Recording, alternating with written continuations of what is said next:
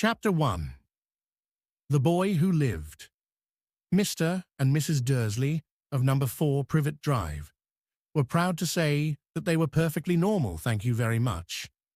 They were the last people you'd expect to be involved in anything strange or mysterious because they just didn't hold with such nonsense.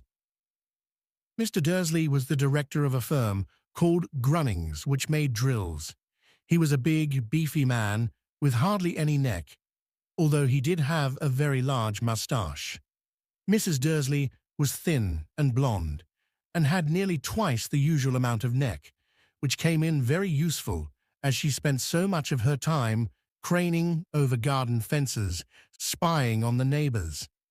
The Dursleys had a small son called Dudley, and in their opinion, there was no finer boy anywhere. The Dursleys had everything they wanted, but they also had a secret, and their greatest fear was that somebody would discover it. They didn't think they could bear it if anyone found out about the Potters. Mrs. Potter was Mrs. Dursley's sister, but they hadn't met for several years. In fact, Mrs. Dursley pretended she didn't have a sister because her sister and her good-for-nothing husband were as un-Dursleyish as it was possible to be. The Dursleys shuddered to think what the neighbors would say if the Potters arrived in the street. The Dursleys knew that the Potters had a small son too, but they had never even seen him. This boy was another good reason for keeping the Potters away. They didn't want Dudley mixing with a child like that. When Mr. and Mrs. Dursley woke up, on the dull, grey Tuesday our story starts, there was nothing about the cloudy sky outside to suggest that strange and mysterious things would soon be happening all over the country. Mr. Dursley hummed as he picked out his most boring tie for work, and Mrs. Dursley gossiped away happily as she wrestled a screaming Dudley into his high chair. None of them noticed a large, tawny owl flutter past the window. At 8:30, Mr. Dursley picked up his briefcase, pecked Mrs. Dursley on the cheek, and tried to kiss Dudley goodbye, but missed because Dudley was now having a tantrum and throwing his cereal at the walls. "Little tyke," chortled Mr. Dursley as he left the house. He got into his car and backed out of number 4's drive. It was on the corner of the street that he noticed the first sign of something peculiar, a cat reading a map. For a second, Mr. Dursley didn't realize what he had seen. Then he jerked his head around to look again. There was a tabby cat standing on the corner of Privet Drive, but there wasn't a map in sight. What could he have been thinking of? It must have been a trick of the light. Mr. Dursley blinked and stared at the cat. It stared back. As Mr. Dursley drove around the corner and up the road, he watched the cat in his mirror. It was now reading the sign that said, "Privet Drive No." Looking at the sign, cats couldn't read maps or signs. Mr. Dursley gave himself a little shake and put the cat out of his mind. As he drove toward town, he thought of nothing except a large order of drills he was hoping to get that day. But on the edge of town, drills were driven out of his mind by something else. As he sat in the usual morning traffic jam, he couldn't help noticing that there seemed to be a lot of strangely dressed people about. People in cloaks. Mr. Dursley couldn't bear people who dressed in funny clothes, the get-ups you saw on young people. He supposed this was some stupid new fashion. He drummed his fingers on the steering wheel, and his eyes fell on a huddle of these weirdos standing quite close by. They were whispering excitedly together. Mr. Dursley was enraged to see that a couple of them weren't young at all. Why, that man had to be older than he was, and wearing an emerald green cloak. The nerve of him! But then it struck Mr. Dursley that this was probably some silly stunt these people were obviously collecting for something. Yes, that would be it. The traffic moved on, and a few minutes later, Mr. Dursley arrived in the Grunnings parking lot, his mind back on drills. Mr. Dursley always sat with his back to the window in his office on the 9th floor. If he hadn't, he might have found it harder to concentrate on drills that morning. He didn't see the owls swooping past in broad daylight, though people down in the street did. They pointed and gazed open-mouthed as owl after owl sped overhead. Most of them had never seen an owl even at night time. Mr. Dursley, however, had a perfectly normal owl-free morning. He yelled at 5 different people. He made several important telephone calls and shouted a bit more. He was in a very good mood until lunchtime, when he thought he'd stretch his legs and walk across the road to buy himself a bun from the bakery. He'd forgotten all about the people in cloaks until he passed a group of them next to the baker's. He eyed them angrily as he passed. He didn't know why, but they made him uneasy. This bunch were whispering excitedly too, and he couldn't see a single collecting tin. It was on his way back past them, clutching a large donut in a bag, that he caught a few words of what they were saying. The Potters. That's right. That's what I heard. Yes, their son Harry. Mr. Dursley stopped dead. Fear flooded him. He looked back at the whisperers, as if he wanted to say something to them, but thought better of it. He dashed back across the road, hurried up to his office, snapped at his secretary not to disturb him, seized his telephone, and had almost finished dialing his home number when he changed his mind. He put the receiver back down and stroked his mustache, thinking no, he was being stupid. Potter wasn't such an unusual name. He was sure there were lots of people called Potter who had a son called Harry. Come to think of it, he wasn't even sure his nephew was called Harry. He'd never even seen the boy. It might have been Harvey or Harold. There was no point in worrying Mrs. Dursley. She always got so upset at any mention of her sister. He didn't blame her if he'd had a sister like that, but all the same, those people in cloaks. He found it a lot harder to concentrate on drills that afternoon, and when he left the building at 5 o'clock, he was still so worried that he walked straight into someone just outside the door. Sorry, he grunted, as the tiny old man stumbled and almost fell. It was a few seconds before Mr. Dursley realized that the man was wearing a violet cloak. He didn't seem at all upset at being almost knocked to the ground. On the contrary, his face split into a wide smile, and he said in a squeaky voice that made passers-by stare, "Don't be sorry, my dear sir, for nothing could upset me today. Rejoice, for you know who has gone at last. Even muggles like yourself should be celebrating this happy, happy day." And the old man hugged Mr. Dursley around the middle and walked off. Mr. Dursley stood rooted to the spot. He had been hugged by a complete stranger. He also thought he had been called a muggle, whatever that was. He was rattled. He hurried to his car and set off for home, hoping he was imagining things, which he had never hoped before, because he didn't approve of imagination. As he pulled into the driveway of number 4, the first thing he saw, and it didn't improve his mood, was the tabby cat he'd spotted that morning. It was now sitting on his garden wall. He was sure it was the same one. It had the same markings around its eyes. "Shoo," said Mr. Dursley loudly. The cat didn't move. It just gave him a stern look. Was this normal cat behavior? Mr. Dursley wondered. Trying to pull himself together, he let himself into the house. He was still determined not to mention anything to his wife. Mrs. Dursley had had a nice, normal day. She told him over dinner all about Mrs. Next Door's problems with her daughter and how Dudley had learned a new word, won't. Mr. Dursley tried to act normally. When Dudley had been put to bed, he went into the living room in time to catch the last report on the evening news. And finally, bird watchers everywhere have reported that the nation's owls have been behaving very unusually today. Although owls normally hunt at night, and are hardly ever seen in daylight. There have been hundreds of sightings of these birds flying in every direction since sunrise. Experts are unable to explain why the owls have suddenly changed their sleeping pattern. The newscaster allowed himself a grin. Most mysterious. And now, over to Jim McGuffin with the weather. Going to be any more showers of owls tonight, Jim? Well, Ted, said the weatherman, I don't know about that, but it's not only the owls that have been acting oddly today.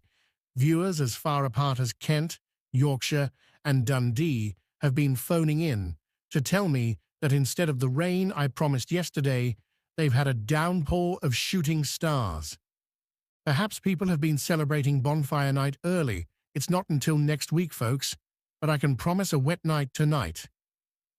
Mr. Dursley sat frozen in his armchair. Shooting stars all over Britain, owls flying by daylight, mysterious people in cloaks all over the place, and a whisper about the Potters. Mrs. Dursley came into the living room carrying 2 cups of tea. It was no good. He'd have to say something to her. He cleared his throat nervously. Petunia, dear, you haven't heard from your sister lately, have you? As he had expected, Mrs. Dursley looked shocked and angry. After all, they normally pretended she didn't have a sister. No, she said sharply. Why? Funny stuff on the news, Mr. Dursley mumbled. Owls shooting stars, and there were a lot of funny-looking people in town today. So? Snapped Mrs. Dursley. Well, I just thought maybe it was something to do with, her crowd. Mrs. Dursley sipped her tea through pursed lips. Mr. Dursley wondered whether he dared tell her he'd heard the name Potter. He decided he didn't dare. Instead, he said as casually as he could, their son, he'd be about Dudley's age now, wouldn't he? I suppose so, said Mrs. Dursley stiffly. What's his name again? Howard, isn't it? Harry. Nasty common name if you ask me. Oh, yes, said Mr. Dursley, his heart sinking horribly. Yes, I quite agree. He didn't say another word on the subject as they went upstairs to bed. While Mrs. Dursley was in the bathroom, Mr. Dursley crept to the bedroom window and peered down into the front garden. The cat was still there. It was staring down Privet Drive as though it were waiting for something. Was he imagining things? Could all this have anything to do with the Potters? If it did, if it got out that they were related to a pair of, well, he didn't think he could bear it. The Dursleys got into bed. Mrs. Dursley fell asleep quickly, but Mr. Dursley lay awake, turning it all over in his mind. His last comforting thought before he fell asleep was that even if the Potters were involved, there was no reason for them to come near him and Mrs. Dursley. The Potters knew very well what he and Petunia thought about them and their kind. He couldn't see how he and Petunia could get mixed up in anything that might be going on. He yawned and turned over. It couldn't affect them. How very wrong he was. Mr. Dursley might have been drifting into an uneasy sleep, but the cat on the wall outside was showing no sign of sleepiness. It was sitting as still as a statue, its eyes fixed unblinkingly on the far corner of Privet Drive. It didn't so much as quiver when a car door slammed on the next street, nor when 2 owls swooped overhead. In fact, it was nearly midnight before the cat moved at all. A man appeared on the corner. The cat had been watching, appeared so suddenly and silently you'd have thought he'd just popped out of the ground. The cat's tail twitched and its eyes narrowed. Nothing like this man had ever been seen on Privet Drive. He was tall, thin, and very old, judging by the silver of his hair and beard, which were both long enough to tuck into his belt. He was wearing long robes, a purple cloak that swept the ground, and high-heeled, buckled boots. His blue eyes were light, bright, and sparkling behind half-moon spectacles, and his nose was very long and crooked, as though it had been broken at least twice. This man's name was Albus Dumbledore. Albus Dumbledore didn't seem to realize that he had just arrived in a street where everything from his name to his boots was unwelcome.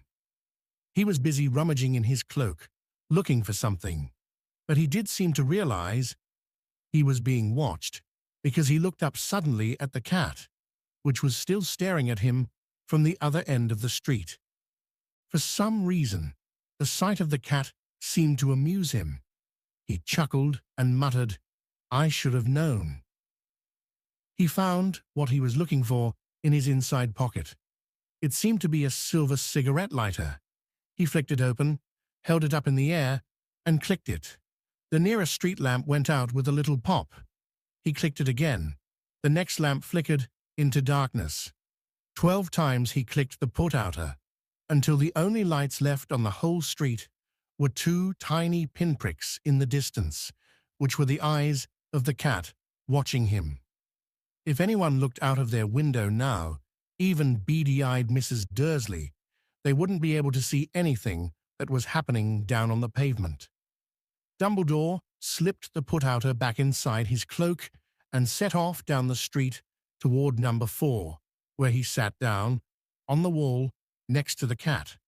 He didn't look at it, but after a moment, he spoke to it. "Fancy seeing you here, Professor McGonagall." He turned to smile at the tabby, but it had gone. Instead, he was smiling at a rather severe-looking woman who was wearing square glasses, exactly the shape of the markings the cat had had around its eyes. She, too, was wearing a cloak, an emerald one. Her black hair was drawn into a tight bun. She looked distinctly ruffled. "How did you know it was me?" she asked. "My dear Professor, I've never seen a cat sit so stiffly." "You'd be stiff if you'd been sitting on a brick wall all day," said Professor McGonagall. "All day? When you could have been celebrating? I must have passed a dozen feasts and parties on my way here." Professor McGonagall sniffed angrily. "Oh yes, everyone's celebrating all right," she said impatiently. "You'd think they'd be a bit more careful. But no, even the Muggles have noticed something's going on. It was on their news." She jerked her head back at the Dursleys' dark living room window. "I heard it. Flocks of owls shooting stars. Well, they're not completely stupid. They were bound to notice something. Shooting stars down in Kent? I'll bet that was Daedalus Diggle. He never had much sense." "You can't blame them," said Dumbledore gently. "We've had precious little to celebrate for 11 years. "Sure, I know that," said Professor McGonagall irritably, "but that's no reason to lose our heads. People are being downright careless, out on the streets in broad daylight, not even dressed in Muggle clothes, swapping rumors." She threw a sharp, sideways glance at Dumbledore here, as though hoping he was going to tell her something. But he didn't, so she went on. "A fine thing it would be if, on the very day you-know-who seems to have disappeared at last, the Muggles found out about us all. I suppose he really has gone, Dumbledore?" "It certainly seems so," said Dumbledore. "We have much to be thankful for. Would you care for a lemon drop?" "A what?" "A lemon drop. They're a kind of Muggle sweet I'm rather fond of." "No, thank you," said Professor McGonagall coldly, as though she didn't think this was the moment for lemon drops. "As I say, even if you-know-who has gone, my dear Professor, surely a sensible person like yourself can call him by his name. All this you-know-who nonsense, for 11 years I have been trying to persuade people to call him by his proper name, Voldemort." Professor McGonagall flinched, but Dumbledore, who was unsticking 2 lemon drops, seemed not to notice. "It all gets so confusing if we keep saying you-know-who. I have never seen any reason to be frightened of saying Voldemort's name." "I know you haven't," said Professor McGonagall, sounding half exasperated, half admiring. "But you're different. Everyone knows you're the only one you know, oh, all right," Voldemort was frightened of. "You flatter me," said Dumbledore calmly. "Voldemort had powers I will never have. Only because you're too well noble to use them. It's lucky it's dark. I haven't blushed so much since Madame Pomfrey told me she liked my new earmuffs." Professor McGonagall shot a sharp look at Dumbledore and said, "The owls are nothing next to the rumors that are flying around. You know what everyone's saying? About why he's disappeared? About what finally stopped him?" It seemed that Professor McGonagall had reached the point she was most anxious to discuss. The real reason she had been waiting on a cold, hard wall all day, for neither as a cat nor as a woman had she fixed Dumbledore with such a piercing stare as she did now. It was plain that whatever everyone was saying, she was not going to believe it until Dumbledore told her it was true. Dumbledore, however, was choosing another lemon drop and did not answer. "What they're saying," she pressed on, "is that last night Voldemort turned up in Godric's Hollow. He went to find the Potters. The rumor is that Lily and James Potter are that they're dead." Dumbledore bowed his head. Professor McGonagall gasped. "Lily and James, I can't believe it. I didn't want to believe it." "Oh, Albus," Dumbledore reached out and patted her on the shoulder. I know," he said heavily. Professor McGonagall's voice trembled as she went on. "That's not all. They're saying he tried to kill the Potter's son, Harry. But he couldn't. He couldn't kill that little boy. No one knows why or how. But they're saying that when he couldn't kill Harry Potter, Voldemort's power somehow broke, and that's why he's gone." Dumbledore nodded glumly. It's true," faltered Professor McGonagall. "After all he's done, all the people he's killed, he couldn't kill a little boy. It's just astounding, of all the things to stop him. But how, in the name of heaven, did Harry survive?" "We can only guess," said Dumbledore. "We may never know." Professor McGonagall pulled out a lace handkerchief and dabbed at her eyes beneath her spectacles. Dumbledore gave a great sniff as he took a golden watch from his pocket and examined it. It was a very odd watch. It had 12 hands, but no numbers. Instead, little planets were moving around the edge. It must have made sense to Dumbledore, though, because he put it back in his pocket and said, "Hagrid's late. I suppose it was he who told you I'd be here, by the way." "Yes," said Professor McGonagall, "and I don't suppose you're going to tell me why you're here, of all places." "I've come to bring Harry to his aunt and uncle. They're the only family he has left now." "You don't mean you can't mean the people who live here?" cried Professor McGonagall, jumping to her feet and pointing at number 4. "Dumbledore, you can't. I've been watching them all day. You couldn't find 2 people who are less like us. And they've got this son. I saw him kicking his mother all the way up the street, screaming for sweets. Harry Potter, come and live here." "It's the best place for him," said Dumbledore firmly. "His aunt and uncle will be able to explain everything to him when he's older. I've written them a letter." "A letter?" repeated Professor McGonagall faintly, sitting back down on the wall. "Really, Dumbledore, you think you can explain all this in a letter? These people will never understand him.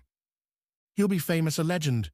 I wouldn't be surprised if today was known as Harry Potter Day. In the future, there will be books written about Harry. Every child in our world will know his name." "Exactly," said Dumbledore, looking very seriously over the top of his half-moon glasses. "It would be enough to turn any boy's head. Famous before he can walk and talk. Famous for something he won't even remember. Can't you see how much better off he'll be growing up away from all that until he's ready to take it?" Professor McGonagall opened her mouth, changed her mind, swallowed, and then said, Yes, you're right, of course. But how is the boy getting here, Dumbledore? She eyed his cloak suddenly, as though she thought he might be hiding Harry underneath it. Hagrid's bringing him. You think it wise to trust Hagrid with something as important as this? I would trust Hagrid with my life, said Dumbledore. I'm not saying his heart isn't in the right place, said Professor McGonagall grudgingly, but you can't pretend he's not careless. He does tend to— What was that? A low, rumbling sound had broken the silence around them. It grew steadily louder as they looked up and down the street for some sign of a headlight. It swelled to a roar as they both looked up at the sky, and a huge motorcycle fell out of the air and landed on the road in front of them. So, if the motorcycle was huge, it was nothing to the man sitting astride it. He was almost twice as tall as a normal man and at least 5 times as wide. He looked simply too big to be allowed, and so wild, long tangles of bushy black hair and beard hid most of his face. He had hands the size of trash can lids, and his feet, in their leather boots, were like baby dolphins. In his vast, muscular arms, he was holding a bundle of blankets. Hagrid, said Dumbledore, sounding relieved. At last. And where did you get that motorcycle? Borrowed it, Professor Dumbledore, sir, said the giant, climbing carefully off the motorcycle as he spoke. Young Sirius Black lent it to me. I've got him, sir. No problems, were there? No, Sir House was almost destroyed, but I got him out all right before the muggles started swarming around. He fell asleep as we was flying over Bristol. Dumbledore and Professor McGonagall bent forward over the bundle of blankets. Inside, just visible, was a baby boy, fast asleep. Under a tuft of jet-black hair over his forehead, they could see a curiously shaped cut, like a bolt of lightning. Is that where? Whispered Professor McGonagall. Yes, said Dumbledore. He'll have that scar forever. Couldn't you do something about it, Dumbledore? Even if I could, I wouldn't. Scars can come in handy. I have one myself above my left knee that is a perfect map of the London Underground. Well, give him here, Hagrid. We'd better get this over with. Dumbledore took Harry in his arms and turned toward the Dursleys' house. Could I say goodbye to him, sir? Asked Hagrid. He bent his great, shaggy head over Harry and gave him what must have been a very scratchy, whiskery kiss. Then suddenly, Hagrid let out a howl like a wounded dog. Shh, hissed Professor McGonagall. You'll wake the muggles. Sorry, sobbed Hagrid, taking out a large spotted handkerchief and burying his face in it. But I can't stand it. Lily and James dead, and poor little Harry off to live with muggles. Yes, it's all very sad, but get a grip on yourself, Hagrid, or we'll be found, Professor McGonagall whispered, patting Hagrid gingerly on the arm as Dumbledore stepped over the low garden wall and walked to the front door. He laid Harry gently on the doorstep, took a letter out of his cloak, tucked it inside Harry's blankets, and then came back to the other two. For a full minute, the three of them stood and looked at the little bundle. Hagrid's shoulders shook. Professor McGonagall blinked furiously, and the twinkling light that usually shone from Dumbledore's eyes seemed to have gone out. Well, said Dumbledore finally, that's that. We've no business staying here. We may as well go and join the celebrations. Yeah, said Hagrid in a very muffled voice. I'd best get this bike away. Good night, Professor McGonagall. Professor Dumbledore, sir. Wiping his streaming eyes on his jacket sleeve, Hagrid swung himself onto the motorcycle and kicked the engine into life. With a roar, it rose into the air and off into the night. I shall see you soon, I expect, Professor McGonagall, said Dumbledore, nodding to her. Professor McGonagall blew her nose in reply. Dumbledore turned and walked back down the street. On the corner, he stopped and took out the silver put-outer. He clicked it once, and 12 balls of light sped back to their street lamps so that Privet Drive glowed suddenly orange, and he could make out a tabby cat slinking around the corner at the other end of the street. He could just see the bundle of blankets on the step of number 4. "Good luck, Harry," he murmured. He turned on his heel, and with a swish of his cloak, he was gone. A breeze ruffled the neat hedges of Privet Drive, which lay silent and tidy under the inky sky. The very last place you would expect astonishing things to happen. Harry Potter rolled over inside his blankets without waking up. One small hand closed on the letter beside him, and he slept on, not knowing he was special, not knowing he was famous, not knowing he would be woken in a few hours' time by Mrs. Dursley's scream as she opened the front door to put out the milk bottles, nor that he would spend the next few weeks being prodded and pinched by his cousin Dudley. He couldn't know that at this very moment, people meeting in secret all over the country were holding up their glasses and saying in hushed voices, "To Harry Potter, the boy who lived." Chapter 2. The Vanishing Glass. Nearly 10 years had passed since the Dursleys had woken up to find their nephew on the front step, but Privet Drive had hardly changed at all. The sun rose on the same tidy front gardens and lit up the brass number 4 on the Dursleys' front door. It crept into their living room, which was almost exactly the same as it had been on the night when Mr. Dursley had seen that fateful news report about the owls. Only the photographs on the mantelpiece really showed how much time had passed. 10 years ago, there had been lots of pictures of what looked like a large pink beach ball wearing different colored bonnets, but Dudley Dursley was no longer a baby. And now, the photographs showed a large blonde boy riding his first bicycle on a carousel at the fair, playing a computer game with his father, being hugged and kissed by his mother. The room held no sign at all that another boy lived in the house too. Yet Harry Potter was still there, asleep at the moment, but not for long. His Aunt Petunia was awake, and it was her shrill voice that made the first noise of the day. "Up, get up, now!" Harry woke with a start. His aunt rapped on the door again. "Up!" she screeched. Harry heard her walking toward the kitchen, and then the sound of the frying pan being put on the stove.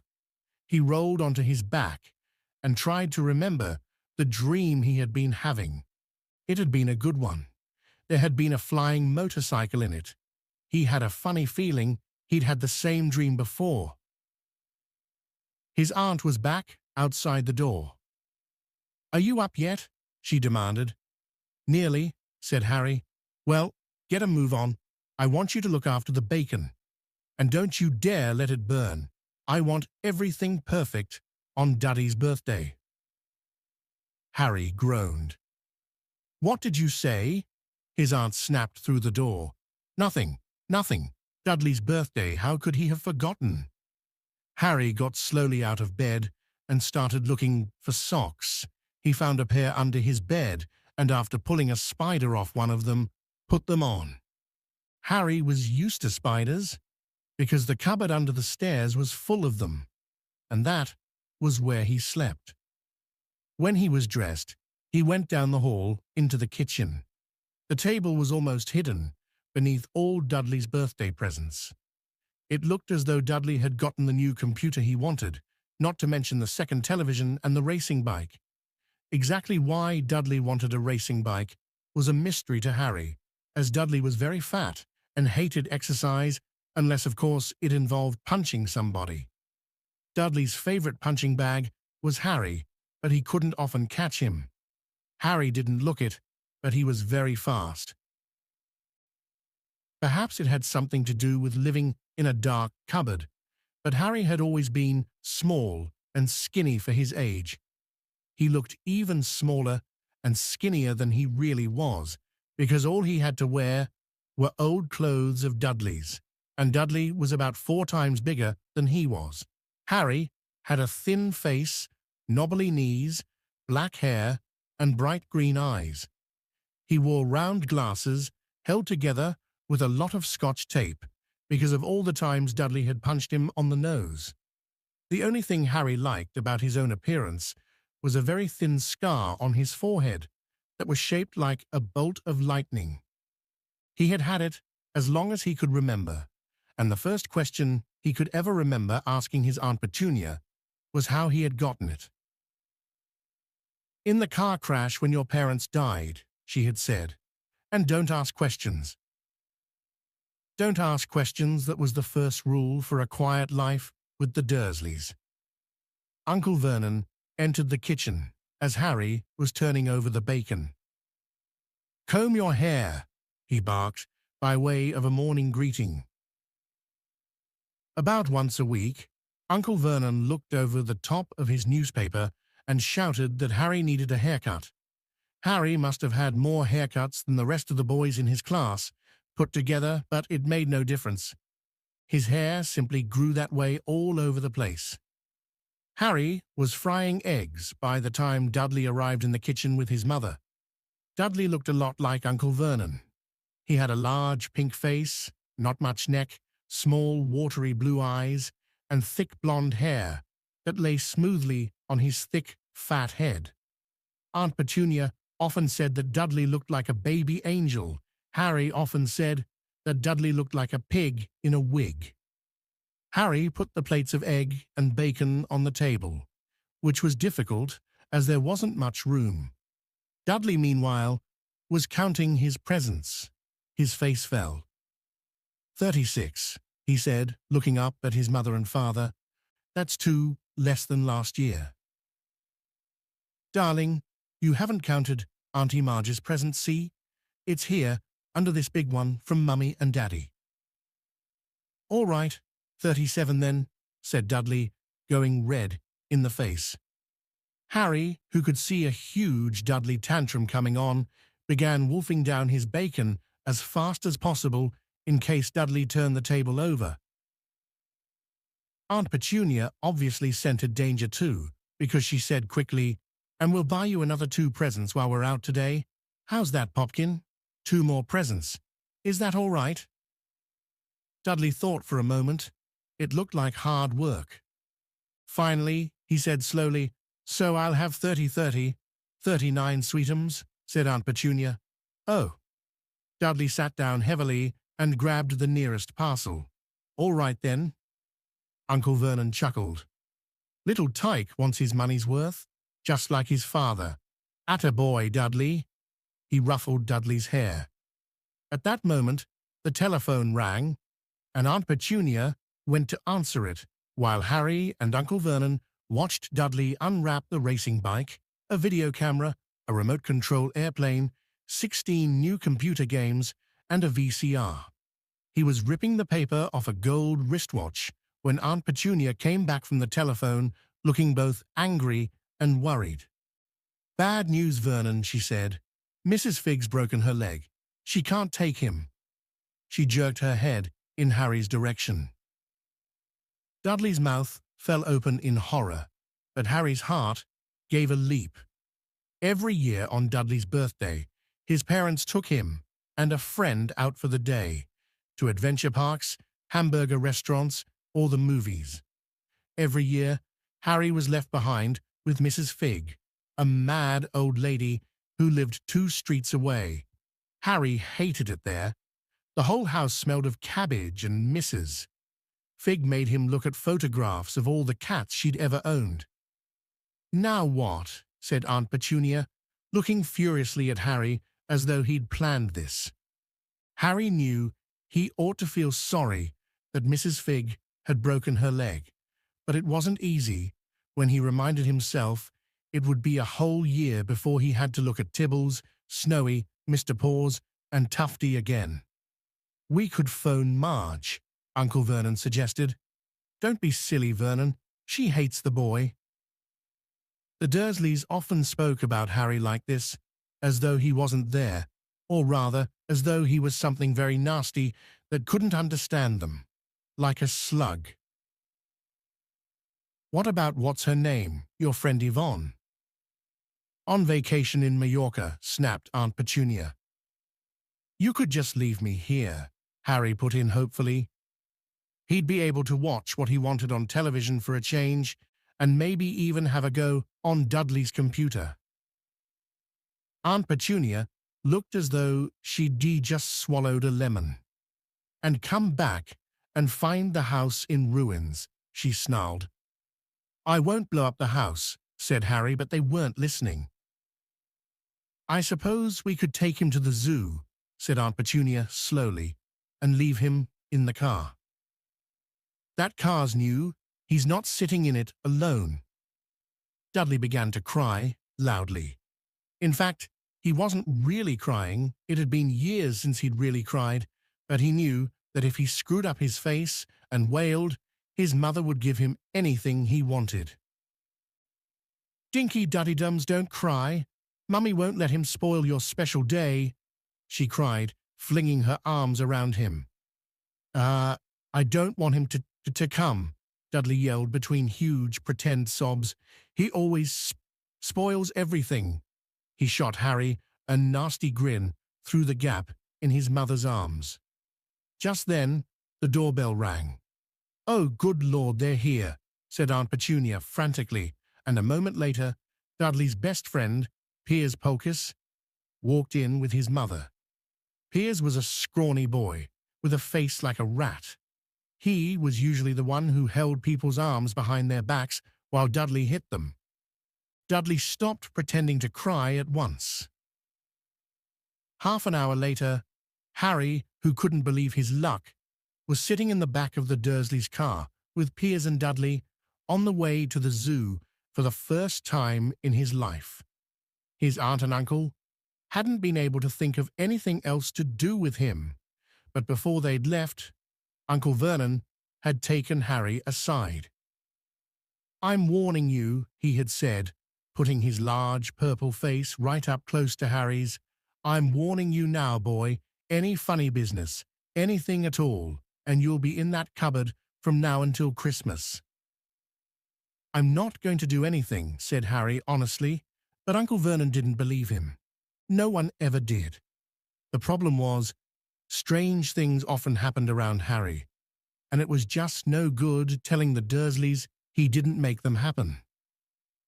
Once, Aunt Petunia, tired of Harry coming back from the barber's looking as though he hadn't been at all, had taken a pair of kitchen scissors and cut his hair so short he was almost bald, except for his bangs, which she left to hide that horrible scar.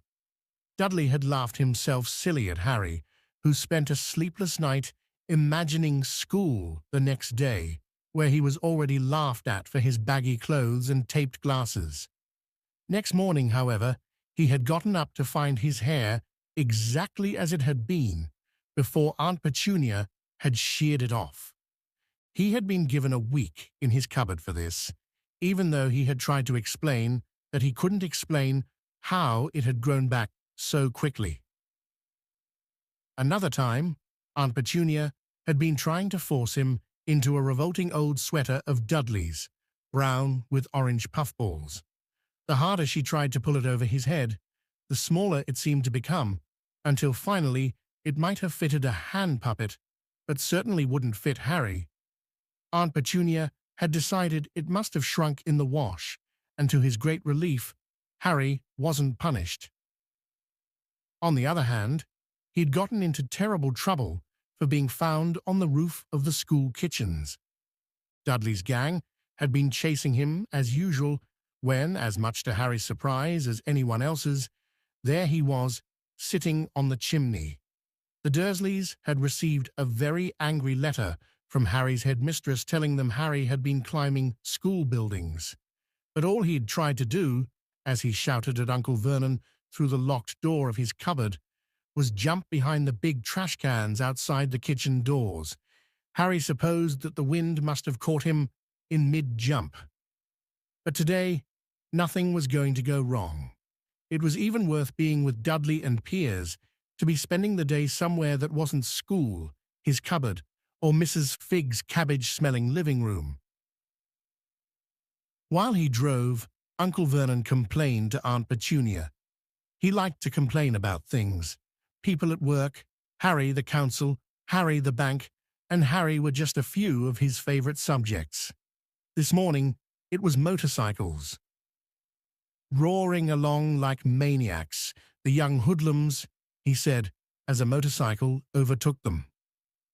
"I had a dream about a motorcycle," said Harry, remembering suddenly. It was flying. Uncle Vernon nearly crashed into the car in front. He turned right around in his seat and yelled at Harry, his face like a gigantic beet with a moustache. "Motorcycles don't fly." Dudley and Piers sniggered. "I know they don't," said Harry. "It was only a dream." But he wished he hadn't said anything. If there was one thing the Dursleys hated even more than his asking questions, it was his talking about anything acting in a way it shouldn't. No matter if it was in a dream or even a cartoon, they seemed to think he might get dangerous ideas. It was a very sunny Saturday, and the zoo was crowded with families. The Dursleys bought Dudley and Piers large chocolate ice creams at the entrance, and then, because the smiling lady in the van had asked Harry what he wanted before they could hurry him away, they bought him a cheap lemon ice pop. It wasn't bad either, Harry thought, licking it as they watched a gorilla scratching its head who looked remarkably like Dudley, except that it wasn't blonde. Harry had the best morning he'd had in a long time. He was careful to walk a little way apart from the Dursleys, so that Dudley and Piers, who were starting to get bored with the animals by lunchtime, wouldn't fall back on their favorite hobby of hitting him. They ate in the zoo restaurant, and when Dudley had a tantrum because his Knickerbocker glory didn't have enough ice cream on top, Uncle Vernon bought him another one, and Harry was allowed to finish the first. Harry felt afterward that he should have known it was all too good to last. After lunch, they went to the reptile house. It was cool and dark in there, with lit windows all along the walls. Behind the glass, all sorts of lizards and snakes were crawling and slithering over bits of wood and stone. Dudley and Piers wanted to see huge poisonous cobras and thick, man-crushing pythons. Dudley quickly found the largest snake in the place. It could have wrapped its body twice around Uncle Vernon's car and crushed it into a trash can, but at the moment, it didn't look in the mood. In fact, it was fast asleep. Dudley stood with his nose pressed against the glass, staring at the glistening brown coils. "Make it move," he whined at his father. Uncle Vernon tapped on the glass, but the snake didn't budge. "Do it again," Dudley ordered. Uncle Vernon rapped the glass smartly with his knuckles, but the snake just snoozed on. "This is boring," Dudley moaned. He shuffled away. Harry moved in front of the tank and looked intently at the snake. He wouldn't have been surprised if it had died of boredom itself, no company except stupid people drumming their fingers on the glass, trying to disturb it all day long. It was worse than having a cupboard as a bedroom, where the only visitor was Aunt Petunia hammering on the door to wake you up. At least he got to visit the rest of the house. The snake suddenly opened its beady eyes. Slowly, very slowly, it raised its head until its eyes were on a level with Harry's. It winked. Harry stared. Then he looked quickly around to see if anyone was watching. They weren't. He looked back at the snake and winked too. The snake jerked its head toward Uncle Vernon and Dudley, then raised its eyes to the ceiling. It gave Harry a look that said quite plainly, "I get that all the time." "I know," Harry murmured through the glass, though he wasn't sure the snake could hear him. "It must be really annoying." The snake nodded vigorously. "Where do you come from anyway?" Harry asked. The snake jabbed its tail at a little sign next to the glass. Harry peered at it. "Boa constrictor, Brazil." "Was it nice there?" The boa constrictor jabbed its tail at the sign again, and Harry read on. "This specimen was bred in the zoo." "Oh, I see, so you've never been to Brazil." As the snake shook its head, a deafening shout behind Harry made both of them jump. "Dudley, Mr. Dursley, come and look at this snake. You won't believe what it's doing." Dudley came waddling toward them as fast as he could. "Out of the way, you," he said, punching Harry in the ribs. Caught by surprise, Harry fell hard on the concrete floor. What came next happened so fast, no one saw how it happened 1 second. Piers and Dudley were leaning right up close to the glass. The next, they had leapt back, with howls of horror. Harry sat up and gasped. The glass front of the boa constrictor's tank had vanished. The great snake was uncoiling itself rapidly, slithering out onto the floor. People throughout the reptile house screamed and started running for the exits. As the snake slid swiftly past him, Harry could have sworn a low, hissing voice said, "Brazil, here I come. Thanks, amigo." The keeper of the reptile house was in shock. "But the glass," he kept saying. "Where did the glass go?" The zoo director himself made Aunt Petunia a cup of strong, sweet tea, while he apologized over and over again. Piers and Dudley could only gibber. As far as Harry had seen, the snake hadn't done anything except snap playfully at their heels as it passed. But by the time they were all back in Uncle Vernon's car, Dudley was telling them how it had nearly bitten off his leg, while Piers was swearing it had tried to squeeze him to death. But worst of all, for Harry at least, was Piers calming down, enough to say, "Harry was talking to it, weren't you, Harry?" Uncle Vernon waited until Piers was safely out of the house before starting on Harry. He was so angry he could hardly speak. He managed to say, "Go cupboard, stay no meals," before he collapsed into a chair, and Aunt Petunia had to run and get him a large brandy. Harry lay in his dark cupboard much later, wishing he had a watch. He didn't know what time it was, and he couldn't be sure the Dursleys were asleep yet. Until they were, he couldn't risk sneaking to the kitchen for some food. He'd lived with the Dursleys almost 10 years, 10 miserable years, as long as he could remember, ever since he'd been a baby, and his parents had died in that car crash. He couldn't remember being in the car when his parents had died. Sometimes, when he strained his memory during long hours in his cupboard, he came up with a strange vision, a blinding flash of green light and a burning pain on his forehead. This, he supposed, was the crash, though he couldn't imagine where all the green light came from. He couldn't remember his parents at all.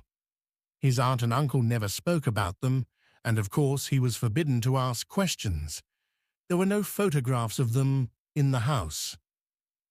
When he had been younger, Harry had dreamed and dreamed of some unknown relation coming to take him away, but it had never happened. The Dursleys were his only family, yet sometimes he thought, or maybe hoped, that strangers in the street seemed to know him. Very strange strangers they were, too. A tiny man in a violet top hat had bowed to him once while out shopping with Aunt Petunia and Dudley.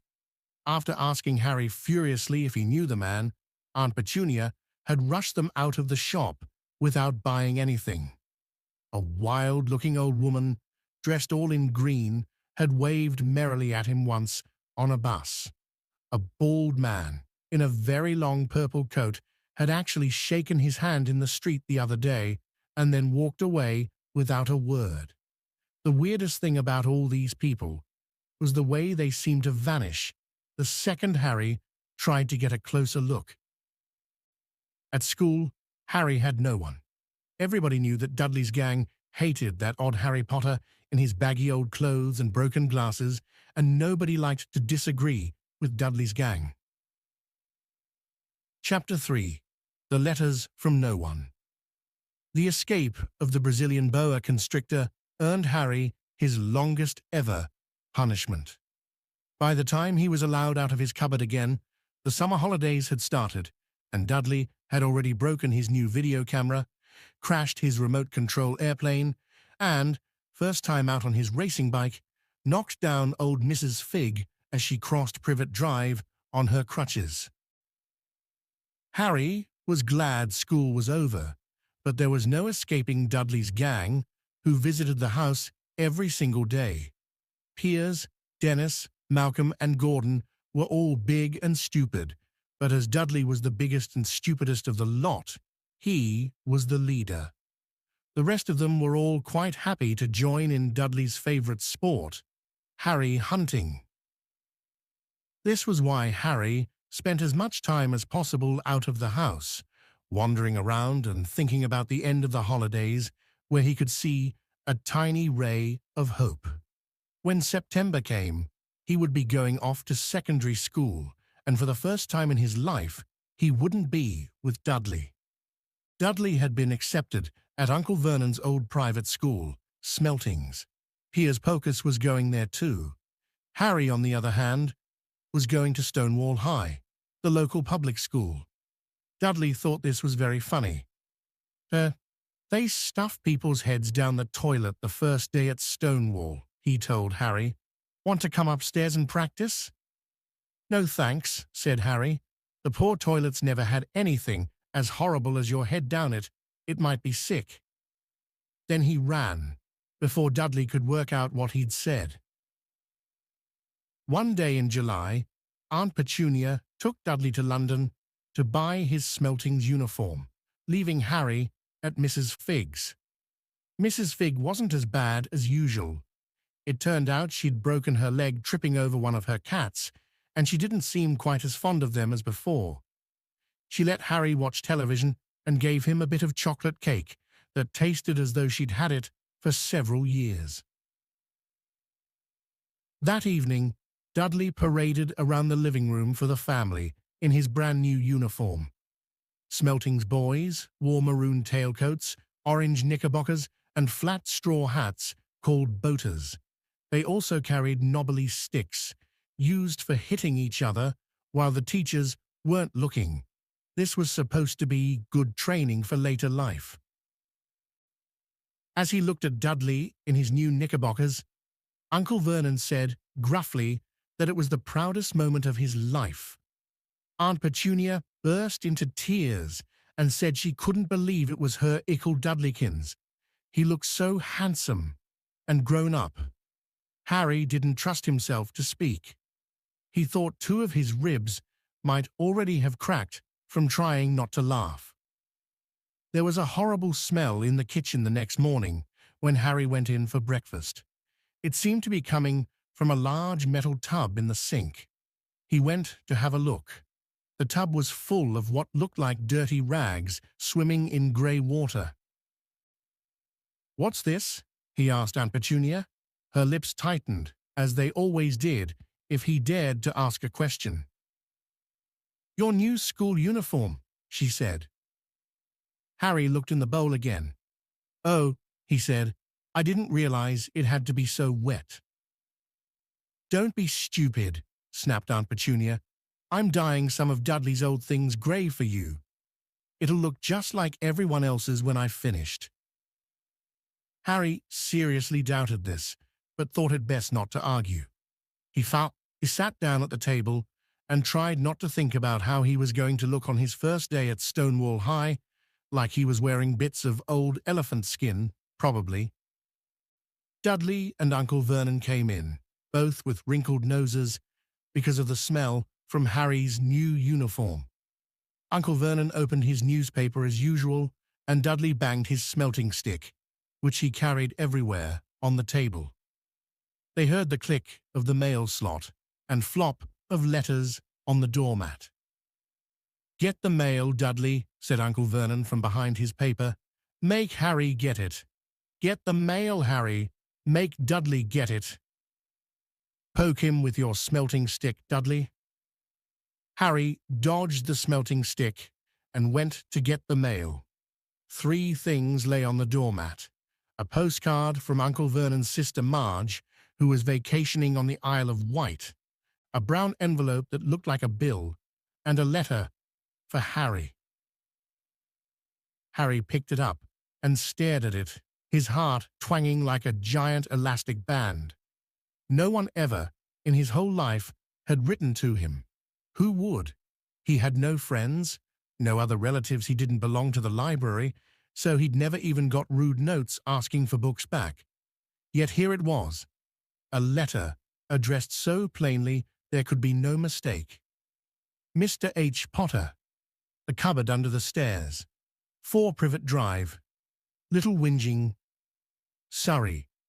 The envelope was thick and heavy, made of yellowish parchment, and the address was written in emerald green ink. There was no stamp. Turning the envelope over, his hand trembling, Harry saw a purple wax seal bearing a coat of arms, a lion, an eagle, a badger, and a snake surrounding a large letter H. "Hurry up, boy," shouted Uncle Vernon from the kitchen. "What are you doing? Checking for letter bombs?" He chuckled at his own joke. Harry went back to the kitchen, still staring at his letter. He handed Uncle Vernon the bill and the postcard, sat down, and slowly began to open the yellow envelope. Uncle Vernon ripped open the bill, snorted in disgust, and flipped over the postcard. "Marge is ill," he informed Aunt Petunia. "Ain't a funny whelk." "Dad," said Dudley suddenly. "Dad, Harry's got something." Harry was on the point of unfolding his letter, which was written on the same heavy parchment as the envelope, when it was jerked sharply out of his hand by Uncle Vernon. "That's mine," said Harry, trying to snatch it back. "Who'd be writing to you?" sneered Uncle Vernon, shaking the letter open with one hand and glancing at it. His face went from red to green, faster than a set of traffic lights, and it didn't stop there. Within seconds, it was the greyish-white of old porridge. "Petunia," he gasped. Dudley tried to grab the letter to read it, but Uncle Vernon held it high out of his reach. Aunt Petunia took it curiously and read the first line. For a moment, it looked as though she might faint. She clutched her throat and made a choking noise. "Vernon, oh my goodness, Vernon!" They stared at each other, seeming to have forgotten that Harry and Dudley were still in the room. Dudley wasn't used to being ignored. He gave his father a sharp tap on the head with his smelting stick. "I want to read that letter," he said loudly. "I want to read it," said Harry furiously, "as it's mine." "Get out, both of you," croaked Uncle Vernon, stuffing the letter back inside its envelope. Harry didn't move. "I want my letter," he shouted. "Let me see it," demanded Dudley. "Out," roared Uncle Vernon. And he took both Harry and Dudley by the scruffs of their necks and threw them into the hall, slamming the kitchen door behind them. Harry and Dudley promptly had a furious but silent fight over who would listen at the keyhole. Dudley won, so Harry, his glasses dangling from one ear, lay flat on his stomach to listen at the crack between door and floor. "Vernon," Aunt Petunia was saying in a quivering voice, "look at the address. How could they possibly know where he sleeps? You don't think they're watching the house?" "Watching spying might be following us," muttered Uncle Vernon wildly. "But what should we do, Vernon? Should we write back? Tell them we don't want—" Harry could see Uncle Vernon's shiny black shoes pacing up and down the kitchen. "No," he said finally. "No, we'll ignore it. If they don't get an answer, yes, that's best, we won't do anything." "But I'm not having one in the house, Petunia. Didn't we swear when we took him in we'd stamp out that dangerous nonsense?" That evening, when he got back from work, Uncle Vernon did something he'd never done before. He visited Harry in his cupboard. "Where's my letter?" said Harry the moment Uncle Vernon had squeezed through the door. "Who's writing to me?" "No one. It was addressed to you by mistake," said Uncle Vernon shortly. "I have burned it." "It was not a mistake," said Harry angrily. "It had my cupboard on it." "Silence," yelled Uncle Vernon, and a couple of spiders fell from the ceiling. He took a few deep breaths and then forced his face into a smile, which looked quite painful. Yes, Harry, about this cupboard. Your aunt and I have been thinking you're really getting a bit big for it. We think it might be nice if you moved into Dudley's second bedroom." "Why?" said Harry. "Don't ask questions," snapped his uncle. "Take this stuff upstairs, now." The Dursleys' house had 4 bedrooms, one for Uncle Vernon and Aunt Petunia, one for visitors, usually Uncle Vernon's sister Marge, one where Dudley slept, and one where Dudley kept all the toys and things that wouldn't fit into his first bedroom. It only took Harry one trip upstairs to move everything he owned from the cupboard to this room. He sat down on the bed and stared around him. Nearly everything in here was broken. The month-old video camera was lying on top of a small working tank Dudley had once driven over the next-door neighbor's dog. In the corner was Dudley's first-ever television set, which he'd put his foot through when his favorite program had been cancelled. There was a large birdcage, which had once held a parrot that Dudley had swapped at school for a real air rifle, which was up on a shelf with the end all bent because Dudley had sat on it. Other shelves were full of books. They were the only things in the room that looked as though they'd never been touched. From downstairs came the sound of Dudley bawling at his mother. "I don't want him in there. I need that room. Make him get out." Harry sighed and stretched out on the bed. Yesterday he'd have given anything to be up here. Today he'd rather be back in his cupboard with that letter than up here without it. Next morning at breakfast, everyone was rather quiet. Dudley was in shock. He'd screamed, whacked his father with his smelting stick, been sick on purpose, kicked his mother, and thrown his tortoise through the greenhouse roof, and he still didn't have his room back. Harry was thinking about this time yesterday, and bitterly wishing he'd opened the letter in the hall. Uncle Vernon and Aunt Petunia kept looking at each other darkly. When the mail arrived, Uncle Vernon, who seemed to be trying to be nice to Harry, made Dudley go and get it. They heard him banging things with his smelting stick all the way down the hall. Then he shouted, "There's another one. Mr. H. Potter, the smallest bedroom, 4 Privet Drive." With a strangled cry, Uncle Vernon leapt from his seat and ran down the hall, Harry right behind him. Uncle Vernon had to wrestle Dudley to the ground to get the letter from him, which was made difficult by the fact that Harry had grabbed Uncle Vernon around the neck from behind. After a minute of confused fighting, in which everyone got hit a lot by the smelting stick, Uncle Vernon straightened up, gasping for breath, with Harry's letter clutched in his hand. "Go to your cupboard, I mean your bedroom," he wheezed at Harry. "Dudley, go, just go." Harry walked round and round his new room. Someone knew he had moved out of his cupboard, and they seemed to know he hadn't received his first letter. Surely that meant they'd try again, and this time he'd make sure they didn't fail. He had a plan. The repaired alarm clock rang at 6 o'clock the next morning. Harry turned it off quickly and dressed silently. He mustn't wake the Dursleys. He stole downstairs without turning on any of the lights.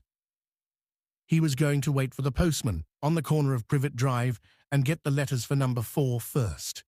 His heart hammered as he crept across the dark hall toward the front door. "Ah!" Harry leapt into the air. He'd trodden on something big and squashy on the doormat, something alive. Lights clicked on upstairs, and to his horror, Harry realized that the big, squashy something had been his uncle's face. Uncle Vernon had been lying at the foot of the front door in a sleeping bag, clearly making sure that Harry didn't do exactly what he'd been trying to do. He shouted at Harry for about half an hour, and then told him to go and make a cup of tea. Harry shuffled miserably off into the kitchen, and by the time he got back, the mail had arrived right into Uncle Vernon's lap. Harry could see 3 letters addressed in green ink. "I want," he began, but Uncle Vernon was tearing the letters into pieces before his eyes. Uncle Vernon didn't go to work that day. He stayed at home and nailed up the mail slot. "See," he explained to Aunt Petunia through a mouthful of nails, "if they can't deliver them, they'll just give up." "I'm not sure that'll work, Vernon." "Oh, these people's minds work in strange ways, Petunia. They're not like you and me," said Uncle Vernon, trying to knock in a nail with the piece of fruitcake Aunt Petunia had just brought him. On Friday, no less than 12 letters arrived for Harry. As they couldn't go through the mail slot, they had been pushed under the door, slotted through the sides, and a few even forced through the small window in the downstairs bathroom. Uncle Vernon stayed at home again. After burning all the letters, he got out a hammer and nails and boarded up the cracks around the front and back doors so no one could go out. He hummed Tiptoe Through the Tulips as he worked and jumped at small noises. On Saturday, things began to get out of hand. 24 letters to Harry found their way into the house, rolled up and hidden inside each of the 24 eggs that their very confused milkman had handed Aunt Petunia through the living room window. While Uncle Vernon made furious telephone calls to the post office and the dairy trying to find someone to complain to, Aunt Petunia shredded the letters in her food processor. Who on earth wants to talk to you this badly?" Dudley asked Harry in amazement. On Sunday morning, Uncle Vernon sat down at the breakfast table, looking tired and rather ill, but happy. "No post on Sundays," he reminded them cheerfully as he spread marmalade on his newspapers. "No damn letters today." Something came whizzing down the kitchen chimney as he spoke and caught him sharply on the back of the head. Next moment, 30 or 40 letters came pelting out of the fireplace like bullets. The Dursleys ducked, but Harry leapt into the air trying to catch one. "Out! Out!" Uncle Vernon seized Harry around the waist and threw him into the hall. When Aunt Petunia and Dudley had run out with their arms over their faces, Uncle Vernon slammed the door shut. They could hear the letters still streaming into the room, bouncing off the walls and floor. "That does it," said Uncle Vernon, trying to speak calmly, but pulling great tufts out of his mustache at the same time. "I want you all back here in 5 minutes, ready to leave. We're going away. Just pack some clothes. No arguments." He looked so dangerous with half his mustache missing that no one dared argue. 10 minutes later, they had wrenched their way through the boarded-up doors and were in the car, speeding toward the highway. Dudley was sniffling in the back seat. His father had hit him round the head for holding them up while he tried to pack his television, VCR, and computer in his sports bag. They drove, and they drove. Even Aunt Petunia didn't dare ask where they were going. Every now and then, Uncle Vernon would take a sharp turn and drive in the opposite direction for a while. "Shake 'em off, he would mutter whenever he did this. They didn't stop to eat or drink all day. By nightfall, Dudley was howling. He'd never had such a bad day in his life. He was hungry, he had missed 5 television programs he'd wanted to see, and he had never gone so long without blowing up an alien on his computer. Uncle Vernon stopped at last, outside a gloomy-looking hotel on the outskirts of a big city. Dudley and Harry shared a room with twin beds and damp, musty sheets. Dudley snored, but Harry stayed awake, sitting on the windowsill, staring down at the lights of passing cars, and wondering. They ate stale cornflakes and cold tinned tomatoes on toast for breakfast the next day. They had just finished when the owner of the hotel came over to their table. "Excuse me, but is one of you Mr. H. Potter? Only I got about 100 of these at the front desk." She held up a letter so they could read the green ink address. Mr. H. Potter, Room 17, Railview Hotel, Astor Oz, Cokeworth. Harry made a grab for the letter, but Uncle Vernon knocked his hand out of the way. The woman stared. "I'll take them," said Uncle Vernon, standing up quickly and following her from the dining room. "Wouldn't it be better just to go home, dear?" Aunt Petunia suggested timidly hours later, but Uncle Vernon didn't seem to hear her. Exactly what he was looking for, none of them knew. He drove them into the middle of a forest, got out, looked around, shook his head, got back in the car, and off they went again. The same thing happened in the middle of a plowed field halfway across a suspension bridge and at the top of a multi-level parking garage. "Daddy's gone mad, hasn't he?" Dudley asked Aunt Petunia dully late that afternoon. Uncle Vernon had parked at the coast, locked them all inside the car, and disappeared. It started to rain. Great drops beat on the roof of the car. Dudley sniveled. "It's Monday," he told his mother. "The great Humberto's on tonight. I want to stay somewhere with a television." Monday. This reminded Harry of something. If it was Monday, and you could usually count on Dudley to know the days of the week because of television, then tomorrow, Tuesday, was Harry's 11th birthday. Of course, his birthdays were never exactly fun last year. The Dursleys had given him a coat hanger and a pair of Uncle Vernon's old socks. Still, you weren't 11 every day. Uncle Vernon was back, and he was smiling. He was also carrying a long, thin package, and didn't answer Aunt Petunia when she asked what he had bought. "Found the perfect place," he said. "Come on, everyone out." It was very cold outside the car. Uncle Vernon was pointing at what looked like a large rock way out at sea. Perched on top of the rock was the most miserable little shack you could imagine. One thing was certain, there was no television in there. "Storm forecast for tonight," said Uncle Vernon gleefully, clapping his hands together, "and this gentleman's kindly agreed to lend us his boat." A toothless old man came ambling up to them, pointing, with a rather wicked grin, at an old rowboat bobbing in the iron-grey water below them. "I've already got us some rations," said Uncle Vernon, "so all aboard." It was freezing in the boat. Icy sea spray and rain crept down their necks, and a chilly wind whipped their faces. After what seemed like hours, they reached the rock, where Uncle Vernon, slipping and sliding, led the way to the broken-down house. The inside was horrible. It smelled strongly of seaweed. The wind whistled through the gaps in the wooden walls, and the fireplace was damp and empty. There were only 2 rooms. Uncle Vernon's rations turned out to be a bag of chips each and 4 bananas.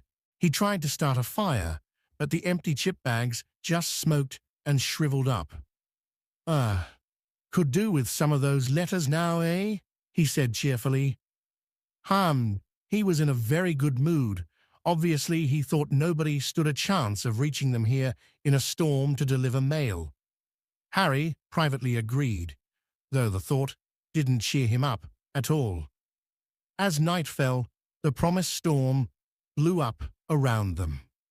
Spray from the high waves splattered the walls of the hut, and a fierce wind rattled the filthy windows. Aunt Petunia found a few mouldy blankets in the second room and made up a bed for Dudley on the moth-eaten sofa. She and Uncle Vernon went off to the lumpy bed next door, and Harry was left to find the softest bit of floor he could and to curl up under the thinnest, most ragged blanket.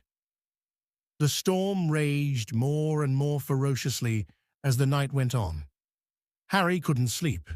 He shivered and turned over, trying to get comfortable, his stomach rumbling with hunger. Dudley's snores were drowned by the low rolls of thunder that started near midnight.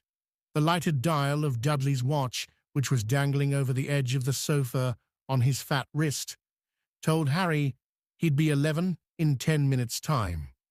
He lay and watched his birthday tick nearer, wondering if the Dursleys would remember at all, wondering where the letter writer was now. 5 minutes to go. Harry heard something creak outside. He hoped the roof wasn't going to fall in, although he might be warmer if it did. 4 minutes to go. Maybe the house in Privet Drive would be so full of letters when they got back that he'd be able to steal one somehow. Or 3 minutes to go. Was that the sea, slapping hard on the rock like that? And 2 minutes to go. What was that funny crunching noise? Was the rock crumbling into the sea? 1 minute to go, and he'd be 11. 30 seconds, 20, 10, 9. Maybe he'd wake Dudley up, just to annoy him. 3, 2, 1. Boom! The whole shack shivered, and Harry sat bolt upright, staring at the door. Someone was outside, knocking to come in. Chapter 4. The Keeper of the Keys. Boom! They knocked again. Dudley jerked awake. "Where's the cannon?" he said stupidly. There was a crash behind them, and Uncle Vernon came skidding into the room. He was holding a rifle in his hands. Now they knew what had been in the long, thin package he had brought with them. "Who's there?" he shouted. "I warn you, I'm armed." There was a pause. Then, smash! The door was hit with such force that it swung clean off its hinges and with a deafening crash landed flat on the floor. A giant of a man was standing in the doorway. His face was almost completely hidden by a long, shaggy mane of hair and a wild, tangled beard, but you could make out his eyes, glinting like black beetles under all the hair. The giant squeezed his way into the hut, stooping so that his head just brushed the ceiling. He bent down, picked up the door, and fitted it easily back into its frame. The noise of the storm outside dropped a little. He turned to look at them all. "Shh, couldn't make us a cup of tea, could you? It's not been an easy journey." He strode over to the sofa where Dudley sat, frozen with fear. "Budge up, you great lump," said the stranger. Dudley squeaked and ran to hide behind his mother, who was crouching, terrified, behind Uncle Vernon. "And here's Harry," said the giant. Harry looked up into the fierce, wild, shadowy face and saw that the beetle eyes were crinkled in a smile. "Last time I saw you, you was only a baby," said the giant. "You look a lot like your dad, but you've got your mum's eyes." Uncle Vernon made a funny, rasping noise. "I demand that you leave at once, sir," he said. "You are breaking and entering." "Ah, shut up, Dursley, you great prune," said the giant. He reached over the back of the sofa, jerked the gun out of Uncle Vernon's hands, bent it into a knot as easily as if it had been made of rubber, and threw it into a corner of the room. Uncle Vernon made another funny noise, like a mouse being trodden on. "Anyway, Harry," said the giant, turning his back on the Dursleys, "a very happy birthday to you. Got summat for you here. I might have sat on it at some point, but it'll taste all right." From an inside pocket of his black overcoat, he pulled a slightly squashed box. Harry opened it with trembling fingers. Inside was a large, sticky chocolate cake with "Happy Birthday, Harry" written on it in green icing. Harry looked up at the giant. He meant to say thank you, but the words got lost on the way to his mouth, and what he said instead was, "Who are you?" The giant chuckled. "True, I haven't introduced myself. Rubius Hagrid, keeper of keys and grounds at Hogwarts." He held out an enormous hand and shook Harry's whole arm. "What about that tea then, eh?" he said, rubbing his hands together. "I'd not say no to somewhat stronger if you've got it, mind." His eyes fell on the empty grate with the shriveled chip bags in it, and he snorted. He bent down over the fireplace. They couldn't see what he was doing, but when he drew back a second later, there was a roaring fire there. It filled the whole damp hut with flickering light, and Harry felt the warmth wash over him as though he'd sunk into a hot bath. The giant sat back down on the sofa, which sagged under his weight, and began taking all sorts of things out of the pockets of his coat: a copper kettle, a squashy package of sausages, a poker, a teapot, several chipped mugs, and a bottle of some amber liquid that he took a swig from before starting to make tea. Soon the hut was full of the sound and smell of sizzling sausage. Nobody said a thing while the giant was working, but as he slid the first 6 fat, juicy, slightly burnt sausages from the poker, Dudley fidgeted a little. Uncle Vernon said sharply, "Don't touch anything he gives you, Dudley." The giant chuckled darkly. "Your great puddin' of a son don't need fattening any more, Dursley. Don't worry." He passed the sausages to Harry, who was so hungry he had never tasted anything so wonderful, but he still couldn't take his eyes off the giant. Finally, as nobody seemed about to explain anything, he said, "I'm sorry, but I still don't really know who you are." The giant took a gulp of tea and wiped his mouth with the back of his hand. "Call me Hagrid," he said. "Everyone does. And like I told you, I'm keeper of keys at Hogwarts. You'll know all about Hogwarts, of course." No," said Harry. Hagrid looked shocked. "Sorry," Harry said quickly. "Sorry?" barked Hagrid, turning to stare at the Dursleys, who shrank back into the shadows. "It's them as should be sorry. I knew you weren't getting your letters, but I never thought you wouldn't even know about Hogwarts, for crying out loud. Did you never wonder where your parents learned it all?" "All what?" asked Harry. "All what?" Hagrid thundered. "Now wait just 1 second." He had leapt to his feet. In his anger, he seemed to fill the whole hut. The Dursleys were cowering against the wall. "Do you mean to tell me," he growled at the Dursleys, "that this boy, knows nothing about anything?" Harry thought this was going a bit far. He had been to school, after all, and his marks weren't bad. "I know some things," he said. "I can, do math and stuff."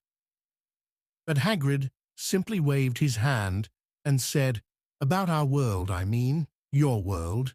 My world. Your parents' world." "What world?" Hagrid looked as if he was about to explode. "Dursley!" he boomed. Uncle Vernon, who had gone very pale, whispered something that sounded like Mimblewimble. Hagrid stared wildly at Harry. "But you must know about your mum and dad," he said. "I mean, they're famous. You're famous." "What? My mum and dad weren't famous, were they?" You don't know." Hagrid ran his fingers through his hair, fixing Harry with a bewildered stare. "You don't know what ye are," he said finally.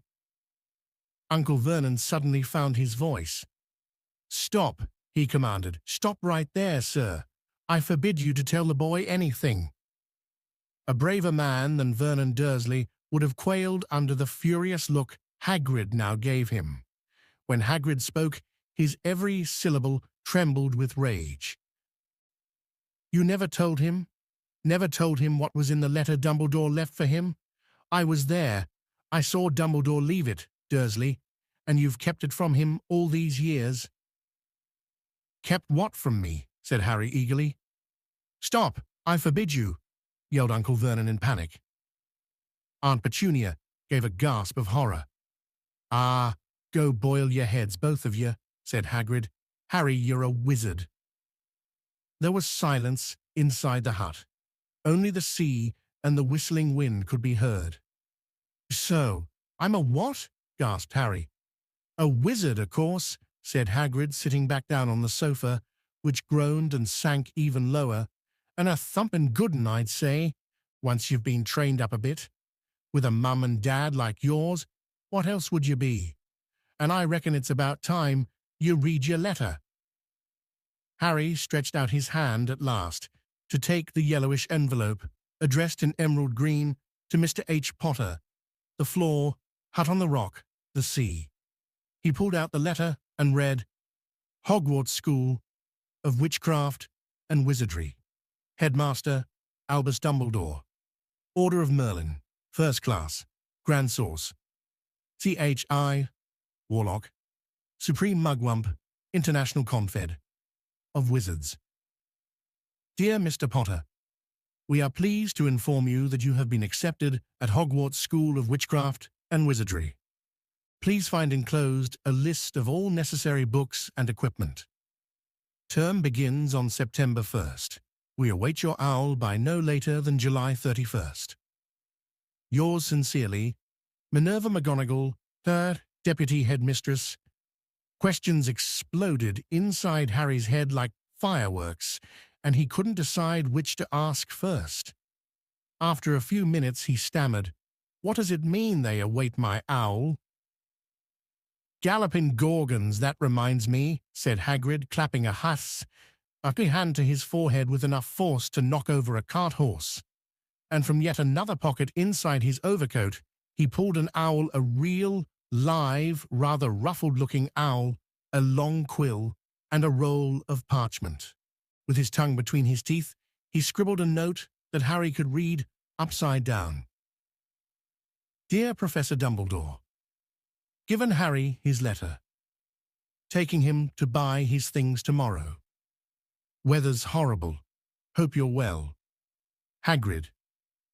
Hagrid rolled up the note, gave it to the owl, which clamped it in its beak, went to the door, and threw the owl out into the storm. Then he came back and sat down, as though this was as normal as talking on the telephone. Harry realized his mouth was open and closed it quickly.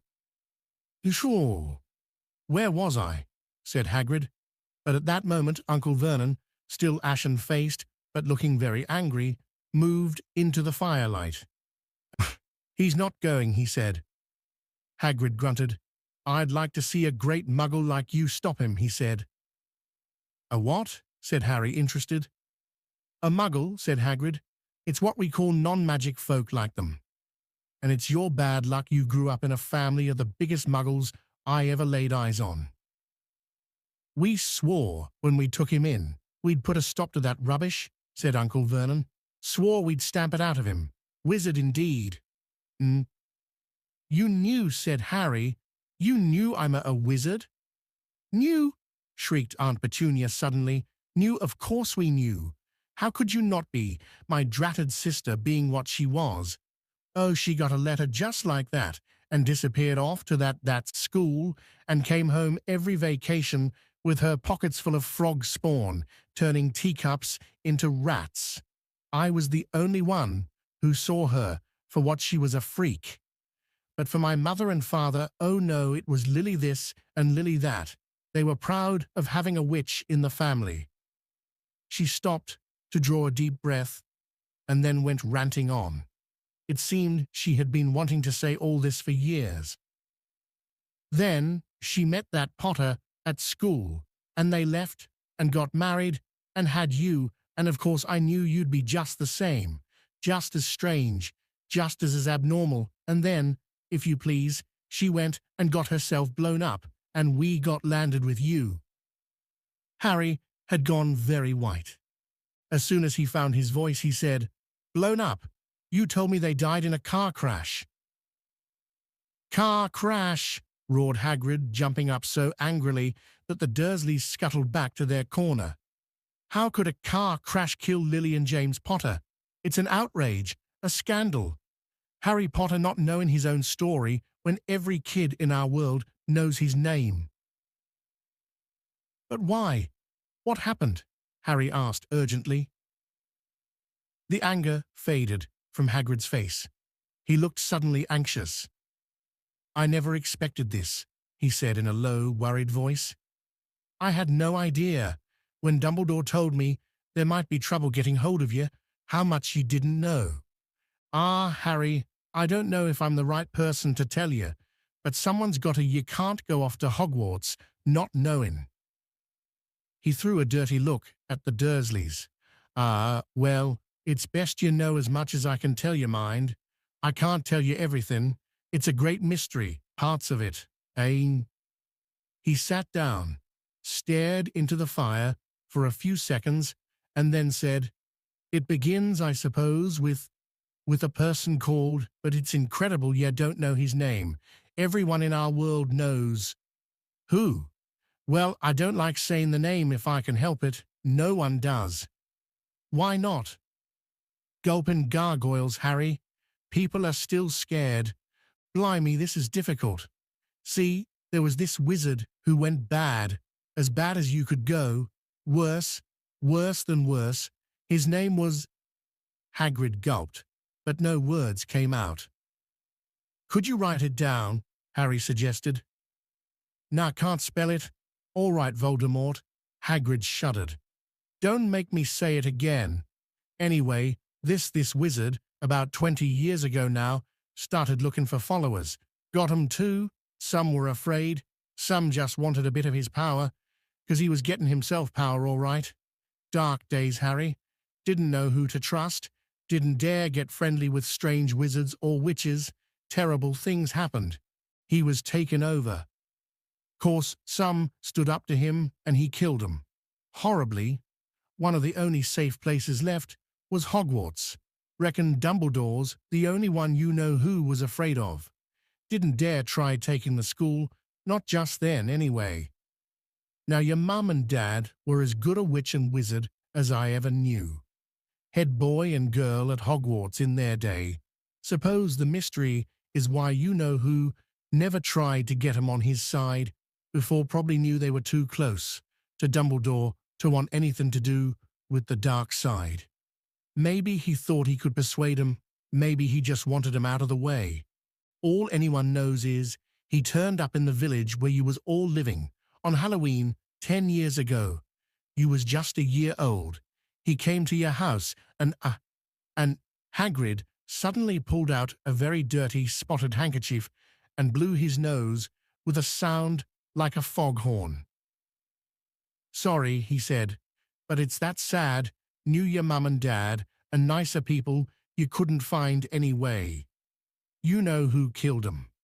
And this is the real mystery of the thing he tried to kill you too. Wanted to make a clean job of it, I suppose. Or maybe he just liked killing by then, but he couldn't do it. Never wondered how you got that mark on your forehead. That was no ordinary cut. That's what you get when a powerful, evil curse touches. You took care of your mum and dad and your house, but it didn't work on you, and that's why you're famous, Harry. No one ever lived after he decided to kill 'em. No one except you. And he'd killed some of the best witches and wizards of the age, the McKinnons, the Bones, the Pruitts, and you was only a baby, and you lived. Something very painful was going on in Harry's mind. As Hagrid's story came to a close, he saw again the blinding flash of green light, more clearly than he had ever remembered it before, and he remembered something else. For the first time in his life, a high, cold, cruel laugh. Hagrid was watching him sadly. Took you from the ruined house myself on Dumbledore's orders, brought you to this lot. Load of old tosh, said Uncle Vernon. Harry jumped. He had almost forgotten that the Dursleys were there. Uncle Vernon certainly seemed to have got back his courage. He was glaring at Hagrid, and his fists were clenched. Now you listen here, boy, he snarled. I accept there's something strange about you, probably nothing a good beating wouldn't have cured, and as for all this about your parents, well, they were weirdos, no denying it, and the world's better off without them. In my opinion, asked for all they got. Getting mixed up with these wizarding types, just what I expected. Always knew they'd come to a sticky end. But at that moment, Hagrid leapt from the sofa and drew a battered pink umbrella from inside his coat. Pointing this at Uncle Vernon like a sword, he said, "I'm warning you, Dursley, I'm warning you one more word. In danger of being speared on the end of an umbrella by a bearded giant." Uncle Vernon's courage failed again. He flattened himself against the wall and fell silent. "That's better," said Hagrid, breathing heavily and sitting back down on the sofa, which this time sagged right down to the floor. Harry, meanwhile, still had questions to ask, hundreds of them. "But what happened to Sorry, I mean, you know who." "Good question, Harry. Disappeared. Vanished. Same night he tried to kill you. Makes you even more famous. That's the biggest mystery. See, he was getting more and more powerful. Why'd he go? Some say he died. Codswallop, in my opinion. Dunno if he had enough human left in him to die. Some say he's still out there, biding his time like, but I don't believe it. People who was on his side came back to ours. Some of 'em came out of kind of trances. Don't reckon they could have done if he was coming back. Most of us reckon he's still out there somewhere but lost his powers. Too weak to carry on. 'Cause something about you finished him, Harry. There was something going on that night he hadn't counted on. I dunno what it was. No one does. But something about you stumped him. All right." Hagrid looked at Harry with warmth and respect blazing in his eyes. But Harry, instead of feeling pleased and proud, felt quite sure there had been a horrible mistake. A wizard? Him? How could he possibly be? He'd spent his life being clouted by Dudley and bullied by Aunt Petunia and Uncle Vernon. If he was really a wizard, why hadn't they been turned into warty toads every time they'd tried to lock him in his cupboard? If he'd once defeated the greatest sorcerer in the world, how come Dudley had always been able to kick him around like a football? "Hagrid," he said quietly, "I think you must have made a mistake. I don't think I can be a wizard." To his surprise, Hagrid chuckled. "Not a wizard, eh? Never made things happen when you were scared or angry." Harry looked into the fire. Now he came to think about it. Every odd thing that had ever made his aunt and uncle furious with him had happened when he, Harry, had been upset or angry, chased by Dudley's gang. He had somehow found himself out of their reach, dreading going to school with that ridiculous haircut. He'd managed to make it grow back, and the very last time Dudley had hit him, hadn't he got his revenge without even realizing he was doing it? Hadn't he set a boa constrictor on him? Harry looked back at Hagrid, smiling, and saw that Hagrid was positively beaming at him. "See," said Hagrid, "Harry Potter, not a wizard, you wait. You'll be right famous at Hogwarts." But Uncle Vernon wasn't going to give in without a fight. "Haven't I told you he's not going?" he hissed. "He's going to Stonewall High, and he'll be grateful for it. I've read those letters, and he needs all sorts of rubbish spell books and wands, and if he wants to go, a great muggle like you won't stop him," growled Hagrid. "Stop Lily and James Potter's son going to Hogwarts. You're mad. His name's been down ever since he was born. He's off to the finest school of witchcraft and wizardry in the world. 7 years there, and he won't know himself. He'll be with youngsters of his own sort, for a change, and he'll be under the greatest headmaster Hogwarts ever had. Albus Dumbledore, I am not paying for some crackpot old fool to teach him magic tricks," yelled Uncle Vernon. But he had finally gone too far. Hagrid seized his umbrella and whirled it over his head. "Never," he thundered. insult Albus Dumbledore in front of me." He brought the umbrella swishing down through the air to point at Dudley. There was a flash of violet light, a sound like a firecracker, a sharp squeal, and the next second, Dudley was dancing on the spot with his hands clasped over his fat bottom, howling in pain. When he turned his back on them, Harry saw a curly pig's tail poking through a hole in his trousers. Uncle Vernon roared. Pulling Aunt Petunia and Dudley into the other room, he cast one last terrified look at Hagrid and slammed the door behind them. Hagrid looked down at his umbrella and stroked his beard. "Shouldn't have lost me temper," he said ruefully, "but it didn't work anyway. Meant to turn him into a pig, but I suppose he was so much like a pig anyway, there wasn't much left to do." He cast a sideways look at Harry under his bushy eyebrows. "Be grateful if you didn't mention that to anyone at Hogwarts," he said. "I'm not supposed to do magic, strictly speaking. I was allowed to do a bit to follow ye and get your letters to ye and stuff, one of the reasons I was so keen to take on the job." "Why aren't you supposed to do magic?" asked Harry. "Oh, well, I was at Hogwarts myself, but I got expelled. To tell you the truth, in me 3rd year, they snapped me wand in half and everything. But Dumbledore let me stay on as gamekeeper. Great man, Dumbledore." "Why were you expelled?" "It's getting late, and we've got lots to do tomorrow," said Hagrid loudly. "Gotta get up to town. Get all your books and that." He took off his thick black coat and threw it to Harry. "You can kip under that," he said. "Don't mind if it wriggles a bit. I think I still got a couple of dormice in one of the pockets." Chapter 5. Diagon Alley. Harry woke early the next morning. Although he could tell it was daylight, he kept his eyes shut tight. "It was a dream," he told himself firmly.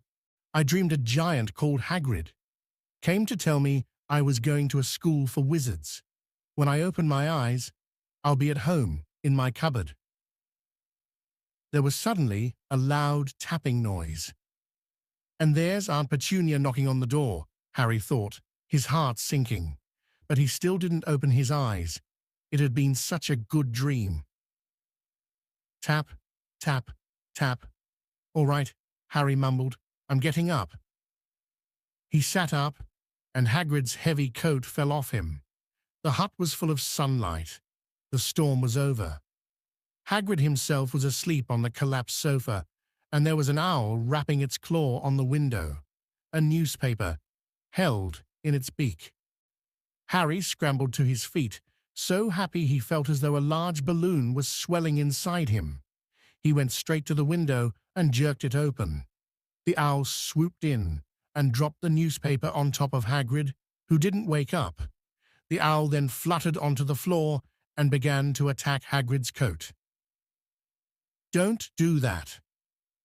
Harry tried to wave the owl out of the way, but it snapped its beak fiercely at him and carried on savaging the coat. "Hagrid," said Harry loudly, "there's an owl—" "Pay him," Hagrid grunted into the sofa. "What?" "He wants paying for delivering the paper. Look in the pockets." Hagrid's coat seemed to be made of nothing but pockets, bunches of keys, slug pellets, balls of string, peppermint humbugs, tea bags. Finally, Harry pulled out a handful of strange-looking coins. "Give him 5 knuts," said Hagrid sleepily. "Nuts? The little bronze ones." Harry counted out 5 little bronze coins, and the owl held out his leg so Harry could put the money into a small leather pouch tied to it. Then he flew off through the open window. Hagrid yawned loudly, sat up, and stretched. "Best be off, Harry. Lots to do today. Gotta get up to London and buy all your stuff for school." Harry was turning over the wizard coins and looking at them. He had just thought of something that made him feel as though the happy balloon inside him had got a puncture. Hagrid? said Hagrid, who was pulling on his huge boots. "I haven't got any money, and you heard Uncle Vernon last night. He won't pay for me to go and learn magic." "Don't worry about that," said Hagrid, standing up and scratching his head. "Do you think your parents didn't leave you anything? But if their house was destroyed, they didn't keep their gold in the house, boy. Nah, first stop for us is Gringotts, Wizard's Bank. Have a sausage. They're not bad cold, and I wouldn't say no bit of your birthday cake, neither. Wizards have banks. Just the one. Gringotts, run by goblins." Harry dropped the bit of sausage he was holding. "Goblins? Yeah, so you'd be mad to try and rob it, I'll tell you that. Never mess with goblins, Harry. Gringotts is the safest place in the world for anything you want to keep safe. Except maybe Hogwarts. As a matter of fact, I got to visit Gringotts anyway. For Dumbledore. Hogwarts business." Hagrid drew himself up proudly. "He usually gets me to do important stuff for him. Fetching you getting things from Gringotts, knows he can trust me, see? Got everything? Come on, then." Harry followed Hagrid out onto the rock. The sky was quite clear now, and the sea gleamed in the sunlight. The boat Uncle Vernon had hired was still there, with a lot of water in the bottom after the storm. "How did you get here?" Harry asked, looking around for another boat. "Flew," said Hagrid. "Flew? Yeah, but we'll go back in this. Not supposed to use magic now I've got you." They settled down in the boat. Harry still staring at Hagrid, trying to imagine him flying. "Seems a shame to row, though," said Hagrid, giving Harry another of his sideways looks. "If I was to speed things up a bit, would you mind not mentioning it at Hogwarts?" "Of course not," said Harry, eager to see more magic. Hagrid pulled out the pink umbrella again, tapped it twice on the side of the boat, and they sped off toward land. "Why would you be mad to try and rob Gringotts?" Harry asked. "Spells, enchantments," said Hagrid, unfolding his newspaper as he spoke. "They say there's dragons guarding the high-security vaults, and then you gotta find your way. Gringotts is hundreds of miles under London, see? Deep under the underground. You'd die of hunger trying to get out, even if you did manage to get your hands on summit." Harry sat and thought about this, while Hagrid read his newspaper, The Daily Prophet. Harry had learned from Uncle Vernon that people liked to be left alone while they did this, but it was very difficult. He'd never had so many questions in his life. "Ministry of Magic messing things up as usual," Hagrid muttered, turning the page. "There's a Ministry of Magic?" Harry asked before he could stop himself. "Course," said Hagrid.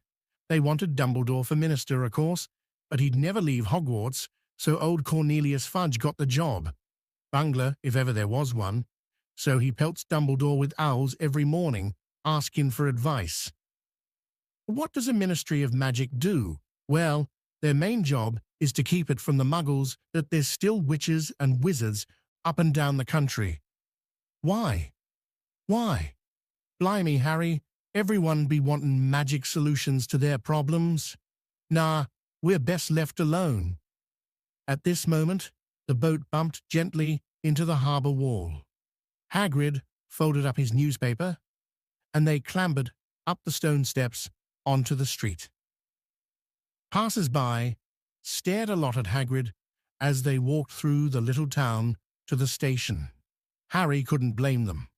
Not only was Hagrid twice as tall as anyone else, he kept pointing at perfectly ordinary things like parking meters and saying loudly, "See that, Harry? Things these muggles dream up, eh?" "Hagrid," said Harry, panting a bit as he ran to keep up. "Did you say there are dragons at Gringotts?" "Well, so they say," said Hagrid. "Crikey, I'd like a dragon." "You'd like one?" "Wanted one ever since I was a kid. Here we go." They had reached the station. There was a train to London in 5 minutes' time. Hagrid, who didn't understand muggle money, as he called it, gave the bills to Harry, so he could buy their tickets. People stared more than ever on the train. Hagrid took up 2 seats and sat knitting what looked like a canary yellow circus tent. "Still got your letter, Harry?" he asked as he counted stitches. Harry took the parchment envelope out of his pocket. Good," said Hagrid. "There's a list there of everything you need." Harry unfolded a second piece of paper he hadn't noticed the night before and read Hogwarts School of Witchcraft and Wizardry. Uniform. First-year students will require 1. 3 sets of plain work robes, black. 2. 1 plain pointed hat, black, for day wear. 3. 1 pair of protective gloves, dragon hide or similar. 4. 1 winter cloak, black, silver fastenings. Please note that all pupils' clothes should carry name tags. Course books.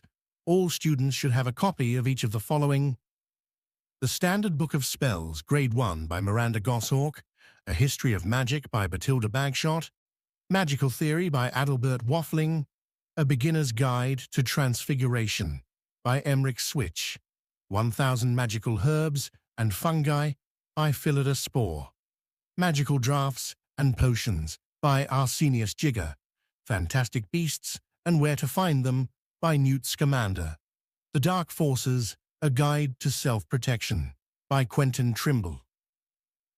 Other equipment: 1 wand, 1 cauldron, pewter, standard size 2, 1 set glass or crystal phials, 1 telescope, 1 set brass scales.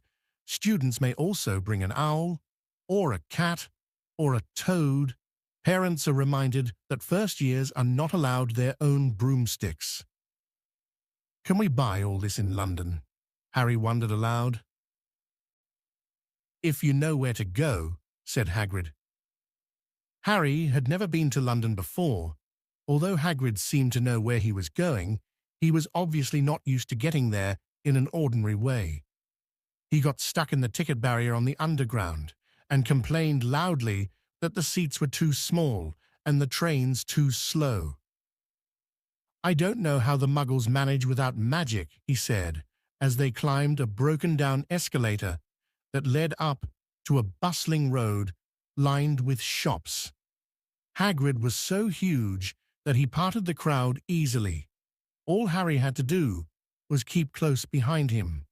They passed bookshops and music stores, hamburger restaurants and cinemas, but nowhere that looked as if it could sell you a magic wand.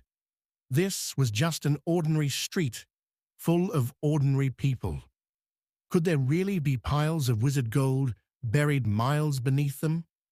Were there really shops that sold spellbooks and broomsticks? Might this not all be some huge joke that the Dursleys had cooked up? If Harry hadn't known that the Dursleys had no sense of humor, he might have thought so. Yet somehow, even though everything Hagrid had told him so far was unbelievable, Harry couldn't help trusting him. "This is it," said Hagrid, coming to a halt. "The Leaky Cauldron. It's a famous place." It was a tiny, grubby-looking pub. If Hagrid hadn't pointed it out, Harry wouldn't have noticed it was there. The people hurrying by didn't glance at it. Their eyes slid from the big bookshop on one side to the record shop on the other, as if they couldn't see the Leaky Cauldron at all. In fact, Harry had the most peculiar feeling that only he and Hagrid could see it. Before he could mention this, Hagrid had steered him inside. For a famous place, it was very dark and shabby. A few old women were sitting in a corner, drinking tiny glasses of sherry. One of them was smoking a long pipe. A little man in a top hat was talking to the old bartender, who was quite bald and looked like a toothless walnut. The low buzz of chatter stopped when they walked in. Everyone seemed to know Hagrid. They waved and smiled at him, and the bartender reached for a glass, saying, "The usual, Hagrid." "Can't, Tom. I'm on Hogwarts business," said Hagrid, clapping his great hand on Harry's shoulder and making Harry's knees buckle. Good Lord, said the bartender, peering at Harry. Can this be?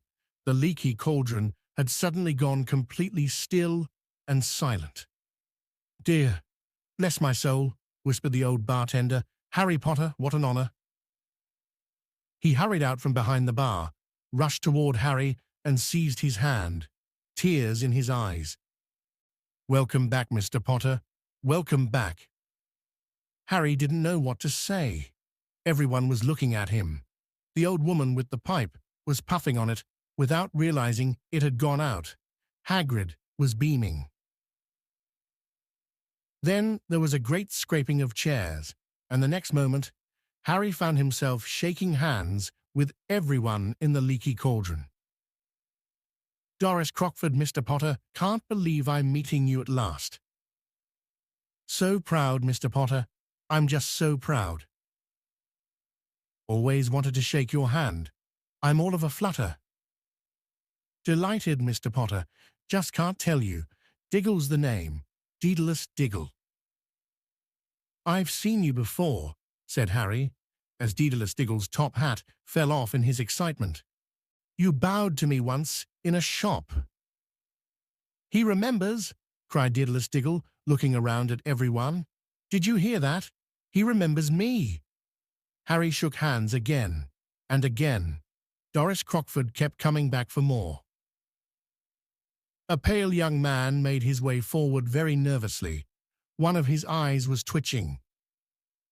Professor Quirrell, said Hagrid. Harry, Professor Quirrell will be one of your teachers at Hogwarts. Potter, stammered Professor Quirrell, grasping Harry's hand. Can't tell you how pleased I am to meet you. What sort of magic do you teach, Professor Quirrell? Defense against the dark arts, muttered Professor Quirrell, well, as though he'd rather not think about it. Not that you need it, eh, Potter? He laughed nervously. You'll be getting all your equipment, I suppose. I've got to pick up a new book on vampires, myself. He looked terrified at the very thought. But the others wouldn't let Professor Quirrell keep Harry to himself. It took almost 10 minutes to get away from them all. At last, Hagrid managed to make himself heard over the babble. Must get on lots to buy. Come on, Harry. Doris Crockford shook Harry's hand one last time, and Hagrid led them through the bar and out into a small, walled courtyard, where there was nothing but a trash can and a few weeds. Hagrid grinned at Harry. Told ye, didn't I? Told ye you was famous. Even Professor Quirrell was trembling to meet you, mind you. He's usually trembling. Is he always that nervous? Oh, yeah, poor bloke. Brilliant mind. He was fine while he was studying out of books, but then he took a year off to get some first-hand experience.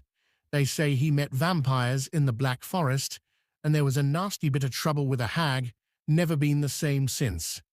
Scared of the students, scared of his own subject now. Where's me umbrella? Vampires. Hags. Harry's head was swimming. Hagrid, meanwhile, was counting bricks in the wall above the trash can. 3 up, 2 across, he muttered. Right, stand back, Harry. He tapped the wall 3 times with the point of his umbrella.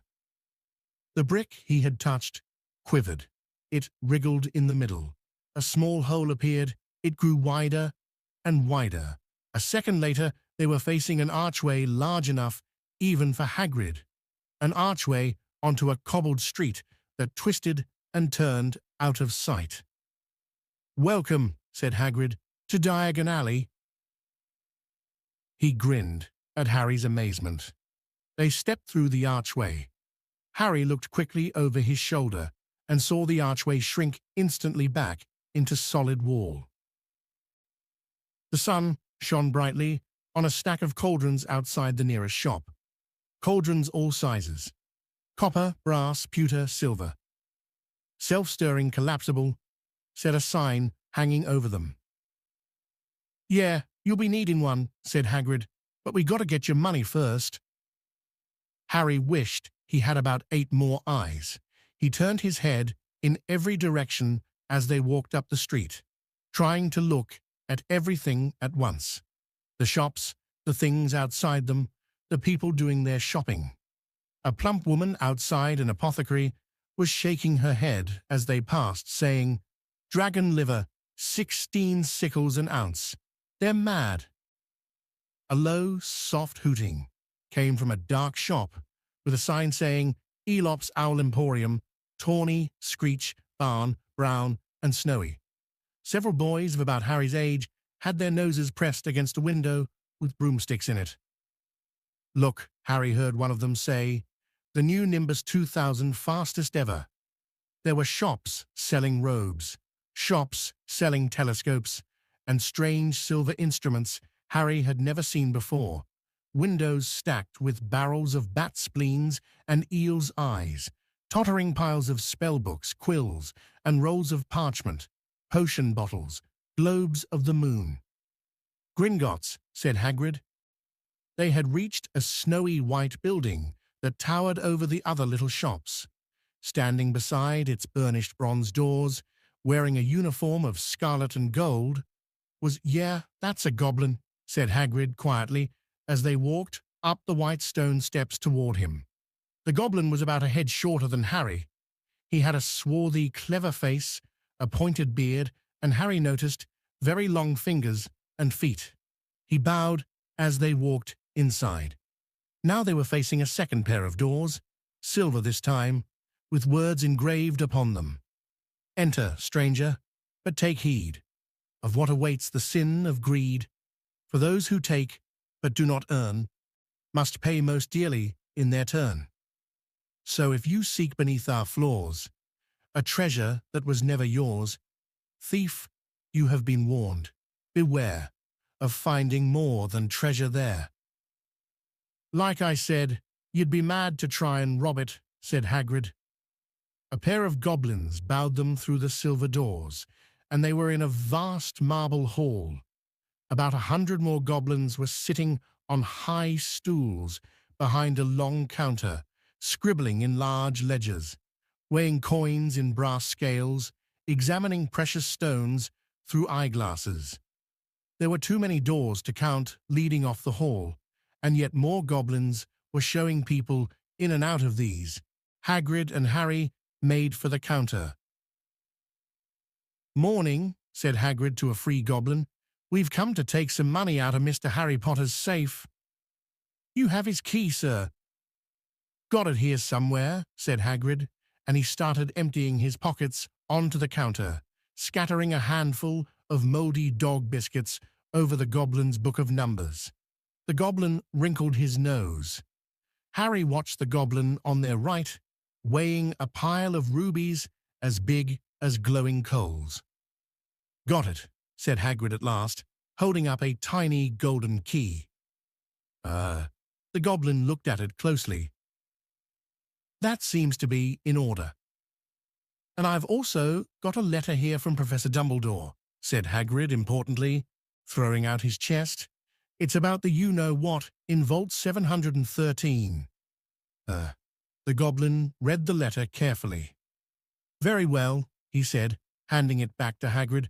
"I will have someone take you down to both vaults. Griphook." Griphook was yet another goblin. Once Hagrid had crammed all the dog biscuits back inside his pockets, he and Harry followed Griphook toward one of the doors leading off the hall. "What's the you-know-what in Vault 713? Harry asked. "Can't tell you that," said Hagrid mysteriously. "Very secret. Hogwarts business. Dumbledore's trusted me. More'n my job's worth to tell you that." Griphook held the door open for them. Harry, who had expected more marble, was surprised. They were in a narrow stone passageway lit with flaming torches. It sloped steeply downward, and there were little railway tracks on the floor. Griphook whistled, and a small cart came hurtling up the tracks toward them. They climbed in Hagrid with some difficulty and were off. At first, they just hurtled through a maze of twisting passages. Harry tried to remember. Left, right, right, left, middle fork, right, left, but it was impossible. The rattling cart seemed to know its own way because Griphook wasn't steering. Harry's eyes stung as the cold air rushed past them, but he kept them wide open. Once, he thought he saw a burst of fire at the end of a passage and twisted around to see if it was a dragon. But too late, they plunged even deeper, passing an underground lake where huge stalactites and stalagmites grew from the ceiling and floor.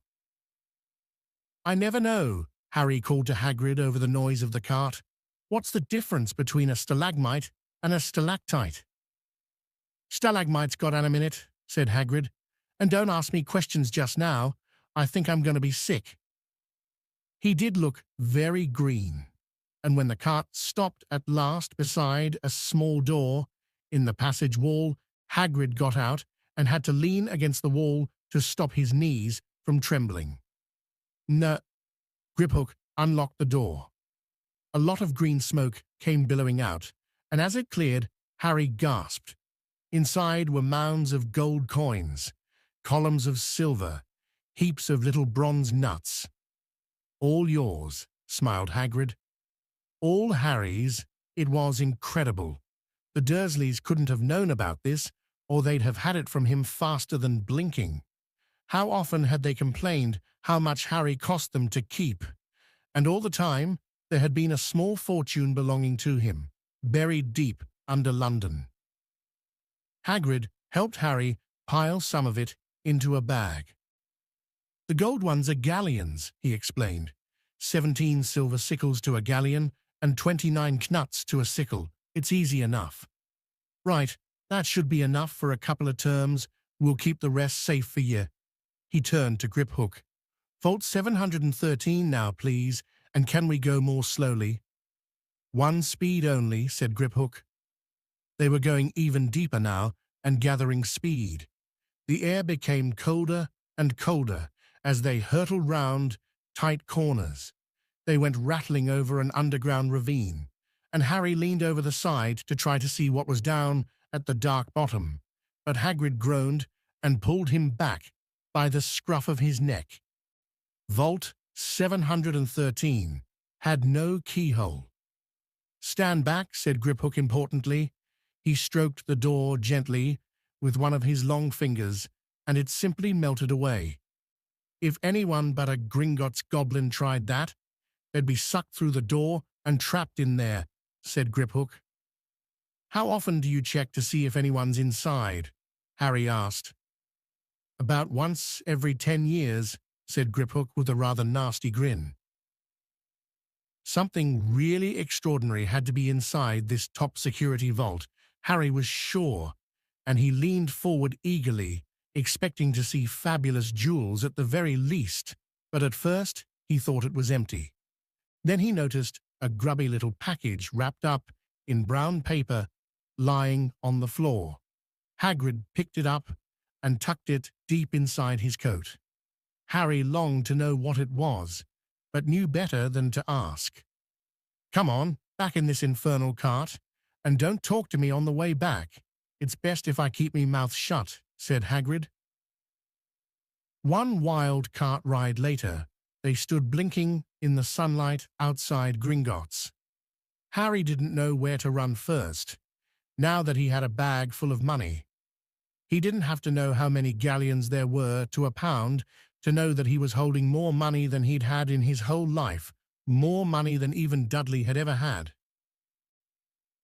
"Might as well get your uniform," said Hagrid, nodding toward Madame Malkin's robes for all occasions. "Listen, Harry, would you mind if I slipped off for a pick-me-up in the leaky cauldron? I hate them Gringotts carts." He did still look a bit sick, so Harry entered Madame Malkin's shop alone, feeling nervous. Madame Malkin was a squat, smiling witch, dressed all in mauve. "Hogwarts, dear," she said when Harry started to speak. "Got the lot here, another young man being fitted up just now, in fact." In the back of the shop, a boy with a pale, pointed face was standing on a footstool while a second witch pinned up his long black robes. Madame Malkin stood Harry on a stool next to him, slipped a long robe over his head, and began to pin it to the right length. "Hello," said the boy. "Hogwarts too?" "Yes," said Harry. "My father's next door, buying my books, and mother's up the street looking at wands," said the boy. He had a bored, drawling voice. "Then I'm going to drag them off to look at racing brooms. I don't see why first years can't have their own. I think I'll bully father into getting me one, and I'll smuggle it in somehow." Harry was strongly reminded of Dudley. "Have you got your own broom?" the boy went on. "No," said Harry. "Play Quidditch at all?" "No," Harry said again, wondering what on earth Quidditch could be. "I do. Father says it's a crime if I'm not picked to play for my house, and I must say I agree. Know what house you'll be in yet?" "No," said Harry, feeling more stupid by the minute. "Well, no one really knows until they get there, do they? But I know I'll be in Slytherin. All our family have been. Imagine being in Hufflepuff. I think I'd leave, wouldn't you?" Said Harry, wishing he could say something a bit more interesting. "I say, look at that man," said the boy suddenly, nodding toward the front window. Hagrid was standing there, grinning at Harry and pointing at 2 large ice creams to show he couldn't come in. "Ah, that's Hagrid," said Harry, pleased to know something the boy didn't. "He works at Hogwarts." "Oh," said the boy, "I've heard of him. He's a sort of servant, isn't he?" "He's the gamekeeper," said Harry. He was liking the boy less and less every second. "Yes, exactly. I heard he's a sort of savage, lives in a hut on the school grounds, and every now and then he gets drunk, tries to do magic, and ends up setting fire to his bed." "I think he's brilliant," said Harry coldly. "Do you?" said the boy, with a slight sneer. "Why is he with you? Where are your parents?" "They're dead," said Harry shortly. He didn't feel much like going into the matter with this boy. "Oh, sorry," said the other, not sounding sorry at all. "But they were our kind, weren't they?" "They were a witch and wizard, if that's what you mean." "I really don't think they should let the other sort in, do you? They're just not the same. They've never been brought up to know our ways. Some of them have never even heard of Hogwarts until they get the letter, imagine. I think they should keep it in the old wizarding families. What's your surname, anyway?" But before Harry could answer, Madame Malkin said, "That's you done, my dear." And Harry, not sorry for an excuse to stop talking to the boy, hopped down from the footstool. "Well, I'll see you at Hogwarts, I suppose," said the drawling boy. Harry was rather quiet as he ate the ice cream Hagrid had bought him, chocolate and raspberry with chopped nuts. "What's up?" said Hagrid. "Nothing," Harry lied. They stopped to buy parchment and quills. Harry cheered up a bit when he found a bottle of ink that changed color as you wrote. When they had left the shop, he said, "Hagrid, what's Quidditch?" "Blimey, Harry, I keep forgetting how little you know not knowing about Quidditch." "Don't make me feel worse," said Harry. He told Hagrid about the pale boy in Madame Malkin's. "And he said people from Muggle families shouldn't even be allowed in. You're not from a Muggle family. If he'd known who you were, he's grown up knowing your name if his parents are wizarding folk. You saw what everyone in the Leaky Cauldron was like when they saw you. Anyway, what does he know about it?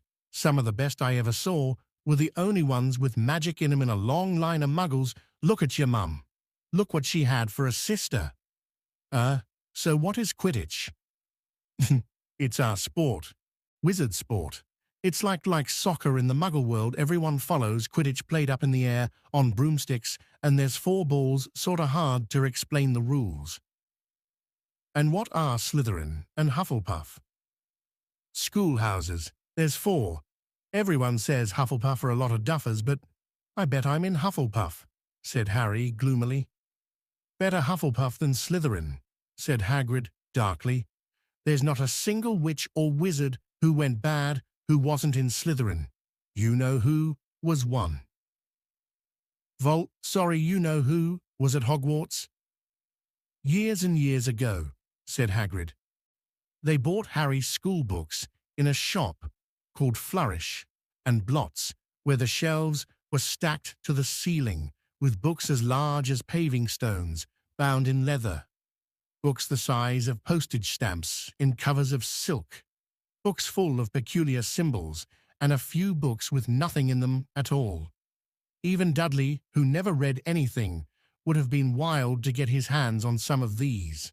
Hagrid almost had to drag Harry away from curses and counter-curses, bewitch your friends and befuddle your enemies with the latest revenges, hair loss, jelly legs, tongue-tying, and much, much more, by Professor Vindictus Viridian. I was trying to find out how to curse Dudley. I'm not saying that's not a good idea, but you're not to use magic in the Muggle world except in very special circumstances, said Hagrid. And anyway, you couldn't work any of them curses yet. You'll need a lot more study before you get to that level. Hagrid wouldn't let Harry buy a solid gold cauldron either. It says pewter on your list. But they got a nice set of scales for weighing potion ingredients and a collapsible brass telescope. Then they visited the apothecary, which was fascinating enough to make up for its horrible smell, a mixture of bad eggs and rotted cabbages. Barrels of slimy stuff stood on the floor. Jars of herbs, dried roots, and bright powders lined the walls. Bundles of feathers, strings of fangs, and snarled claws hung from the ceiling, while Hagrid asked the man behind the counter for a supply of some basic potion ingredients for Harry. Harry himself examined silver unicorn horns at 21 galleons each, and minuscule, glittery black beetle eyes, 5 nuts a scoop. Outside the apothecary, Hagrid checked Harry's list again. Just your wand left, oh yeah, and I still haven't got ye a birthday present. Harry felt himself go red. You don't have to. I know I don't have to. Tell you what, I'll get your animal. Not a toad. Toads went out of fashion years ago. You'd be laughed at, and I don't like cats. They make me sneeze. I'll get you an owl. All the kids want owls. They're dead useful. Carry your mail and everything. 20 minutes later, they left Elop's Owl Emporium, which had been dark and full of rustling and flickering, jewel-bright eyes. Harry now carried a large cage that held a beautiful snowy owl, fast asleep, with her head under her wing. He couldn't stop stammering his thanks, sounding just like Professor Quirrell. Don't mention it, said Hagrid gruffly. Don't expect you've had a lot of presents from them Dursleys. Just Ollivanders left now. Only place for wands, Ollivanders, and you gotta have the best wand. A magic wand. This was what Harry had been really looking forward to. The last shop was narrow and shabby. Peeling gold letters over the door read, Ollivanders, makers of fine wands since 382 BC. A single wand lay on a faded purple cushion in the dusty window. A tinkling bell rang, somewhere in the depths of the shop, as they stepped inside. It was a tiny place, empty, except for a single, spindly chair that Hagrid sat on to wait. Harry felt strangely as though he had entered a very strict library. He swallowed a lot of new questions that had just occurred to him and looked instead at the thousands of narrow boxes piled neatly right up to the ceiling. For some reason, the back of his neck prickled. The very dust and silence in here seemed to tingle with some secret magic. Good afternoon, said a soft voice. Harry jumped. Hagrid must have jumped too, because there was a loud crunching noise and he got quickly off the spindly chair. An old man was standing before them, his wide, pale eyes shining like moons through the gloom of the shop. Hello?" said Harry awkwardly. "Ah, yes," said the man. "Yes, yes. I thought I'd be seeing you soon. Harry Potter." It wasn't a question. "You have your mother's eyes. It seems only yesterday she was in here herself, buying her first wand. 10¼ inches long, swishy, made of willow. Nice wand for charm work." Mr. Ollivander moved closer to Harry. Harry wished he would blink. Those silvery eyes were a bit creepy. "Your father, on the other hand, favored a mahogany wand, 11 inches, pliable, a little more power, and excellent for transfiguration." "Well, I say your father favored it. It's really the wand that chooses the wizard, of course." Mr. Ollivander had come so close that he and Harry were almost nose to nose. Harry could see himself reflected in those misty eyes. And that's where Mr. Ollivander touched the lightning scar on Harry's forehead with a long white finger. "I'm sorry to say I sold the wand that did it," he said softly. 13½ inches. You. Powerful wand, very powerful, and in the wrong hands. Well, if I'd known what that wand was going out into the world to do." He shook his head, and then, to Harry's relief, spotted Hagrid. "Rubeus! Rubeus Hagrid! How nice to see you again. Oak, 16 inches, rather bendy, wasn't it?" "It was, sir, yes," said Hagrid. "Good wand, that one. But I suppose they snapped it in half when you got expelled," said Mr. Ollivander, suddenly stern. Yes, they did, yes," said Hagrid, shuffling his feet. "I've still got the pieces, though," he added brightly. "But you don't use them?"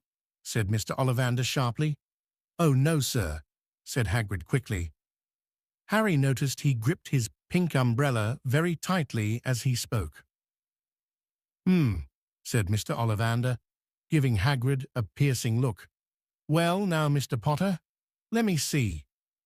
He pulled a long tape measure with silver markings out of his pocket. "Which is your wand arm?" "Oh, well, I'm right-handed," said Harry. "Hold out your arm. That's it."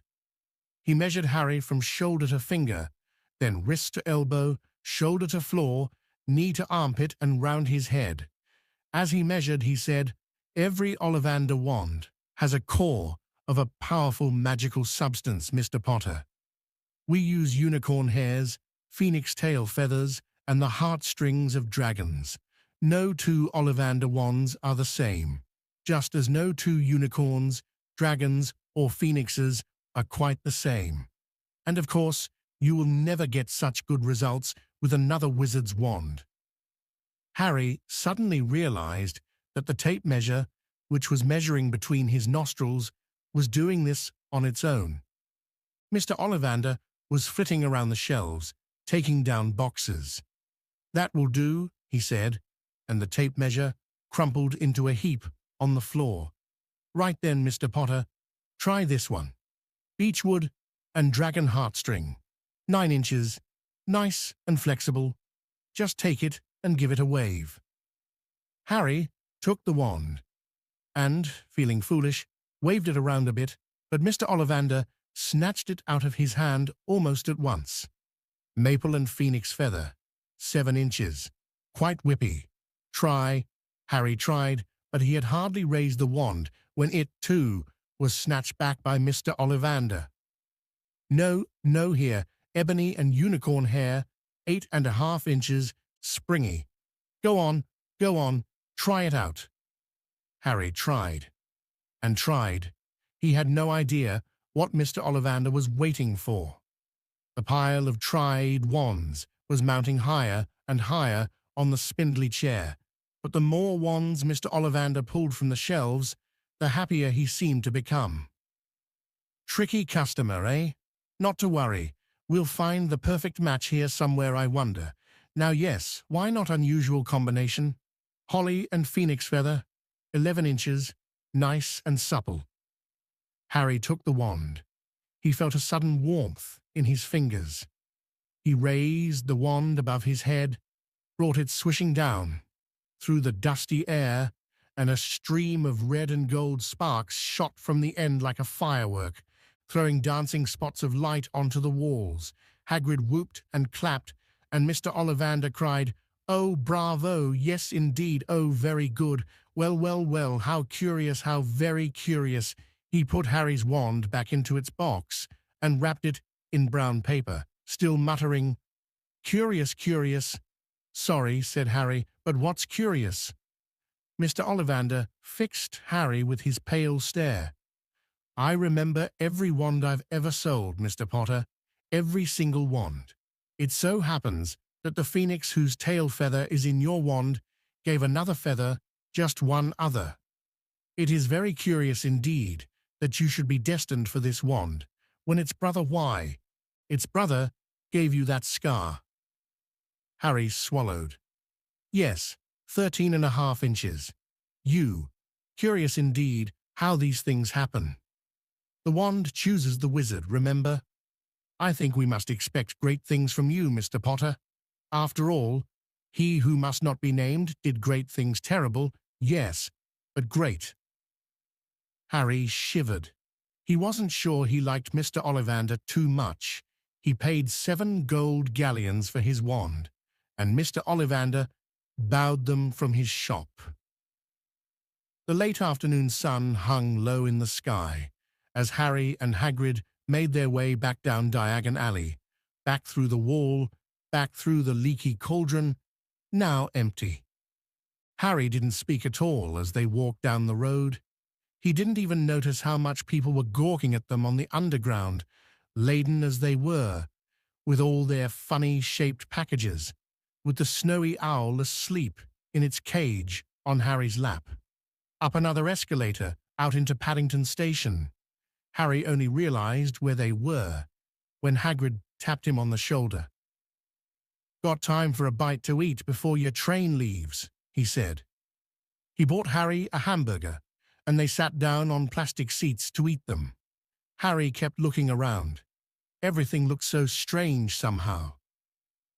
"You all right, Harry? You're very quiet," said Hagrid. Harry wasn't sure he could explain. He'd just had the best birthday of his life, and yet he chewed his hamburger, trying to find the words. "Everyone thinks I'm special," he said at last.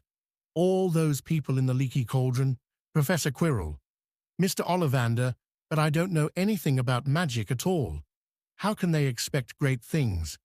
I'm famous, and I can't even remember what I'm famous for. I don't know what happened when the night my parents died." Hagrid leaned across the table. Behind the wild beard and eyebrows, he wore a very kind smile. "Don't you worry, Harry. You'll learn fast enough. Everyone starts at the beginning at Hogwarts. You'll be just fine. Just be yourself. I know it's hard. You've been singled out, and that's always hard. But you'll have a great time at Hogwarts. I did still do, smatter of fact." Hagrid helped Harry onto the train that would take him back to the Dursleys, then handed him an envelope. "Your ticket for Hogwarts," he said. "1st of September, King's Cross. It's all on your ticket. Any problems with the Dursleys, send me a letter with your owl. She'll know where to find me. See you soon, Harry." The train pulled out of the station. Harry wanted to watch Hagrid until he was out of sight. He rose in his seat and pressed his nose against the window, but he blinked, and Hagrid had gone. Chapter 6. The Journey from Platform 9 3/4. Harry's last month with the Dursleys wasn't fun. True, Dudley was now so scared of Harry he wouldn't stay in the same room, while Aunt Petunia and Uncle Vernon didn't shut Harry in his cupboard, force him to do anything, or shout at him. In fact, they didn't speak to him at all. Half terrified, half furious, they acted as though any chair with Harry in it were empty. Although this was an improvement in many ways, it did become a bit depressing after a while. Harry kept to his room, with his new owl for company. He had decided to call her Hedwig, a name he had found in a history of magic. His school books were very interesting. He lay on his bed, reading late into the night, Hedwig swooping in and out of the open window as she pleased. It was lucky that Aunt Petunia didn't come in to vacuum anymore, because Hedwig kept bringing back dead mice. Every night before he went to sleep, Harry ticked off another day on the piece of paper he had pinned to the wall, counting down to September the 1st. On the last day of August, he thought he'd better speak to his aunt and uncle about getting to King's Cross Station the next day. So he went down to the living room where they were watching a quiz show on television. He cleared his throat to let them know he was there, and Dudley screamed and ran from the room. "Are Uncle Vernon?" Uncle Vernon grunted to show he was listening. "I need to be at King's Cross tomorrow to go to Hogwarts." Uncle Vernon grunted again. "Would it be all right if you gave me a lift?" Grunt. Harry supposed that meant yes. "Thank you." He was about to go back upstairs when Uncle Vernon actually spoke. "Funny way to get to a wizard's school, the train. Magic carpets all got punctures, have they?" Harry didn't say anything. "Where is this school, anyway?" "I don't know," said Harry, realizing this for the first time. He pulled the ticket Hagrid had given him out of his pocket. "I just take the train from platform 9 3/4 at 11 o'clock, he read. His aunt and uncle stared. "Platform what? 9 3/4. "Don't talk rubbish," said Uncle Vernon. "There is no platform 9 3/4. It's on my ticket." "Barking," said Uncle Vernon. "Howling mad, the lot of them. You'll see. You just wait." "All right, we'll take you to King's Cross. We're going up to London tomorrow anyway, or I wouldn't bother." "Why are you going to London?" Harry asked, trying to keep things friendly. "Taking Dudley to the hospital," growled Uncle Vernon. "Got to have that ruddy tail removed before he goes to Smeltings." Harry woke at 5 o'clock the next morning and was too excited and nervous to go back to sleep.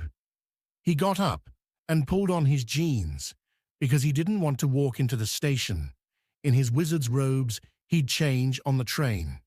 He checked his Hogwarts list yet again to make sure he had everything he needed, saw that Hedwig was shut safely in her cage, and then paced the room, waiting for the Dursleys to get up. 2 hours later, Harry's huge, heavy trunk had been loaded into the Dursleys' car.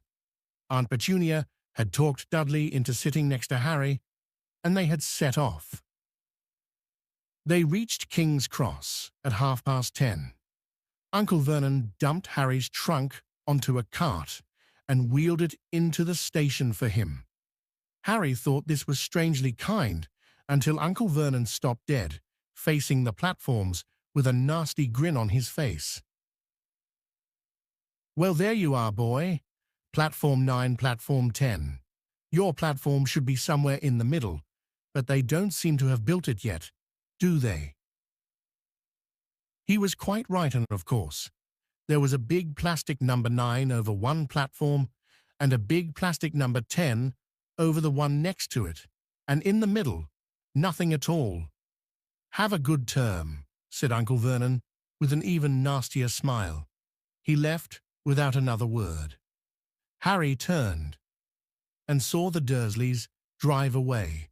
All three of them were laughing. Harry's mouth went rather dry. What on earth was he going to do? He was starting to attract a lot of funny looks because of Hedwig. He'd have to ask someone. He stopped a passing guard, but didn't dare mention platform 9 3/4.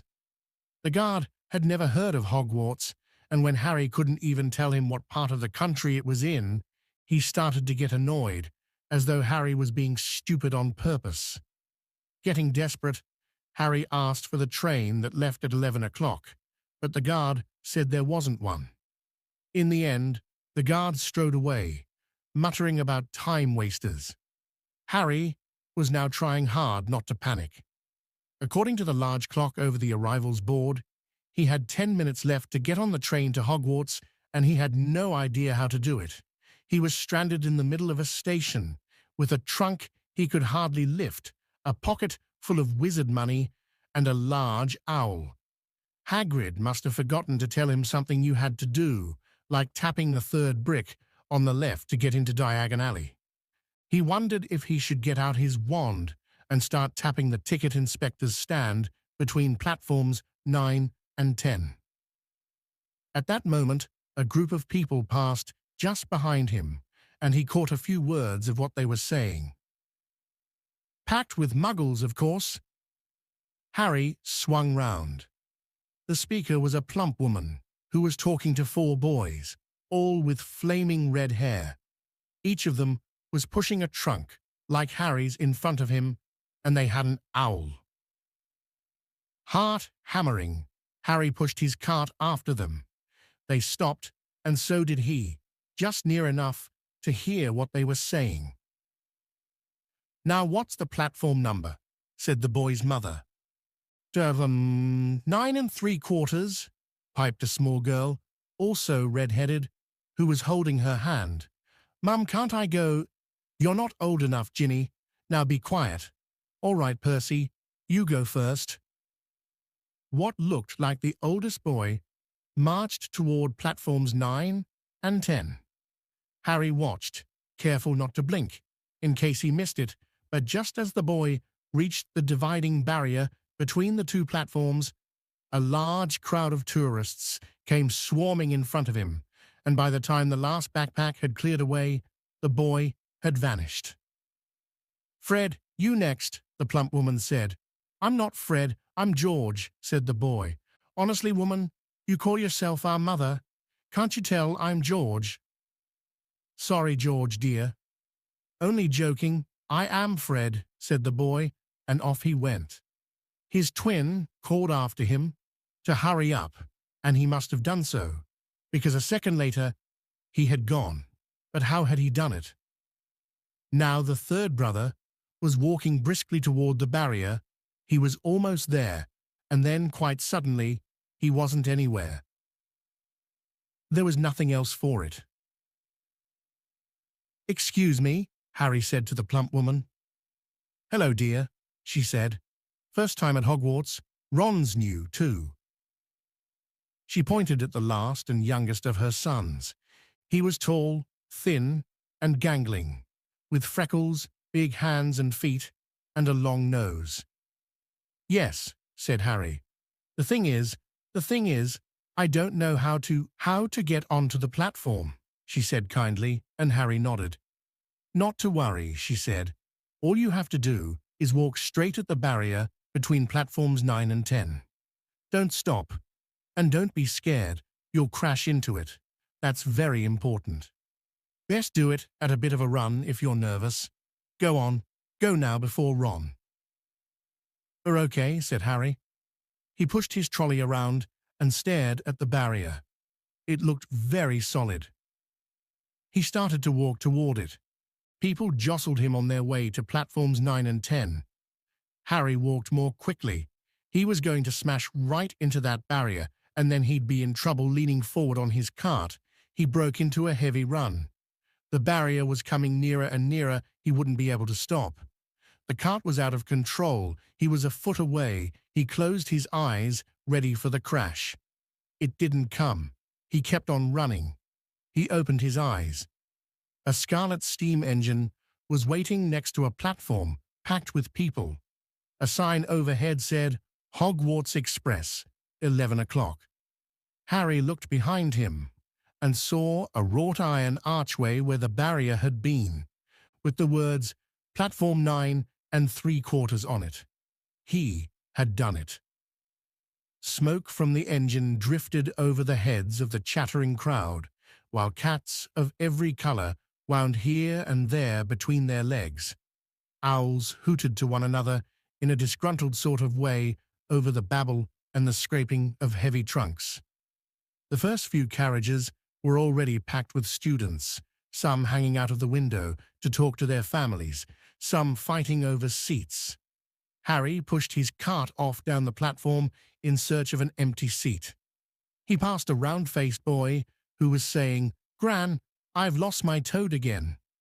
"Oh, Neville," he heard the old woman sigh. A boy with dreadlocks was surrounded by a small crowd. "Give us a look, Lee. Go on." The boy lifted the lid of a box in his arms, and the people around him shrieked and yelled. Something inside poked out a long, hairy leg. Harry pressed on through the crowd until he found an empty compartment near the end of the train. He put Hedwig inside first, and then started to shove and heave his trunk toward the train door. He tried to lift it up the steps, but could hardly raise one end, and twice he dropped it painfully on his foot. "Want a hand?" It was one of the red-haired twins he'd followed through the barrier. "Yes, please," Harry panted. "Oi, Fred, come here and help." With the twins' help, Harry's trunk was at last tucked away in a corner of the compartment. "Thanks," said Harry, pushing his sweaty hair out of his eyes. "What's that?" said one of the twins suddenly, pointing at Harry's lightning scar. "Blimey," said the other twin. "Are you—" "He is," said the first twin. "Aren't you?" he added to Harry. "What?" said Harry. "Harry Potter," chorused the twins. "Oh, him," said Harry. Yes, I am." The two boys gawked at him, and Harry felt himself turning red. Then, to his relief, a voice came floating in through the train's open door. "Fred, George, are you there?" "Coming, Mum." With a last look at Harry, the twins hopped off the train. Harry sat down next to the window, where, half hidden, he could watch the red-haired family on the platform and hear what they were saying. Their mother had just taken out her handkerchief. "Ron, you've got something on your nose." The youngest boy tried to jerk out of the way, but she grabbed him and began rubbing the end of his nose. "Mum Jeroff," he wriggled free. "Ah, has Ickle Ronnie got something on his nosy?" said one of the twins. "Shut up," said Ron.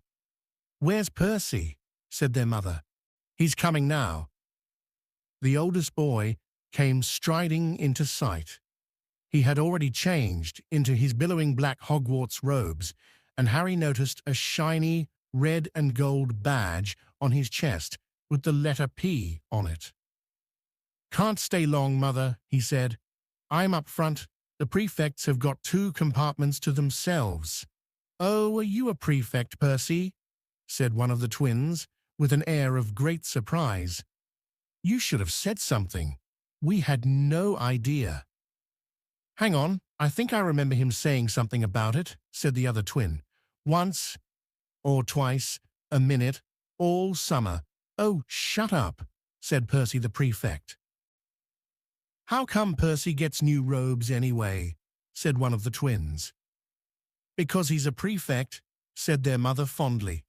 "All right, dear. Well, have a good term. Send me an owl when you get there." She kissed Percy on the cheek, and he left. Then she turned to the twins. "Now you two this year, you behave yourselves. If I get one more owl telling me you've blown up a toilet or—" "Blown up a toilet? We've never blown up a toilet." "Great idea, though. Thanks, Mum." "It's not funny. And look after Ron." "Don't worry, Ickle Ronikins is safe with us." "Shut up," said Ron again. He was almost as tall as the twins already, and his nose was still pink where his mother had rubbed it. "Hey, Mum, guess what? Guess who we just met on the train?" Harry leaned back quickly so they couldn't see him looking. "You know that black-haired boy who was near us in the station? Know who he is?" "Who?" "Harry Potter." Harry heard the little girl's voice. "Oh, Mum, can I go on the train and see him, Mum? Oh, please." "You've already seen him, Ginny. And the poor boy isn't something you goggle at in a zoo. Is he really Fred? How do you know? Asked him.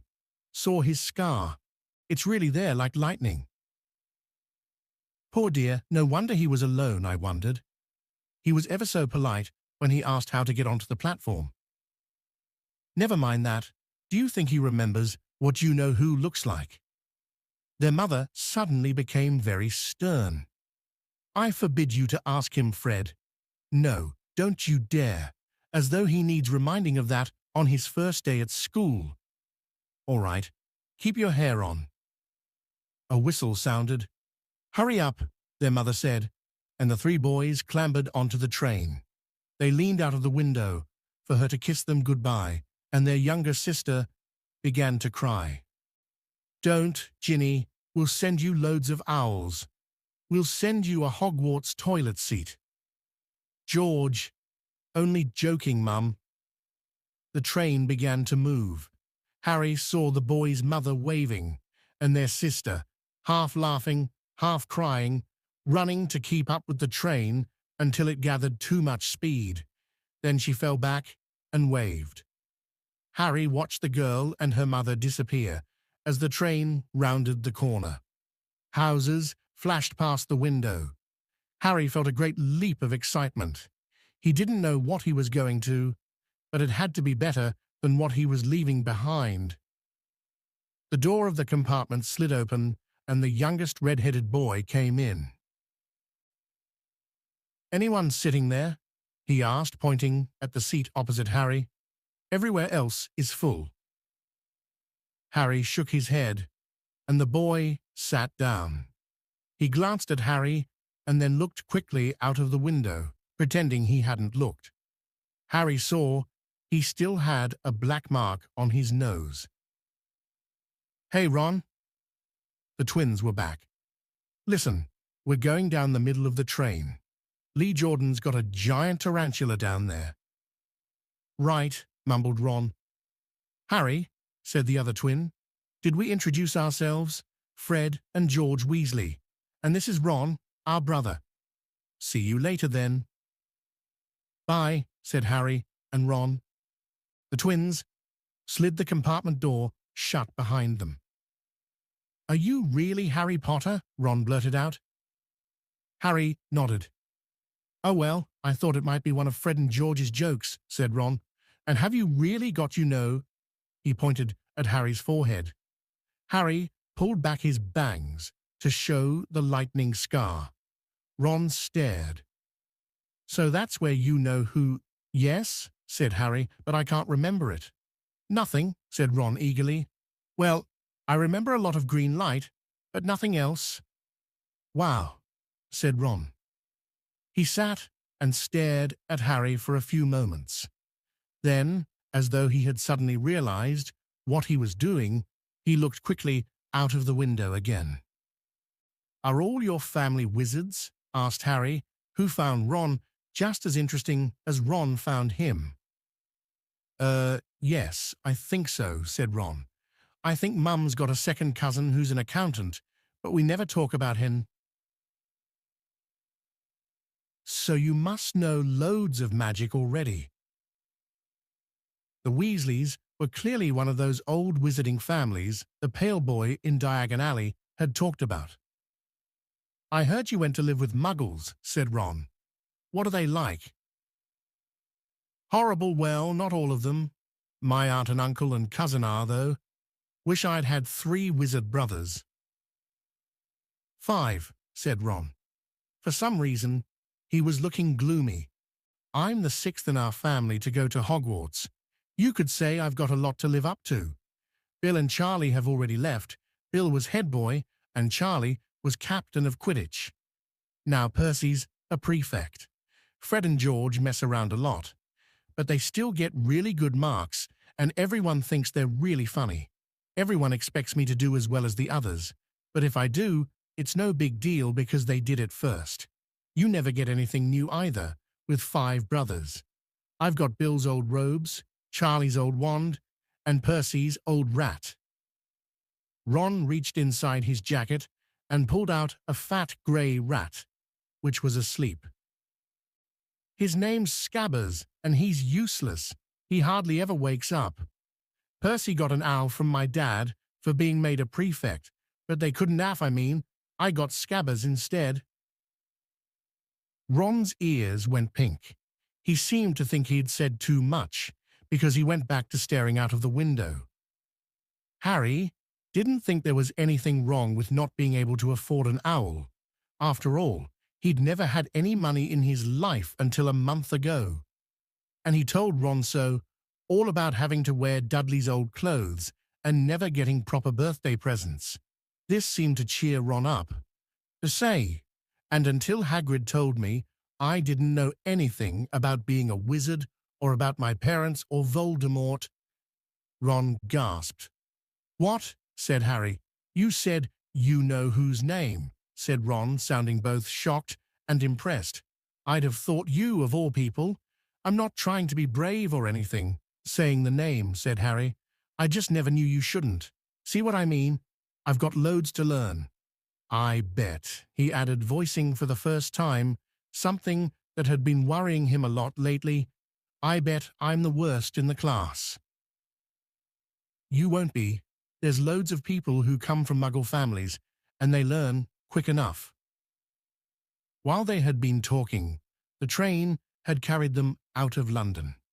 Now they were speeding past fields full of cows and sheep. They were quiet for a time, watching the fields and lanes flick past. Around 12:30, there was a great clattering outside in the corridor, and a smiling, dimpled woman slid back their door and said, "Anything off the cart, dears?" Harry, who hadn't had any breakfast, leapt to his feet, but Ron's ears went pink again, and he muttered that he'd brought sandwiches. Harry went out into the corridor. He had never had any money for candy with the Dursleys, and now that he had pockets rattling with gold and silver, he was ready to buy as many Mars bars as he could carry, but the woman didn't have Mars bars. What she did have were Bertie Bott's every flavor beans, Drooble's best blowing gum, chocolate frogs, pumpkin pasties, cauldron cakes, licorice wands, and a number of other strange things Harry had never seen in his life. Not wanting to miss anything, he got some of everything and paid the woman 11 silver sickles and 7 bronze nuts. Ron stared. Harry brought it all back into the compartment and tipped it onto an empty seat. Hungry, are you? Starving, said Harry, taking a large bite out of a pumpkin pasty. Ron had taken out a lumpy package and unwrapped it. There were 4 sandwiches inside. He pulled one of them apart and said, "She always forgets I don't like corned beef." "Swap you for one of these," said Harry, holding up a pasty. "Go on, you don't want this, it's all dry," said Ron. "She hasn't got much time," he added quickly, "you know, with 5 of us." "Go on, have a pasty," said Harry, who had never had anything to share before, or indeed anyone to share it with. It was a nice feeling, sitting there with Ron, eating their way through all Harry's pasties, cakes, and candies. The sandwiches lay forgotten. "What are these?" Harry asked Ron, holding up a pack of chocolate frogs. "They're not really frogs, are they?" He was starting to feel that nothing would surprise him. No," said Ron. "Let's see what the card is. I'm missing a gripper." "What?" "Oh, of course, you wouldn't know chocolate frogs have cards inside them, you know, to collect famous witches and wizards. I've got about 500, but I haven't got a gripper or Ptolemy." Harry unwrapped his chocolate frog and picked up the card. It showed a man's face. He wore half-moon glasses, had a long, crooked nose, and flowing silver hair, beard, and moustache. Underneath the picture was the name Albus Dumbledore. "So this is Dumbledore," said Harry. "Don't tell me you'd never heard of Dumbledore," said Ron. "Can I have a frog? I might get a gripper, thanks." Harry turned over his card and read, "Albus Dumbledore, currently headmaster of Hogwarts.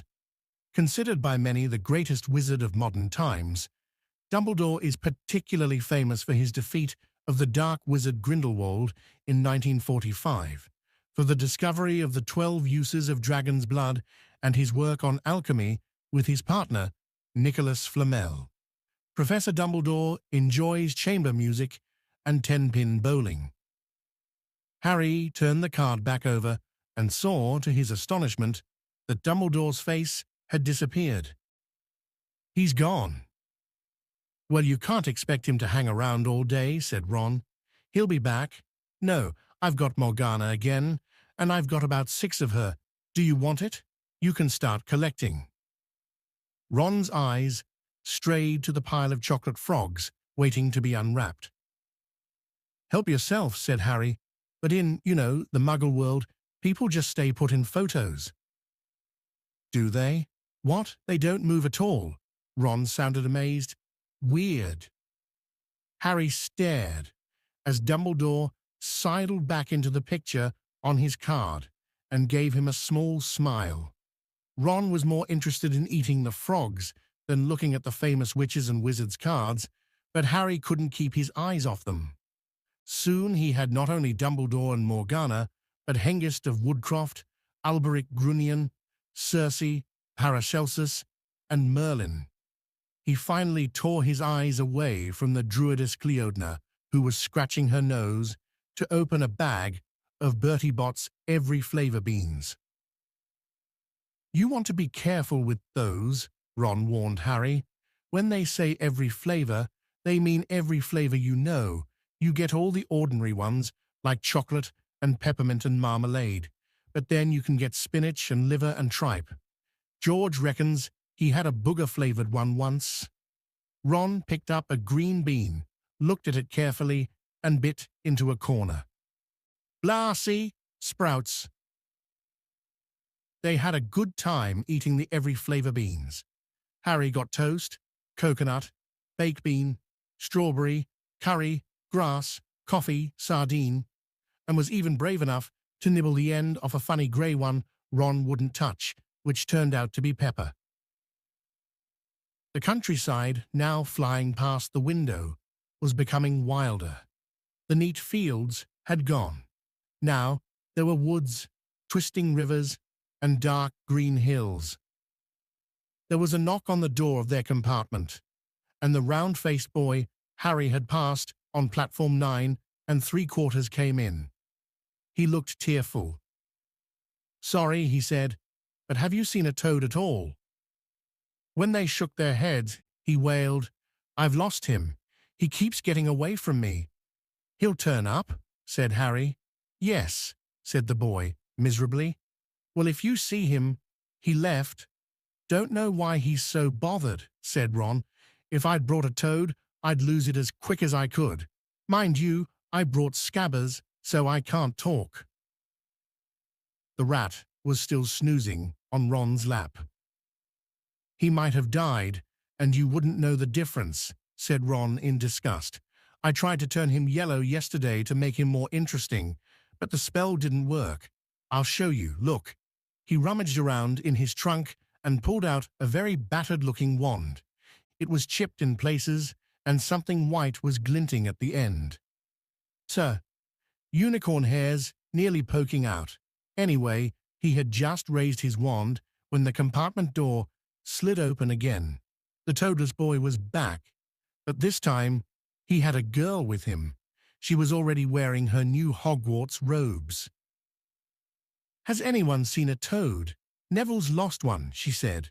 She had a bossy sort of voice, lots of bushy brown hair, and rather large front teeth. "We've already told him we haven't seen it," said Ron. But the girl wasn't listening. She was looking at the wand in his hand. "Oh, are you doing magic? Let's see it then." She sat down. Ron looked taken aback. All right." He cleared his throat. "Sunshine, daisies, buttermellow. Turn this stupid fat rat yellow." He waved his wand, but nothing happened. Scabbers stayed grey and fast asleep. "Are you sure that's a real spell?" said the girl. "Well, it's not very good, is it?" I've tried a few simple spells just for practice, and it's all worked for me. Nobody in my family's magic at all. It was ever such a surprise when I got my letter, but I was ever so pleased, of course. I mean, it's the very best school of witchcraft there is. I've heard I've learned all our course books by heart. Of course, I just hope it will be enough. I'm Hermione Granger, by the way. Who are you? She said all this very fast. Harry looked at Ron and was relieved to see by his stunned face that he hadn't learned all the course books by heart either. I'm Ron Weasley, Ron muttered. Harry Potter, said Harry. Are you really? Said Hermione. I know all about you. Of course, I got a few extra books for background reading, and you're in modern magical history and the rise and fall of the dark arts and great wizarding events of the 20th century. Am I? Said Harry, feeling dazed. Goodness, didn't you know? I'd have found out everything I could if it was me, said Hermione. Do either of you know what house you'll be in? I've been asking around, and I hope I'm in Gryffindor. It sounds by far the best. I hear Dumbledore himself was in it, but I suppose Ravenclaw wouldn't be too bad. Anyway, we'd better go and look for Neville's toad. You two had better change, you know. I expect we'll be there soon. And she left, taking the toadless boy with her. Whatever house I'm in, I hope she's not in it, said Ron. He threw his wand back into his trunk. Stupid spell George gave it to me. Bet he knew it was a dud. What house are your brothers in? Asked Harry.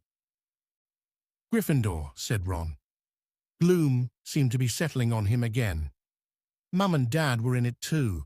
I don't know what they'll say if I'm not. I don't suppose Ravenclaw would be too bad, but imagine if they put me in Slytherin. That's the houseful. I mean, you know who was in? Yeah, said Ron. He flopped back into his seat, looking depressed. Oh, you know, I think the ends of Scabbers' whiskers are a bit lighter, said Harry, trying to take Ron's mind off houses.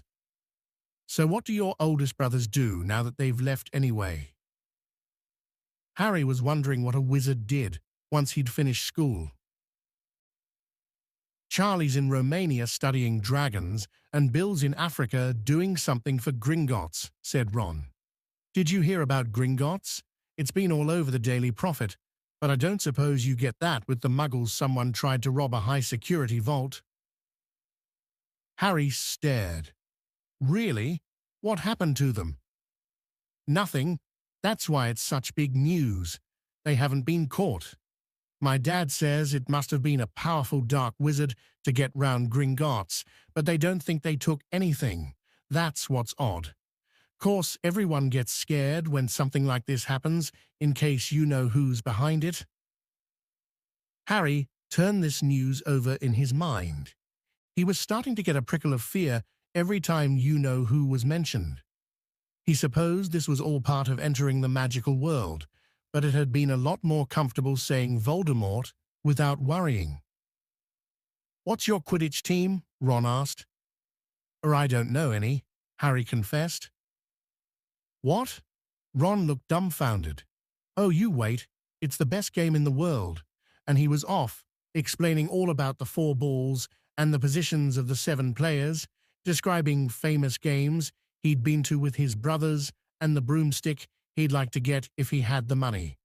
He was just taking Harry through the finer points of the game when the compartment door slid open yet again, but it wasn't Neville the toadless boy or Hermione Granger this time.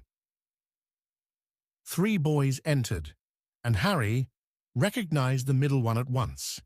It was the pale boy from Madame Malkin's robe shop. He was looking at Harry with a lot more interest than he'd shown back in Diagon Alley. Is it true? He said. They're saying all down the train that Harry Potter's in this compartment. So it's you, is it? Yes, said Harry. He was looking at the other boys. Both of them were thick-set and looked extremely mean. Standing on either side of the pale boy, they looked like bodyguards. Oh, this is Crabbe, and this is Goyle, said the pale boy, carelessly, noticing where Harry was looking. "And my name's Malfoy. Draco Malfoy." Ron gave a slight cough, which might have been hiding a snigger. Draco Malfoy looked at him. "Think my name's funny, do you? No need to ask who you are. My father told me all the Weasleys have red hair, freckles, and more children than they can afford." He turned back to Harry. "You'll soon find out some wizarding families are much better than others, Potter. You don't want to go making friends with the wrong sort. I can help you there." He held out his hand to shake Harry's, but Harry didn't take it. "I think I can tell who the wrong sort are for myself. Thanks," he said coolly. Draco Malfoy didn't go red, but a pink tinge appeared in his pale cheeks. "I'd be careful if I were you, Potter," he said slowly. "Unless you're a bit politer, you'll go the same way as your parents. They didn't know what was good for them either. You hang around with riffraff like the Weasleys and that Hagrid, and it'll rub off on you." Both Harry and Ron stood up. "Hi." "Say that again," Ron said, his face as red as his hair. "Oh, you're going to fight us, are you?" Malfoy sneered. "Unless you get out now," said Harry, more bravely than he felt, because Crabbe and Goyle were a lot bigger than him or Ron. "But we don't feel like leaving, do we, boys? We've eaten all our food, and you still seem to have some." Goyle reached toward the chocolate frogs next to Ron. Ron leapt forward, but before he'd so much as touched Goyle, Goyle let out a horrible yell. "Scabbers!" The rat was hanging off his finger. Sharp little teeth sunk deep into Goyle's knuckle. Crabbe and Malfoy backed away as Goyle swung Scabbers round and round, howling. And when Scabbers finally flew off and hit the window, all three of them disappeared at once. Perhaps they thought there were more rats lurking among the sweets, or perhaps they'd heard footsteps, because a second later, Hermione Granger had come in. "What has been going on?" she said, looking at the sweets all over the floor and Ron picking up Scabbers by his tail. "I think he's been knocked out," Ron said to Harry. He looked closer at Scabbers. "No, I don't believe it. He's gone back to sleep." And so he had. "You've met Malfoy before." Harry explained about their meeting in Diagon Alley. "I've heard of his family," said Ron darkly. "They were some of the first to come back to our side after you-know-who disappeared. Said they'd been bewitched. My dad doesn't believe it. He says Malfoy's father didn't need an excuse to go over to the dark side." He turned to Hermione. "Can we help you with something?" "You'd better hurry up and put your robes on. I've just been up to the front to ask the conductor, and he says we're nearly there. You haven't been fighting, have you? You'll be in trouble before we even get there." "Scabbers has been fighting, not us," said Ron, scowling at her. "Would you mind leaving while we change?" "All right. I only came in here because people outside are behaving very childishly, racing up and down the corridors," said Hermione in a sniffy voice. "And you've got dirt on your nose, by the way. Did you know?" Ron glared at her as she left. Harry peered out of the window. It was getting dark. He could see mountains and forests under a deep purple sky. The train did seem to be slowing down. He and Ron took off their jackets and pulled on their long, black robes. Ron's were a bit short for him. You could see his sneakers underneath them. A voice echoed through the train. "We will be reaching Hogwarts in 5 minutes' time. Please leave your luggage on the train. It will be taken to the school separately." Harry's stomach lurched with nerves, and Ron, he saw, looked pale under his freckles. They crammed their pockets with the last of the sweets and joined the crowd, thronging the corridor.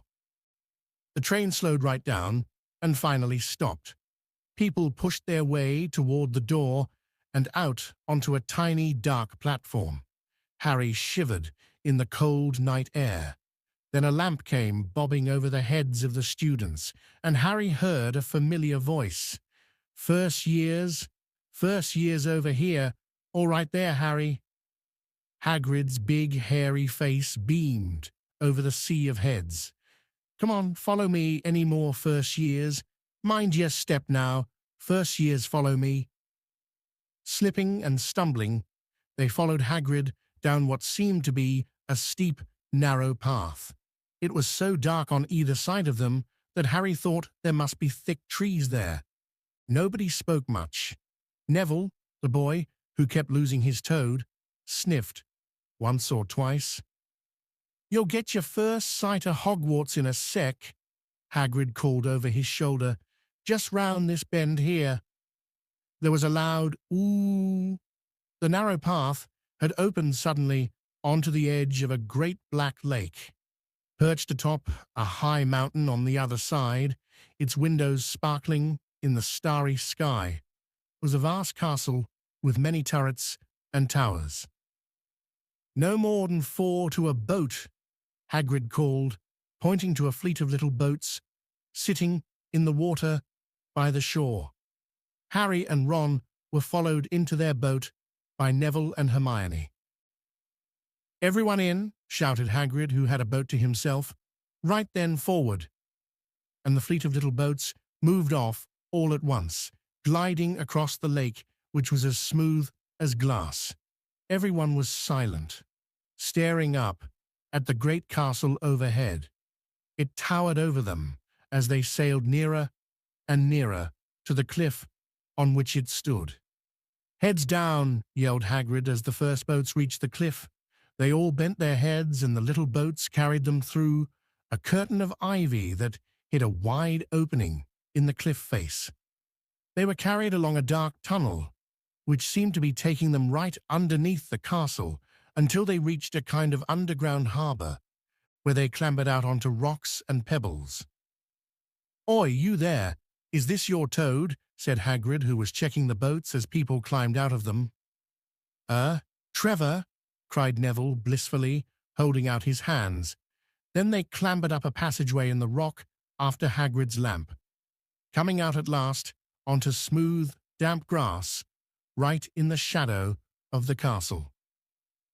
They walked up a flight of stone steps and crowded around the huge oak front door. "Everyone here? You there? Still got your toad?" Hagrid raised a gigantic fist and knocked 3 times on the castle door. Chapter 7. The Sorting Hat. The door swung open at once.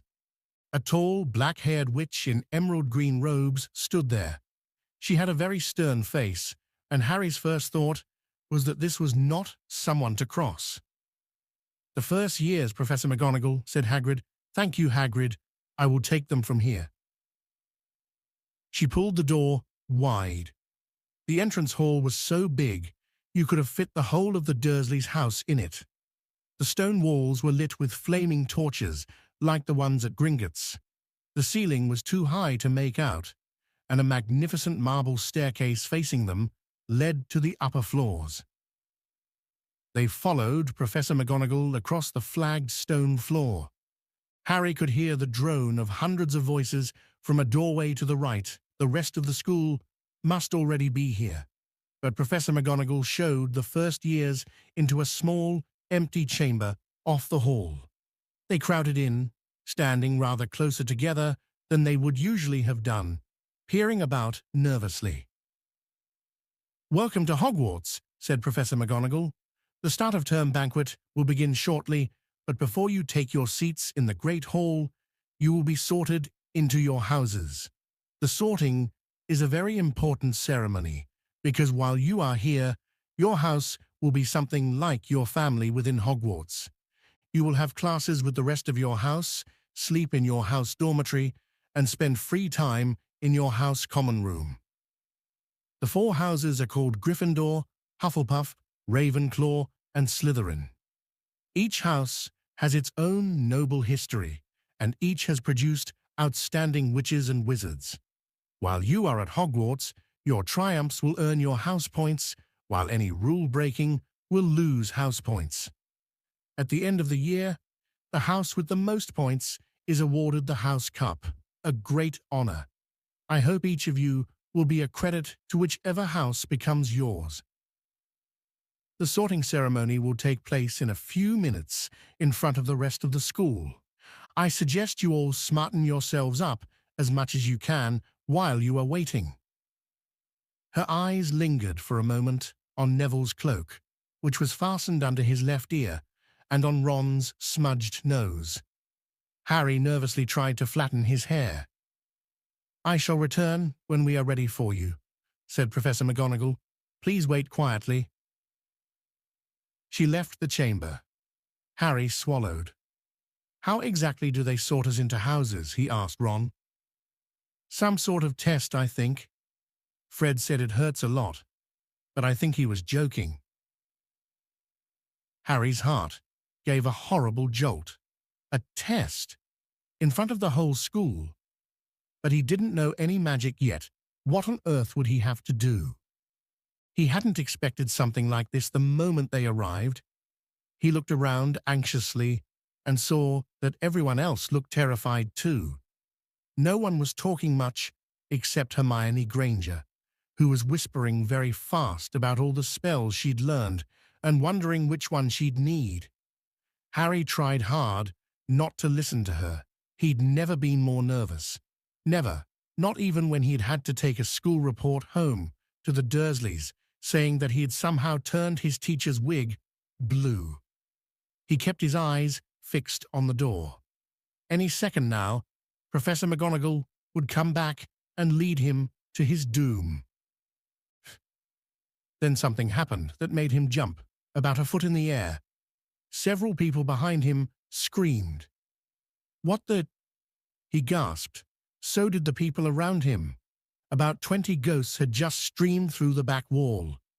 Pearly white and slightly transparent, they glided across the room, talking to one another and hardly glancing at the first years.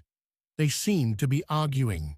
What looked like a fat little monk was saying, "Forgive and forget, I say. We ought to give him a second chance. My dear Friar, haven't we given Peeves all the chances he deserves?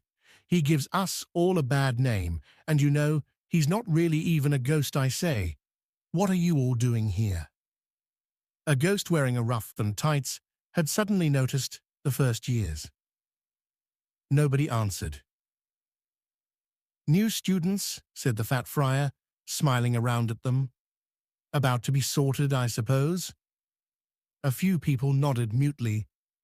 "Hope to see you in Hufflepuff," said the friar. "My old house, you know." "Move along now," said a sharp voice. "The sorting ceremony's about to start." Professor McGonagall had returned. One by one, the ghosts floated away through the opposite wall. "Now form a line," Professor McGonagall told the first years, "and follow me." Feeling oddly as though his legs had turned to lead, Harry got into line behind a boy with sandy hair, with Ron behind him, and they walked out of the chamber, back across the hall, and through a pair of double doors into the great hall. Harry had never even imagined such a strange and splendid place. It was lit by thousands and thousands of candles that were floating in mid-air over 4 long tables where the rest of the students were sitting. These tables were laid with glittering golden plates and goblets. At the top of the hall was another long table where the teachers were sitting. Professor McGonagall led the first years up here so that they came to a halt in a line facing the other students, with the teachers behind them. The hundreds of faces staring at them looked like pale lanterns in the flickering candlelight. Dotted here and there among the students, the ghosts shone misty silver. Mainly to avoid all the staring eyes, Harry looked upward and saw a velvety black ceiling dotted with stars. He heard Hermione whisper, "It's bewitched to look like the sky outside. I read about it in Hogwarts, a history." It was hard to believe there was a ceiling there at all, and that the Great Hall didn't simply open onto the heavens. Harry quickly looked down again as Professor McGonagall silently placed a four-legged stool in front of the first years. On top of the stool, she put a pointed wizard's hat. This hat was patched and frayed and extremely dirty. Aunt Petunia wouldn't have let it in the house.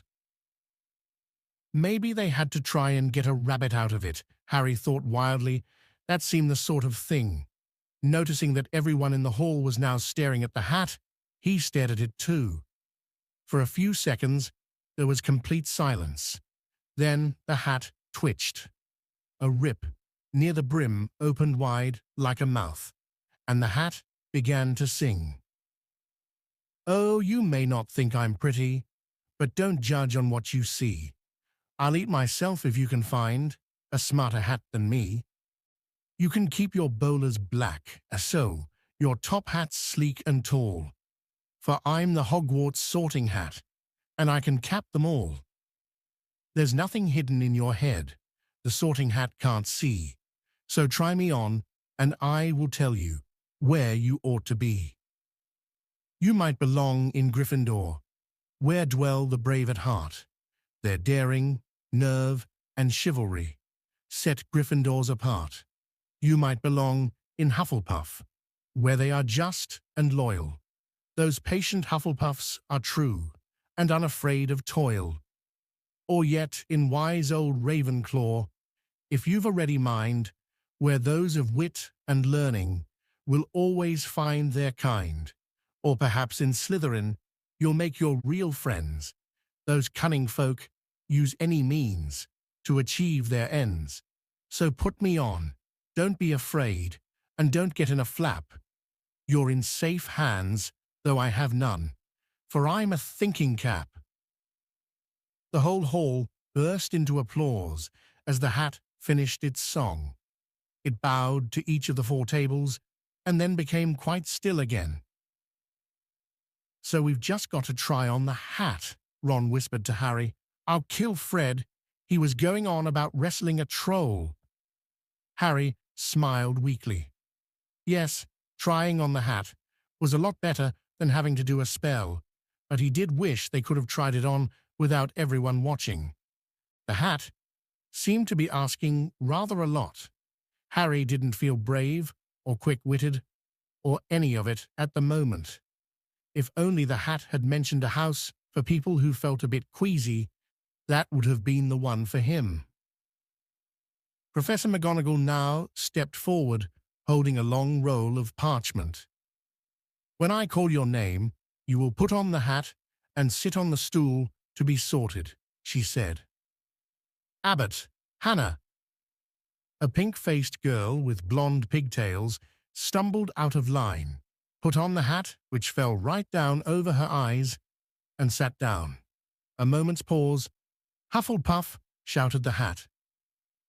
The table on the right cheered and clapped as Hannah went to sit down at the Hufflepuff table.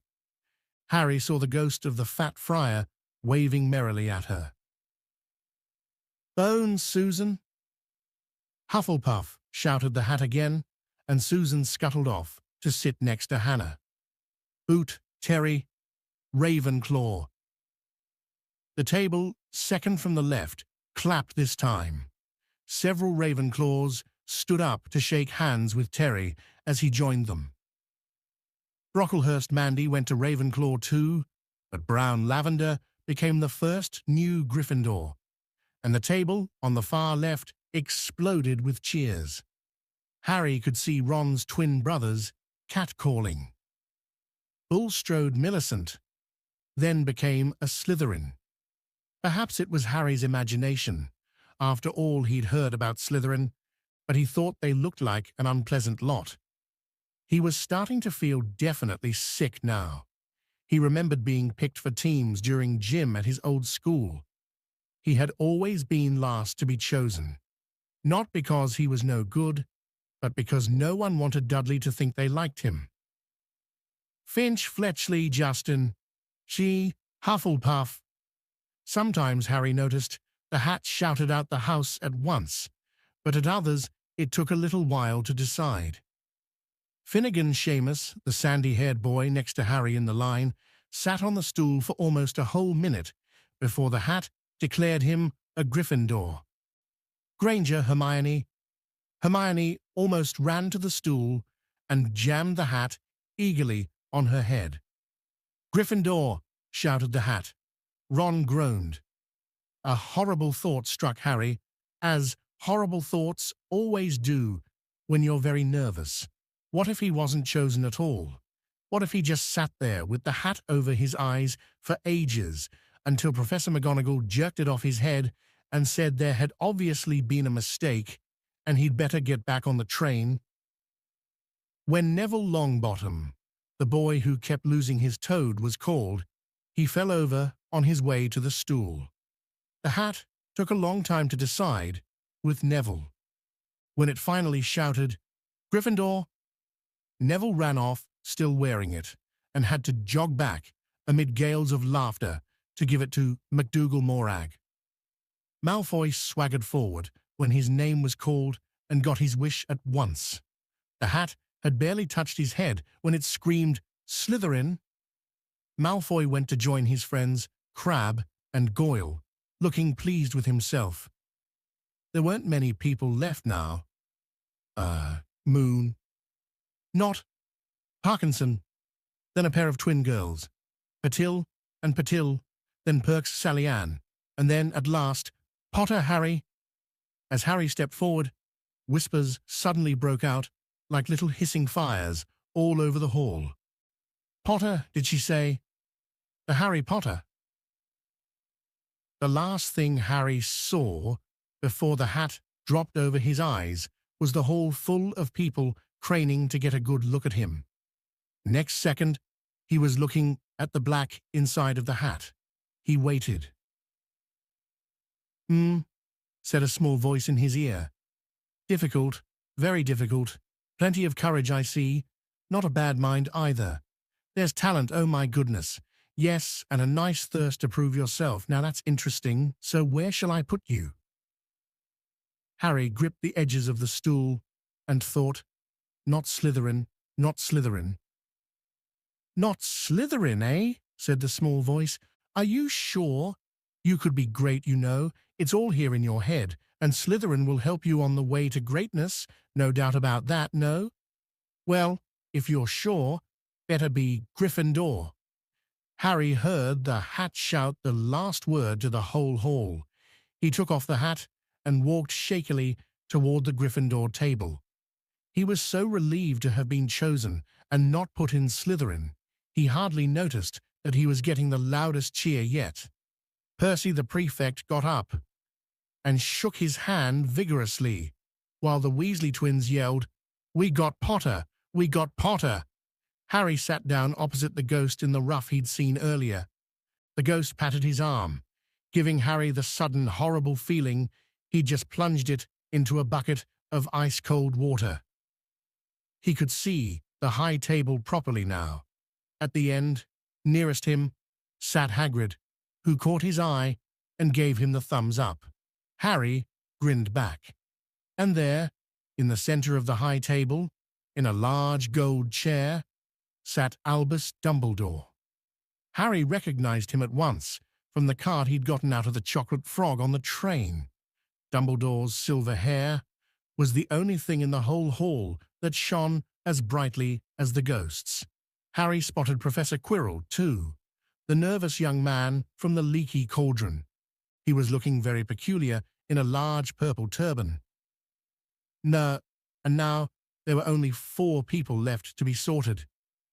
Thomas, Dean, a black boy, even taller than Ron, joined Harry at the Gryffindor table. Turpin, Lisa, became a Ravenclaw, and then it was Ron's turn. He was pale green by now. Harry crossed his fingers under the table, and a second later the hat had shouted, "Gryffindor!" Harry clapped loudly with the rest as Ron collapsed into the chair next to him. "Well done, Ron. Excellent," said Percy Weasley pompously across Harry as Zabini Blaze was made a Slytherin. Professor McGonagall rolled up her scroll and took the sorting hat away. Harry looked down at his empty gold plate. He had only just realized how hungry he was. The pumpkin pasties seemed ages ago. Albus Dumbledore had gotten to his feet. He was beaming at the students, his arms opened wide, as if nothing could have pleased him more than to see them all there. "Welcome," he said. "Welcome to a new year at Hogwarts. Before we begin our banquet, I would like to say a few words. And here they are: Nitwit, Blubber, Oddment, Tweak. Thank you." He sat back down. Everybody clapped and cheered. Harry didn't know whether to laugh or not. "Is he a bit mad?" he asked Percy uncertainly. "Mad?" said Percy airily. "He's a genius, best wizard in the world. But he is a bit mad, yes. Potatoes, Harry." Harry's mouth fell open. The dishes in front of him were now piled with food.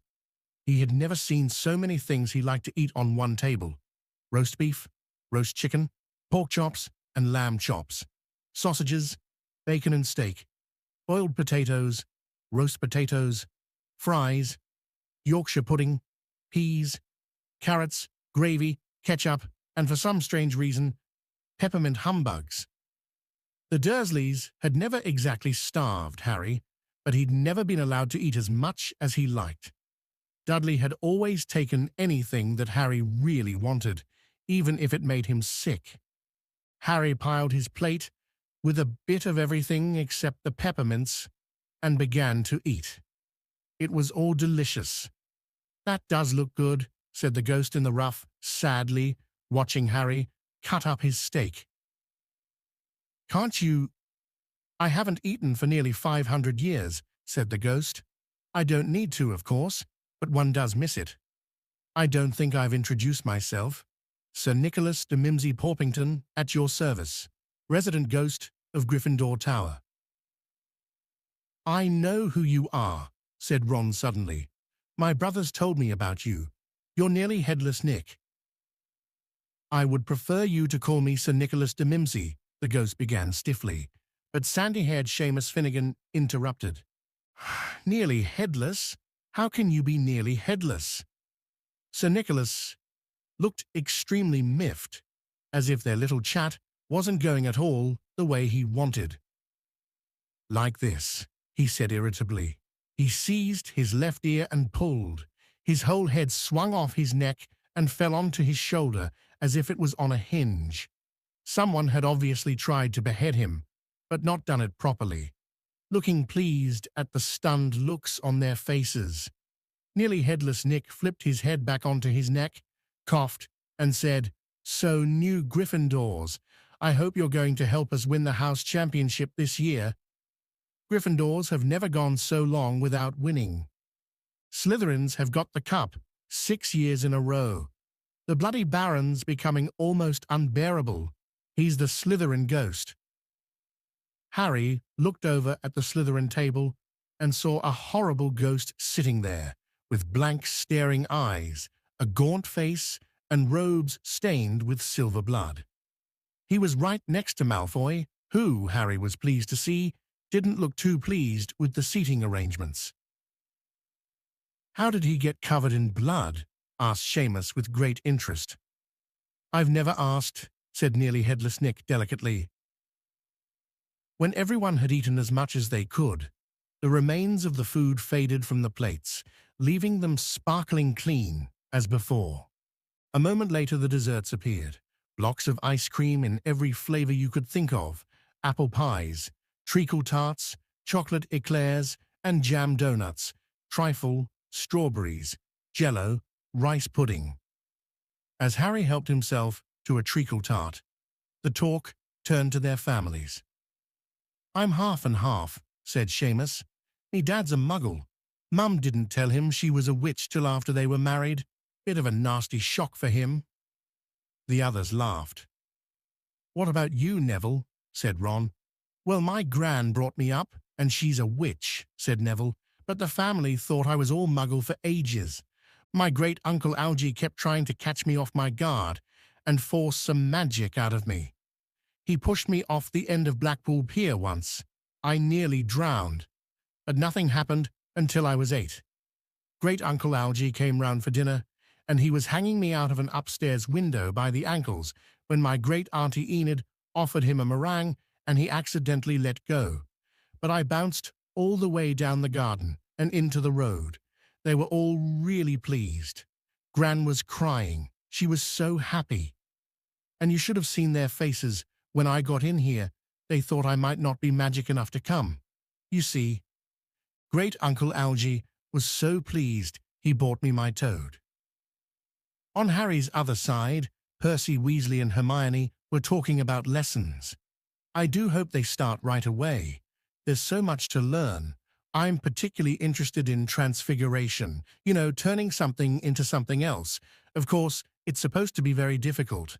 You'll be starting small, just matches into needles and that sort of thing. Harry, who was starting to feel warm and sleepy, looked up at the high table again. Hagrid was drinking deeply from his goblet. Professor McGonagall was talking to Professor Dumbledore. Professor Quirrell, in his absurd turban, was talking to a teacher with greasy black hair, a hooked nose, and sallow skin. It happened very suddenly. The hook-nosed teacher looked past Quirrell's turban straight into Harry's eyes, and a sharp, hot pain shot across the scar on Harry's forehead. Ouch! Harry clapped a hand to his head. What is it? Asked Percy. Nothing. The pain had gone as quickly as it had come. Harder to shake off was the feeling Harry had gotten from the teacher's look, a feeling that he didn't like Harry at all. Who's that teacher talking to Professor Quirrell? He asked Percy. Oh, you know Quirrell already, do you? No wonder he's looking so nervous. That's Professor Snape. He teaches potions, but he doesn't want to everyone knows he's after Quirrell's job. Knows an awful lot about the dark arts, Snape. Harry watched Snape for a while, but Snape didn't look at him again. At last, the desserts too disappeared, and Professor Dumbledore got to his feet again. The hall fell silent. Just a few more words now that we are all fed and watered. I have a few start-of-term notices to give you. First years should note that the forest on the grounds is forbidden to all pupils, and a few of our older students would do well to remember that as well. Dumbledore's twinkling eyes flashed in the direction of the Weasley twins. I have also been asked by Mr. Filch, the caretaker, to remind you all that no magic should be used between classes in the corridors. Quidditch trials will be held in the second week of the term. Anyone interested in playing for their house teams should contact Madam Hooch. And finally, I must tell you that this year, the third-floor corridor on the right-hand side is out of bounds to everyone who does not wish to die a very painful death. Harry laughed, but he was one of the few who did. He's not serious, he muttered to Percy. Must be, said Percy, frowning at Dumbledore. It's odd, because he usually gives us a reason why we're not allowed to go somewhere. The forest's full of dangerous beasts. Everyone knows that. I do think he might have told us prefects, at least. And now, before we go to bed, let us sing the school song, cried Dumbledore. Harry noticed that the other teachers' smiles had become rather fixed. Dumbledore gave his wand a little flick, as if he was trying to get a fly off the end, and a long golden ribbon flew out of it, which rose high above the tables and twisted itself, snake-like, into words. Everyone picked their favorite tune, said Dumbledore, and off we go. And the school bellowed, Hogwarts, Hogwarts, Hoggy-Warty Hogwarts. Teach us something, please, whether we be old and bald or young with scabby knees. Our heads could do with filling, with some interesting stuff. For now they're bare and full of air, dead flies and bits of fluff. So teach us things worth knowing. Bring back what we've forgot. Just do your best, we'll do the rest, and learn until our brains all rot. Everybody finished the song at different times. At last, only the Weasley twins were left singing along to a very slow funeral march. Dumbledore conducted their last few lines with his wand, and when they had finished, he was one of those who clapped loudest.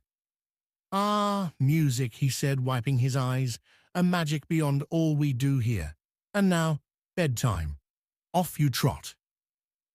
The Gryffindor first years followed Percy through the chattering crowds, out of the Great Hall, and up the marble staircase.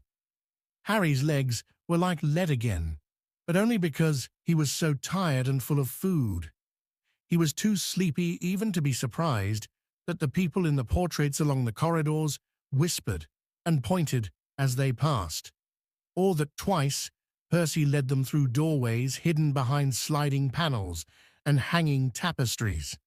They climbed more staircases, yawning and dragging their feet, and Harry was just wondering how much farther they had to go when they came to a sudden halt. A bundle of walking sticks was floating in mid-air ahead of them, and as Percy took a step toward them, they started throwing themselves at him. "Peeves," Percy whispered to the first years. "A poltergeist." He raised his voice. "Peeves, show yourself." A loud, rude sound, like the air being let out of a balloon, answered, "Do you want me to go to the Bloody Baron?" There was a pop, and a little man with wicked dark eyes and a wide mouth appeared, floating cross-legged in the air, clutching the walking sticks. "Ooh," he said with an evil cackle, "ickle firsties, what fun!" He swooped suddenly at them. They all ducked. "Go away, Peeves, or the Baron'll hear about this. I mean it," barked Percy. Peeves stuck out his tongue and vanished, dropping the walking sticks on Neville's head. They heard him zooming away, rattling coats of armor as he passed. "You want to watch out for Peeves," said Percy as they set off again. "The Bloody Baron's the only one who can control him. He won't even listen to us prefects. Here we are." Phoo. At the very end of the corridor hung a portrait of a very fat woman in a pink silk dress. "Password?" she said. "Caput Draconis," said Percy, and the portrait swung forward to reveal a round hole in the wall. They all scrambled through it. Neville needed a leg up and found themselves in the Gryffindor common room, a cozy, round room full of squashy armchairs. Percy directed the girls through one door to their dormitory and the boys through another. At the top of a spiral staircase, they were obviously in one of the towers. They found their beds at last. 5 four-posters hung with deep red velvet curtains. Their trunks had already been brought up. Too tired to talk much, they pulled on their pajamas and fell into bed. "Great food, isn't it?" Ron muttered to Harry through the hangings. "Get off, Scabbers. He's chewing my sheets." Harry was going to ask Ron if he'd had any of the treacle tart, but he fell asleep almost at once. Perhaps Harry had eaten a bit too much, because he had a very strange dream. He was wearing Professor Quirrell's turban, which kept talking to him, telling him he must transfer to Slytherin at once, because it was his destiny. Harry told the turban he didn't want to be in Slytherin. It got heavier and heavier. He tried to pull it off, but it tightened painfully, and there was Malfoy, laughing at him as he struggled with it. Then Malfoy turned into the hook-nosed teacher, Snape, whose laugh became high and cold. There was a burst of green light, and Harry woke, sweating and shaking. He rolled over and fell asleep again, and when he woke next day, he didn't remember the dream at all. Chapter 8. The Potions Master. "There, look." "Where?" "Next to the tall kid with the red hair. Wearing the glasses. Did you see his face? Did you see his scar?" Whispers followed Harry from the moment he left his dormitory the next day.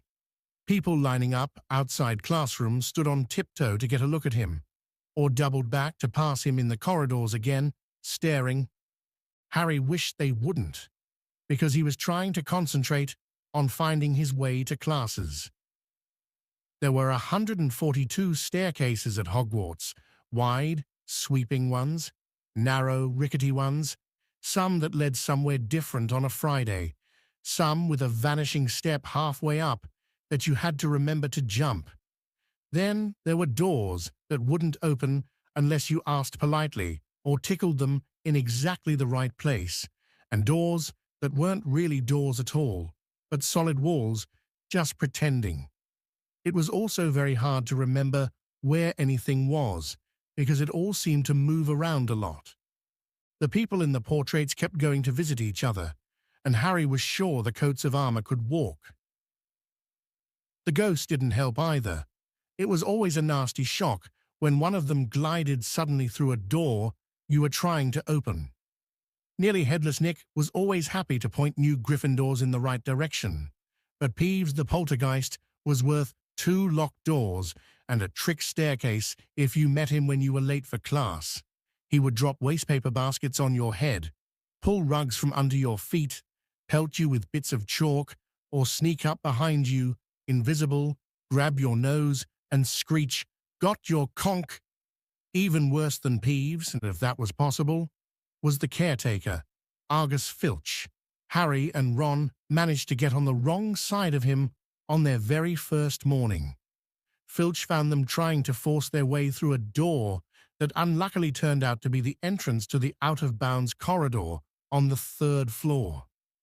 He wouldn't believe they were lost, was sure they were trying to break into it on purpose, and was threatening to lock them in the dungeons when they were rescued by Professor Quirrell, who was passing. Filch owned a cat called Mrs. Norris, a scrawny, dust-colored creature with bulging, lamp-like eyes, just like Filch's.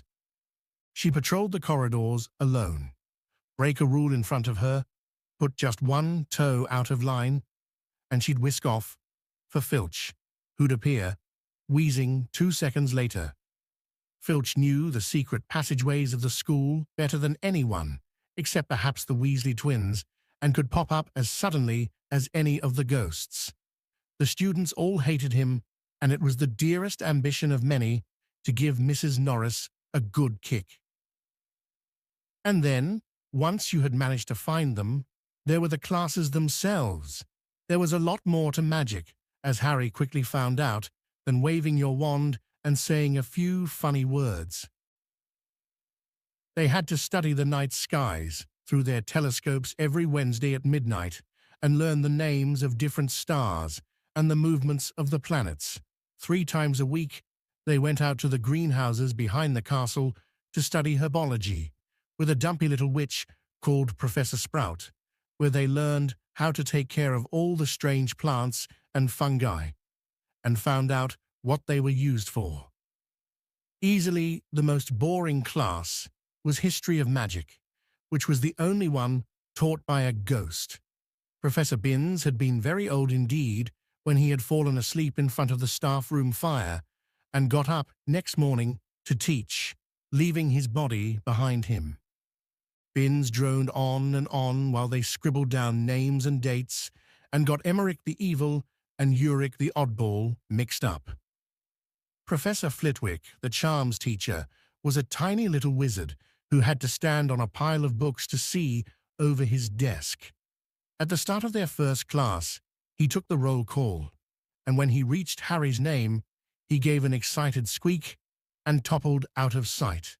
Professor McGonagall was again different. Harry had been quite right to think she wasn't a teacher to cross. Strict and clever, she gave them a talking to the moment they sat down in her first class. "Transfiguration is some of the most complex and dangerous magic you will learn at Hogwarts," she said. "Anyone messing around in my class will leave and not come back. You have been warned." Then she changed her desk into a pig and back again. They were all very impressed and couldn't wait to get started, but soon realized they weren't going to be changing the furniture into animals for a long time.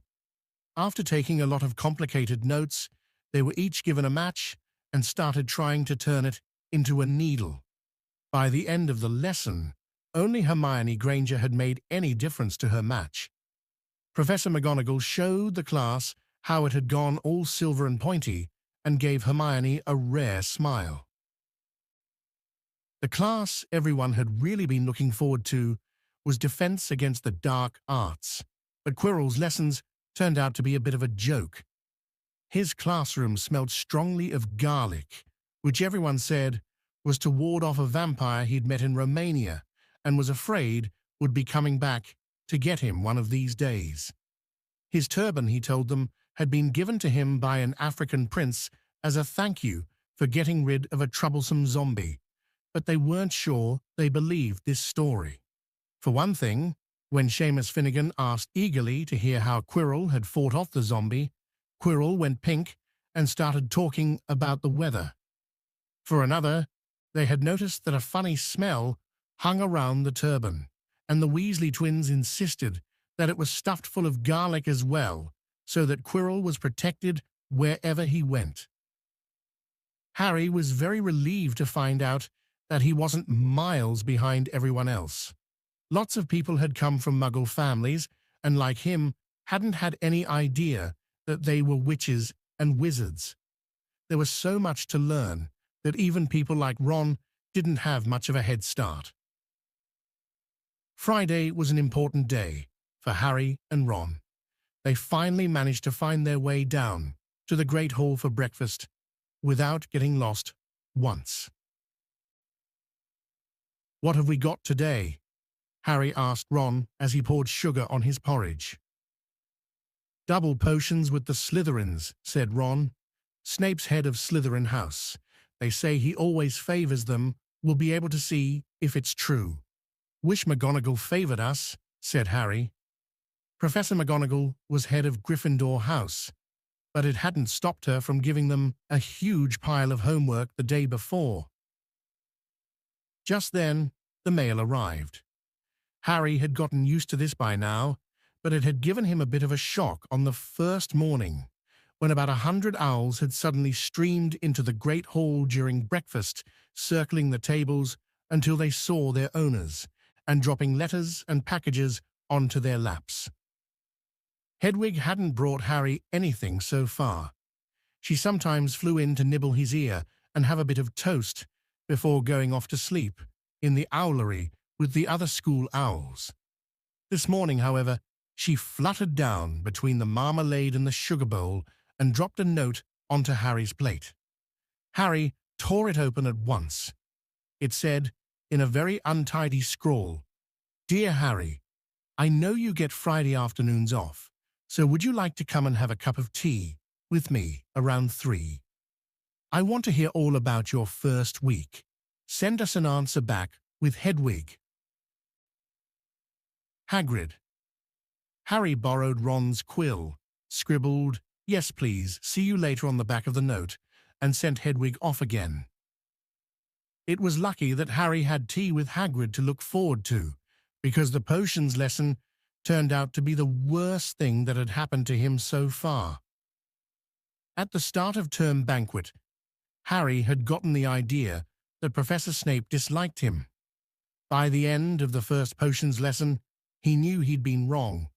Snape didn't dislike Harry, he hated him. Potions lessons took place down in one of the dungeons. It was colder here than up in the main castle, and would have been quite creepy enough without the pickled animals floating in glass jars all around the walls. Snape, like Flitwick, started the class by taking the roll call, and like Flitwick, he paused at Harry's name. "Ah, yes," he said softly, "Harry Potter. Our new celebrity, Draco Malfoy, and his friends Crabbe and Goyle, sniggered behind their hands." Snape finished calling the names and looked up at the class. His eyes were black, like Hagrid's, but they had none of Hagrid's warmth. They were cold and empty and made you think of dark tunnels. "You are here to learn the subtle science and exact art of potion making," he began. He spoke in barely more than a whisper, but they caught every word like Professor McGonagall. Snape had the gift of keeping a class silent without effort. As there is little foolish wand-waving here, many of you will hardly believe this is magic. I don't expect you will really understand the beauty of the softly simmering cauldron with its shimmering fumes, the delicate power of liquids that creep through human veins, bewitching the mind, ensnaring the senses. I can teach you how to bottle fame, brew glory, even stop a death, if you aren't as big a bunch of dunderheads as I usually have to teach. More silence followed this little speech. Harry and Ron exchanged looks with raised eyebrows. Hermione Granger was on the edge of her seat and looked desperate to start proving that she wasn't a dunderhead. "Potter," said Snape suddenly, "what would I get if I added powdered root of asphodel to an infusion of wormwood?" Powdered root of what to an infusion of what? Harry glanced at Ron, who looked as stumped as he was. Hermione's hand had shot into the air. "I don't know, sir," said Harry. Snape's lips curled into a sneer. Tut-tut, fame clearly isn't everything." He ignored Hermione's hand. "Let's try again. Potter, where would you look if I told you to find me a bezoar?" Hermione stretched her hand as high into the air as it would go without her leaving her seat. But Harry didn't have the faintest idea what a bezoar was. He tried not to look at Malfoy, Crabbe, and Goyle, who were shaking with laughter. "I don't know, sir." "Thought you wouldn't open a book before coming, eh, Potter?" Harry forced himself to keep looking straight into those cold eyes. He had looked through his books at the Dursleys, but did Snape expect him to remember everything in 1,000 magical herbs and fungi? Snape was still ignoring Hermione's quivering hand. "What is the difference, Potter, between monkshood and wolfsbane?" At this, Hermione stood up, her hand stretching toward the dungeon ceiling. "I don't know," said Harry quietly. "I think Hermione does, though. Why don't you try her?" A few people laughed. Harry caught Seamus's eye, and Seamus winked. Snape, however, was not pleased. "Sit down," he snapped at Hermione. "For your information, Potter, asphodel and wormwood make a sleeping potion so powerful it is known as the draught of living death. A bezoar is a stone taken from the stomach of a goat, and it will save you from most poisons. As for monkshood and wolfsbane, they are the same plant, which also goes by the name of aconite. Well, why aren't you all copying that down?" There was a sudden rummaging for quills and parchment. Over the noise, Snape said, "And a point will be taken from Gryffindor House for your cheek, Potter." Things didn't improve for the Gryffindors as the potions lesson continued. Snape put them all into pairs and set them to mixing up a simple potion to cure boils. He swept around in his long black cloak, watching them weigh dried nettles and crush snake fangs, criticizing almost everyone except Malfoy, whom he seemed to like. He was just telling everyone to look at the perfect way Malfoy had stewed his horned slugs when clouds of acid green smoke and a loud hissing filled the dungeon. Neville had somehow managed to melt Seamus's cauldron into a twisted blob, and their potion was seeping across the stone floor, burning holes in people's shoes. Within seconds, the whole class was standing on their stools, while Neville, who had been drenched in the potion when the cauldron collapsed, moaned in pain as angry red boils sprang up all over his arms and legs. "Idiot boy," snarled Snape, clearing the spilled potion away with one wave of his wand. "I suppose you added the porcupine quills before taking the cauldron off the fire."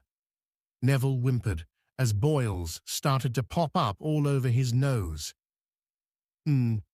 Take him up to the hospital wing," Snape spat at Seamus. Then he rounded on Harry and Ron, who had been working next to Neville. "You, Potter, Why didn't you tell him not to add the quills? Thought he'd make you look good if he got it wrong, did you? That's another point you've lost for Gryffindor." This was so unfair that Harry opened his mouth to argue, but Ron kicked him behind their cauldron. "Don't push it," he muttered.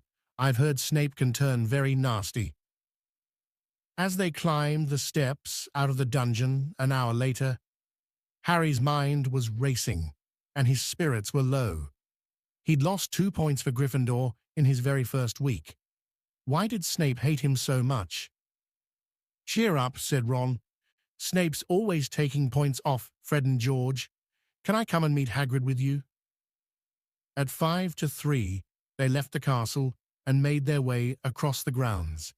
Hagrid lived in a small wooden house on the edge of the Forbidden Forest. A crossbow and a pair of galoshes were outside the front door. When Harry knocked, they heard a frantic scrabbling from inside and several booming barks. Then Hagrid's voice rang out, saying, "Back, Fang, back." Hagrid's big, hairy face appeared in the crack as he pulled the door open. "Hang on," he said. "Back, Fang." He let them in, struggling to keep a hold on the collar of an enormous black boarhound. There was only one room inside. Hams and pheasants were hanging from the ceiling. A copper kettle was boiling on the open fire, and in the corner stood a massive bed with a patchwork quilt over it. "Make yourselves at home," said Hagrid, letting go of Fang, who bounded straight at Ron and started licking his ears. Like Hagrid, Fang was clearly not as fierce as he looked. "Shh, this is Ron," Harry told Hagrid, who was pouring boiling water into a large teapot and putting rock cakes onto a plate. "Another Weasley, eh?" said Hagrid, glancing at Ron's freckles. "I spent half me life chasing your twin brothers away from the forest." The rock cakes were shapeless lumps with raisins that almost broke their teeth, but Harry and Ron pretended to be enjoying them as they told Hagrid all about their first lessons. Fang rested his head on Harry's knee and drooled all over his robes.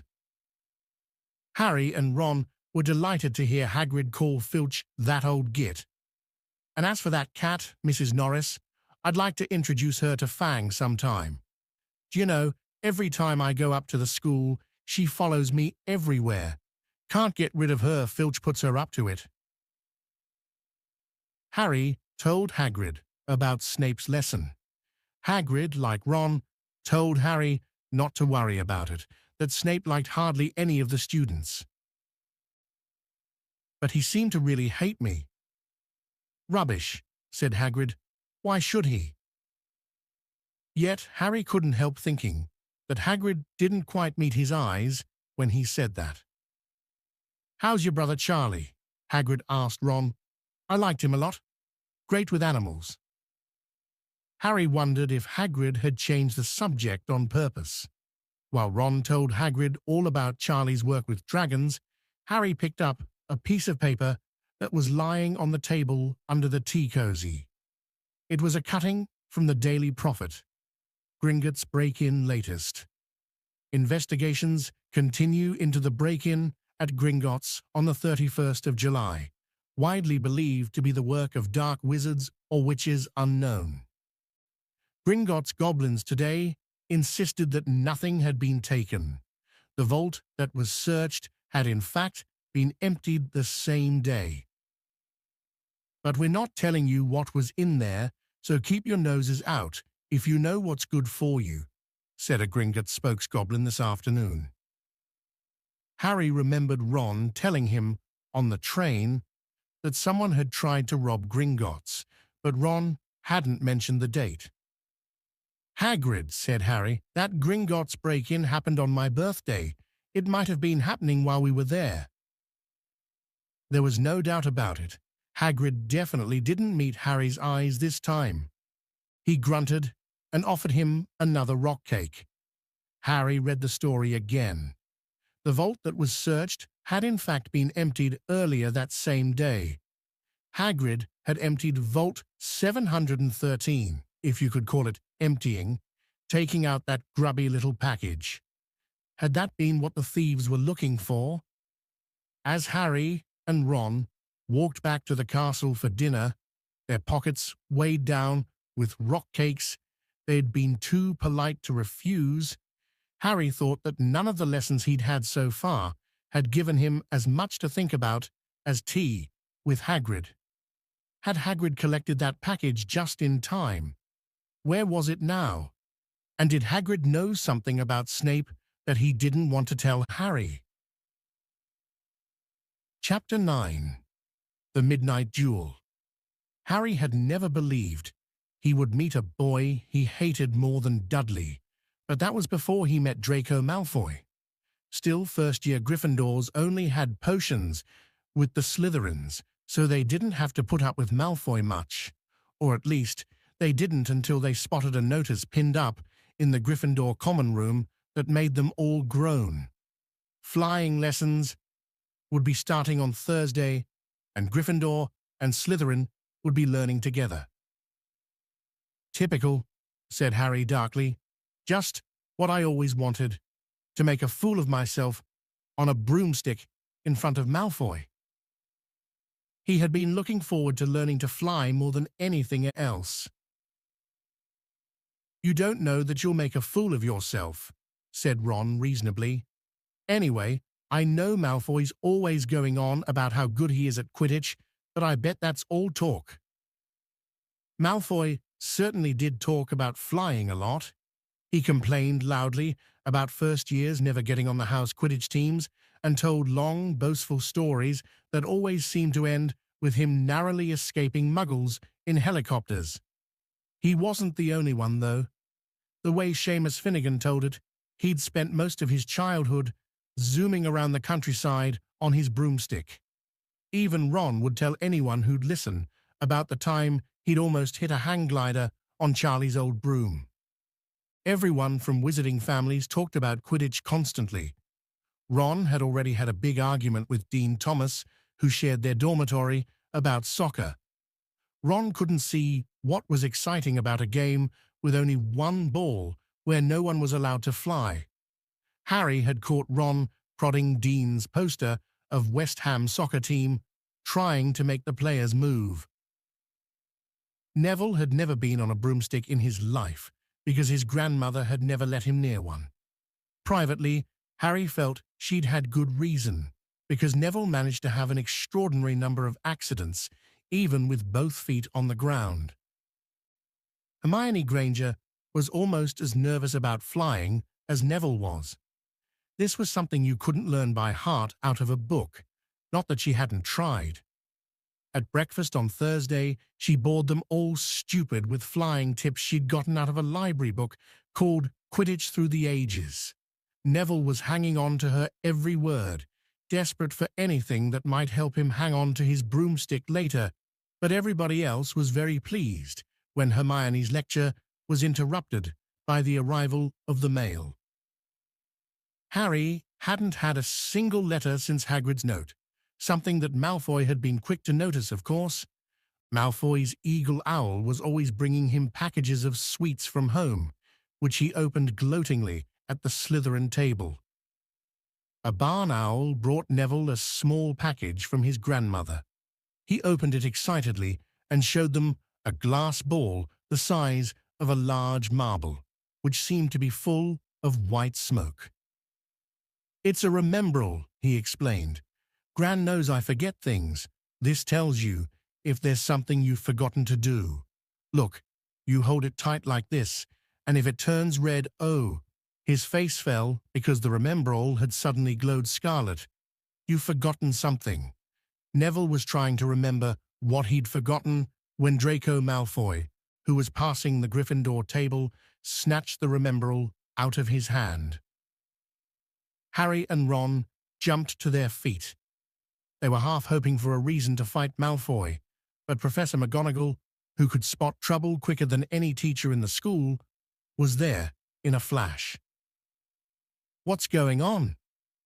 "Malfoy's got my remembrall, Professor." Scowling, Malfoy quickly dropped the remembrall back on the table. "Just looking," he said, and he sloped away with Crabbe and Goyle behind him.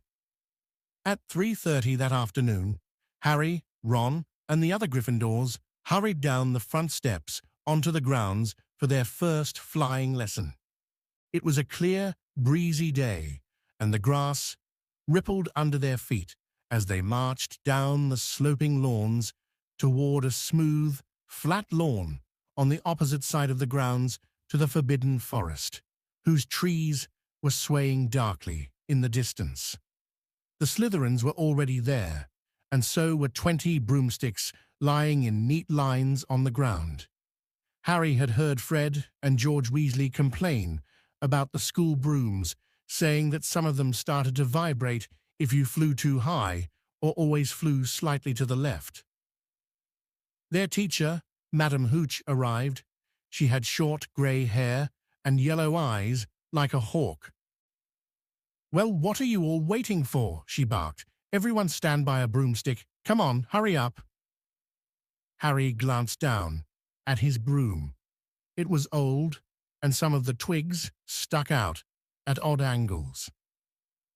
"Stick out your right hand over your broom," called Madame Hooch at the front, "and say up." "Up," everyone shouted.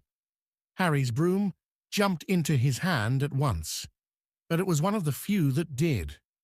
Hermione Granger's had simply rolled over on the ground, and Neville's hadn't moved at all. Perhaps brooms, like horses, could tell when you were afraid, thought Harry.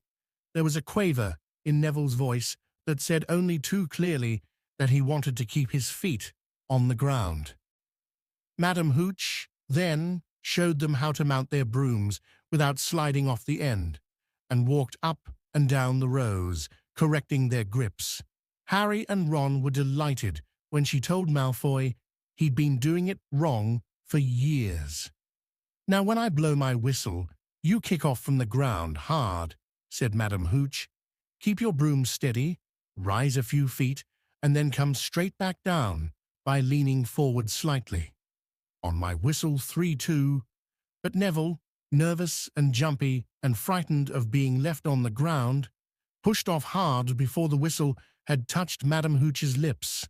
"Come back, boy," she shouted, but Neville was rising straight up, like a cork shot out of a bottle, 12 feet, 20 feet. Harry saw his scared white face, looked down at the ground falling away, saw him gasp, slip sideways off the broom, and wham, a thud and a nasty crack, and Neville lay face down on the grass in a heap. His broomstick was still rising higher and higher, and started to drift lazily toward the Forbidden Forest and out of sight. Madame Hooch was bending over Neville, her face as white as his.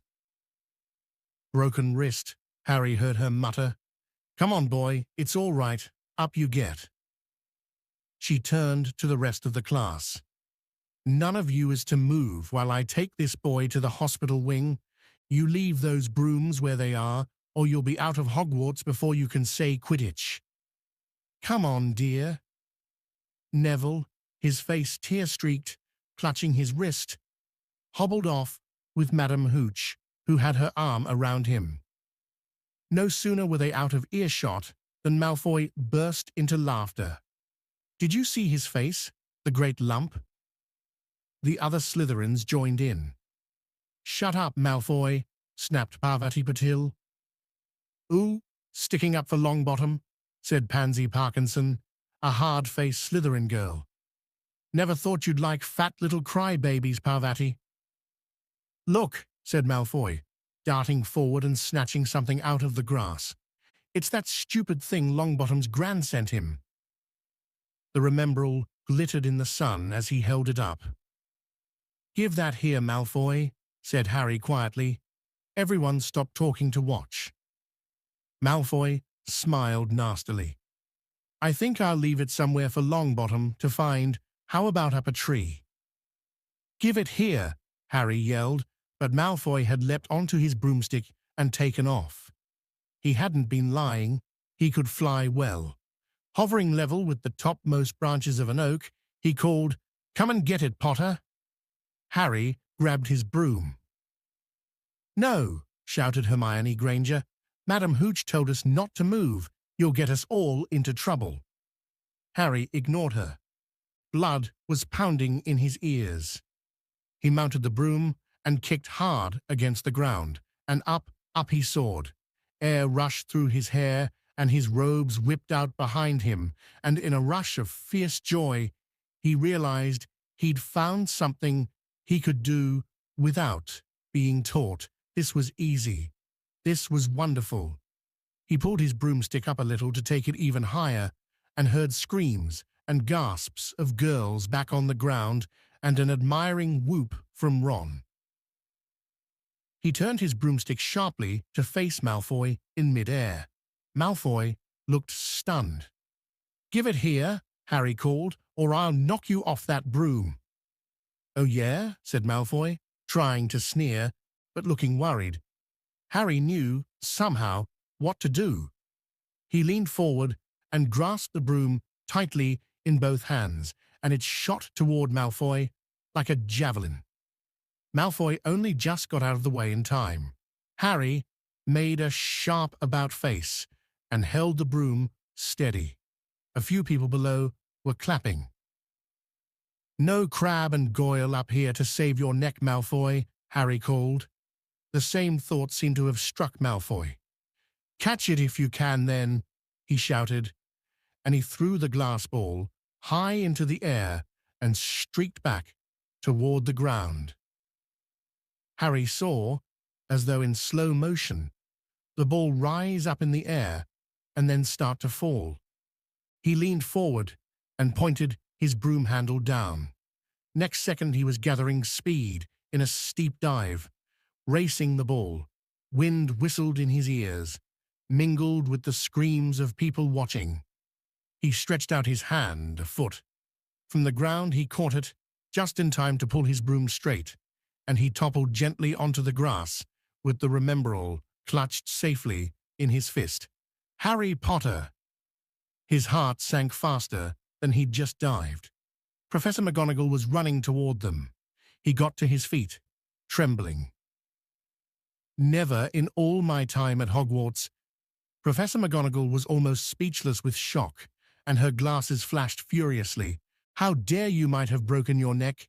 It wasn't his fault, Professor. Be quiet, Miss Patil. But Malfoy—" "That's enough, Mr. Weasley. Potter, follow me now." Harry caught sight of Malfoy, Crabbe, and Goyle's triumphant faces as he left, walking numbly in Professor McGonagall's wake as she strode toward the castle. He was going to be expelled. He just knew it. He wanted to say something to defend himself, but there seemed to be something wrong with his voice. Professor McGonagall was sweeping along without even looking at him. He had to jog to keep up. Now he'd done it. He hadn't even lasted 2 weeks. He'd be packing his bags in 10 minutes. What would the Dursleys say when he turned up on the doorstep? Up the front steps, up the marble staircase inside. And still, Professor McGonagall didn't say a word to him. She wrenched open doors and marched along corridors with Harry trotting miserably behind her. Maybe she was taking him to Dumbledore. He thought of Hagrid, expelled but allowed to stay on as gamekeeper. Perhaps he could be Hagrid's assistant. His stomach twisted as he imagined it, watching Ron and the others becoming wizards while he stumped around the grounds, carrying Hagrid's bag. Professor McGonagall stopped outside a classroom. She opened the door and poked her head inside. "Excuse me, Professor Flitwick, could I borrow Wood for a moment?" Wood, thought Harry, bewildered. Was Wood a cane she was going to use on him? But Wood turned out to be a person, a burly fifth-year boy who came out of Flitwick's class looking confused. "Follow me, you two," said Professor McGonagall, and they marched on up the corridor, Wood looking curiously at Harry. "In here."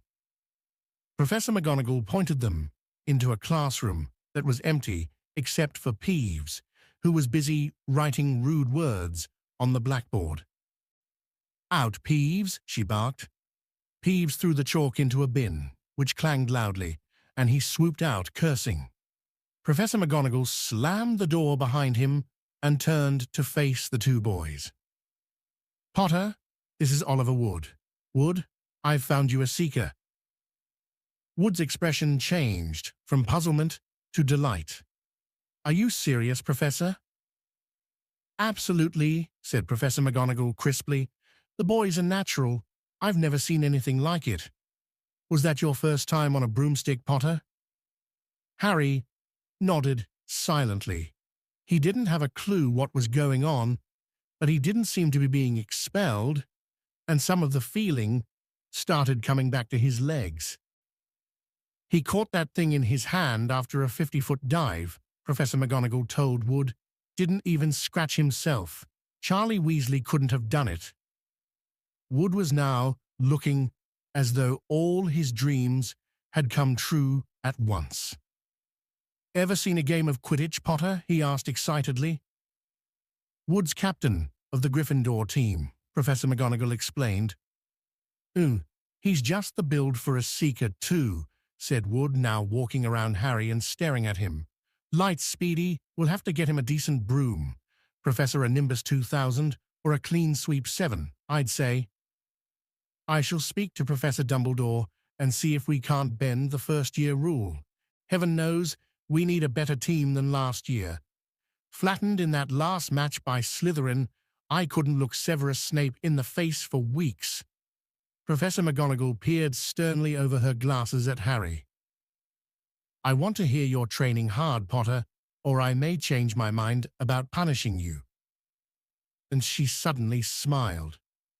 "Your father would have been proud," she said. "He was an excellent Quidditch player himself." "You're joking." It was dinner time. Harry had just finished telling Ron what had happened when he'd left the grounds with Professor McGonagall. Ron had a piece of steak and kidney pie halfway to his mouth, but he'd forgotten all about it. Seeker," he said. "But first years never. You must be the youngest house player in about a century," said Harry, shoveling pie into his mouth. He felt particularly hungry after the excitement of the afternoon. "Wood told me." Ron was so amazed, so impressed, he just sat and gaped at Harry. "I start training next week," said Harry. "Only don't tell anyone. Wood wants to keep it a secret." Fred and George Weasley now came into the hall, spotted Harry, and hurried over. Well done," said George in a low voice. "Wood told us. We're on the team too, beaters. I tell you, we're going to win that Quidditch Cup for sure this year," said Fred. "We haven't won since Charlie left, but this year's team is going to be brilliant. You must be good, Harry. Wood was almost skipping when he told us. Anyway, we've got to go. Lee Jordan reckons he's found a new secret passageway out of the school. Bet it's that one behind the statue of Gregory the Smarmy that we found in our first week. See you." Fred and George had hardly disappeared when someone far less welcome turned up. Malfoy, flanked by Crabbe and Goyle. "Having a last meal, Potter? When are you getting the train back to the Muggles?" "You're a lot braver now that you're back on the ground, and you've got your little friends with you," said Harry coolly. There was, of course, nothing at all little about Crabbe and Goyle, but as the high table was full of teachers, neither of them could do more than crack their knuckles and scowl. "I'd take you on any time on my own," said Malfoy. "Tonight if you want. Wizard's duel. One's only no contact. What's the matter? Never heard of a wizard's duel before, I suppose?" "Of course he has," said Ron, wheeling around. "I'm his second. Who's yours?" Malfoy looked at Crabbe and Goyle, sizing them up. "Crabbe," he said, "midnight all right? We'll meet you in the trophy room. That's always unlocked." When Malfoy had gone, Ron and Harry looked at each other. "What is a wizard's duel?" said Harry. "And what do you mean? You're my second." "Well, a second's there to take over if you die," said Ron casually, getting started at last on his cold pie. Catching the look on Harry's face, he added quickly, "But people only die in proper duels, you know, with real wizards. The most you and Malfoy will be able to do is send sparks at each other. Neither of you knows enough magic to do any real damage. I bet he expected you to refuse anyway. And what if I wave my wand and nothing happens?" "Throw it away and punch him on the nose," Ron suggested. "Excuse me?" They both looked up. It was Hermione Granger. "Can't a person eat in peace in this place?" said Ron. Hermione ignored him and spoke to Harry. "I couldn't help overhearing what you and Malfoy were saying." "Bet you could," Ron muttered. "And you mustn't go wandering around the school at night. Think of the points you'll lose Gryffindor if you're caught, and you're bound to be. It's really very selfish of you." "And it's really none of your business," said Harry. "Goodbye," said Ron. All the same, it wasn't what you'd call the perfect end to the day, Harry thought, as he lay awake much later, listening to Dean and Seamus falling asleep. Neville wasn't back from the hospital wing. Ron had spent all evening giving him advice, such as, "If he tries to curse you, you'd better dodge it, because I can't remember how to block them." There was a very good chance they were going to get caught by Filch or Mrs. Norris, and Harry felt he was pushing his luck, breaking another school rule today. On the other hand, Malfoy's sneering face kept looming up out of the darkness. This was his big chance to beat Malfoy face to face. He couldn't miss it. 11:30, Ron muttered at last. "We'd better go." They pulled on their bathrobes, picked up their wands, and crept across the tower room, down the spiral staircase, and into the Gryffindor common room. A few embers were still glowing in the fireplace, turning all the armchairs into hunched black shadows. They had almost reached the portrait hole when a voice spoke from the chair nearest them. "I can't believe you're going to do this, Harry." A lamp flickered on. It was Hermione Granger, wearing a pink bathrobe and a frown. "You," said Ron furiously, "go back to bed." "I almost told your brother," Hermione snapped. "Percy, he's a prefect. He'd put a stop to this." Harry couldn't believe anyone could be so interfering. "Come on," he said to Ron. He pushed open the portrait of the fat lady and climbed through the hole. Hermione wasn't going to give up that easily. She followed Ron through the portrait hole, hissing at them like an angry goose. "Don't you care about Gryffindor? Do you only care about yourselves? I don't want Slytherin to win the House Cup, and you'll lose all the points I got from Professor McGonagall for knowing about switching spells." "Go away." "All right, but I warned you. You just remember what I said when you're on the train home tomorrow. You're so—" But what they were, they didn't find out. Hermione had turned to the portrait of the fat lady to get back inside and found herself facing an empty painting. The fat lady had gone on a nighttime visit, and Hermione was locked out of Gryffindor Tower. "Now what am I going to do?" she asked shrilly. "That's your problem," said Ron. "We've got to go. We're going to be late." They hadn't even reached the end of the corridor when Hermione caught up with them. "I'm coming with you," she said. "You are not. Do you think I'm going to stand out here and wait for Filch to catch me? If he finds all three of us, I'll tell him the truth, that I was trying to stop you, and you can back me up." "You've got some nerve," said Ron loudly. "Shut up, both of you," said Harry sharply. "I heard something." It was a sort of snuffling. "Mrs. Norris," breathed Ron, squinting through the dark. It wasn't Mrs. Norris. It was Neville. He was curled up on the floor, fast asleep, but jerked suddenly awake, as they crept nearer. "Thank goodness you found me. I've been out here for hours. I couldn't remember the new password to get into bed." "Keep your voice down, Neville. The password's pig snout. But it won't help you now. The fat lady's gone off somewhere." "How's your arm?" said Harry. "Fine," said Neville, showing them. "Madam Pumphrey mended it in about a minute." "Good, well. Look, Neville, we've got to be somewhere. We'll see you later." "Don't leave me," said Neville, scrambling to his feet. "I don't want to stay here alone. The bloody Baron's been past twice already." Ron looked at his watch and then glared furiously at Hermione and Neville. "If either of you get us caught, I'll never rest until I've learned that curse of the bogies Quirrell told us about and used it on you." Hermione opened her mouth, perhaps to tell Ron exactly how to use the curse of the bogies, but Harry hissed at her to be quiet and beckoned them all forward. They flitted along corridors striped with bars of moonlight from the high windows. At every turn, Harry expected to run into Filch or Mrs. Norris, but they were lucky. They sped up a staircase to the 3rd floor and tiptoed toward the trophy room. Malfoy and Crabbe weren't there yet.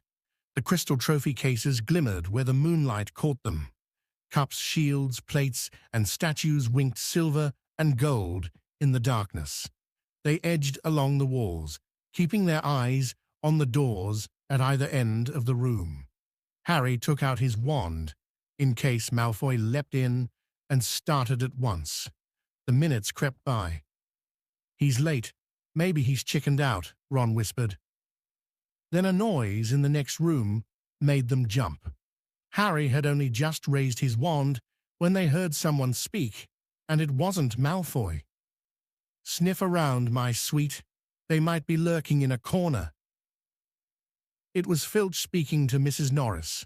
Horror-struck, Harry waved madly at the other 3 to follow him as quickly as possible. They scurried silently toward the door, away from Filch's voice.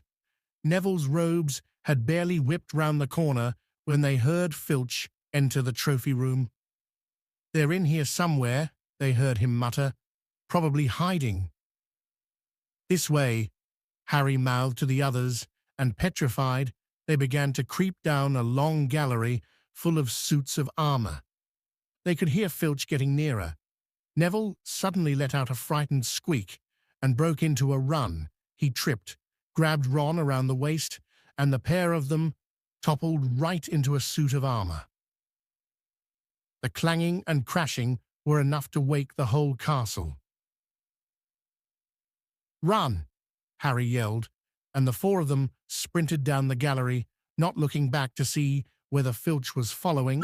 They swung around the doorpost and galloped down one corridor, then another, Harry in the lead, without any idea where they were or where they were going. They ripped through a tapestry and found themselves in a hidden passageway, hurtled along it, and came out near their charms classroom, which they knew was miles from the trophy room. "I think we've lost him," Harry panted, leaning against the cold wall and wiping his forehead. Neville was bent double, wheezing and spluttering.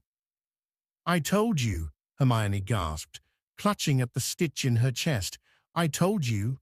"We've got to get back to Gryffindor Tower," said Ron, "quickly as possible."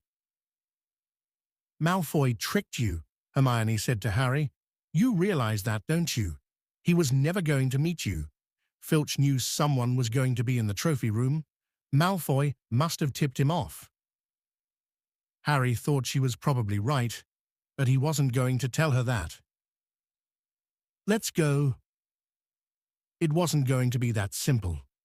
They hadn't gone more than a dozen paces when a doorknob rattled and something came shooting out of a classroom in front of them.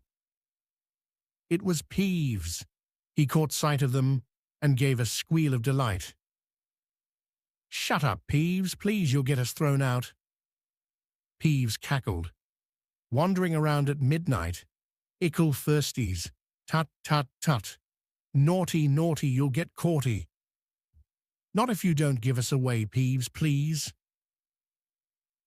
Should tell Filch I should, said Peeves in a saintly voice, but his eyes glittered wickedly. It's for your own good, you know. Get out of the way, snapped Ron, taking a swipe at Peeves. This was a big mistake. Students out of bed, Peeves bellowed. Students out of bed, down the charms corridor. Ducking under Peeves, they ran for their lives, right to the end of the corridor, where they slammed into a door, and it was locked. This is it, Ron moaned, as they pushed helplessly at the door. We're done for. This is the end. They could hear footsteps, Filch running as fast as he could toward Peeves's shouts. Oh, move over, Hermione snarled. She grabbed Harry's wand, tapped the lock, and whispered, Alohomora. The lock clicked, and the door swung open. They piled through it, shut it quickly, and pressed their ears against it, listening. Which way did they go, Peeves? Filch was saying. Quick, tell me. Say please. Don't mess with me, Peeves. Now where did they go?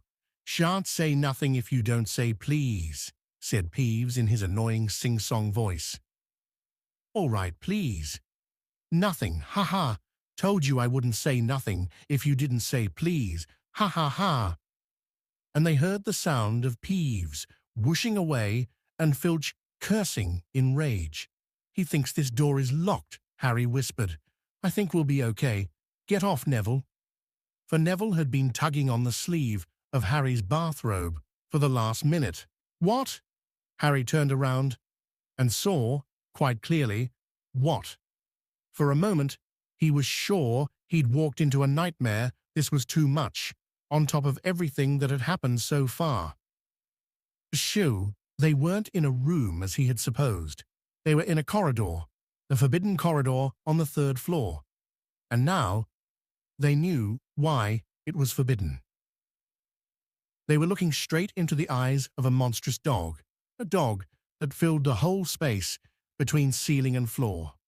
It had 3 heads, 3 pairs of rolling, mad eyes, 3 noses, twitching and quivering in their direction, 3 drooling mouths, saliva hanging in slippery ropes from yellowish fangs.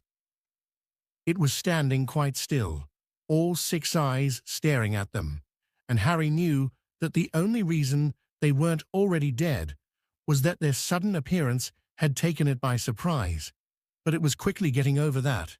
There was no mistaking what those thunderous growls meant. Harry groped for the doorknob between Filch and death. He'd take Filch. They fell backward. Harry slammed the door shut, and they ran. They almost flew back down the corridor. Filch must have hurried off to look for them somewhere else, because they didn't see him anywhere, but they hardly cared. All they wanted to do was put as much space as possible between them and that monster. They didn't stop running until they reached the portrait of the fat lady on the 7th floor. Huh? Where on earth have you all been? She asked, looking at their bathrobes hanging off their shoulders and their flushed, sweaty faces. Never mind that pig snout, panted Harry, and the portrait swung forward. They scrambled into the common room and collapsed, trembling, into armchairs. It was a while before any of them said anything. Neville, indeed, looked as if he'd never speak again. What do they think they're doing? Keeping a thing like that locked up in a school, said Ron finally. If any dog needs exercise, that one does.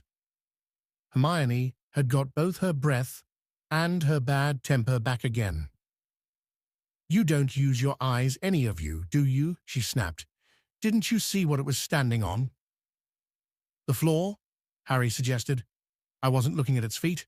I was too busy with its heads. No, not the floor. It was standing on a trapdoor. It's obviously guarding something. She stood up, glaring at them. I hope you're pleased with yourselves. We could all have been killed or worse, expelled. Now, if you don't mind, I'm going to bed. Ron stared after her, his mouth open. No, we don't mind, he said. You'd think we dragged her along, wouldn't you? But Hermione had given Harry something else to think about as he climbed back into bed. The dog was guarding something. What had Hagrid said? Gringotts was the safest place in the world for something you wanted to hide, except perhaps Hogwarts. It looked as though Harry had found out where the grubby little package from Vault 713 was. Chapter 10. Halloween. Malfoy couldn't believe his eyes when he saw that Harry and Ron were still at Hogwarts the next day, looking tired but perfectly cheerful. Indeed, by the next morning, Harry and Ron thought that meeting the three-headed dog had been an excellent adventure, and they were quite keen to have another one. In the meantime, Harry filled Ron in about the package that seemed to have been moved from Gringotts to Hogwarts, and they spent a lot of time wondering what could possibly need such heavy protection. "It's either really valuable or really dangerous," said Ron. "Or both," said Harry. But as all they knew for sure about the mysterious object was that it was about 2 inches long, they didn't have much chance of guessing what it was without further clues. Neither Neville nor Hermione showed the slightest interest in what lay underneath the dog and the trapdoor. All Neville cared about was never going near the dog again. Hermione was now refusing to speak to Harry and Ron, but she was such a bossy know-it-all that they saw this as an added bonus. All they really wanted now was a way of getting back at Malfoy, and to their great delight, just such a thing arrived in the mail about a week later. As the owls flooded into the Great Hall as usual, everyone's attention was caught at once by a long, thin package carried by 6 large screech owls. Harry was just as interested as everyone else to see what was in this large parcel, and was amazed when the owls soared down and dropped it right in front of him, knocking his bacon to the floor. They had hardly fluttered out of the way when another owl dropped a letter on top of the parcel. Harry ripped open the letter first, which was lucky because it said, "Do not open the parcel at the table. It contains your new Nimbus 2000, but I don't want everybody knowing you've got a broomstick, or they'll all want one. Oliver Wood will meet you tonight on the Quidditch field at 7 o'clock for your first training session." Harry had difficulty hiding his glee as he handed the note to Ron to read. "A Nimbus 2000, Ron moaned enviously. "I've never even touched one." They left the hall quickly, wanting to unwrap the broomstick in private before their first class, but halfway across the entrance hall, they found the way upstairs, barred by Crabbe and Goyle. Malfoy seized the package from Harry and felt it. "That's a broomstick," he said, throwing it back to Harry with a mixture of jealousy and spite on his face. "You'll be in for it this time, Potter. First years aren't allowed them." Ron couldn't resist it. It's not any old broomstick," he said. "It's a Nimbus 2000. What did you say you've got at home, Malfoy? A Comet 260. Ron grinned at Harry. "Comets look flashy, but they're not in the same league as the Nimbus." "What would you know about it, Weasley? You couldn't afford half the handle," Malfoy snapped back. "I suppose you and your brothers have to save up twig by twig." Before Ron could answer, Professor Flitwick appeared at Malfoy's elbow. "Not arguing, I hope, boys?" he squeaked. "Potter's been sent a broomstick, Professor," said Malfoy quickly.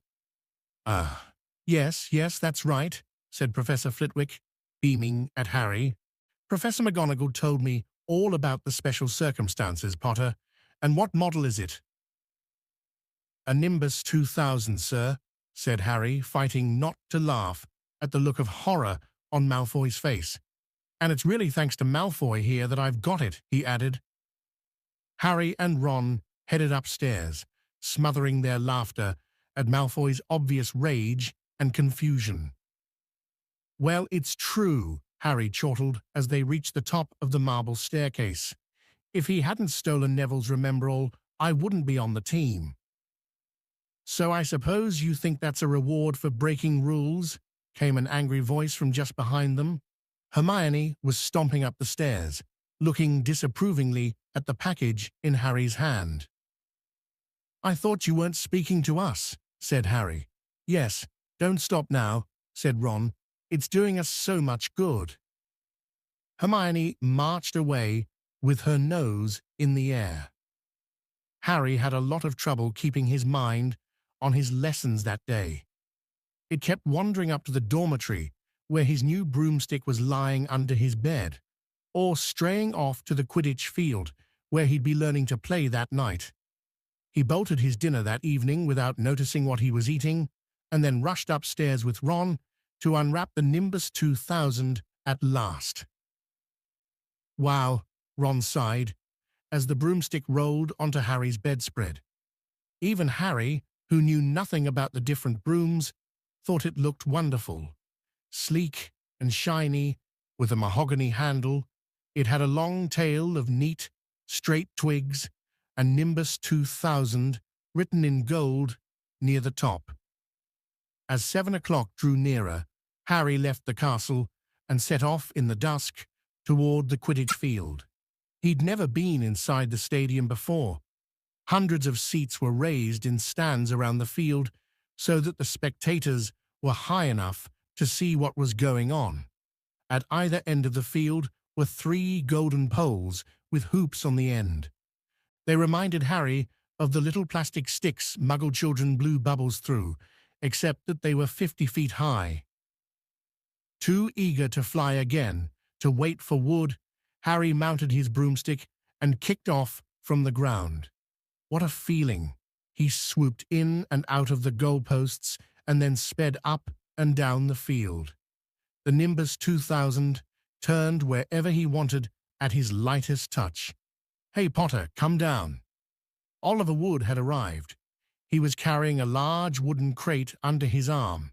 Harry landed next to him. Very nice, said Wood, his eyes glinting. I see what McGonagall meant. You really are a natural. I'm just going to teach you the rules this evening, then you'll be joining team practice 3 times a week. He opened the crate. Inside were 4 different-sized balls. Right, said Wood. Now Quidditch is easy enough to understand, even if it's not too easy to play. There are 7 players on each side. 3 of them are called chasers.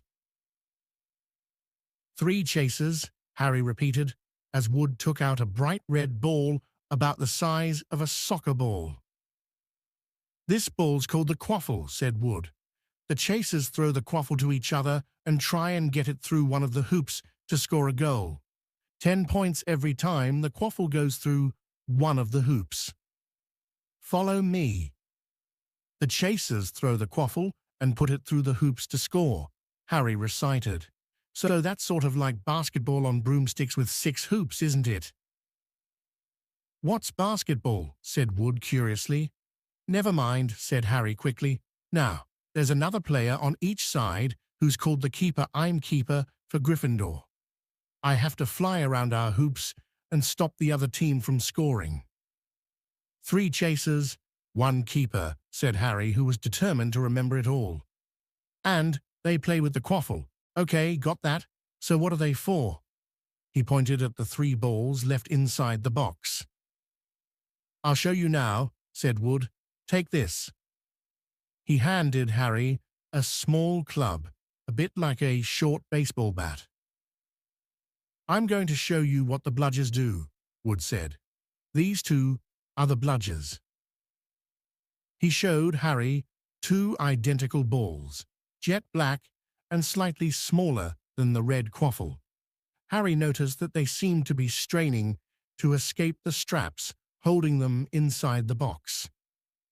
Stand back, Wood warned Harry. He bent down and freed one of the bludgers. At once, the black ball rose high in the air and then pelted straight at Harry's face. Harry swung at it with the bat to stop it from breaking his nose, and sent it zigzagging away into the air. It zoomed around their heads and then shot at Wood, who dived on top of it and managed to pin it to the ground. "See?" Wood panted, forcing the struggling bludger back into the crate and strapping it down safely. The bludgers rocket around, trying to knock players off their brooms. That's why you have 2 beaters on each team. The Weasley twins are ours. It's their job to protect their side from the bludgers and try and knock them toward the other team. So think you've got all that? 3 chasers try and score with the quaffle. The keeper guards the goalposts. The beaters keep the bludgers away from their team. Harry reeled off. "Very good," said Wood. Have the bludgers ever killed anyone?" Harry asked, hoping he sounded offhand. "Never at Hogwarts. We've had a couple of broken jaws, but nothing worse than that. Now, the last member of the team is the Seeker. That's you. And you don't have to worry about the quaffle or the bludgers unless they crack my head open." "Don't worry. The Weasleys are more than a match for the bludgers, I mean. They're like a pair of human bludgers themselves." Wood reached into the crate and took out the 4th and last ball. Compared with the quaffle and the bludgers, it was tiny, about the size of a large walnut. It was bright gold and had little fluttering silver wings. "This," said Wood, "is the golden snitch, and it's the most important ball of the lot. It's very hard to catch because it's so fast and difficult to see. It's the Seeker's job to catch it. You've got to weave in and out of the chasers, beaters, bludgers, and quaffle to get it before the other team's Seeker, because whichever Seeker catches the snitch wins his team an extra 150 points, so they nearly always win. That's why Seekers get fouled so much. A game of Quidditch only ends when the snitch is caught, so it can go on for ages. I think the record is 3 months. They had to keep bringing on substitutes so the players could get some sleep." "Well, that's it. Any questions?" Harry shook his head. He understood what he had to do, all right. It was doing it that was going to be the problem. "We won't practice with the snitch yet," said Wood, carefully shutting it back inside the crate. "It's too dark. We might lose it. Let's try you out with a few of these." He pulled a bag of ordinary golf balls out of his pocket, and a few minutes later, he and Harry were up in the air, Wood throwing the golf balls as hard as he could in every direction for Harry to catch. Harry didn't miss a single one, and Wood was delighted. After half an hour, night had really fallen, and they couldn't carry on. "Try, dog, that Quidditch Cup will have our name on it this year," said Wood happily as they trudged back up to the castle. "I wouldn't be surprised if you turn out better than Charlie Weasley, and he could have played for England if he hadn't gone off chasing dragons." Perhaps it was because he was now so busy, what with Quidditch practice 3 evenings a week on top of all his homework, but Harry could hardly believe it when he realized that he'd already been at Hogwarts 2 months. The castle felt more like home than Privet Drive ever had. His lessons, too, were becoming more and more interesting now that they had mastered the basics.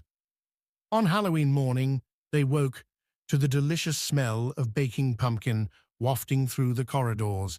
Even better, Professor Flitwick announced in Charms that he thought they were ready to start making objects fly, something they had all been dying to try since they'd seen him make Neville's toad zoom around the classroom. Professor Flitwick put the class into pairs to practice. Harry's partner was Seamus Finnegan, which was a relief because Neville had been trying to catch his eye. Ron, however, was to be working with Hermione Granger. It was hard to tell whether Ron or Hermione was angrier about this. She hadn't spoken to either of them since the day Harry's broomstick had arrived. "Now don't forget that nice wrist movement we've been practicing," squeaked Professor Flitwick, perched on top of his pile of books as usual. Swish and flick, remember, swish and flick. And saying the magic words properly is very important too. Never forget Wizard Barufio, who said instead of F, and found himself on the floor with a buffalo on his chest. It was very difficult. Harry and Seamus swished and flicked, but the feather they were supposed to be sending skyward just lay on the desktop. Seamus got so impatient that he prodded it with his wand and set fire to it. Harry had to put it out with his hat. Ron, at the next table, wasn't having much more luck. "Wingardium Leviosa," he shouted, waving his long arms like a windmill. "You're saying it wrong," Harry heard Hermione snap. "It's Wingardium Leviosa, make the gar nice and long." "Here, you do it then if you're so clever," Ron snarled. Hermione rolled up the sleeves of her gown, flicked her wand, and said, "Wingardium Leviosa." Their feather rose off the desk and hovered about 4 feet above their heads. "Oh, well done," cried Professor Flitwick, clapping. "Everyone see here, Miss Granger's done it." Ron was in a very bad mood by the end of the class. "It's no wonder no one can stand her," he said to Harry as they pushed their way into the crowded corridor. "She's a nightmare, honestly." Someone knocked into Harry as they hurried past him. It was Hermione. Harry caught a glimpse of her face and was startled to see that she was in tears. "I think she heard you." "So?" said Ron, but he looked a bit uncomfortable. "She must have noticed she's got no friends." Hermione didn't turn up for the next class and wasn't seen all afternoon. On their way down to the Great Hall for the Halloween feast, Harry and Ron overheard Parvati Patil telling her friend Lavender that Hermione was crying in the girls' bathroom and wanted to be left alone. Ron looked still more awkward at this, but a moment later they had entered the Great Hall, where the Halloween decorations put Hermione out of their minds. 1,000 live bats fluttered from the walls and ceiling, while 1,000 more swooped over the tables in low black clouds, making the candles in the pumpkins stutter. The feast appeared suddenly on the golden plates, as it had at the start of term banquet. Harry was just helping himself to a baked potato when Professor Quirrell came sprinting into the hall, his turban askew and terror on his face. Everyone stared as he reached Professor Dumbledore's chair, slumped against the table, and gasped, "Troll in the dungeons thought you ought to know." He then sank to the floor in a dead faint. There was an uproar. It took several purple firecrackers exploding from the end of Professor Dumbledore's wand to bring silence. "Prefects," he rumbled, "lead your houses back to the dormitories immediately." Percy was in his element. "Follow me. Stick together, first years. No need to fear the troll if you follow my orders. Stay close behind me, now. Make way, first years coming through. Excuse me, I'm a prefect." "Hi, how could a troll get in?" Harry asked as they climbed the stairs. "Don't ask me, they're supposed to be really stupid," said Ron. "Maybe Peeves let it in for a Halloween joke." They passed different groups of people, hurrying in different directions. As they jostled their way through a crowd of confused Hufflepuffs, Harry suddenly grabbed Ron's arm. "I've just thought Hermione. What about her? She doesn't know about the troll." Ron bit his lip. "Oh, all right," he snapped, "but Percy had better not see us." Ducking down, they joined the Hufflepuffs, going the other way, slipped down a deserted side corridor, and hurried off toward the girls' bathroom. They had just turned the corner when they heard quick footsteps behind them. "Percy!" hissed Ron, pulling Harry behind a large stone griffin. Peering around it, however, they saw not Percy, but Snape. He crossed the corridor and disappeared from view. "What's he doing?" Harry whispered. "Why isn't he down in the dungeons with the rest of the teachers?" "Search me," Quietly as possible, they crept along the next corridor after Snape's fading footsteps. "He's heading for the third floor," Harry said, but Ron held up his hand. "Can you smell something?" Harry sniffed, and a foul stench reached his nostrils, a mixture of old socks and the kind of public toilet no one seems to clean. And then they heard it, a low grunting, and the shuffling footfalls of gigantic feet. Ron pointed at the end of a passage to the left. Something huge was moving toward them. They shrank into the shadows and watched as it emerged into a patch of moonlight. It was a horrible sight. 12 feet tall, its skin was a dull granite gray, its great lumpy body like a boulder, with its small bald head perched on top like a coconut. It had short legs thick as tree trunks, with flat, horny feet. The smell coming from it was incredible. It was holding a huge wooden club, which dragged along the floor because its arms were so long. The troll stopped next to a doorway and peered inside. It waggled its long ears, making up its tiny mind, then slouched slowly into the room. "The key's in the lock," Harry muttered. "We could lock it in." "Good idea," said Ron nervously. They edged toward the open door, mouths dry, praying the troll wasn't about to come out of it. With one great leap, Harry managed to grab the key, slam the door, and lock it. Yes! Flushed with their victory, they started to run back up the passage, but as they reached the corner, they heard something that made their hearts stop, a high, petrified scream, and it was coming from the chamber they'd just chained up. "Oh no," said Ron, pale as the bloody Baron. "It's the girls' bathroom," Harry gasped. "Hermione," they said together. It was the last thing they wanted to do, but what choice did they have? Wheeling around, they sprinted back to the door and turned the key, fumbling in their panic. Harry pulled the door open, and they ran inside. Hermione Granger was shrinking against the wall opposite, looking as if she was about to faint. The troll was advancing on her, knocking the sinks off the walls as it went. "Confuse it," Harry said desperately to Ron, and seizing a tap, he threw it as hard as he could against the wall. Then the troll stopped a few feet from Hermione. It lumbered around, blinking stupidly to see what had made the noise.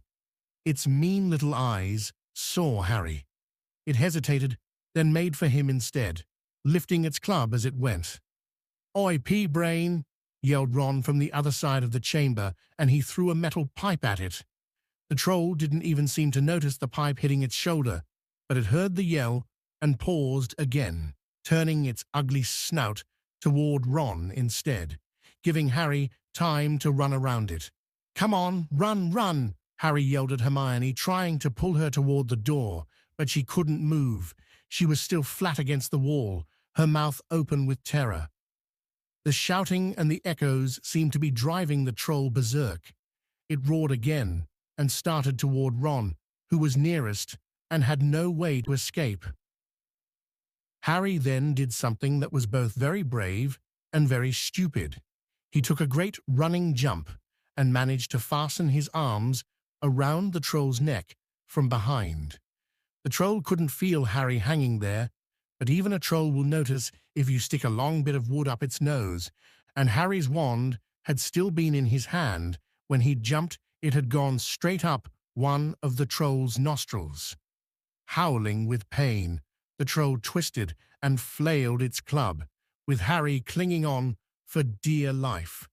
Any second, the troll was going to rip him off, or catch him a terrible blow with the club. Hermione had sunk to the floor in fright. Ron pulled out his own wand, not knowing what he was going to do. He heard himself cry the first spell that came into his head, Wingardium Leviosa. The club flew suddenly out of the troll's hand, rose high, high up into the air, turned slowly over, and dropped with a sickening crack onto its owner's head. The troll swayed on the spot and then fell flat on its face, with a thud that made the whole room tremble. Harry got to his feet. He was shaking and out of breath. Ron was standing there with his wand still raised, staring at what he had done. It was Hermione who spoke first. "Is it dead?" "I don't think so," said Harry. "I think it's just been knocked out." He bent down and pulled his wand out of the troll's nose. It was covered in what looked like lumpy grey glue. Troll boogers." He wiped it on the troll's trousers. A sudden slamming and loud footsteps made the three of them look up. They hadn't realized what a racket they had been making, but of course someone downstairs must have heard the crashes and the troll's roars. A moment later, Professor McGonagall had come bursting into the room, closely followed by Snape, with Quirrell bringing up the rear. Quirrell took one look at the troll, let out a faint whimper, and sat quickly down on a toilet, clutching his heart. Snape bent over the troll. Professor McGonagall was looking at Ron and Harry. Harry had never seen her look so angry. Her lips were white. Hopes of winning 50 points for Gryffindor faded quickly from Harry's mind.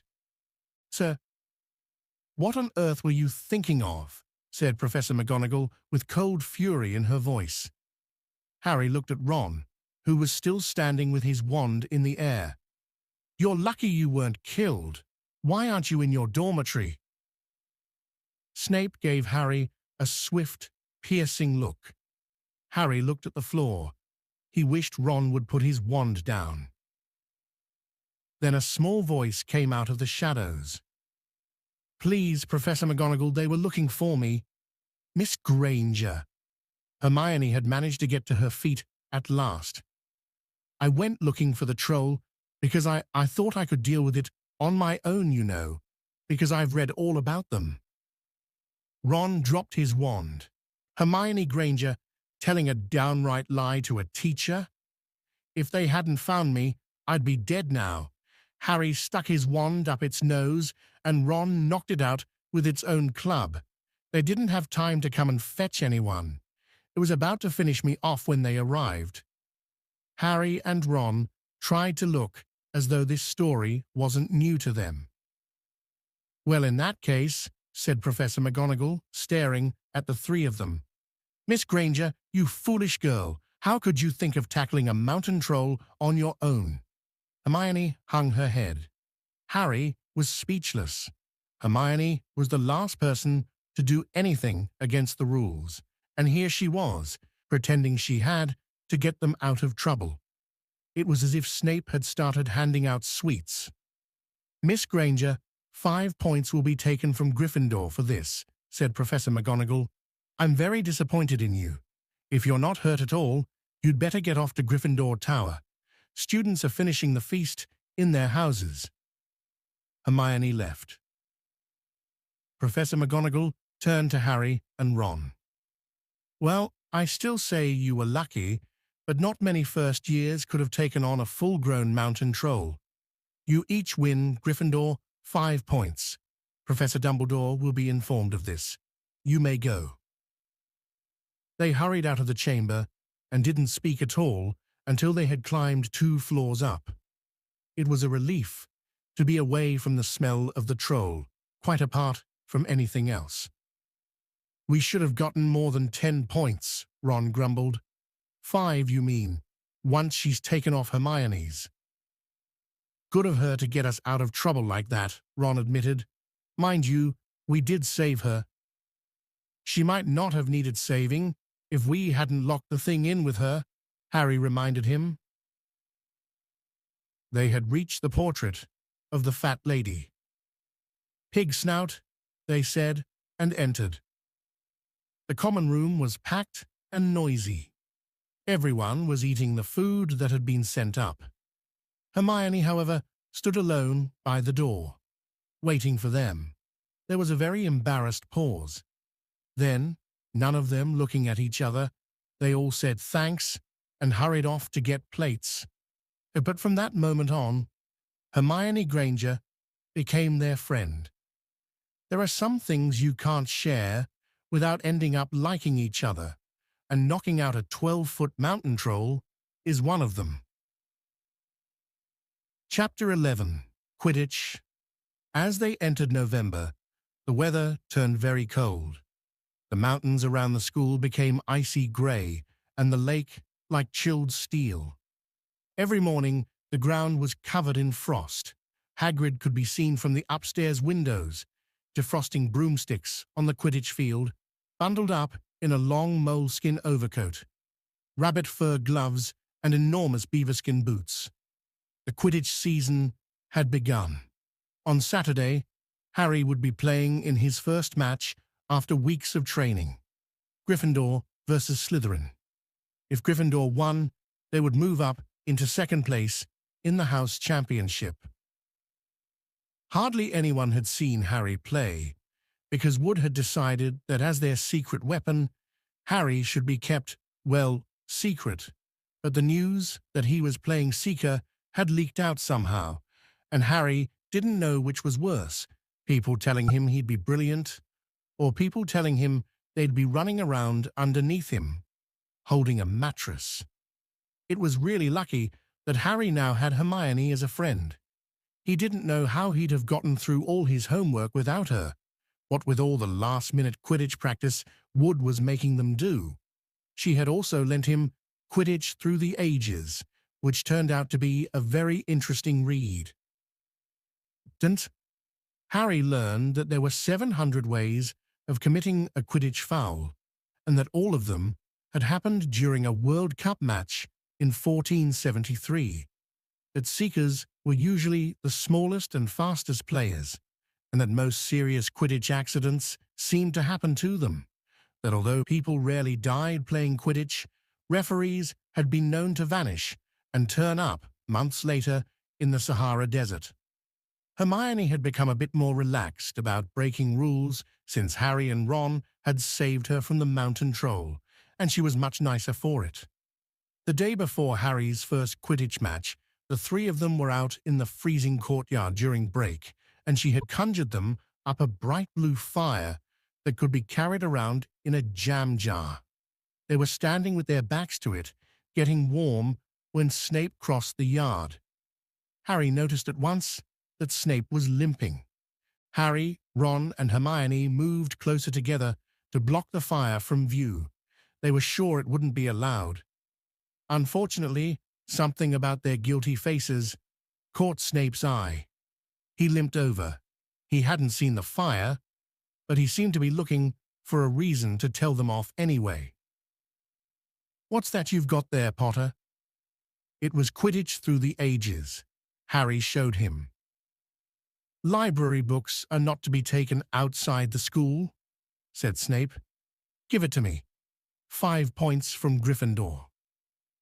"He's just made that rule up," Harry muttered angrily as Snape limped away. "Wonder what's wrong with his leg." "Dunno, but I hope it's really hurting him," said Ron bitterly. The Gryffindor common room was very noisy that evening. Harry, Ron, and Hermione sat together next to a window. Hermione was checking Harry and Ron's charms homework for them. She would never let them copy "How will you learn?" but by asking her to read it through, they got the right answers anyway. Harry felt restless. He wanted Quidditch Through the Ages back, to take his mind off his nerves about tomorrow. Why should he be afraid of Snape? Getting up, he told Ron and Hermione he was going to ask Snape if he could have it. "Better you than me," they said together, but Harry had an idea that Snape wouldn't refuse if there were other teachers listening. He made his way down to the staff room and knocked. There was no answer. He knocked again. Nothing. Perhaps Snape had left the book in there. It was worth a try. He pushed the door ajar and peered inside, and a horrible scene met his eyes. Snape and Filch were inside, alone. Snape was holding his robes above his knees. One of his legs was bloody and mangled. Filch was handing Snape bandages. "Blasted thing," Snape was saying. "How are you supposed to keep your eyes on all three heads at once?" Harry tried to shut the door quietly, but Potter. Snape's face was twisted with fury as he dropped his robes quickly to hide his leg. Harry gulped. "I just wondered if I could have my book back." "Get out! Out!" Harry left. Before Snape could take any more points from Gryffindor, he sprinted back upstairs. "Did you get it?" Ron asked as Harry joined them. "What's the matter?" In a low whisper, Harry told them what he'd seen. "You know what this means," he finished breathlessly. "He tried to get past that three-headed dog at Halloween. That's where he was going when we saw him. He's after whatever it's guarding. And I'd bet my broomstick he let that troll in to make a diversion." Hermione's eyes were wide. "No, he wouldn't," she said. "I know he's not very nice, but he wouldn't try and steal something Dumbledore was keeping safe." "Honestly, Hermione, you think all teachers are saints or something," snapped Ron. "I'm with Harry. I wouldn't put anything past Snape. But what's he after? What's that dog guarding?" Harry went to bed, with his head buzzing with the same question. Neville was snoring loudly, but Harry couldn't sleep. He tried to empty his mind. He needed to sleep. He had to. He had his first Quidditch match in a few hours, but the expression on Snape's face when Harry had seen his leg wasn't easy to forget. The next morning dawned very bright and cold.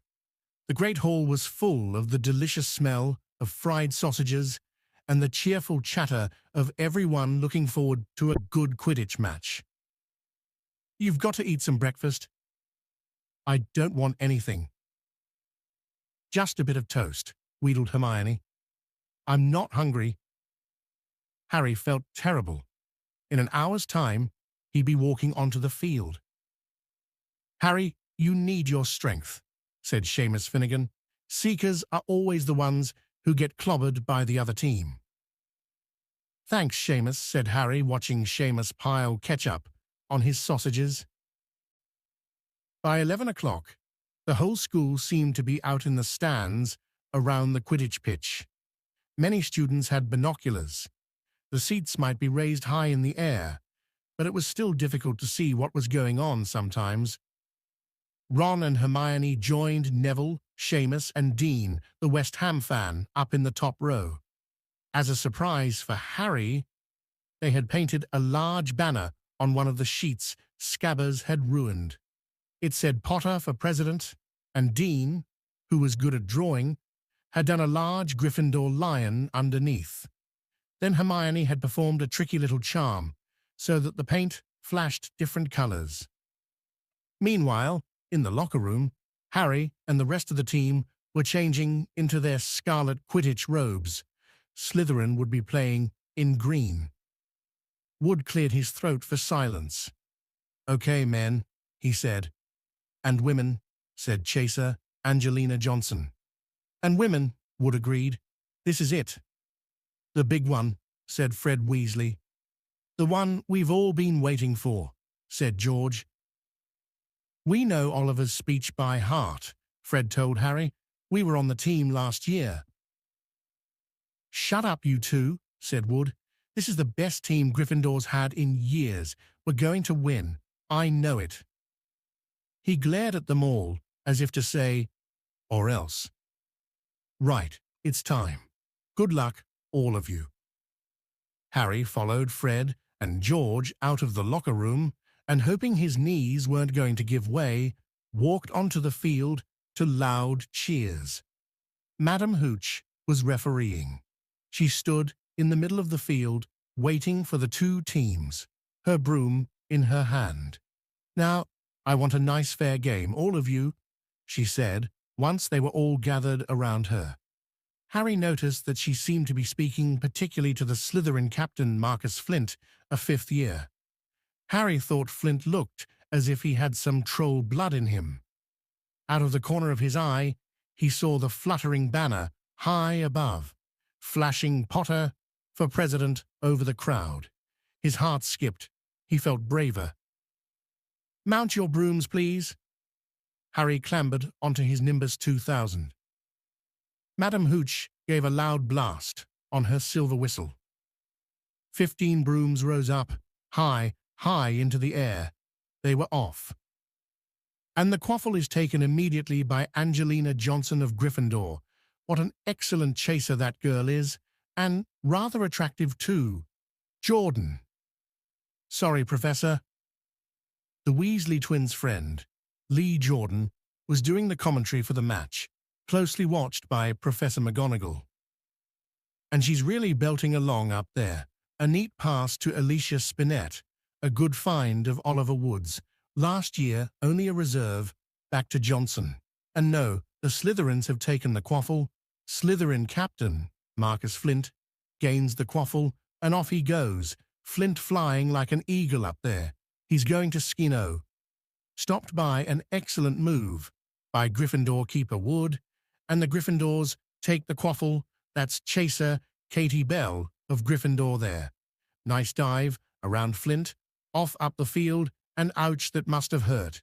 Hit in the back of the head by a bludger quaffle taken by the Slytherins. That's Adrian Pusey speeding off toward the goalposts, but he's blocked by a second bludger sent his way by Fred or George Weasley. Can't tell which. Nice play by the Gryffindor beater anyway, and Johnson back in possession of the quaffle. A clear field ahead, and off she goes. She's really flying dodges, a speeding bludger. The goalposts are ahead. Come on, now, Angelina keeper. Bletchley dives, misses. Gryffindor score. Why? Gryffindor cheers filled the cold air, with howls and moans from the Slytherins. Budge up there. Move along. Hagrid. Ron and Hermione squeeze together to give Hagrid enough space to join them. "Been watchin' from me hut," said Hagrid, patting a large pair of binoculars around his neck. "But it isn't the same as being in the crowd. No sign of the snitch yet, eh?" Nope," said Ron. "Harry hasn't had much to do yet." "Kept out of trouble, though. That's something," said Hagrid, raising his binoculars and peering skyward at the speck that was Harry. Way up above them, Harry was gliding over the game, squinting about for some sign of the snitch. This was part of his and Wood's game plan. "Keep out of the way until you catch sight of the snitch," Wood had said. "We don't want you attacked before you have to be." When Angelina had scored, Harry had done a couple of loop-the-loops to let off his feelings. Now he was back to staring around for the snitch. Once he caught sight of a flash of gold, but it was just a reflection from one of the Weasleys' wristwatches, and once a bludger decided to come pelting his way, more like a cannonball than anything, but Harry dodged it, and Fred Weasley came chasing after it. "All right there, Harry," he had time to yell as he beat the bludger furiously toward Marcus Flint. "Slytherin in possession," Lee Jordan was saying. Chaser Pusey ducks 2 bludgers, 2 Weasleys, and Chaser Bell, and speeds toward the waiter moment. Was that the snitch? A murmur ran through the crowd as Adrian Pusey dropped the quaffle, too busy looking over his shoulder at the flash of gold that had passed his left ear. Harry saw it. In a great rush of excitement, he dived downward after the streak of gold. Slytherin seeker Terence Higgs had seen it too. Neck and neck they hurtled toward the snitch. All of the chasers seemed to have forgotten what they were supposed to be doing as they hung in mid-air to watch. Harry was faster than Higgs. He could see the little round ball, wings fluttering, darting up ahead. He put on an extra spurt of speed. Wham! A roar of rage echoed from the Gryffindors below. Marcus Flint had blocked Harry on purpose, and Harry's broom spun off course, Harry holding on for dear life. "Foul!" screamed the Gryffindors. Madame Hooch spoke angrily to Flint and then ordered a free shot at the goalposts for Gryffindor. But in all the confusion, of course, The golden snitch had disappeared from sight again. Down in the stands, Dean Thomas was yelling, "Send him off, ref! Red card!" "What are you talking about, Dean?" said Ron. "Red card," said Dean furiously. "In soccer, you get shown the red card and you're out of the game." "But this isn't soccer, Dean," Ron reminded him. Hagrid, however, was on Dean's side. "They ought to change the rules. Flint could have knocked Harry out of the air." Lee Jordan was finding it difficult not to take sides. "So after that obvious and disgusting bit of cheating, Jordan," growled Professor McGonagall, "I mean, after that open and revolting foul, Jordan, I'm warning you. All right, all right. Flint nearly kills the Gryffindor Seeker, which could happen to anyone, I'm sure. So a penalty to Gryffindor, taken by Spinette, who puts it away, no trouble, and we continue play, Gryffindor still in possession." It was as Harry dodged another bludger, which went spinning dangerously past his head, that it happened. His broom gave a sudden frightening lurch. For a split second, he thought he was going to fall. He gripped the broom tightly, with both his hands and knees. He'd never felt anything like that. It happened again. It was as though the broom was trying to buck him off. But Nimbus 2000s did not suddenly decide to buck their riders off. Harry tried to turn back toward the Gryffindor goalposts. He had half a mind to ask Wood to call time out, and then he realized that his broom was completely out of his control. He couldn't turn it. He couldn't direct it at all. It was zigzagging through the air, and every now and then making violent swishing movements that almost unseated him. Lee was still commentating. Slytherin in possession. Flint with the quaffle passes. Spinette passes. Bell hit hard in the face by a bludger. Hope it broke his nose, only joking. Professor Slytherin's score, oh no. The Slytherins were cheering. No one seemed to have noticed that Harry's broom was behaving strangely. It was carrying him slowly higher, away from the game, jerking and twitching as it went.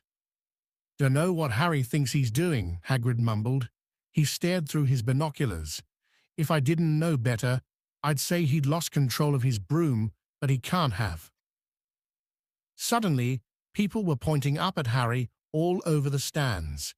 His broom had started to roll over and over, with him only just managing to hold on. Then the whole crowd gasped.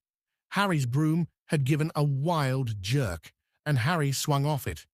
He was now dangling from it, holding on with only one hand. "Did something happen to it when Flint blocked him?" Seamus whispered. "Can't have," Hagrid said, his voice shaking. "Can't nothing interfere with a broomstick except powerful dark magic? No kid could do that to a Nimbus 2000. At these words, Hermione seized Hagrid's binoculars, but instead of looking up at Harry, she started looking frantically at the crowd. "What are you doing?" moaned Ron, grey-faced. "I knew it," Hermione gasped. "Snape, look." Ron grabbed the binoculars. Snape was in the middle of the stands opposite them. He had his eyes fixed on Harry and was muttering non-stop under his breath. "He's doing something jinxing the broom," said Hermione. "What should we do?" "Leave it to me." Before Ron could say another word, Hermione had disappeared. Ron turned the binoculars back on Harry. His broom was vibrating so hard it was almost impossible for him to hang on much longer. The whole crowd was on its feet, watching, terrified, as the Weasleys flew up to try and pull Harry safely onto one of their brooms, but it was no good. Every time they got near him, the broom would jump higher still. They dropped lower and circled beneath him, obviously hoping to catch him if he fell. Marcus Flint seized the quaffle and scored 5 times without anyone noticing. "Come on, Hermione," Ron muttered desperately. Hermione had fought her way across to the stand where Snape stood, and was now racing along the row behind him. She didn't even stop to say sorry as she knocked Professor Quirrell headfirst into the row in front. Reaching Snape, she crouched down, pulled out her wand, and whispered a few well-chosen words. Bright blue flames shot from her wand onto the hem of Snape's robes. It took perhaps 30 seconds for Snape to realize that he was on fire. A sudden yelp told her she had done her job. Scooping the fire off him into a little jar in her pocket, she scrambled back along the row. Snape would never know what had happened. It was enough. Up in the air, Harry was suddenly able to clamber back onto his broom. "Neville, you can look," Ron said. Neville had been sobbing into Hagrid's jacket for the last 5 minutes. Harry was speeding toward the ground when the crowd saw him clap his hand to his mouth. As though he was about to be sick, he hit the field on all fours, coughed, and something gold fell into his hand. "I've got the snitch," he shouted, waving it above his head, and the game ended in complete confusion. He didn't catch it. He nearly swallowed it. Flint was still howling 20 minutes later, but it made no difference. Harry hadn't broken any rules, and Lee Jordan was still happily shouting the results. Gryffindor had won by 170 points to 60. Harry heard none of this, though. He was being made a cup of strong tea back in Hagrid's hut with Ron and Hermione. "It was Snape," Ron was explaining. "Hermione and I saw him. He was cursing your broomstick, muttering he wouldn't take his eyes off you." "Rubbish," said Hagrid, who hadn't heard a word of what had gone on next to him in the stands. "Why would Snape do something like that?" Harry, Ron, and Hermione looked at one another, wondering what to tell him.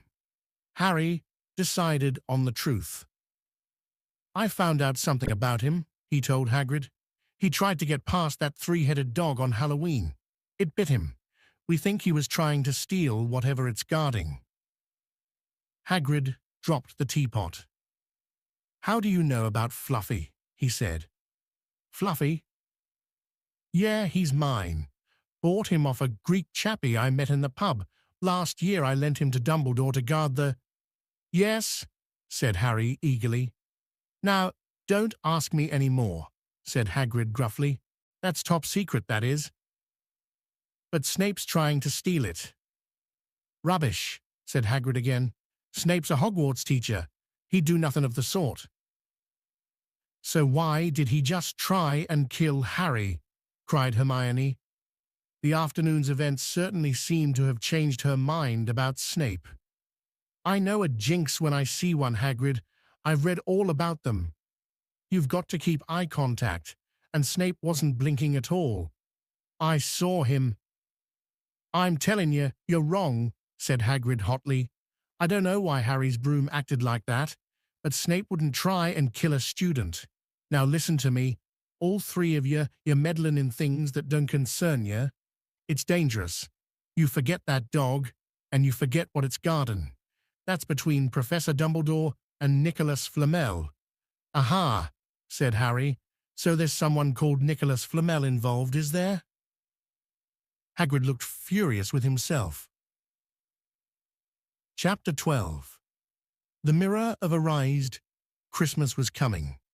One morning in mid-December, Hogwarts woke to find itself covered in several feet of snow. The lake froze solid, and the Weasley twins were punished for bewitching several snowballs so that they followed Quirrell around, bouncing off the back of his turban. The few owls that managed to battle their way through the stormy sky to deliver mail had to be nursed back to health by Hagrid before they could fly off again. No one could wait for the holidays to start. While the Gryffindor common room and the Great Hall had roaring fires, the drafty corridors had become icy, and a bitter wind rattled the windows in the classrooms. Worst of all were Professor Snape's classes down in the dungeons. where their breath rose in a mist before them, and they kept as close as possible to their hot cauldrons. "I do feel so sorry," said Draco Malfoy, one potions class, "for all those people who have to stay at Hogwarts for Christmas because they're not wanted at home." He was looking over at Harry as he spoke. Crabbe and Goyle chuckled.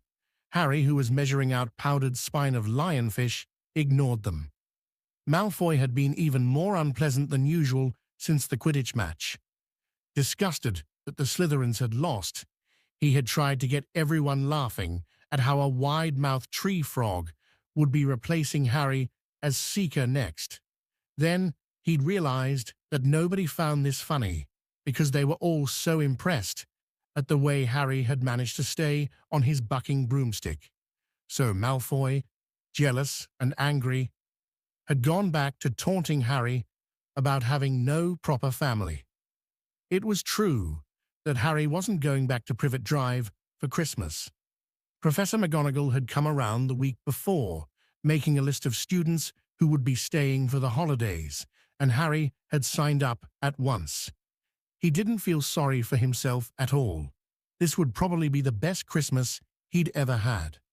Ron and his brothers were staying too, because Mr. and Mrs. Weasley were going to Romania to visit Charlie. When they left the dungeons at the end of potions, they found a large fir tree blocking the corridor ahead, 2 enormous feet sticking out at the bottom, and a loud puffing sound told them that Hagrid was behind it. "Hi, Hagrid, want any help?" Ron asked, sticking his head through the branches. "Nah, I'm all right. Thanks, Ron." "Would you mind moving out of the way?" came Malfoy's cold drawl from behind them. "Are you trying to earn some extra money, Weasley? Hoping to be gamekeeper yourself when you leave Hogwarts? I suppose that hut of Hagrid's must seem like a palace compared to what your family's used to." Ron dived at Malfoy just as Snape came up the stairs. "Weasley!" Ron let go of the front of Malfoy's robes. "He was provoked, Professor Snape," said Hagrid, sticking his huge, hairy face out from behind the tree. "Malfoy was insulting his family." "Be that as it may, fighting is against Hogwarts rules," Hagrid said Snape silkily. 5 points from Gryffindor, Weasley, and be grateful it isn't more. Move along, all of you." Malfoy, Crabbe, and Goyle pushed roughly past the tree, scattering needles everywhere and smirking. "I'll get him," said Ron, grinding his teeth at Malfoy's back. "One of these days, I'll get him." "I hate them both," said Harry, Malfoy, and Snape. "Come on, cheer up. It's nearly Christmas," said Hagrid. "Tell you what, come with me and see the Great Hall. Looks a treat." So the 3 of them followed Hagrid and his tree off to the Great Hall, where Professor McGonagall and Professor Flitwick were busy with the Christmas decorations. "Ah, Hagrid, the last tree, put it in the far corner, would you?" The hall looked spectacular. Festoons of holly and mistletoe hung all around the walls, and no less than 12 towering Christmas trees stood around the room, some sparkling with tiny icicles, some glittering with hundreds of candles. "How many days you got left until your holidays?" Hagrid asked. "Just 1, said Hermione. "And that reminds me, Harry, Ron, we've got half an hour before lunch. We should be in the library." "Oh yeah, you're right," said Ron, tearing his eyes away from Professor Flitwick, who had golden bubbles blossoming out of his wand and was trailing them over the branches of the new tree. "The library," said Hagrid, following them out of the hall. "Just before the holidays. Bit keen, aren't you?" "Oh, we're not working," Harry told him brightly. "Ever since you mentioned Nicholas Flamel, we've been trying to find out who he is." "You what?" Hagrid looked shocked. "Listen here, I've told you drop it. It's nothing to you what that dog's garden." "We just want to know who Nicholas Flamel is, that's all," said Hermione. "Unless you'd like to tell us, and save us the trouble," Harry added. "We must have been through hundreds of books already, and we can't find him anywhere. Just give us a hint. I know I've read his name somewhere." "I'm saying nothing," said Hagrid flatly. "Just have to find out for ourselves then," said Ron, and they left Hagrid looking disgruntled and hurried off to the library. They had indeed been searching books for Flamel's name ever since Hagrid had let it slip, because how else were they going to find out what Snape was trying to steal? The trouble was, it was very hard to know where to begin, not knowing what Flamel might have done to get himself into a book. He wasn't in great wizards of the 20th century or notable magical names of our time. He was missing, too, from important modern magical discoveries and a study of recent developments in wizardry. And then, of course, there was the sheer size of the library. Tens of thousands of books, thousands of shelves, hundreds of narrow rows. Hermione took out a list of subjects and titles she had decided to search, while Ron strode off down a row of books and started pulling them off the shelves at random. Harry wandered over to the restricted section. He had been wondering for a while if Flamel wasn't somewhere in there. Unfortunately, you needed a specially signed note from one of the teachers to look in any of the restricted books, and he knew he'd never get one. These were the books containing powerful dark magic never taught at Hogwarts and only read by older students studying advanced defense against the dark arts. "What are you looking for, boy?" "Nothing," said Harry. Madame Pince, the librarian, brandished a feather duster at him. "You'd better get out then. Go on out." Wishing he'd been a bit quicker at thinking up some story, Harry left the library. He, Ron, and Hermione had already agreed they'd better not ask Madame Pince where they could find Flamel. They were sure she'd be able to tell them, but they couldn't risk Snape hearing what they were up to. Harry waited outside in the corridor to see if the other two had found anything, but he wasn't very hopeful. They had been looking for 2 weeks after all, but as they only had odd moments between lessons, it wasn't as surprising they'd found nothing. What they really needed was a nice long search without Madame Pince breathing down their necks. 5 minutes later, Ron and Hermione joined him, shaking their heads. They went off to lunch. "You will keep looking while I'm away, won't you?" said Hermione, "and send me an owl if you find anything." "And you could ask your parents if they know who Flamel is," said Ron. "It'd be safe to ask them." "Very safe, as they're both dentists," said Hermione. Once the holidays had started, Ron and Harry were having too good a time to think much about Flamel. They had the dormitory to themselves, and the common room was far emptier than usual, so they were able to get the good armchairs by the fire. They sat by the hour eating anything they could spear on a toasting fork bread, English muffins, marshmallows, and plotting ways of getting Malfoy expelled, which were fun to talk about even if they wouldn't work. Ron also started teaching Harry wizard chess. This was exactly like Muggle chess, except that the figures were alive, which made it a lot like directing troops in battle. Ron's set was very old and battered. Like everything else he owned, it had once belonged to someone else in his family, in this case, his grandfather. However, old chessmen weren't a drawback at all. Ron knew them so well, he never had trouble getting them to do what he wanted. Harry played with chessmen Seamus Finnegan had lent him, and they didn't trust him at all. He wasn't a very good player yet, and they kept shouting different bits of advice at him, which was confusing. "Don't send me there.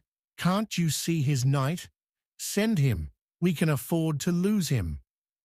On Christmas Eve, Harry went to bed looking forward to the next day for the food and the fun, but not expecting any presents at all. When he woke early in the morning, however, the first thing he saw was a small pile of packages at the foot of his bed. "Merry Christmas," said Ron sleepily, as Harry scrambled out of bed and pulled on his bathrobe. "You too," said Harry. "Will you look at this? I've got some presents."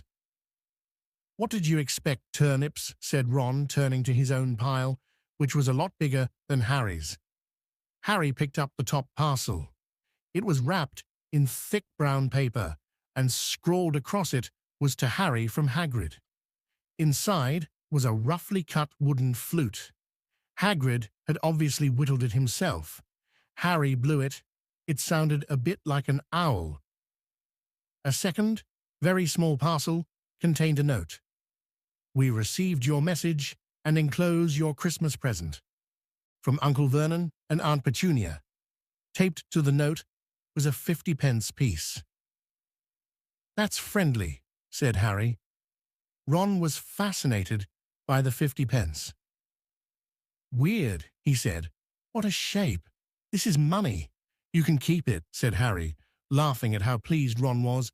"Hagrid and my aunt and uncle. So who sent these?" "I think I know who that one's from," said Ron, turning a bit pink and pointing to a very lumpy parcel. "My mum. I told her you didn't expect any presents, and oh no," he groaned, "she's made you a Weasley sweater." Harry had torn open the parcel to find a thick, hand-knitted sweater in emerald green and a large box of homemade fudge. "Every year she makes us a sweater," said Ron, unwrapping his own, "and mine's always maroon." "That's really nice of her," said Harry, trying the fudge, which was very tasty. His next present also contained candy, a large box of chocolate frogs from Hermione. This only left one parcel. Harry picked it up and felt it. It was very light. He unwrapped it. Something fluid and silvery grey went slithering to the floor, where it lay in gleaming folds. Ron gasped. "I've heard of those," he said in a hushed voice, dropping the box of every flavour beans he'd gotten from Hermione. "If that's what I think it is, they're really rare and really valuable." "What is it?" Harry picked the shining silvery cloth off the floor. It was strange to the touch, like water, woven into material. "It's an invisibility cloak," said Ron, a look of awe on his face. "I'm sure it is. Try it on." Harry threw the cloak around his shoulders, and Ron gave a yell. "It is. Look down." Harry looked down at his feet, but they were gone. He dashed to the mirror. Sure enough, his reflection looked back at him, just his head suspended in mid-air, his body completely invisible. He pulled the cloak over his head, and his reflection vanished completely. "There's a note," said Ron suddenly. "A note fell out of it." Harry pulled off the cloak and seized the letter. Written in narrow, loopy writing he had never seen before were the following words: "Your father left this in my possession before he died. It is time it was returned to you. Use it well. A very Merry Christmas to you." There was no signature. Harry stared at the note. Ron was admiring the cloak. "I'd give anything for one of these," he said. "Anything? What's the matter?" "Nothing," said Harry. He felt very strange. Who had sent the cloak? Had it really once belonged to his father? Before he could say or think anything else, the dormitory door was flung open, and Fred and George Weasley bounded in. Harry stuffed the cloak quickly out of sight. He didn't feel like sharing it with anyone else yet. "Merry Christmas!" "Hey, look, Harry's got a Weasley sweater too." Fred and George were wearing blue sweaters, one with a large yellow F on it, the other a G. "Harry's is better than ours, though," said Fred, holding up Harry's sweater. "She obviously makes more of an effort if you're not family." "Why aren't you wearing yours, Ron?" George demanded. "Come on, get it on. They're lovely and warm." "I hate maroon," Ron moaned half-heartedly as he pulled it over his head. "You haven't got a letter on yours," George observed. "I suppose she thinks you don't forget your name. But we're not stupid. We know we're called Gred and Forge. What's all this noise? Percy Weasley stuck his head through the door, looking disapproving. He had clearly gotten halfway through unwrapping his presents as he, too, carried a lumpy sweater over his arm, which Fred seized. P for prefect. Get it on, Percy. Come on, we're all wearing ours. Even Harry got one. I don't want, said Percy thickly, as the twins forced the sweater over his head, knocking his glasses askew.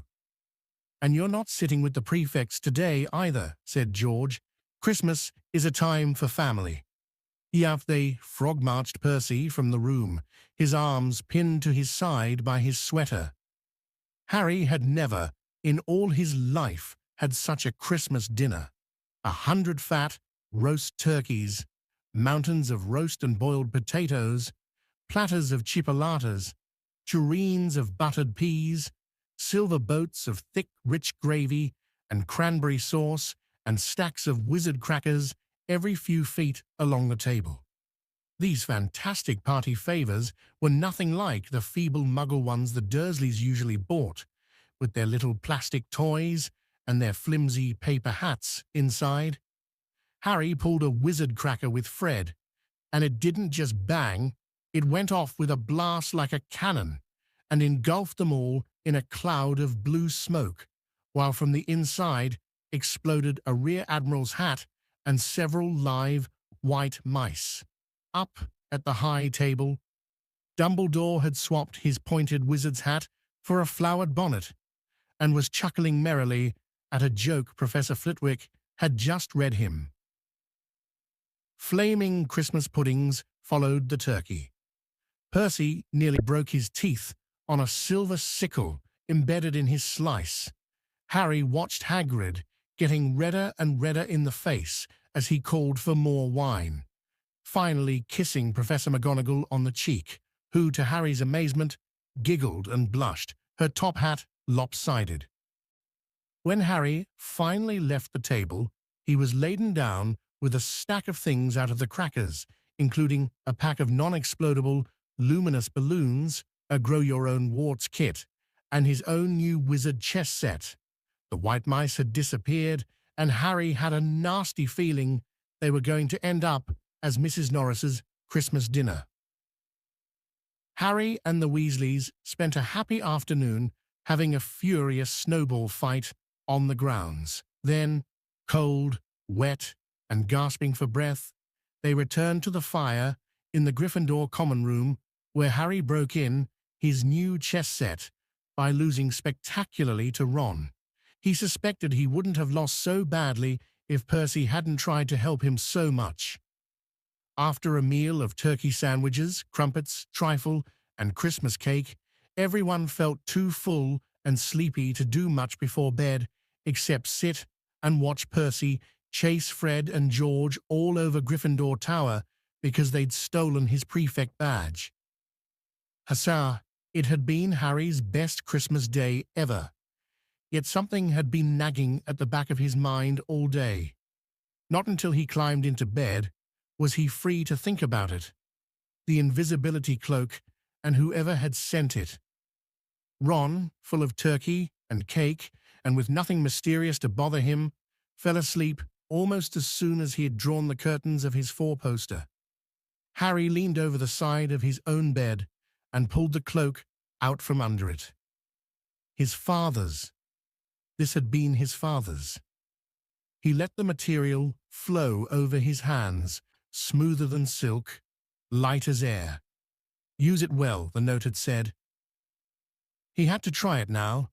He slipped out of bed and wrapped the cloak around himself. Looking down at his legs, he saw only moonlight and shadows. It was a very funny feeling. Use it well. Suddenly, Harry felt wide awake. The whole of Hogwarts was open to him in this cloak. Excitement flooded through him as he stood there in the dark and silence. He could go anywhere in this, anywhere, and Filch would never know. Ron grunted in his sleep. Should Harry wake him? Something held him back. His father's cloak He felt that this time, the first time, he wanted to use it alone. He crept out of the dormitory, down the stairs, across the common room, and climbed through the portrait hole. "Who's there?" squawked the fat lady. Harry said nothing. He walked quickly down the corridor. Where should he go? He stopped, his heart racing, and thought. And then it came to him. The restricted section in the library. He'd be able to read as long as he liked, as long as it took to find out who Flamel was. He set off, drawing the invisibility cloak tight around him as he walked. The library was pitch black and very eerie. Harry lit a lamp to see his way along the rows of books. The lamp looked as if it was floating along in mid-air, and even though Harry could feel his arm supporting it, the sight gave him the creeps. The restricted section was right at the back of the library. Stepping carefully over the rope that separated these books from the rest of the library, he held up his lamp to read the titles. They didn't tell him much. Their peeling, faded gold letters spelled words in languages Harry couldn't understand. Some had no title at all. One book had a dark stain on it that looked horribly like blood. The hairs on the back of Harry's neck prickled. Maybe he was imagining it, maybe not, but he thought a faint whispering was coming from the books, as though they knew someone was there who shouldn't be. He had to start somewhere. Setting the lamp down, carefully on the floor, he looked along the bottom shelf for an interesting-looking book. A large black and silver volume caught his eye. He pulled it out with difficulty because it was very heavy, and balancing it on his knee, let it fall open. A piercing, blood-curdling shriek split the silence the book was screaming. Harry snapped it shut, but the shriek went on and on, one high, unbroken, ear-splitting note. He stumbled backward and knocked over his lamp, which went out at once. Panicking, he heard footsteps coming down the corridor outside, stuffing the shrieking book back on the shelf. He ran for it. He passed Filch in the doorway. Filch's pale, wild eyes looked straight through him, and Harry slipped under Filch's outstretched arm and streaked off up the corridor, the book's shrieks still ringing in his ears. He came to a sudden halt in front of a tall suit of armor. He had been so busy getting away from the library, he hadn't paid attention to where he was going. Perhaps because it was dark, he didn't recognize where he was at all. There was a suit of armor near the kitchens, he knew, but he must be 5 floors above there. "You asked me to come directly to you, Professor, if anyone was wandering around at night, and somebody's been in the library restricted section." Harry felt the blood drain out of his face. Wherever he was, Filch must know a shortcut, because his soft, greasy voice was getting nearer, and to his horror, it was Snape, who replied, "The restricted section? Well, they can't be far. We'll catch them." Harry stood rooted to the spot as Filch and Snape came around the corner ahead. They couldn't see him, of course, but it was a narrow corridor, and if they came much nearer, they'd knock right into him. The cloak didn't stop him from being solid. He backed away as quietly as he could. A door stood ajar to his left. It was his only hope. He squeezed through it, holding his breath, trying not to move it, and to his relief, he managed to get inside the room without their noticing anything. They walked straight past, and Harry leaned against the wall, breathing deeply, listening to their footsteps dying away. That had been close, very close. It was a few seconds before he noticed anything about the room he had hidden in. It looked like an unused classroom. The dark shapes of desks and chairs were piled against the walls, and there was an upturned wastepaper basket, but propped against the wall facing him was something that didn't look as if it belonged there, something that looked as if someone had just put it there to keep it out of the way. It was a magnificent mirror, as high as the ceiling, with an ornate gold frame standing on two clawed feet. There was an inscription carved around the top, Erisid stra eru oit ube kafruoit onvosi. His panic fading, now that there was no sound of Filch and Snape, Harry moved nearer to the mirror, wanting to look at himself but see no reflection again. He stepped in front of it. He had to clap his hands to his mouth to stop himself from screaming. He whirled around. His heart was pounding far more furiously than when the book had screamed, for he had seen not only himself in the mirror, but a whole crowd of people standing right behind him. But the room was empty. Breathing very fast, he turned slowly back to the mirror. There he was, reflected in it, white and scared-looking, and there, reflected behind him, were at least 10 others. Harry looked over his shoulder, but still no one was there. Or were they all invisible too? Was he in fact in a room full of invisible people, and this mirror's trick was that it reflected them, invisible or not? He looked in the mirror again. A woman standing right behind his reflection was smiling at him and waving. He reached out a hand and felt the air behind him.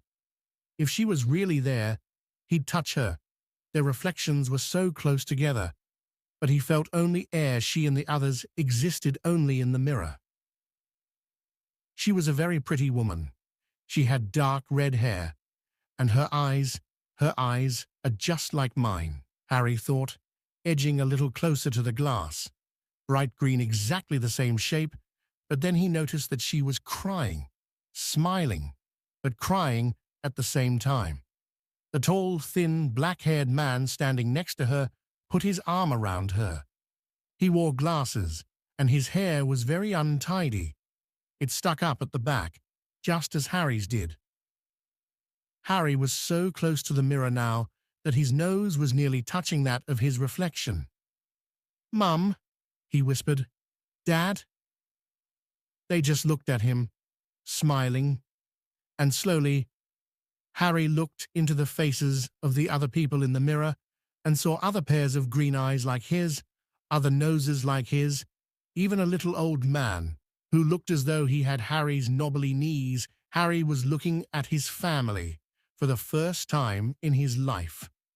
The Potters smiled and waved at Harry, and he stared hungrily back at them, his hands pressed flat against the glass, as though he was hoping to fall right through it and reach them.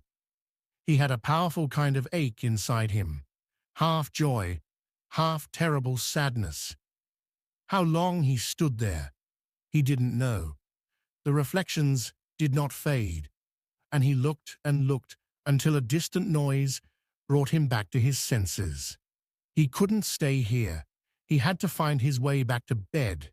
He tore his eyes away from his mother's face, whispered, "I'll come back," and hurried from the room. "You could have woken me up," said Ron crossly. "You can come tonight. I'm going back. I want to show you the mirror." "I'd like to see your mum and dad," Ron said eagerly. "And I want to see all your family, all the Weasleys. You'll be able to show me your other brothers and everyone." "You can see them any old time," said Ron. "Just come round my house this summer.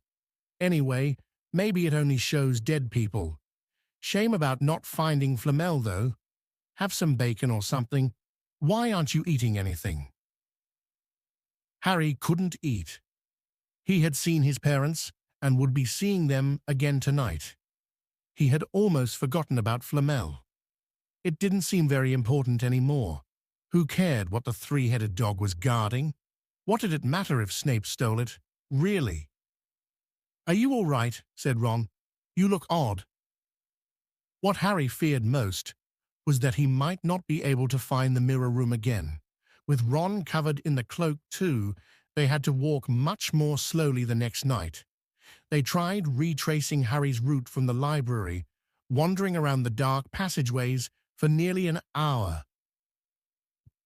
"I'm freezing," said Ron. "Let's forget it and go back." "No," Harry hissed. "I know it's here somewhere. They passed the ghost of a tall witch gliding in the opposite direction, but saw no one else. Just as Ron started moaning that his feet were dead with cold, Harry spotted the suit of armor. "It's here, just here, yes." They pushed the door open. Harry dropped the cloak from around his shoulders and ran to the mirror. There they were. His mother and father beamed at the sight of him. "See?" Harry whispered. "I can't see anything." Look at them all. There are loads of them." "I can only see you." "Look in it properly. Go on, stand where I am." Harry stepped aside, but with Ron in front of the mirror, he couldn't see his family anymore, just Ron in his paisley pajamas. Ron, though, was staring transfixed at his image. "Look at me," he said. "Can you see all your family standing around you?" "No, I'm alone, but I'm different. I look older, and I'm head boy." "What?" "I am. I'm wearing the badge like Bill used to, and I'm holding the house cup and the Quidditch cup. I'm Quidditch captain too." Ron tore his eyes away from this splendid sight to look excitedly at Harry. "Do you think this mirror shows the future?" "How can it? All my family are dead. Let me have another look." "You had it to yourself all last night. Give me a bit more time." "You're only holding the Quidditch cup. What's interesting about that? I want to see my parents." "Don't push me." A sudden noise outside in the corridor put an end to their discussion. They hadn't realized how loudly they had been talking. "Quick!" Ron threw the cloak back over them as the luminous eyes of Mrs. Norris came round the door. Ron and Harry stood quite still, both thinking the same thing. Did the cloak work on cats? After what seemed an age, she turned and left. "Sir, this isn't safe. She might have gone for Filch. I bet she heard us. Come on." And Ron pulled Harry out of the room. The snow still hadn't melted the next morning. "Want to play chess, Harry?" said Ron. "No." "Why don't we go down and visit Hagrid?" "No, you go." "I know what you're thinking about, Harry, that mirror. Don't go back tonight." "Why not?" "I don't know. I've just got a bad feeling about it. And anyway, you've had too many close shaves already. Filch, Snape, and Mrs. Norris are wandering around. So what if they can't see you? What if they walk into you? What if you knock something over?" "You sound like Hermione." "I'm serious, Harry. Don't go." But Harry only had one thought in his head, which was to get back in front of the mirror, and Ron wasn't going to stop him. That third night, he found his way more quickly than before. He was walking so fast, he knew he was making more noise than was wise, but he didn't meet anyone.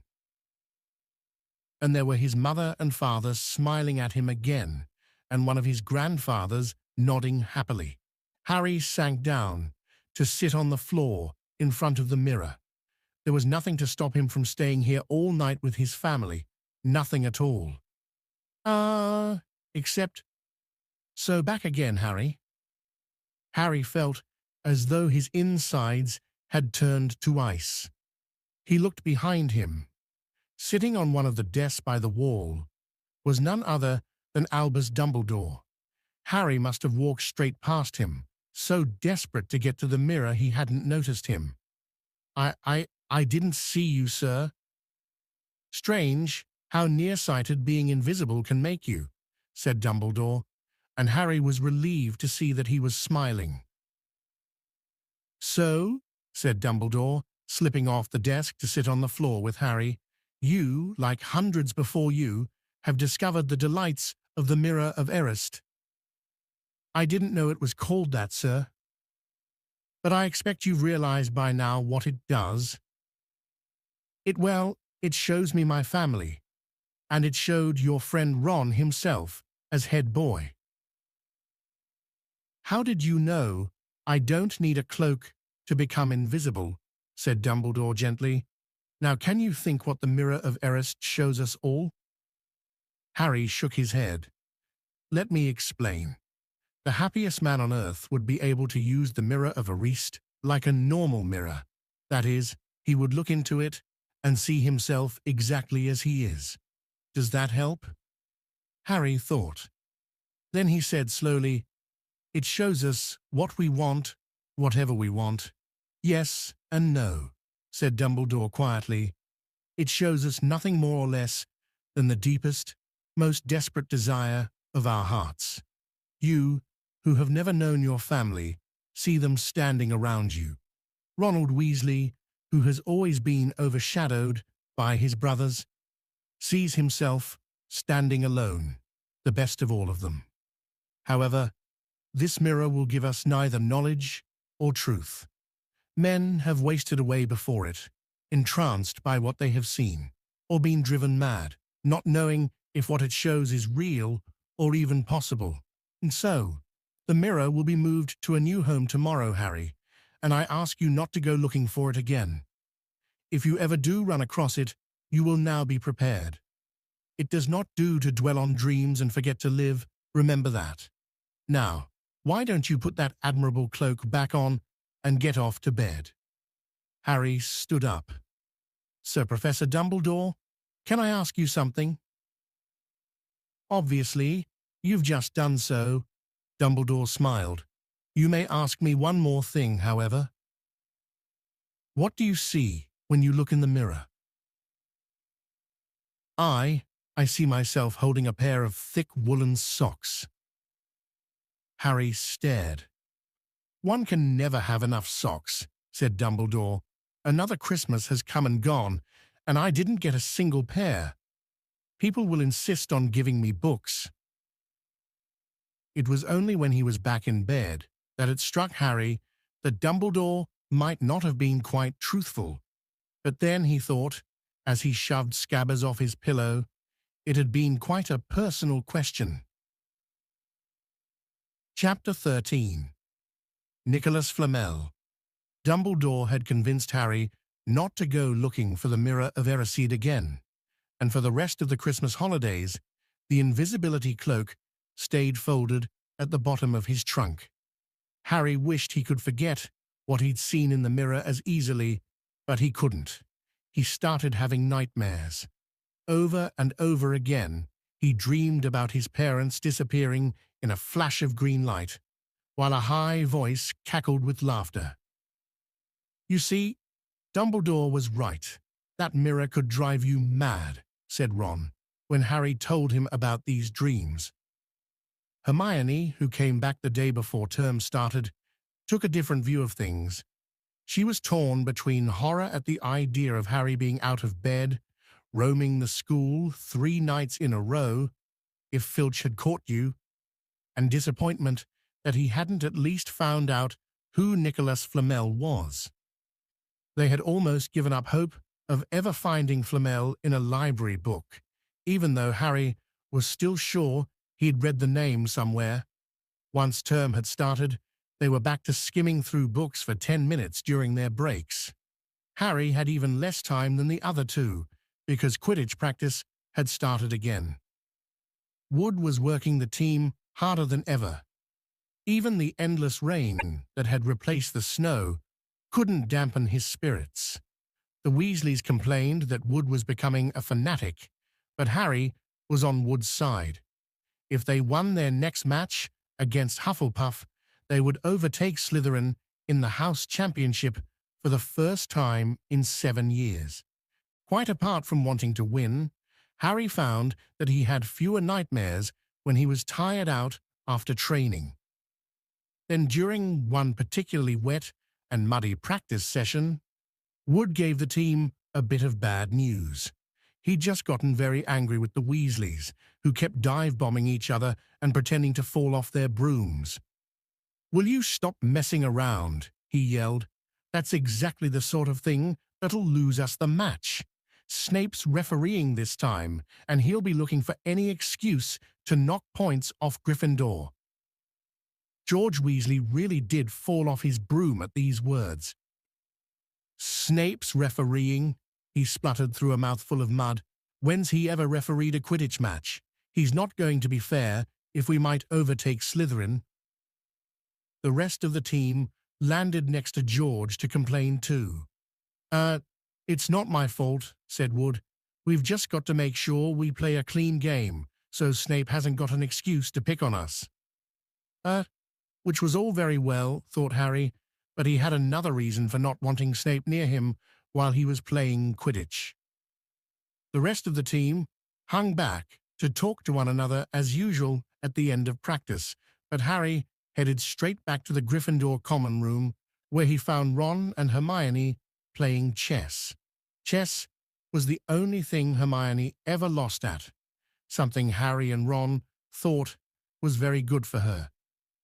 "Don't talk to me for a moment," said Ron when Harry sat down next to him. "I need to consent." He caught sight of Harry's face. "What's the matter with you? You look terrible." Speaking quietly, so that no one else would hear, Harry told the other two about Snape's sudden, sinister desire to be a Quidditch referee. "Don't play," said Hermione at once. "Say you're ill," said Ron. "Pretend to break your leg," Hermione suggested. "Really break your leg," said Ron. "I can't," said Harry. "There isn't a reserve seeker. If I back out, Gryffindor can't play at all." At that moment, Neville toppled into the common room. How he had managed to climb through the portrait hole was anyone's guess, because his legs had been stuck together with what they recognized at once as the leg locker curse. He must have had to bunny hop all the way up to Gryffindor Tower. Everyone fell over laughing except Hermione, who leapt up and performed the counter curse. Neville's legs sprang apart, and he got to his feet, trembling. "What happened?" Hermione asked him, leading him over to sit with Harry and Ron. "Malfoy," said Neville shakily. "I met him outside the library. He said he'd been looking for someone to practice that on." "Go to Professor McGonagall," Hermione urged Neville. "Report him." Neville shook his head. "I don't want more trouble," he mumbled. "You've got to stand up to him, Neville," said Ron. "He's used to walking all over people, but that's no reason to lie down in front of him and make it easier." "There's no need to tell me I'm not brave enough to be in Gryffindor. Malfoy's already done that," Neville choked out. Harry felt in the pocket of his robes and pulled out a chocolate frog, the very last one from the box Hermione had given him for Christmas. He gave it to Neville, who looked as though he might cry. "You're worth 12 of Malfoy," Harry said. "The Sorting Hat chose you for Gryffindor, didn't it? And where's Malfoy? In stinking Slytherin." Neville's lips twitched in a weak smile as he unwrapped the frog. "Thanks, Harry. I think I'll go to bed. Do you want the card? You collect them, don't you?" As Neville walked away, Harry looked at the famous wizard card. "Dumbledore again," he said. "He was the first one I ever—" He gasped. He stared at the back of the card. Then he looked up at Ron and Hermione. "Wish I found him," he whispered. "I found Flamel. I told you I'd read the name somewhere before. I read it on the train coming here. Listen to this. Dumbledore is particularly famous for his defeat of the dark wizard Grindelwald in 1945, for the discovery of the 12 uses of dragon's blood, and his work on alchemy with his partner, Nicholas Flamel." Hermione jumped to her feet. She hadn't looked so excited since they'd gotten back the marks for their very first piece of homework. "Stay there," she said, and she sprinted up the stairs to the girls' dormitories. Harry and Ron barely had time to exchange mystified looks before she was dashing back, an enormous old book in her arms. "I never thought to look in here," she whispered excitedly. "I got this out of the library weeks ago for a bit of light reading." "Light," said Ron, but Hermione told him to be quiet until she'd looked something up and started flicking frantically through the pages, muttering to herself. At last, she found what she was looking for. "I knew it, I knew it." "Are we allowed to speak yet?" said Ron grumpily. Hermione ignored him. "Nicholas Flamel," she whispered dramatically, "is the only known maker of the Sorcerer's Stone." This didn't have quite the effect she'd expected. "The what?" said Harry and Ron. "Oh, honestly, don't you two read? Look, read that there." She pushed the book toward them, and Harry and Ron read, "The ancient study of alchemy is concerned with making the Sorcerer's Stone, a legendary substance with astonishing powers. The stone will transform any metal into pure gold. It also produces the elixir of life, which will make the drinker immortal." There have been many reports of the Sorcerer's Stone over the centuries, but the only stone currently in existence belongs to Mr. Nicholas Flamel, the noted alchemist and opera lover. Mr. Flamel, who celebrated his 665th birthday last year, enjoys a quiet life in Devon with his wife, Perenelle, 658. "See," said Hermione when Harry and Ron had finished, "the dog must be guarding Flamel's Sorcerer's Stone. I bet he asked Dumbledore to keep it safe for him, because they're friends, and he knew someone was after it. That's why he wanted the stone moved out of Gringotts." "A stone that makes gold and stops you from ever dying," said Harry. "No wonder Snape's after it. Anyone would want it." "And no wonder we couldn't find Flamel in that study of recent developments in wizardry," said Ron. "He's not exactly recent if he's 665, is he?" The next morning, in defense against the dark arts, while copying down different ways of treating werewolf bites, Harry and Ron were still discussing what they'd do with the Sorcerer's Stone if they had one.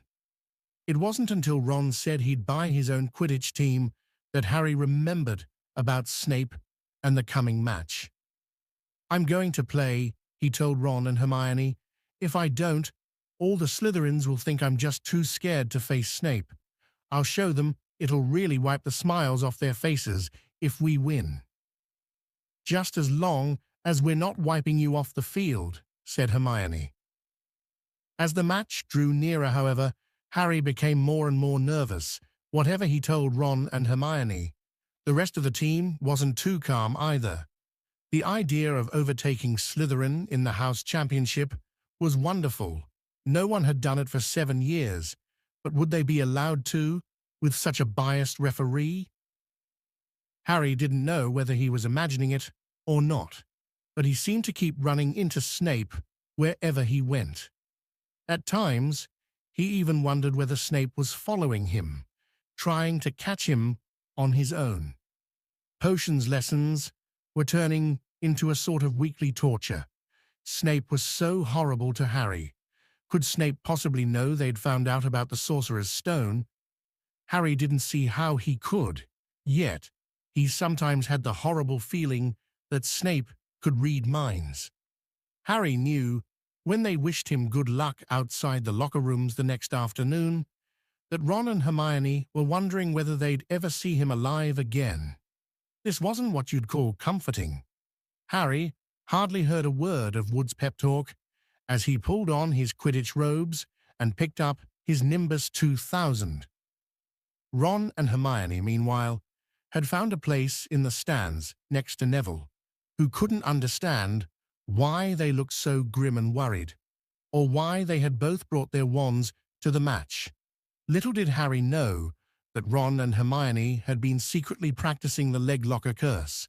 They had gotten the idea from Malfoy using it on Neville, and were ready to use it on Snape if he showed any sign of wanting to hurt Harry. Now don't forget, it's Locomotor Mortis," Hermione muttered as Ron slipped his wand up his sleeve. "I know," Ron snapped. "Don't nag." Back in the locker room, Wood had taken Harry aside. "Don't want to pressure you, Potter, but if we ever need an early capture of the snitch, it's now. Finish the game before Snape can favor Hufflepuff too much." "The whole school's out there," said Fred Weasley, peering out of the door. "Even blimey Dumbledore's come to watch?" Harry's heart did a somersault. "Dumbledore?" he said, dashing to the door to make sure. Fred was right. There was no mistaking that silver beard. Harry could have laughed out loud with relief. He was safe. There was simply no way that Snape would dare to try to hurt him if Dumbledore was watching. Perhaps that was why Snape was looking so angry as the teams marched onto the field, something that Ron noticed too. "Besides, I've never seen Snape look so mean," he told Hermione. "Look, they're off. Ouch." Someone had poked Ron in the back of the head. It was Malfoy. "Oh, sorry, Weasley. Didn't see you there." Malfoy grinned broadly at Crabbe and Goyle. "Wonder how long Potter's going to stay on his broom this time? Anyone want a bet? What about you, Weasley?" Ron didn't answer. Snape had just awarded Hufflepuff a penalty because George Weasley had hit a bludger at him. Hermione, who had all her fingers crossed in her lap, was squinting fixedly at Harry, who was circling the game like a hawk, looking for the snitch.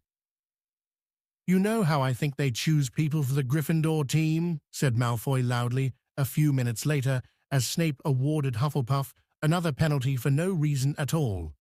"It's people they feel sorry for. See, there's Potter, who's got no parents. Then there's the Weasleys, who've got no money. You should be on the team. Longbottom, you've got no brains." Neville went bright red, but turned in his seat to face Malfoy. "I'm worth 12 of you, Malfoy," he stammered. Malfoy, Crabbe and Goyle howled with laughter, but Ron, still not daring to take his eyes from the game, said, "You tell him, Neville. Longbottom, if brains were gold, you'd be poorer than Weasley, and that's saying something." Ron's nerves were already stretched to the breaking point with anxiety about Harry. "I'm warning you, Malfoy, one more word." "Ron," said Hermione suddenly. "Harry, what? Where?"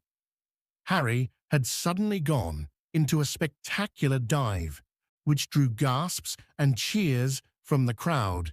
Hermione stood up, her crossed fingers in her mouth, as Harry streaked toward the ground like a bullet. "You're in luck, Weasley. Potter's obviously spotted some money on the ground," said Malfoy. Ron snapped. Before Malfoy knew what was happening, Ron was on top of him, wrestling him to the ground. Neville hesitated, then clambered over the back of his seat to help. "Come on, Harry!" Hermione screamed, leaping onto her seat to watch as Harry sped straight at Snape. She didn't even notice Malfoy and Ron rolling around under her seat, or the scuffles and yelps coming from the whirl of fists that was Neville, Crabbe, and Goyle. Up in the air, Snape turned on his broomstick, just in time to see something scarlet shoot past him, missing him by inches the next second. Harry had pulled out of the dive, his arm raised in triumph, the snitch clasped in his hand. The stands erupted. It had to be a record. No one could ever remember the snitch being caught so quickly. Ron, where are you? The game's over. Harry's won. We've won. Gryffindor is in the lead," shrieked Hermione, dancing up and down on her seat and hugging Parvati Patil in the row in front. Harry jumped off his broom, a foot from the ground. He couldn't believe it. He'd done it. The game was over. It had barely lasted 5 minutes. As Gryffindors came spilling onto the field, he saw Snape land nearby, white-faced and tight-lipped. Then Harry felt a hand on his shoulder and looked up into Dumbledore's smiling face.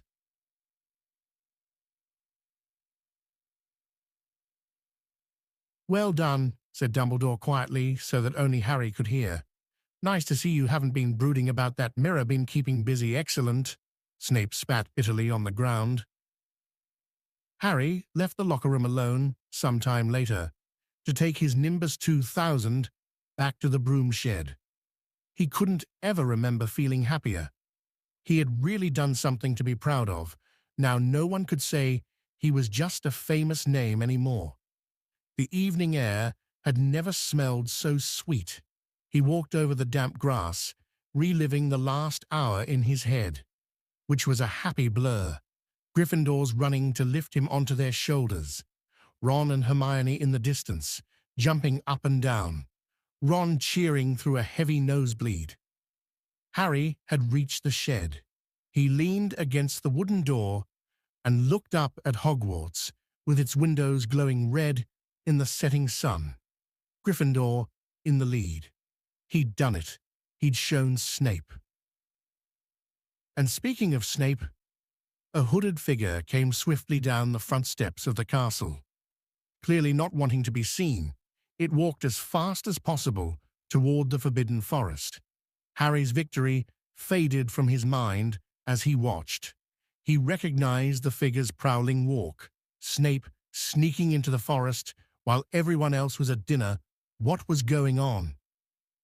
Harry jumped back on his Nimbus 2000 and took off. Gliding silently over the castle, he saw Snape enter the forest at a run. He followed. The trees were so thick he couldn't see where Snape had gone. He flew in circles, lower and lower, brushing the top branches of trees until he heard voices. He glided toward them and landed noiselessly in a towering beech tree. He climbed carefully along one of the branches, holding tight to his broomstick, trying to see through the leaves. Below, in a shadowy clearing, stood Snape, but he wasn't alone. Quirrell was there too. Harry couldn't make out the look on his face, but he was stuttering worse than ever. Harry strained to catch what they were saying. Don't know why you wanted to meet here of all places, Severus. Oh, I thought we'd keep this private, said Snape, his voice icy. Students aren't supposed to know about the Sorcerer's Stone, after all. Harry leaned forward. Quirrell was mumbling something. Snape interrupted him. Have you found out how to get past that beast of Hagrid's yet? But Severus, You don't want me as your enemy, Quirrell, said Snape, taking a step toward him. I don't know what you know perfectly well what I mean. An owl hooted loudly, and Harry nearly fell out of the tree. He steadied himself in time to hear Snape say, Your little bit of hocus-pocus. I'm waiting. But I don't. Very well, Snape cut in. We'll have another little chat soon, when you've had time to think things over and decided where your loyalties lie. He threw his cloak over his head and strode out of the clearing. It was almost dark now, but Harry could see Quirrell, standing quite still, as though he was petrified. Harry, where have you been? Hermione squeaked. We won! You won! We won! Shouted Ron, thumping Harry on the back. And I gave Malfoy a black eye, and Neville tried to take on Crabbe and Goyle single-handed. He's still out cold, but Madame Pomfrey says he'll be all right. Talk about showing Slytherin. Everyone's waiting for you in the common room. We're having a party. Fred and George stole some cakes and stuff from the kitchens. Never mind that now, said Harry breathlessly. Let's find an empty room. You wait till you hear this. He made sure Peeves wasn't inside before shutting the door behind them. Then he told them what he'd seen and heard. So we were right. It is the Sorcerer's Stone, and Snape's trying to force Quirrell to help him get it. He asked if he knew how to get past Fluffy, and he said something about Quirrell's hocus-pocus. I reckon there are other things guarding the stone apart from Fluffy, loads of enchantments probably, and Quirrell would have done some anti-dark arts spell that Snape needs to break through. So you mean the stone's only safe as long as Quirrell stands up to Snape? Said Hermione in alarm. It'll be gone by next Tuesday, said Ron. Chapter 14. Norbert, the Norwegian Ridgeback. Quirrell, however, must have been braver than they'd thought. In the weeks that followed, he did seem to be getting paler and thinner, but it didn't look as though he'd cracked yet. Every time they passed the third-floor corridor, Harry, Ron, and Hermione would press their ears to the door to check that Fluffy was still growling inside. Snape was sweeping about in his usual bad temper, which surely meant that the stone was still safe. Whenever Harry passed Quirrell these days, he gave him an encouraging sort of smile, and Ron had started telling people off for laughing at Quirrell's stutter. Hermione, however, had more on her mind than the Sorcerer's Stone. She had started drawing up study schedules and color-coding all her notes. Harry and Ron wouldn't have minded, but she kept nagging them to do the same. Hermione, the exams are ages away. 10 weeks, Hermione snapped. That's not ages, that's like a second to Nicholas Flamel. But we're not 600 years old, Ron reminded her. Anyway, what are you studying for? You already know it all. What am I studying for? Are you crazy? You realize we need to pass these exams to get into the second year. They're very important. I should have started studying a month ago. I don't know what's gotten into me. Unfortunately, the teachers seemed to be thinking along the same lines as Hermione. They piled so much homework on them that the Easter holidays weren't nearly as much fun as the Christmas ones. It was hard to relax with Hermione next to you, reciting the 12 uses of dragon's blood, or practicing wand movements. Moaning and yawning, Harry and Ron spent most of their free time in the library with her, trying to get through all their extra work. I'll never remember this, Ron burst out one afternoon, throwing down his quill and looking longingly out of the library window. It was the first really fine day they'd had in months. The sky was a clear, forget-me-not blue, and there was a feeling in the air of summer coming. Harry, who was looking up Dittany in 1000 Magical Herbs and Fungi, didn't look up until he heard Ron say, "Hagrid, what are you doing in the library?" Hagrid shuffled into view, hiding something behind his back. He looked very out of place in his moleskin overcoat. "Just lookin'," he said, in a shifty voice that got their interest at once. "And what are you lot up to?" He looked suddenly suspicious. "You're not still looking for Nicholas Flamel, are you?" Oh, we found out who he is ages ago," said Ron impressively. "And we know what that dog's guarding. It's a sorcerer's scent." Shh! Hagrid looked around quickly to see if anyone was listening. "Don't go shouting about it. What's the matter with you?" "There are a few things we wanted to ask you. As a matter of fact," said Harry, "about what's guarding the stone, apart from Fluffy."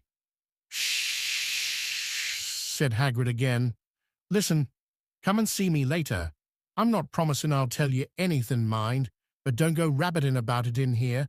Students aren't supposed to know. They'll think I've told you." "See you later then," said Harry. Hagrid shuffled off. "What was he hiding behind his back?" said Hermione thoughtfully. "Do you think it had anything to do with the stone?" "I'm going to see what section he was in," said Ron, who'd had enough of working. He came back a minute later with a pile of books in his arms and slammed them down on the table. "Dragons," he whispered. Hagrid was looking up stuff about dragons. "Look at these. Dragon species of Great Britain and Ireland, from egg to inferno, a dragon keeper's guide." "Hagrid's always wanted a dragon. He told me so the first time I ever met him," said Harry.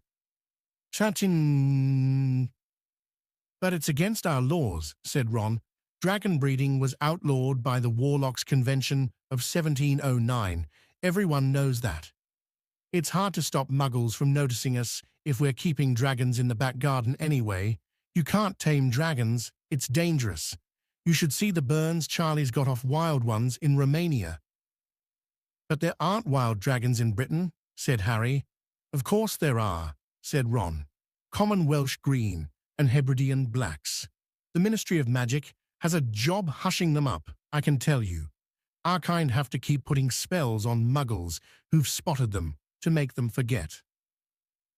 So what on earth's Hagrid up to? Said Hermione. When they knocked on the door of the gamekeeper's hut an hour later, they were surprised to see that all the curtains were closed. Hagrid called, "Who is it?" before he let them in, and then shut the door quickly behind them. It was stifling hot inside. Even though it was such a warm day, there was a blazing fire in the grate. Hagrid made them tea and offered them stoat sandwiches, which they refused. "So you wanted to ask me something?" "Yes," said Harry. There was no point beating around the bush. "We were wondering if you could tell us what's guarding the Sorcerer's Stone, apart from Fluffy." Hagrid frowned at him. "Of course I can't," he said. "Number one, I don't know myself. Number two, you know too much already, so I wouldn't tell you if I could. That stone's here for a good reason. It was almost stolen out of Gringotts. I suppose you've worked that out and all? Beats me how you even know about Fluffy." "Oh, come on, Hagrid. You might not want to tell us, but you do know. You know everything that goes on round here," said Hermione in a warm, flattering voice. Hagrid's beard twitched, and they could tell he was smiling. "We only wondered who had done the guarding, really," Hermione went on. "We wondered who Dumbledore had trusted enough to help him, apart from you." Hagrid's chest swelled at these last words. Harry and Ron beamed at Hermione. "Well, I don't suppose it could hurt to tell you that let's see he borrowed Fluffy from me, then some of the teachers did enchantments. Professor Sprout, Professor Flitwick, Professor McGonagall, he ticked them off on his fingers. Professor Quirrell and Dumbledore himself did something, of course. Hang on, I've forgotten someone. Oh yeah, Professor Snape." "Snape? Yeah, you're not still on about that, are you? Look, Snape helped protect the stone. He's not about to steal it." Harry knew Ron and Hermione were thinking the same as he was. If Snape had been in on protecting the stone, it must have been easy to find out how the other teachers had guarded it. He probably knew everything, except, it seemed, Quirrell's spell and how to get past Fluffy. "You're the only one who knows how to get past Fluffy, aren't you, Hagrid?" said Harry anxiously. "And you wouldn't tell anyone, would you? Not even one of the teachers?" "Not a soul knows, except me and Dumbledore," said Hagrid proudly. "Well, that's something," Harry muttered to the others. "Hagrid, can we have a window open? I'm boiling." "Can't, Harry, sorry," said Hagrid. Harry noticed him glance at the fire. Harry looked at it too. "Hagrid, what's that?" But he already knew what it was. In the very heart of the fire, underneath the kettle, was a huge black egg. "Ah," said Hagrid, fiddling nervously with his beard. "That's a—" "Where did you get it, Hagrid?" said Ron, crouching over the fire to get a closer look at the egg. "It must have cost you a fortune." "Won it," said Hagrid. "Last night. I was down in the village having a few drinks and got into a game of cards with a stranger. Think he was quite glad to get rid of it, to be honest." "But what are you going to do with it when it's hatched?" said Hermione. "Well, I've been doing some reading," said Hagrid, pulling a large book from under his pillow. "Got this out of the library, Dragon Breeding, for pleasure and profit. It's a bit out of date, of course, but it's all in here. Keep the egg in the fire, 'cause their mothers breathe on 'em, see? And when it hatches, feed it on a bucket of brandy mixed with chicken blood every half hour. And see here how to recognize different eggs. What I got there's a Norwegian Ridgeback. They're rare, them." He looked very pleased with himself, but Hermione didn't. "Hagrid, you live in a wooden house," she said. But Hagrid wasn't listening. He was humming merrily as he stoked the fire. So now they had something else to worry about. What might happen to Hagrid if anyone found out he was hiding an illegal dragon in his hut? "Wonder what it's like to have a peaceful life," Ron sighed, as evening after evening, they struggled through all the extra homework they were getting. Hermione had now started making study schedules for Harry and Ron, too. It was driving them nuts. Then, one breakfast time, Hedwig brought Harry another note from Hagrid. He had written only 2 words. "It's hatching." Ron wanted to skip herbology and go straight down to the hut. Hermione wouldn't hear of it. "Hermione, how many times in our lives are we going to see a dragon hatching? We've got lessons, we'll get into trouble, and that's nothing to what Hagrid's going to be in when someone finds out what he's doing." "Shut up," Harry whispered. Malfoy was only a few feet away, and he had stopped dead to listen. How much had he heard? Harry didn't like the look on Malfoy's face at all. Ron and Hermione argued all the way to herbology, and in the end, Hermione agreed to run down to Hagrid's with the other 2 during morning break. When the bell sounded from the castle at the end of their lesson, the 3 of them dropped their trowels at once and hurried through the grounds to the edge of the forest. Hagrid greeted them, looking flushed and excited. "It's nearly out." He ushered them inside. The egg was lying on the table. There were deep cracks in it. Something was moving inside. A funny clicking noise was coming from it. They all drew their chairs up to the table and watched with bated breath. All at once, there was a scraping noise, and the egg split open. The baby dragon flopped onto the table. It wasn't exactly pretty.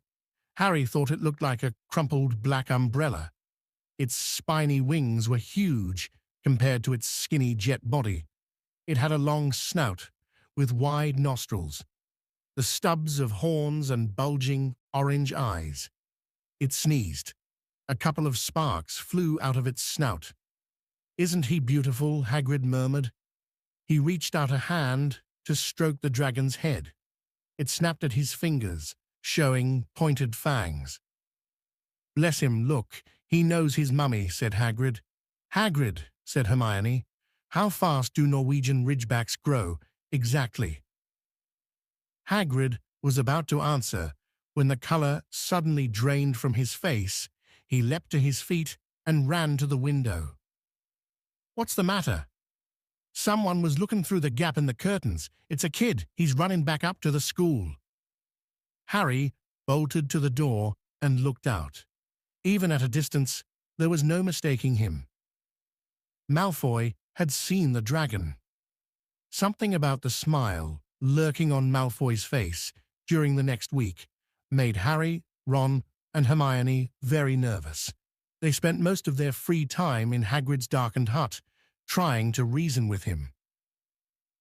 "Just let him go," Harry urged. "Set him free." "I can't," said Hagrid. "He's too little. He'd die." They looked at the dragon. It had grown 3 times in length in just a week. Smoke kept furling out of its nostrils. Hagrid hadn't been doing his gamekeeping duties because the dragon was keeping him so busy. There were empty brandy bottles and chicken feathers all over the floor. "I've decided to call him Norbert," said Hagrid, looking at the dragon with misty eyes. "He really knows me now, watch. Norbert! Norbert! Where's Mummy?" "He's lost his marbles," Ron muttered in Harry's ear. "Hagrid," said Harry loudly, "give it 2 weeks and Norbert's going to be as long as your house. Malfoy could go to Dumbledore at any moment." Hagrid bit his lip. I know I can't keep him forever, but I can't just dump him. I can't." Harry suddenly turned to Ron. "Charlie," he said. "You're losing it too," said Ron. "I'm Ron, remember?" "No, Charlie, your brother Charlie. In Romania. Studying dragons. We could send Norbert to him. Charlie can take care of him and then put him back in the wild." "Brilliant," said Ron. "How about it, Hagrid?" And in the end, Hagrid agreed that they could send an owl to Charlie to ask him. The following week dragged by. Wednesday night found Hermione and Harry sitting alone in the common room long after everyone else had gone to bed. The clock on the wall had just chimed midnight when the portrait hole burst open. Ron appeared out of nowhere as he pulled off Harry's invisibility cloak. He had been down at Hagrid's hut, helping him feed Norbert, who was now eating dead rats by the crate. It bit me," he said, showing them his hand, which was wrapped in a bloody handkerchief. "I'm not going to be able to hold a quill for a week. I tell you, that dragon's the most horrible animal I've ever met, but the way Hagrid goes on about it, you'd think it was a fluffy little bunny rabbit. When it bit me, he told me off for frightening it, and when I left, he was singing it a lullaby." There was a tap on the dark window. "It's Hedwig," said Harry, hurrying to let her in. "She'll have Charlie's answer." The three of them put their heads together to read the note. "Dear Ron, how are you? Thanks for the letter. I'd be glad to take the Norwegian Ridgeback, but it won't be easy getting him here. I think the best thing will be to send him over with some friends of mine who are coming to visit me next week. Trouble is, they mustn't be seen carrying an illegal dragon. Could you get the Ridgeback up the tallest tower at midnight on Saturday? They can meet you there and take him away while it's still dark. Send me an answer as soon as possible. Love, Charlie." They looked at one another. "We've got the invisibility cloak," said Harry. "It shouldn't be too difficult. I think the cloak's big enough to cover two of us and Norbert." It was a mark of how bad the last week had been that the other two agreed with him. Anything to get rid of Norbert and Malfoy. There was a hitch. By the next morning, Ron's bitten hand had swollen to twice its usual size. He didn't know whether it was safe to go to Madame Pomfrey. Would she recognize a dragon bite? By the afternoon, though, he had no choice. The cut had turned a nasty shade of green. It looked as if Norbert's fangs were poisonous. Harry and Hermione rushed up to the hospital wing at the end of the day to find Ron in a terrible state in bed. "It's not just my hand," he whispered, "although that feels like it's about to fall off. Malfoy told Madame Pomfrey he wanted to borrow one of my books so he could come and have a good laugh at me. He kept threatening to tell her what really bit me. I've told her it was a dog, but I don't think she believes me. I shouldn't have hit him at the Quidditch match. That's why he's doing this." Harry and Hermione tried to calm Ron down. "It'll all be over at midnight on Saturday," said Hermione, but this didn't soothe Ron at all. On the contrary, he sat bolt upright and broke into a sweat. "Midnight on Saturday," he said in a hoarse voice. Oh no, I've just remembered Charlie's letter was in that book Malfoy took. He's going to know we're getting rid of Norbert." Harry and Hermione didn't get a chance to answer. Madame Pomfrey came over at that moment and made them leave, saying Ron needed sleep. "It's too late to change the plan now," Harry told Hermione. "We haven't got time to send Charlie another owl, and this could be our only chance to get rid of Norbert. We'll have to risk it, and we have got the invisibility cloak. Malfoy doesn't know about that." They found Fang, the boarhound, sitting outside with a bandaged tail when they went to tell Hagrid, who opened a window to talk to them. "I won't let you in," he puffed. "Norbert's at a tricky stage, nothing I can't handle." When they told him about Charlie's letter, his eyes filled with tears, although that might have been because Norbert had just bitten him on the leg. "Ah, it's all right. He only got my boot just playing. He's only a baby after all." The baby banged its tail on the wall, making the windows rattle. Harry and Hermione walked back to the castle, feeling Saturday couldn't come quickly enough. They would have felt sorry for Hagrid when the time came for him to say goodbye to Norbert if they hadn't been so worried about what they had to do. It was a very dark, cloudy night, and they were a bit late arriving at Hagrid's hut because they'd had to wait for Peeves to get out of their way in the entrance hall, where he'd been playing tennis against the wall.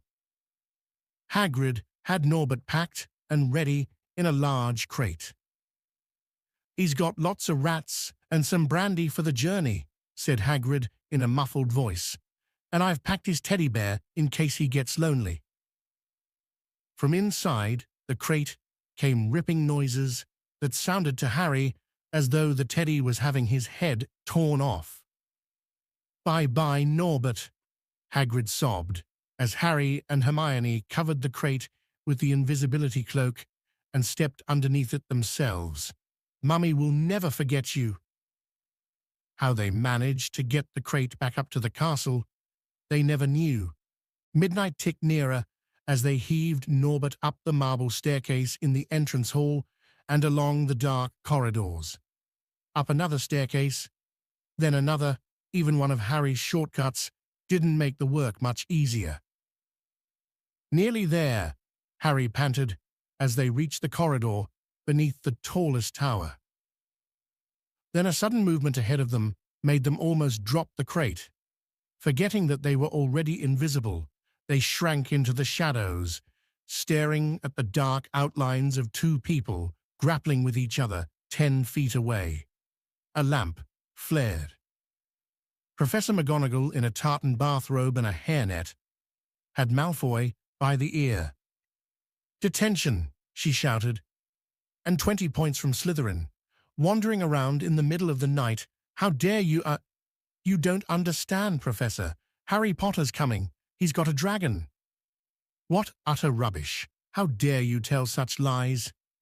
Come on, I shall see Professor Snape about you, Malfoy." The steep spiral staircase up to the top of the tower seemed the easiest thing in the world after that.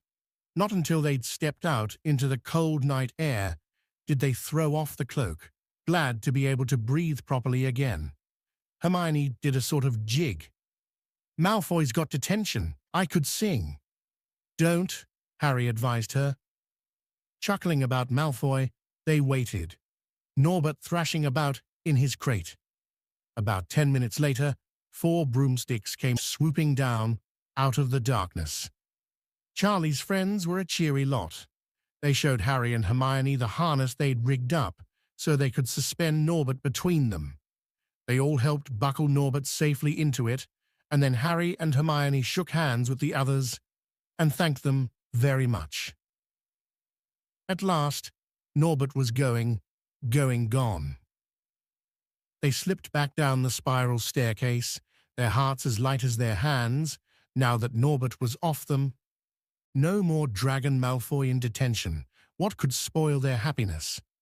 The answer to that was waiting at the foot of the stairs. As they stepped into the corridor, Filch's face loomed suddenly out of the darkness. "Well, well, well," he whispered. "We are in trouble." They'd left the invisibility cloak on top of the tower. Chapter 15. The Forbidden Forest. Things couldn't have been worse. Filch took them down to Professor McGonagall's study on the first floor, where they sat and waited without saying a word to each other. Hermione was trembling. Excuses, alibis, and wild cover-up stories chased each other around Harry's brain, each more feeble than the last. He couldn't see how they were going to get out of trouble this time. They were cornered. How could they have been so stupid as to forget the cloak? There was no reason on earth that Professor McGonagall would accept for their being out of bed and creeping around the school in the dead of night, let alone being up the tallest astronomy tower, which was out of bounds except for classes. Add Norbert and the invisibility cloak, and they might as well be packing their bags already. Had Harry thought that things couldn't have been worse, he was wrong. When Professor McGonagall appeared, she was leading Neville. "Harry," Neville burst out, the moment he saw the other two, "I was trying to find you to warn you. I heard Malfoy saying he was going to catch you. He said you had a drag." Harry shook his head violently to shut Neville up, but Professor McGonagall had seen. She looked more likely to breathe fire than Norbert as she towered over the three of them. I would never have believed it of any of you. Mr. Filch says you were up in the astronomy tower. It's 1 o'clock in the morning. Explain yourselves. It was the first time Hermione had ever failed to answer a teacher's question. She was staring at her slippers, as still as a statue. I think I've got a good idea of what's been going on, said Professor McGonagall. It doesn't take a genius to work it out. You fed Draco Malfoy some cock-and-bull story about a dragon trying to get him out of bed and into trouble. I've already caught him. I suppose you think it's funny that Longbottom here heard the story and believed it too.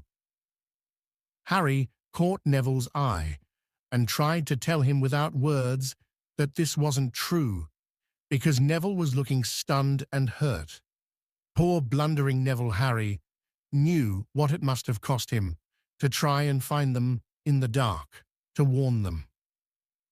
I'm disgusted, said Professor McGonagall.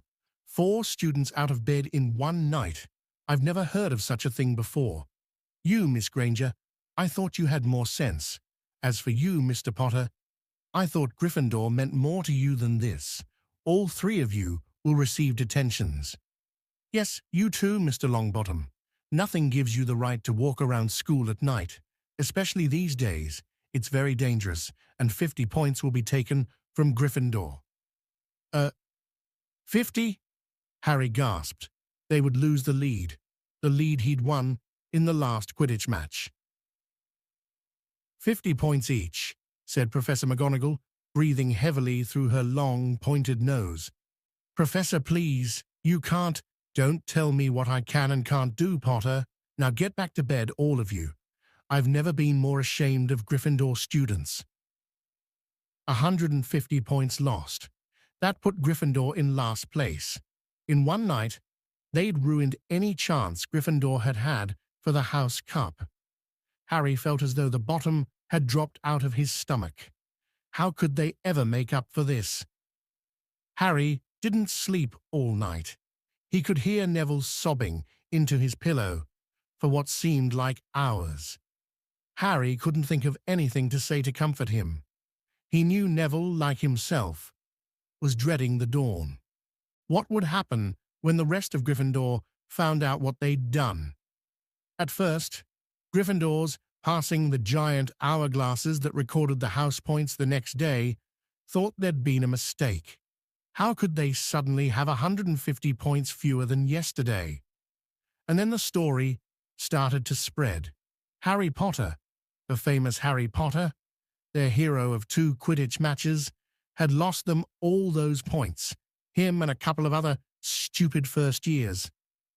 From being one of the most popular and admired people at the school, Harry was suddenly the most hated. Even Ravenclaws and Hufflepuffs turned on him because everyone had been longing to see Slytherin lose the House Cup. Everywhere Harry went, people pointed and didn't trouble to lower their voices as they insulted him. Slytherins, on the other hand, clapped as he walked past them, whistling and cheering, "Thanks, Potter, we owe you one." Only Ron stood by him. They'll all forget this in a few weeks. Fred and George have lost loads of points in all the time they've been here, and people still like them. They've never lost 150 points in one go, though, have they? Said Harry miserably.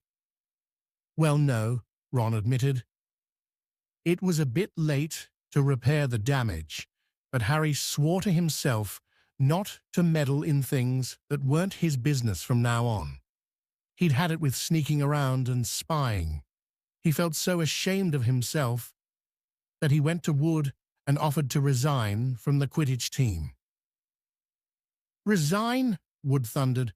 What good'll that do? How are we going to get any points back if we can't win at Quidditch? But even Quidditch had lost its fun. The rest of the team wouldn't speak to Harry during practice, and if they had to speak about him, they called him the Seeker. Hermione and Neville were suffering too. They didn't have as bad a time as Harry, because they weren't as well known, but nobody would speak to them either. Hermione had stopped drawing attention to herself in class, keeping her head down and working in silence. Harry was almost glad that the exams weren't far away. All the studying he had to do kept his mind off his misery. He, Ron, and Hermione kept to themselves, working late into the night, trying to remember the ingredients in complicated potions, learn charms and spells by heart, memorize the dates of magical discoveries and goblin rebellions. Then, about a week before the exams were due to start, Harry's new resolution not to interfere in anything that didn't concern him was put to an unexpected test. Walking back from the library on his own one afternoon, he heard somebody whimpering from a classroom up ahead. As he drew closer, he heard Quirrell's voice. No, not again, please." It sounded as though someone was threatening him. Harry moved closer. All right, he heard Quirrell sob. Next second, Quirrell came hurrying out of the classroom, straightening his turban. He was pale and looked as though he was about to cry. He strode out of sight. Harry didn't think Quirrell had even noticed him. He waited until Quirrell's footsteps had disappeared, then peered into the classroom. It was empty, but a door stood ajar at the other end. Harry was halfway toward it before he remembered what he'd promised himself about not meddling. All the same, he'd have gambled 12 sorcerer's stones that Snape had just left the room, and from what Harry had just heard, Snape would be walking with a new spring in his step. Quirrell seemed to have given in at last. Harry went back to the library, where Hermione was testing Ron on astronomy. Harry told them what he'd heard. "Snape's done it then," said Ron, "if Quirrell's told him how to break his anti-dark force spell." "There's still Fluffy, though," said Hermione. "Maybe Snape's found out how to get past him without asking Hagrid," said Ron, looking up at the thousands of books surrounding them. "I bet there's a book somewhere in here telling you how to get past a giant three-headed dog. So what do we do, Harry?" The light of adventure was kindling again in Ron's eyes, but Hermione answered before Harry could. "Go to Dumbledore. That's what we should have done ages ago. If we try anything ourselves, we'll be thrown out for sure." "But we've got no proof," said Harry. "Quirrell's too scared to back us up. Snape's only got to say he doesn't know how the troll got in at Halloween, and that he was nowhere near the 3rd floor. Who do you think they'll believe, him or us? It's not exactly a secret we hate him. Dumbledore'll think we made it up to get him sacked. Filch wouldn't help us if his life depended on it. He's too friendly with Snape, and the more students get thrown out, the better he'll think. And don't forget, we're not supposed to know about the stone or Fluffy. That'll take a lot of explaining." Hermione looked convinced, but Ron didn't. "If we just do a bit of poking around—" "No," said Harry flatly. "We've done enough poking around." He pulled a map of Jupiter toward him and started to learn the names of its moons. The following morning, notes were delivered to Harry, Hermione, and Neville at the breakfast table. They were all the same. "Your detention will take place at 11 o'clock tonight. Meet Mr. Filch in the entrance hall." Harry had forgotten they still had detentions to do in the furor roar over the points they'd lost. He half expected Hermione to complain that this was a whole night of studying lost, but she didn't say a word. Like Harry, she felt they deserved what they'd got. At 11 o'clock that night, they said goodbye to Ron in the common room and went down to the entrance hall with Neville. Filch was already there, and so was Malfoy. Harry had also forgotten that Malfoy had gotten a detention too. "Follow me," said Filch, lighting a lamp and leading them outside. "I bet you'll think twice about breaking a school rule again, won't you, eh?" he said, leering at them. "Oh yes, hard work and pain, are the best teachers, if you ask me. It's just a pity they let the old punishments die out. Hang you by your wrists from the ceiling for a few days. I've got the chains still in my office. Keep 'em well oiled in case they're ever needed. Right, off we go. And don't think of running off now. It'll be worse for you if you do. They marched off across the dark grounds. Neville kept sniffing. Harry wondered what their punishment was going to be. It must be something really horrible, or Filch wouldn't be sounding so delighted.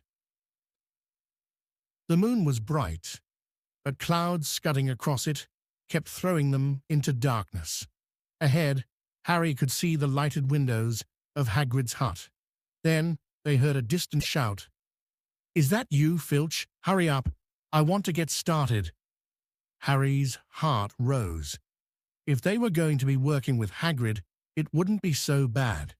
His relief must have showed in his face, because Filch said, "I suppose you think you'll be enjoying yourself with that oaf? Well, think again, boy. It's into the forest you're going, and I'm much mistaken if you'll all come out in one piece." At this, Neville let out a little moan, and Malfoy stopped dead in his tracks. "The forest," he repeated, and he didn't sound quite as cool as usual. "We can't go in there at night. There's all sorts of things in there, werewolves, I heard." Neville clutched the sleeve of Harry's robe and made a choking noise. "That's your problem, isn't it?" said Filch, his voice cracking with glee. "Should have thought of them werewolves before you got in trouble, shouldn't you?" Hagrid came striding toward them, out of the dark, Fang at his heel.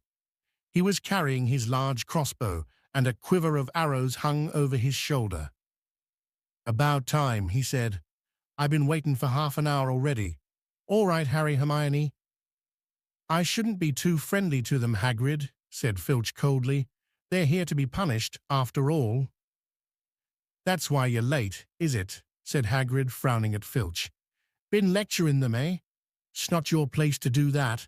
You've done your bit. I'll take over from here." "I'll be back at dawn," said Filch, "for what's left of them," he added nastily, and he turned and started back toward the castle, his lamp bobbing away in the darkness. Malfoy now turned to Hagrid. "I'm not going in that forest," he said, and Harry was pleased to hear the note of panic in his voice. "You are if you want to stay at Hogwarts," said Hagrid fiercely. "You've done wrong, and now you've got to pay for it." "But this is servant stuff. It's not for students to do. I thought we'd be copying lines or something. If my father knew I was doing this, he'd—" "Tell you, that's how it is at Hogwarts," Hagrid growled. "Copying lines. What good's that to anyone? You'll do something useful, or you'll get out. If you think your father'd rather you were expelled, then get back off to the castle and pack. Go on." Malfoy didn't move. He looked at Hagrid furiously, but then dropped his gaze. "Right then," said Hagrid. "Now listen carefully, 'cause it's dangerous what we're going to do tonight, and I don't want no one taking risks.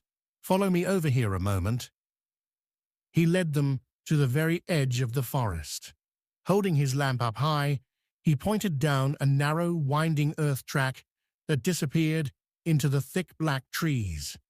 A light breeze lifted their hair as they looked into the forest. "Look there," said Hagrid. "See that stuff shining on the ground? Silvery stuff. That's unicorn blood. There's a unicorn in there been hurt badly by summit. This is the second time in a week. I found one dead last Wednesday. We're going to try and find the poor thing. We might have to put it out of its misery." "And what if whatever hurt the unicorn finds us first?" said Malfoy, unable to keep the fear out of his voice.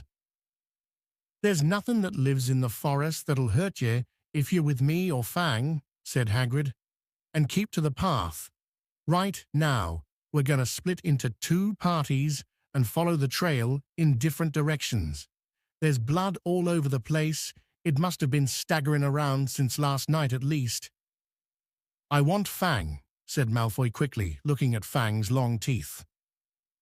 All right, but I warn ye, he's a coward, said Hagrid. So me, Harry, and Hermione'll go one way, and Draco, Neville, and Fang'll go the other. Now, if any of us finds the unicorn, we'll send up green sparks, right? Get your wands out and practice now. That's it. And if anyone gets in trouble, send up red sparks, and we'll all come and find you. So be careful. Let's go. The forest was black and silent.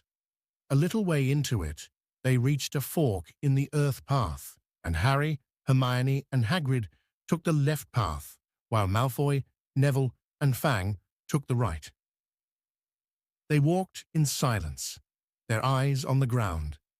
Every now and then, a ray of moonlight through the branches above lit a spot of silver-blue blood on the fallen leaves. Harry saw that Hagrid looked very worried. Could a werewolf be killing the unicorns? Harry asked. Not fast enough, said Hagrid.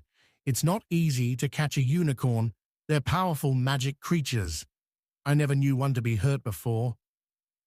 They walked past a mossy tree stump. Harry could hear running water.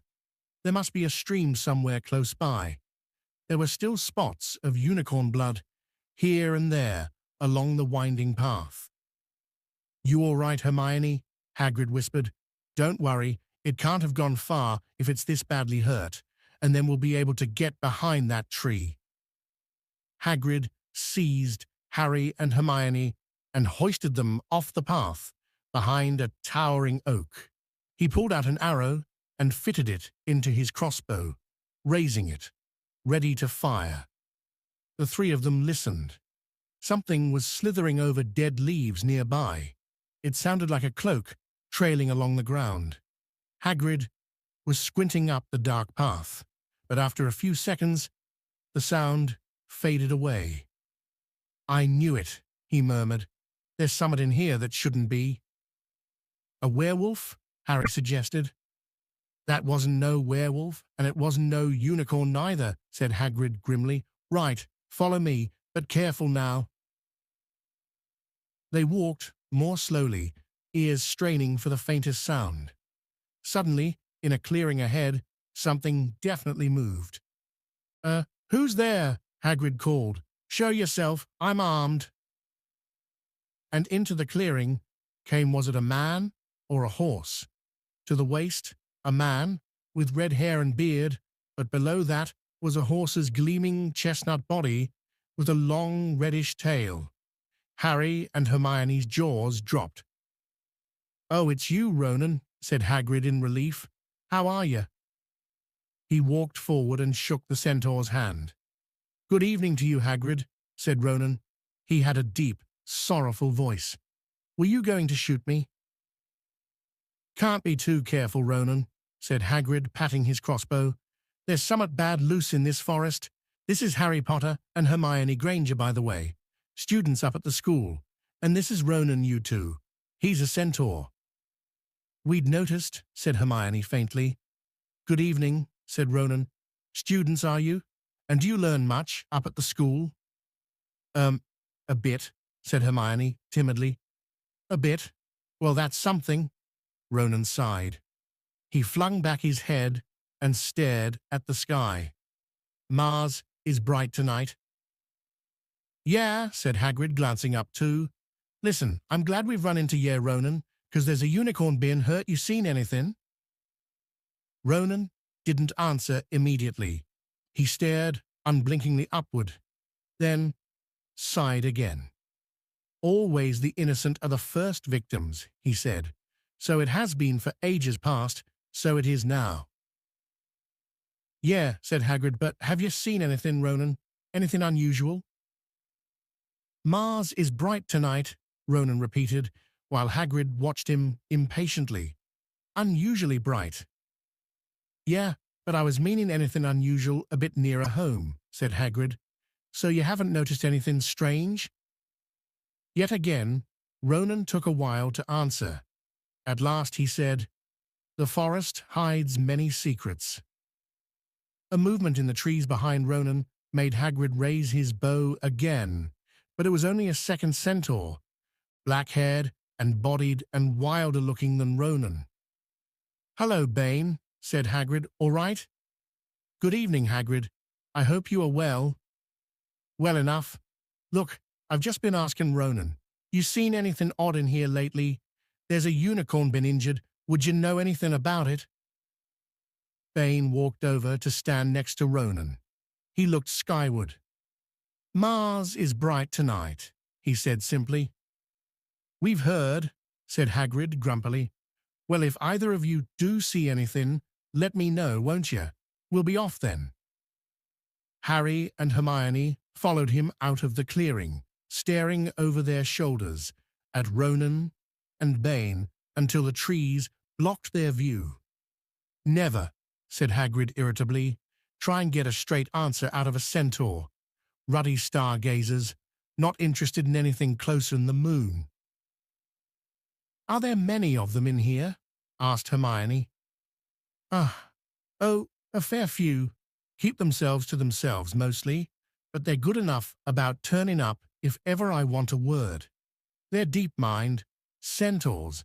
They know things just don't let on much." "Do you think that was a centaur we heard earlier?" said Harry. "Did that sound like hooves to you?" "Nah, if you ask me, that was what's been killing the unicorns. Never heard anything like it before." They walked on through the dense, dark trees. Harry kept looking nervously over his shoulder. He had the nasty feeling they were being watched. He was very glad they had Hagrid and his crossbow with them. They had just passed a bend in the path when Hermione grabbed Hagrid's arm.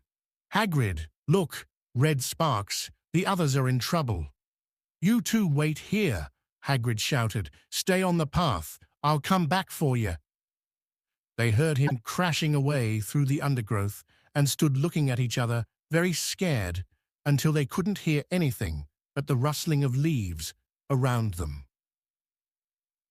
"You don't think they've been hurt, do you?" whispered Hermione. "I don't care if Malfoy has, but if something's got Neville, it's our fault he's here in the first place." The minutes dragged by. Their ears seemed sharper than usual.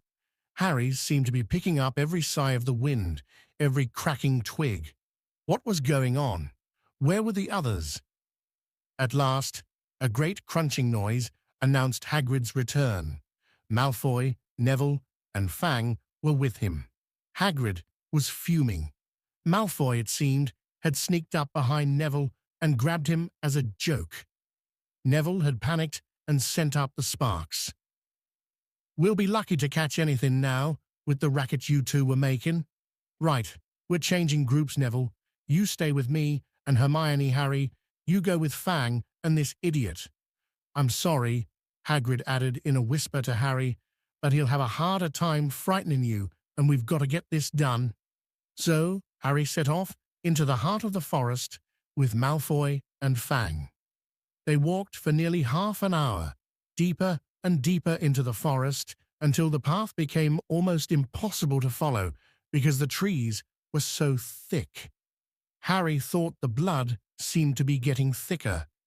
There were splashes on the roots of a tree, as though the poor creature had been thrashing around in pain close by. Harry could see a clearing ahead through the tangled branches of an ancient oak. "Look," he murmured, holding out his arm to stop Malfoy. Something bright white was gleaming on the ground. They inched closer. It was the unicorn, all right, and it was dead. Harry had never seen anything so beautiful and sad. Its long, slender legs were stuck out at odd angles where it had fallen, and its mane was spread pearly white on the dark leaves. Harry had taken one step toward it when a slithering sound made him freeze where he stood. A bush on the edge of the clearing quivered. Then, out of the shadows, a hooded figure came crawling across the ground like some stalking beast. Harry, Malfoy, and Fang stood transfixed. The cloaked figure reached the unicorn, lowered its head over the wound in the animal's side, and began to drink its blood. "Ah!" Malfoy let out a terrible scream and bolted, so did Fang. The hooded figure raised its head and looked right at Harry. Unicorn blood was dribbling down its front. It got to its feet and came swiftly toward Harry. He couldn't move for fear. Then a pain, like he'd never felt before, pierced his head. It was as though his scar were on fire. Half blinded, he staggered backward. He heard hooves behind him, galloping, and something jumped clean over Harry, charging at the figure. The pain in Harry's head was so bad, he fell to his knees. It took a minute or two to pass. When he looked up, the figure had gone. A centaur was standing over him. Not Ronan or Bane. This one looked younger. He had white blonde hair and a palomino body. Are you all right?" said the centaur, pulling Harry to his feet. "Yes, thank you. What was that?" The centaur didn't answer. He had astonishingly blue eyes, like pale sapphires. He looked carefully at Harry, his eyes lingering on the scar that stood out, livid, on Harry's forehead. "You are the Potter boy," he said. "You had better get back to Hagrid. The forest is not safe at this time, especially for you. Can you ride? It will be quicker this way."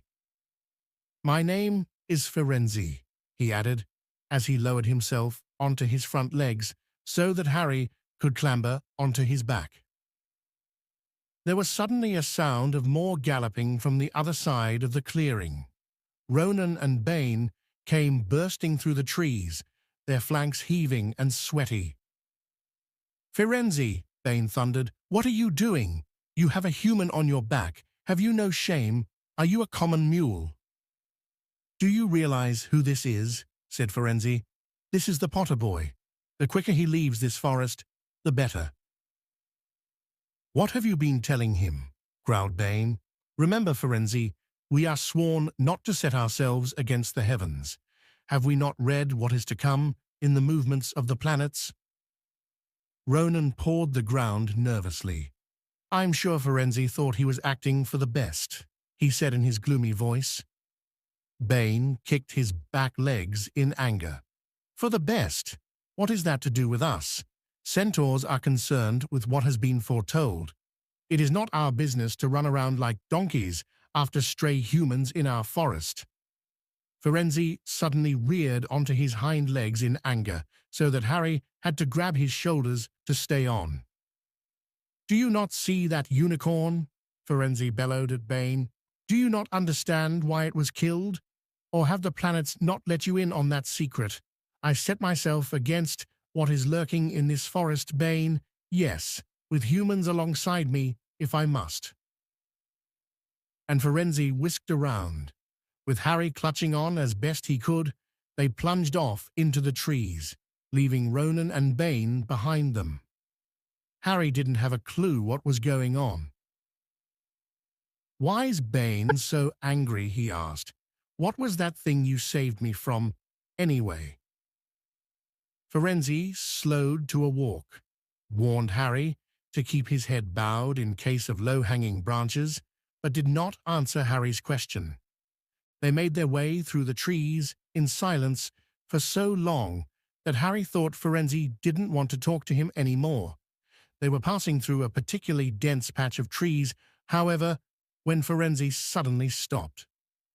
"Harry Potter, do you know what unicorn blood is used for?" "No," said Harry, startled by the odd question. "We've only used the horn and tail hair in potions." "That is because it is a monstrous thing to slay a unicorn," said Firenze. "Only one who has nothing to lose and everything to gain would commit such a crime. The blood of a unicorn will keep you alive, even if you are an inch from death, but at a terrible price. You have slain something pure and defenseless to save yourself, and you will have but a half-life, a cursed life, from the moment the blood touches your lips." Harry stared at the back of Firenze's head, which was dappled silver in the moonlight. "But who'd be that desperate?" he wondered aloud. "If you're going to be cursed forever, death's better, isn't it?" "It is, Firenze agreed, unless all you need is to stay alive long enough to drink something else, something that will bring you back to full strength and power, something that will mean you can never die. Mr. Potter, do you know what is hidden in the school at this very moment? The Sorcerer's Stone. Of course, the elixir of life, but I don't understand who. Can you think of nobody who has waited many years to return to power, who has clung to life, awaiting their chance?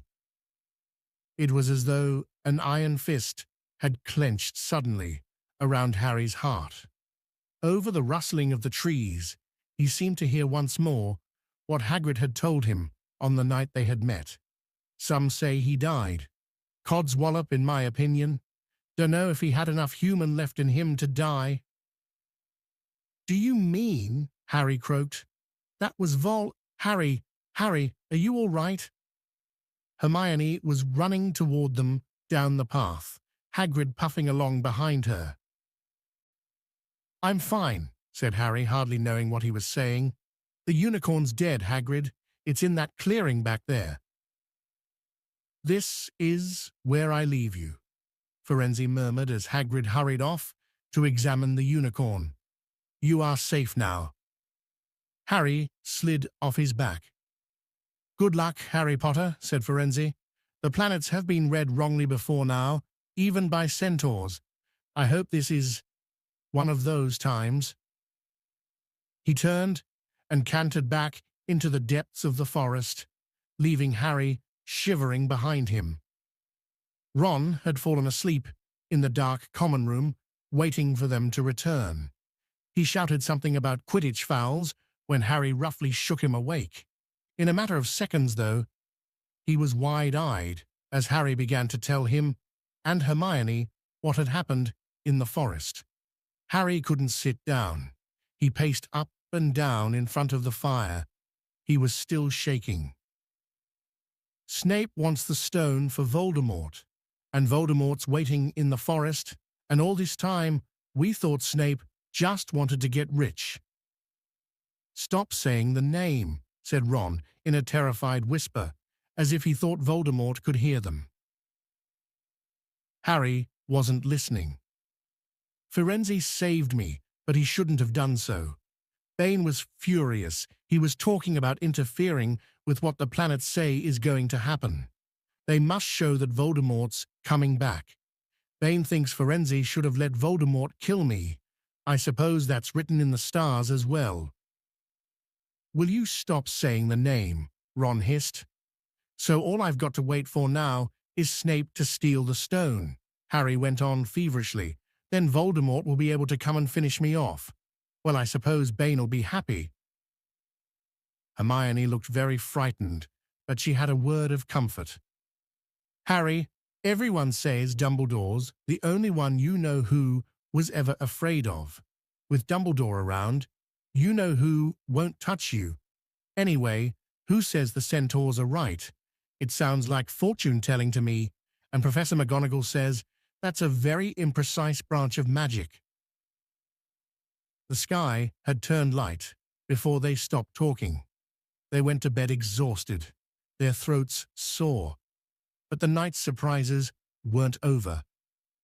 When Harry pulled back his sheets, he found his invisibility cloak folded neatly underneath them. There was a note pinned to it, just in case. Chapter 16. Through the Trapdoor. In years to come, Harry would never quite remember how he had managed to get through his exams when he half expected Voldemort to come bursting through the door at any moment. Yet the days crept by, and there could be no doubt that Fluffy was still alive and well behind the locked door. It was sweltering hot, especially in the large classroom where they did their written papers. They had been given special new quills for the exams, which had been bewitched with an anti-cheating spell. They had practical exams as well. Professor Flitwick called them one by one into his class to see if they could make a pineapple tap dance across a desk. Professor McGonagall watched them turn a mouse into a snuff box. Points were given for how pretty the snuff box was, but taken away if it had whiskers. Snape made them all nervous, breathing down their necks while they tried to remember how to make a forgetfulness potion. Harry did the best he could, trying to ignore the stabbing pains in his forehead, which had been bothering him ever since his trip into the forest. Neville thought Harry had a bad case of exam nerves, because Harry couldn't sleep, but the truth was that Harry kept being woken by his old nightmare, except that it was now worse than ever because there was a hooded figure dripping blood in it. Maybe it was because they hadn't seen what Harry had seen in the forest, or because they didn't have scars burning on their foreheads, but Ron and Hermione didn't seem as worried about the stone as Harry. The idea of Voldemort certainly scared them, but he didn't keep visiting them in dreams, and they were so busy with their studying they didn't have much time to fret about what Snape or anyone else might be up to. Their very last exam was History of Magic. 1 hour of answering questions about batty old wizards who'd invented self-stirring cauldrons, and they'd be free for a whole wonderful week until their exam results came out, when the ghost of Professor Binns told them to put down their quills and roll up their parchment. Harry couldn't help cheering with the rest. "That was far easier than I thought it would be," said Hermione, as they joined the crowds flocking out onto the sunny grounds. "I needn't have learned about the 1637 Werewolf Code of Conduct or the uprising of Elfric the Eager."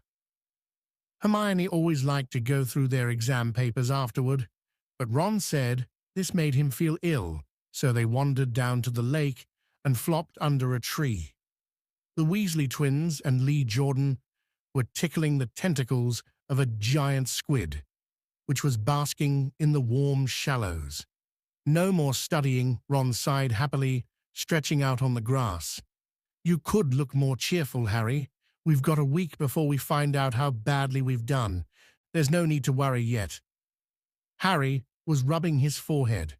"I wish I knew what this means," he burst out angrily.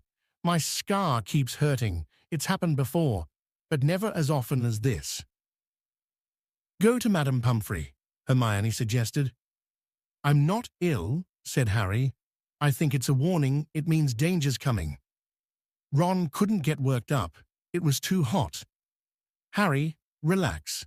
Hermione's right. The stone's safe as long as Dumbledore's around. Anyway, we've never had any proof. Snape found out how to get past Fluffy. He nearly had his leg ripped off once. He's not going to try it again in a hurry. And Neville will play Quidditch for England before Hagrid lets Dumbledore down." Harry nodded, but he couldn't shake off a lurking feeling that there was something he'd forgotten to do, something important. When he tried to explain this, Hermione said, "That's just the exams. I woke up last night and was halfway through my Transfiguration notes before I remembered we'd done that one." Harry was quite sure the unsettled feeling didn't have anything to do with work, though. He watched an owl flutter toward the school across the bright blue sky, a note clamped in its mouth. Hagrid was the only one who ever sent him letters. Hagrid would never betray Dumbledore. Hagrid would never tell anyone how to get past Fluffy, never. But Harry suddenly jumped to his feet. "Where are you going?" said Ron sleepily. "I've just thought of something," said Harry. He had turned white. "We've got to go and see Hagrid now." "Why?" panted Hermione, hurrying to keep up. "Don't you think it's a bit odd," said Harry, scrambling up the grassy slope, "that what Hagrid wants more than anything else is a dragon, and a stranger turns up who just happens to have an egg in his pocket? How many people wander around with dragon eggs if it's against wizard law? Lucky they found Hagrid, don't you think? Why didn't I see it before?" "What are you talking about?" said Ron. But Harry, sprinting across the grounds toward the forest, didn't answer. Hagrid was sitting in an armchair outside his house. His trousers and sleeves were rolled up, and he was shelling peas into a large bowl. "Hello," he said, smiling. "Finished your exams? Got time for a drink?" "Yes, please," said Ron, but Harry cut him off. "No, we're in a hurry. Hagrid, I've got to ask you something. You know that night you won Norbert. What did the stranger you were playing cards with look like?" "Dunno," said Hagrid casually. He wouldn't take his cloak off. He saw the three of them look stunned and raised his eyebrows. "It's not that unusual. You get a lot of funny folk in the Hog's Head. That's one of the pubs down in the village. Might have been a dragon dealer, mightn't he? I never saw his face. He kept his hood up." Harry sank down next to the bowl of peas. "What did you talk to him about, Hagrid? Did you mention Hogwarts at all?" "Might have come up," said Hagrid, frowning as he tried to remember. "Yeah, he asked what I did, and I told him I was gamekeeper here. He asked a bit about the sort of creatures I look after, so I told him, and I said what I'd always really wanted was a dragon, and then I can't remember too well, 'cause he kept buying me drinks. Let's see, yeah. Then he said he had the dragon egg, and we could play cards for it if I wanted, but he had to be sure I could handle it. He didn't want it to go to any old home, so I told him, after Fluffy, a dragon would be easy." "And did he seem interested in Fluffy?" Harry asked, trying to keep his voice calm. "Well, yeah, how many three-headed dogs do you meet, even around Hogwarts? So I told him, Fluffy's a piece of cake. If you know how to calm him down, just play him a bit of music and he'll go straight off to sleep." Hagrid suddenly looked horrified. "I shouldn't have told you that," he blurted out. "Forget I said it. Hey, where you going?" Harry, Ron and Hermione didn't speak to each other at all until they came to a halt in the entrance hall, which seemed very cold and gloomy after the grounds. "We've got to go to Dumbledore," said Harry. Hagrid told that stranger how to get past Fluffy, and it was either Snape or Voldemort under that cloak. It must have been easy, once he'd got Hagrid drunk. "I just hope Dumbledore believes us. Firenze might back us up if Bane doesn't stop him. Where's Dumbledore's office?" They looked around, as if hoping to see a sign pointing them in the right direction. They had never been told where Dumbledore lived, nor did they know anyone who had been sent to see him. We'll just have to," Harry began, but a voice suddenly rang across the hall. "What are you three doing inside?" It was Professor McGonagall, carrying a large pile of books. "We want to see Professor Dumbledore," said Hermione rather bravely, Harry and Ron thought. "See Professor Dumbledore," Professor McGonagall repeated, as though this was a very fishy thing to want to do. "Why?" Harry swallowed now. "What?" "It's sort of secret," he said. But he wished at once he hadn't, because Professor McGonagall's nostrils flared. "Professor Dumbledore left 10 minutes ago," she said coldly. "He received an urgent owl from the Ministry of Magic and flew off for London at once." He's gone," said Harry frantically. "Now?" "Professor Dumbledore is a very great wizard, Potter. He has many demands on his time. But this is important. Something you have to say is more important than the Ministry of Magic, Potter." "Look," said Harry, throwing caution to the winds.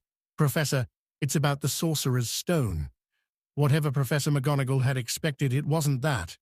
The books she was carrying tumbled out of her arms, but she didn't pick them up. "How do you know?" she spluttered. "Professor, I think I know that someone's going to try and steal the stone. I've got to talk to Professor Dumbledore." She eyed him with a mixture of shock and suspicion. "Professor Dumbledore will be back tomorrow," she said finally. "I don't know how you found out about the stone, but rest assured, no one can possibly steal it. It's too well protected." "But Professor Potter, I know what I'm talking about," she said shortly. She bent down and gathered up the fallen books. I suggest you all go back outside and enjoy the sunshine." But they didn't. "It's tonight," said Harry, once he was sure Professor McGonagall was out of earshot. "Snape's going through the trapdoor tonight. He's found out everything he needs, and now he's got Dumbledore out of the way. He sent that note. I bet the Ministry of Magic will get a real shock when Dumbledore turns up." "But what can we—" Hermione gasped. Harry and Ron wheeled round.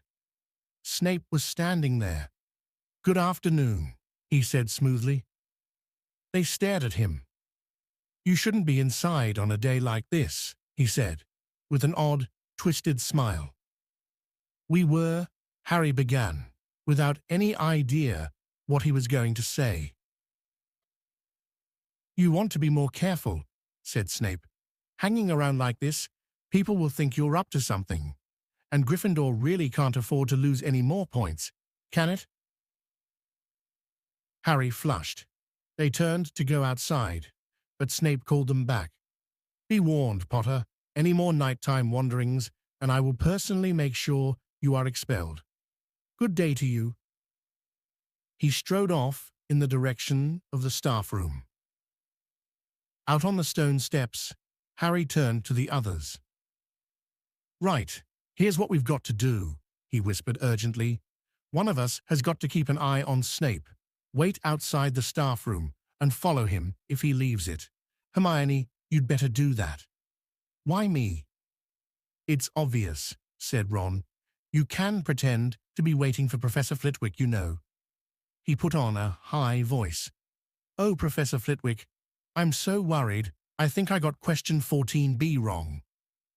"Oh, shut up," said Hermione, but she agreed to go and watch out for Snape. "And we'd better stay outside the third-floor corridor," Harry told Ron. "Come on." But that part of the plan didn't work. No sooner had they reached the door separating Fluffy from the rest of the school than Professor McGonagall turned up again, and this time she lost her temper. "I suppose you think you're harder to get past than a pack of enchantments," she stormed. "Enough of this nonsense. If I hear you've come anywhere near here again, I'll take another 50 points from Gryffindor. Yes, Weasley, from my own house." Harry and Ron went back to the common room. Harry had just said, "At least Hermione's on Snape's tail," when the portrait of the fat lady swung open and Hermione came in. "I'm sorry, Harry," she wailed. "Snape came out and asked me what I was doing, so I said I was waiting for Flitwick, and Snape went to get him, and I've only just got away. I don't know where Snape went." "Well, that's it then, isn't it?" Harry said. The other two stared at him. He was pale, and his eyes were glittering. "I'm going out of here tonight, and I'm going to try and get to the stone first." "You're mad," said Ron. "You can't," said Hermione. "After what McGonagall and Snape have said, you'll be expelled." "So what?" Harry shouted. "Don't you understand? If Snape gets hold of the stone, Voldemort's coming back. Haven't you heard what it was like when he was trying to take over? There won't be any Hogwarts to get expelled from. He'll flatten it, or turn it into a school for the dark arts. Losing points doesn't matter anymore. Can't you see? Do you think he'll leave you and your families alone if Gryffindor wins the House Cup? If I get caught before I can get to the stone, well, I'll have to go back to the Dursleys and wait for Voldemort to find me there. It's only dying a bit later than I would have, because I'm never going over to the dark side. I'm going through that trapdoor tonight, and nothing you two say is going to stop me. Voldemort killed my parents. Remember?" He glared at them. "You're right, Harry," said Hermione in a small voice. "I'll use the invisibility cloak," said Harry. "It's just lucky I got it back." "But will it cover all three of us?" said Ron. All three of us?" "Oh, come off it. You don't think we'd let you go alone?" "Of course not," said Hermione briskly. "How do you think you'd get to the stone without us?" "I'd better go and look through my books. There might be something useful." But if we get caught, you two will be expelled too. Not if I can help it, said Hermione grimly. Flitwick told me in secret that I got 112% on his exam. They're not throwing me out after that. After dinner, the three of them sat nervously apart in the common room. Nobody bothered them. None of the Gryffindors had anything to say to Harry anymore, after all. This was the first night he hadn't been upset by it. Hermione was skimming through all her notes, hoping to come across one of the enchantments they were about to try to break. Harry and Ron didn't talk much. Both of them were thinking about what they were about to do. Slowly, the room emptied as people drifted off to bed. Better get the cloak, Ron muttered as Lee Jordan finally left, stretching and yawning. Harry ran upstairs to their dark dormitory. He pulled out the cloak, and then his eyes fell on the flute Hagrid had given him for Christmas. He pocketed it to use on Fluffy. He didn't feel much like singing. He ran back down to the common room.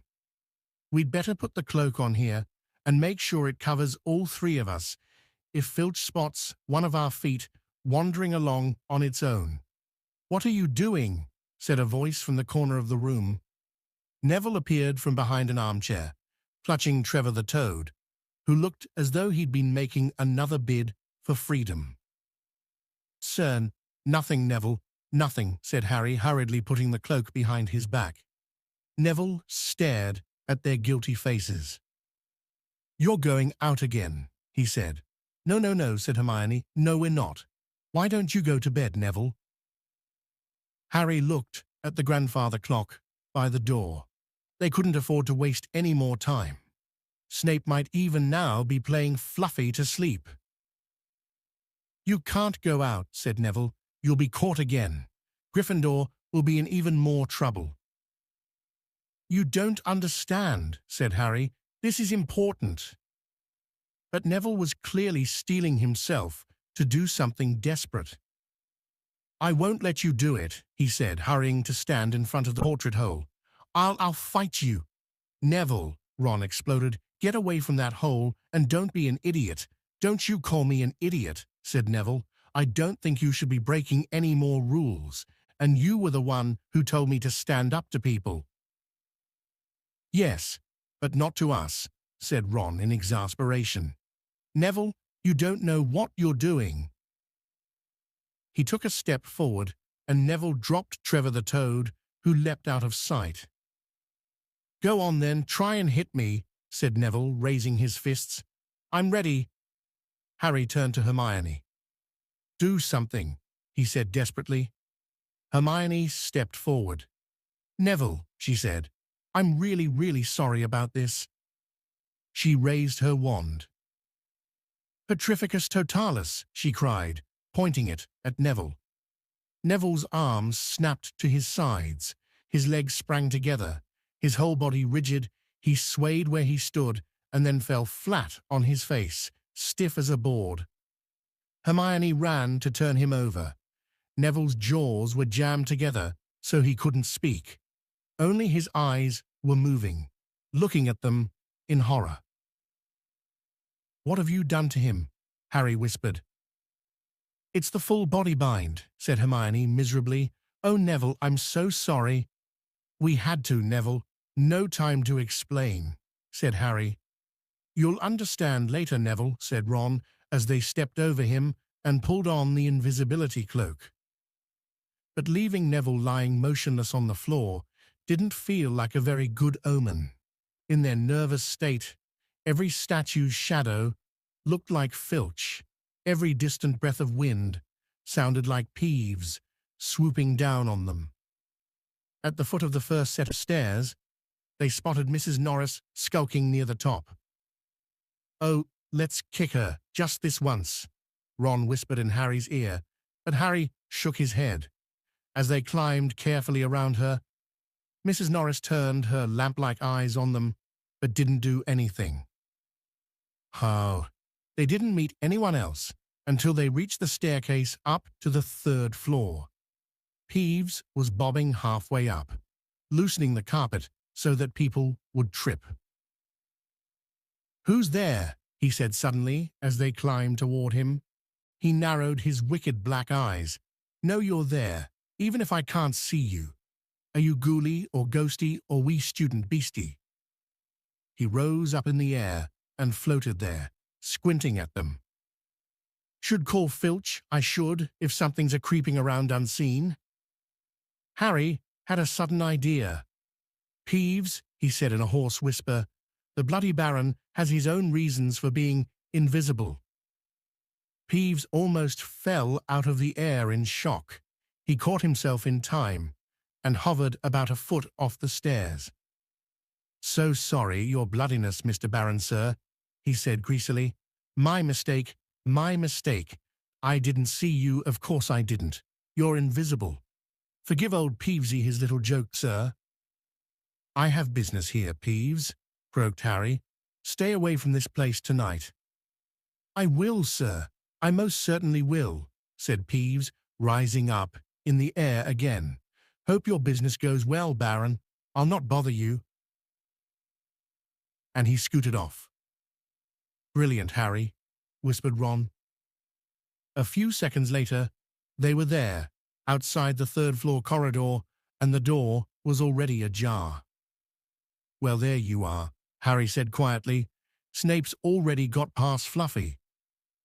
Seeing the open door somehow seemed to impress upon all three of them what was facing them. Underneath the cloak, Harry turned to the other two. "If you want to go back, I won't blame you," he said. "You can take the cloak. I won't need it now." "Don't be stupid," said Ron. "We're coming," said Hermione. Harry pushed the door open. As the door creaked, low, rumbling growls met their ears. All three of the dogs' noses sniffed madly in their direction, even though it couldn't see them. "What's that at its feet?" Hermione whispered. "Looks like a harp," said Ron. "Snape must have left it there." "It must wake up the moment you stop playing," said Harry. "Well, here goes." He put Hagrid's flute to his lips and blew. It wasn't really a tune, but from the first note, the beast's eyes began to droop. Harry hardly drew breath. Slowly, the dog's growls ceased. It tottered on its paws and fell to its knees. Then it slumped to the ground, fast asleep. "Keep playing," Ron warned Harry as they slipped out of the cloak and crept toward the trapdoor. They could feel the dog's hot, smelly breath as they approached the giant heads. "I think we'll be able to pull the door open," said Ron, peering over the dog's back. "Want to go first, Hermione?" "No, I don't." "All right." Ron gritted his teeth and stepped carefully over the dog's legs. He bent and pulled the ring of the trapdoor, which swung up and open.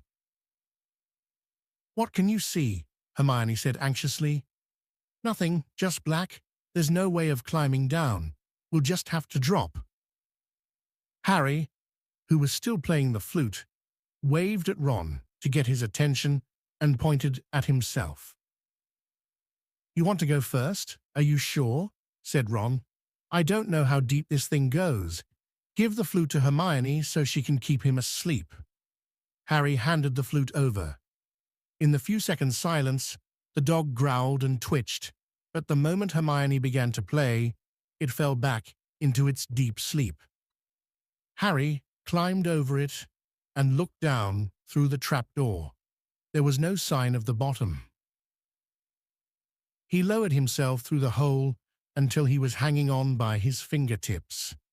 Then he looked up at Ron and said, "If anything happens to me, don't follow.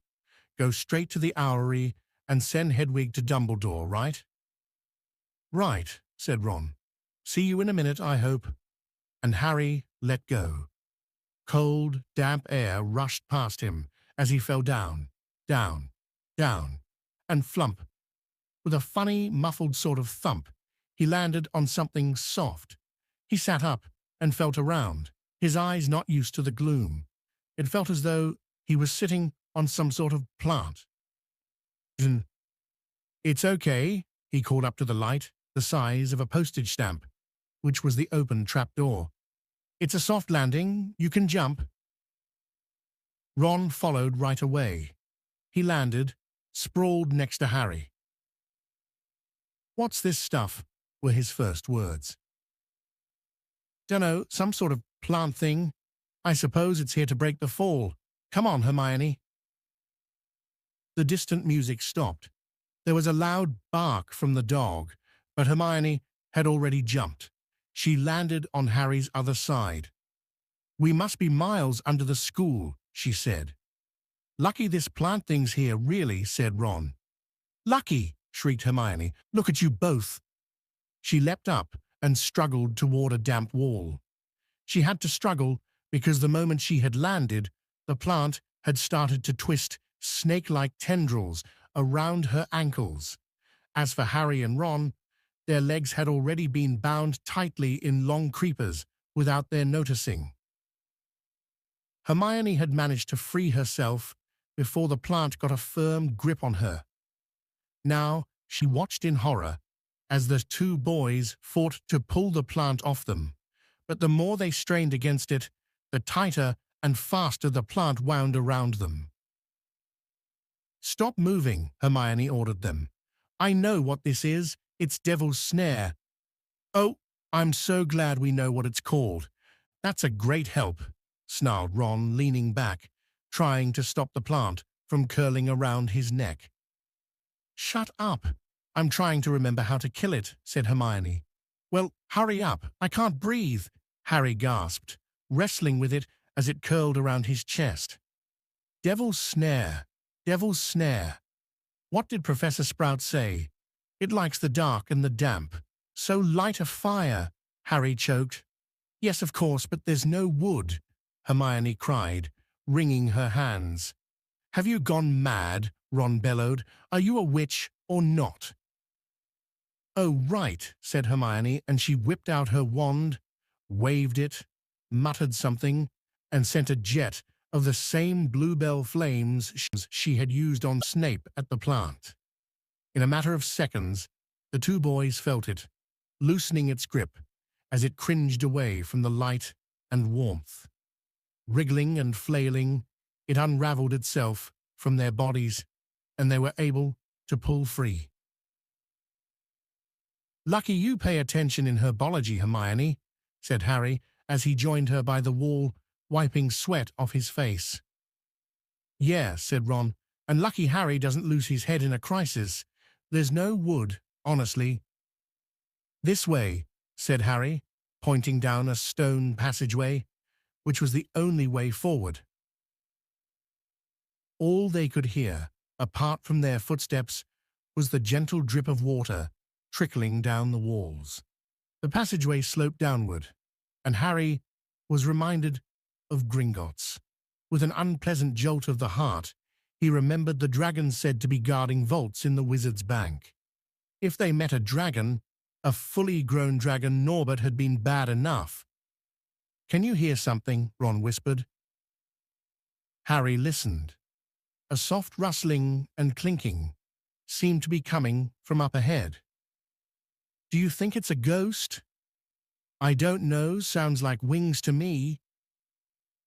"There's light ahead. I can see something moving." They reached the end of the passageway and saw before them a brilliantly lit chamber, its ceiling arching high above them.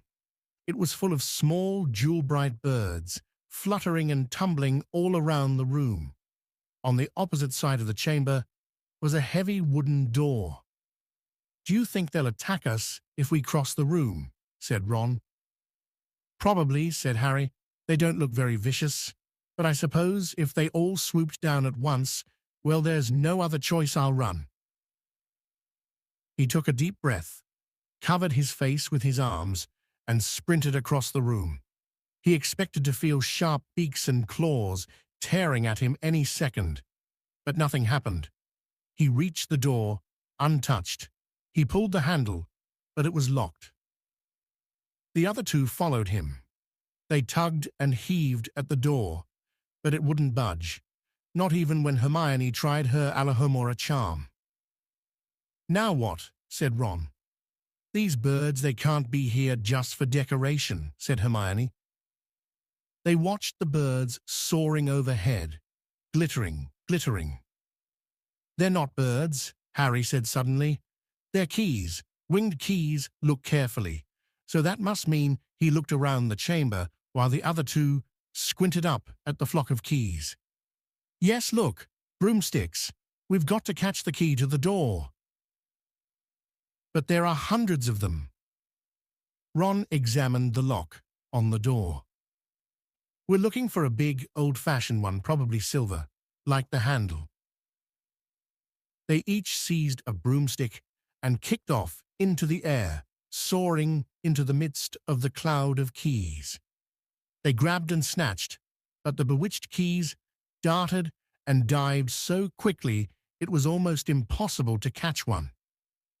Not for nothing, though, was Harry the youngest seeker in a century. He had a knack for spotting things other people didn't. After a minute's weaving about through the whirl of rainbow feathers, he noticed a large silver key that had a bent wing, as if it had already been caught and stuffed roughly into the keyhole. "That one," he called to the others. "That big one there, no, there with bright blue wings. The feathers are all crumpled on one side." Ron went speeding in the direction that Harry was pointing, crashed into the ceiling, and nearly fell off his broom. "We've got to close in on it," Harry called, not taking his eyes off the key with the damaged wing. "Ron, you come at it from above Hermione. Stay below and stop it from going down, and I'll try and catch it. Right, now." Ron dived. Hermione rocketed upward. The key dodged them both, and Harry streaked after it. It sped toward the wall. Harry leaned forward and, with a nasty crunching noise, pinned it against the stone with one hand. Ron and Hermione's cheers echoed around the high chamber. "Hey!" They landed quickly, and Harry ran to the door, the key struggling in his hand.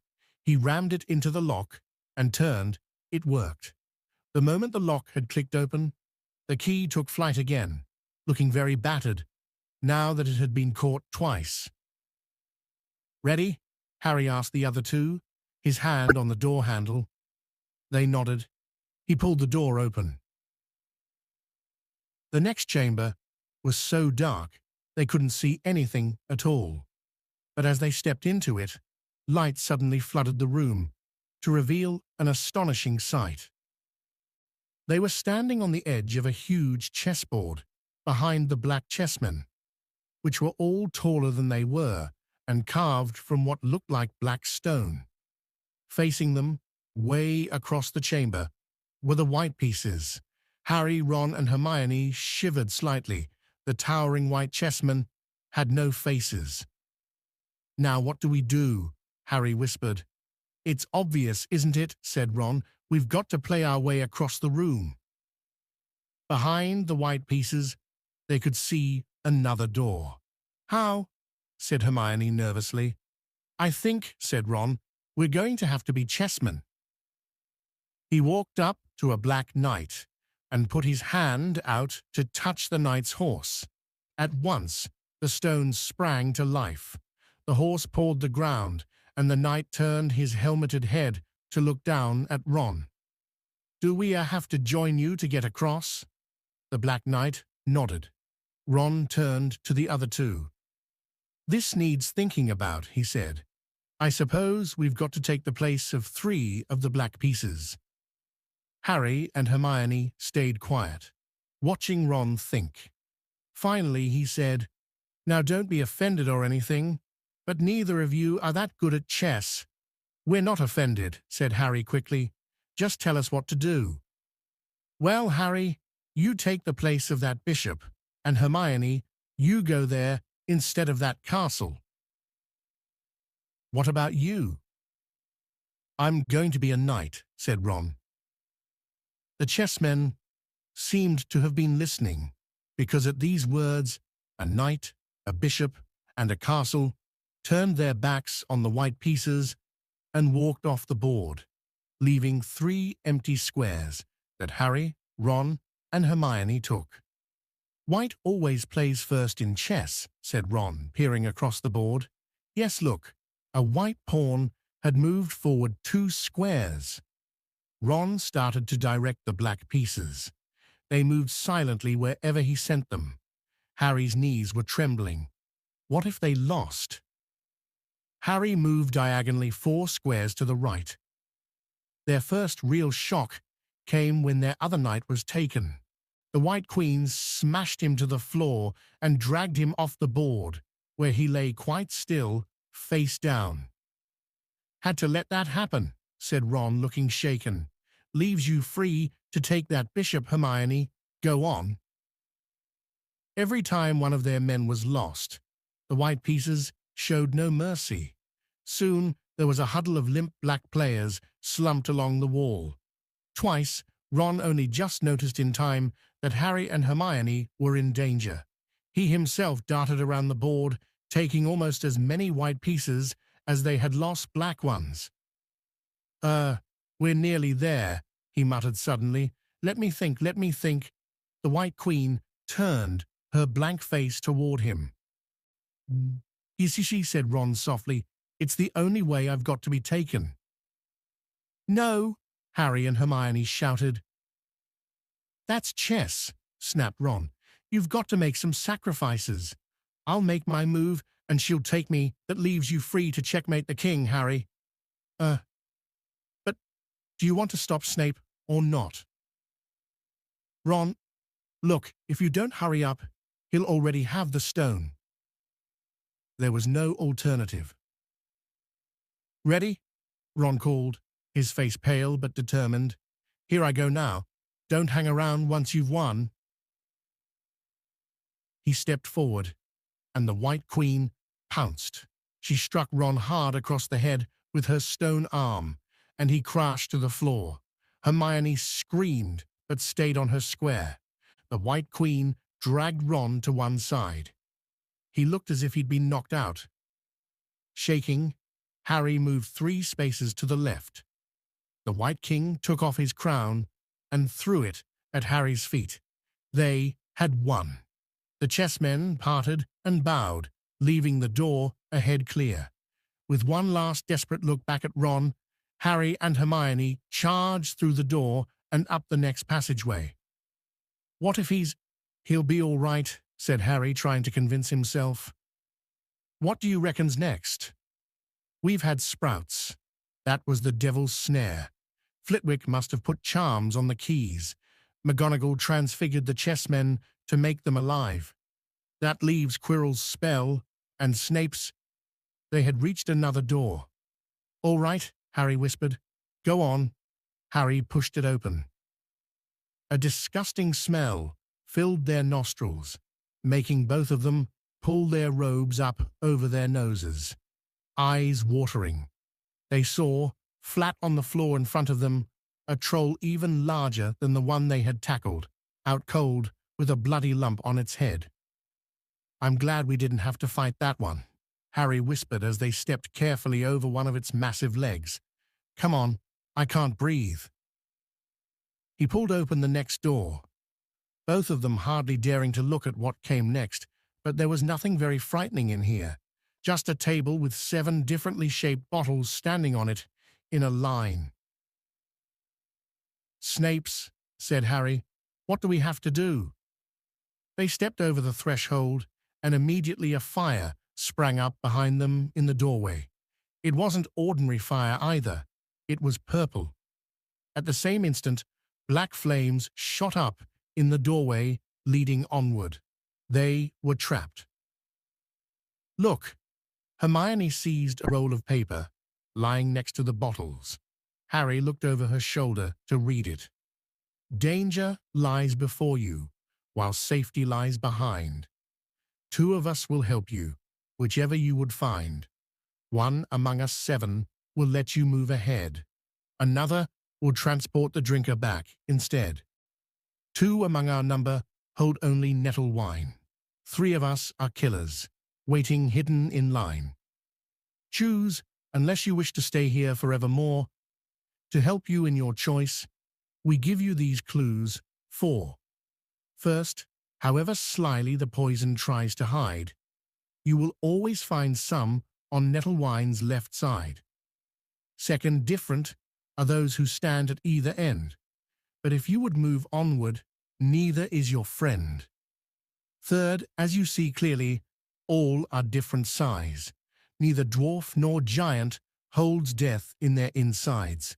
Fourth, the second left and the second on the right are twins once you taste them, though different at first sight. Hermione let out a great sigh, and Harry, amazed, saw that she was smiling, the very last thing he felt like doing. "Brilliant," said Hermione. "This isn't magic, it's logic, a puzzle. A lot of the greatest wizards haven't got an ounce of logic. They'd be stuck in here forever." "But so will we, won't we?" "Of course not," said Hermione. "Everything we need is here on this paper. 7 bottles, 3 are poison, 2 are wine. 1 will get us safely through the black fire, and 1 will get us back through the purple. But how do we know which to drink?" "Give me a minute." Hermione read the paper several times. Then she walked up and down the line of bottles, muttering to herself and pointing at them. At last, she clapped her hands. "Got it," she said. "The smallest bottle will get us through the black fire toward the stone." Harry looked at the tiny bottle. "There's only enough there for one of us," he said. "That's hardly 1 swallow." They looked at each other. "Which one will get you back through the purple flames?" Hermione pointed at a rounded bottle at the right end of the line. "You drink that," said Harry. "No, listen. Get back and get Ron. Grab brooms from the flying key room. They'll get you out of the trapdoor and past Fluffy, go straight to the owlery and send Hedwig to Dumbledore. We need him. I might be able to hold Snape off for a while, but I'm no match for him, really." "But Harry, what if you know who's with him?" "Well, I was lucky once, wasn't I?" said Harry, pointing at his scar. "I might get lucky again." Hermione's lip trembled, and she suddenly dashed at Harry and threw her arms around him. "Hermione!" "Harry, you're a great wizard, you know." "I'm not as good as you," said Harry, very embarrassed, as she let go of him. "Me," said Hermione. "Books and cleverness. There are more important things, friendship and bravery, and oh, Harry, be careful." "You drink first," said Harry. "You are sure which is which, aren't you?" "Positive," said Hermione. She took a long drink from the round bottle at the end and shuddered. "It's not poison," said Harry anxiously. "No, but it's like ice. Quick, go, before it wears off." "Good luck. Take care. Go." Hermione turned and walked straight through the purple fire. Harry took a deep breath and picked up the smallest bottle. He turned to face the black flames. "Shoo, here I come," he said, and he drained the little bottle in one gulp. It was indeed as though ice was flooding his body. He put the bottle down and walked forward. He braced himself, saw the black flames licking his body, but couldn't feel them for a moment. He could see nothing but dark fire. Then he was on the other side, in the last chamber. There was already someone there, but it wasn't Snape. It wasn't even Voldemort. Chapter 17. The Man with Two Faces. It was Quirrell. "You," gasped Harry. Quirrell smiled. His face wasn't twitching at all. "Me," he said calmly. "I wondered whether I'd be meeting you here, Potter." "But I thought Snape—" "Severus?" Quirrell laughed, and it wasn't his usual quivering treble either, but cold and sharp.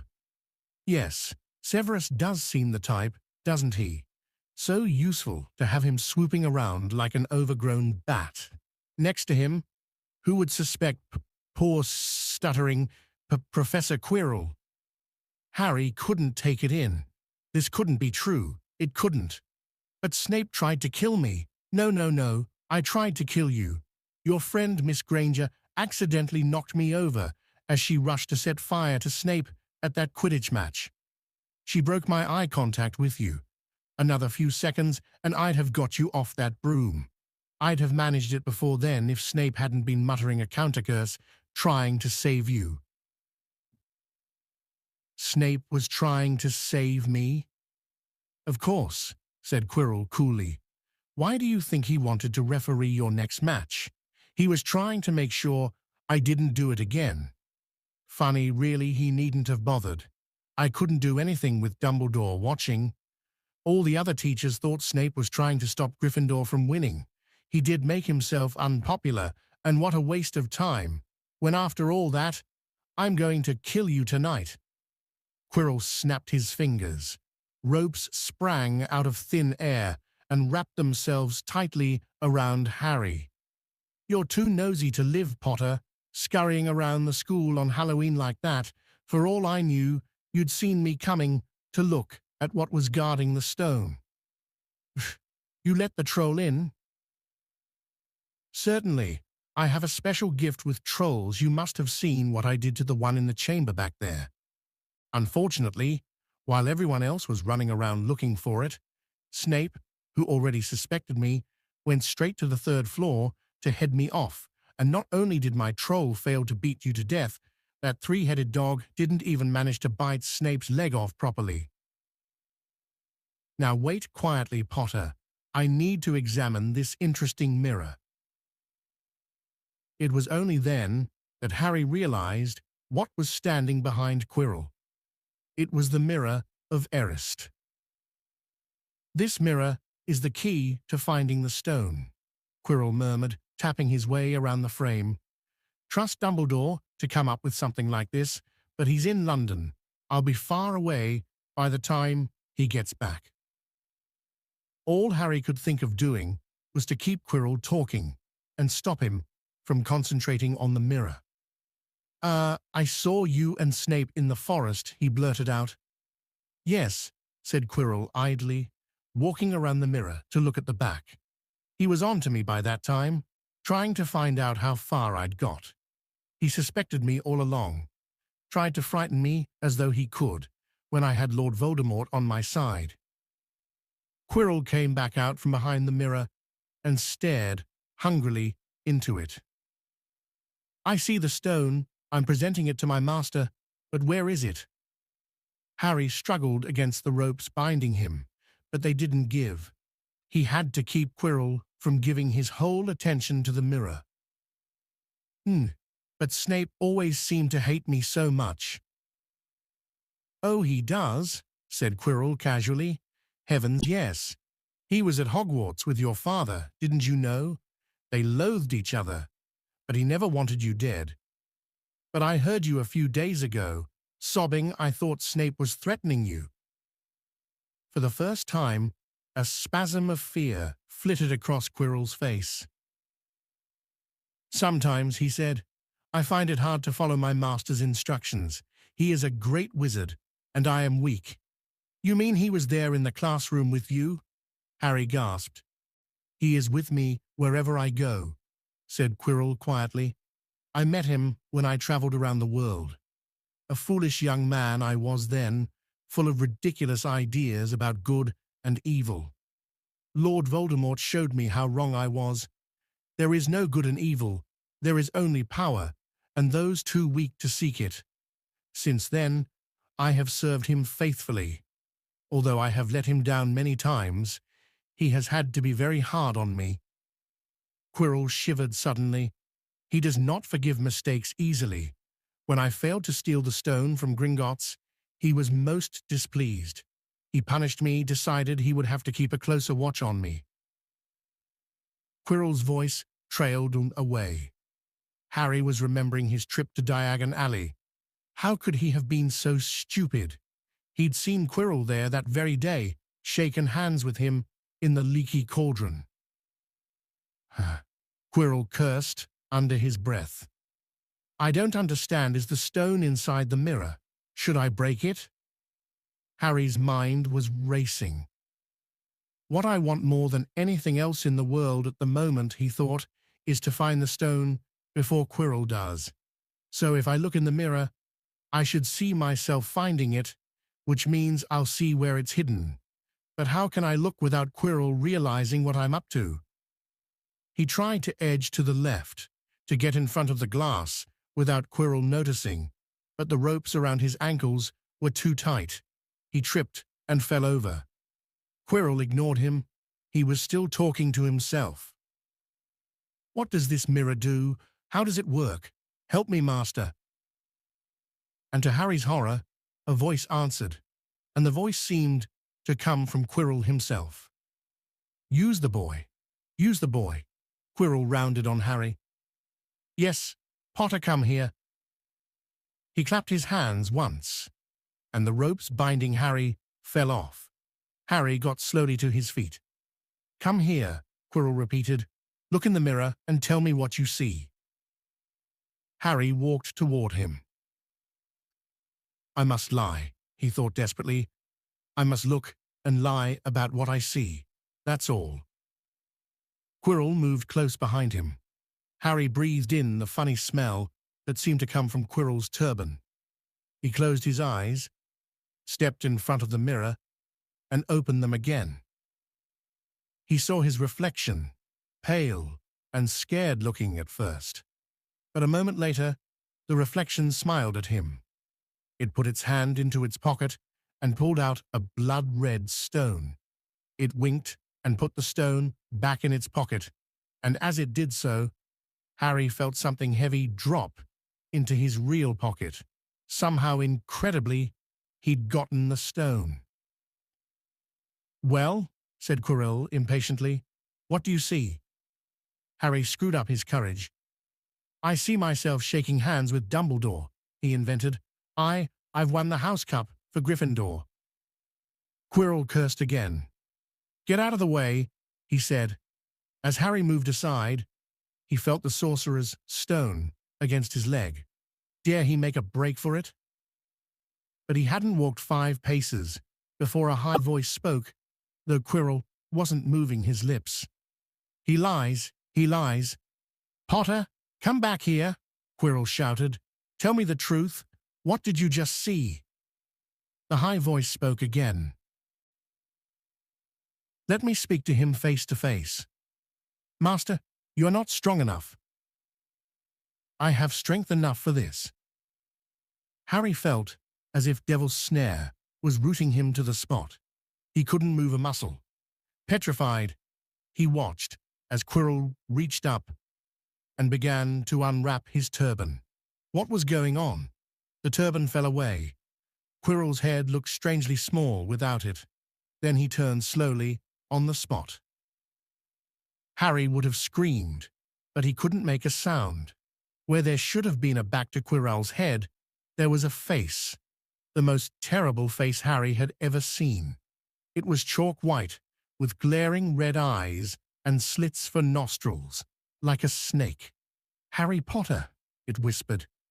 Harry tried to take a step backward, but his legs wouldn't move. See what I have become, the face said. Mere shadow and vapor.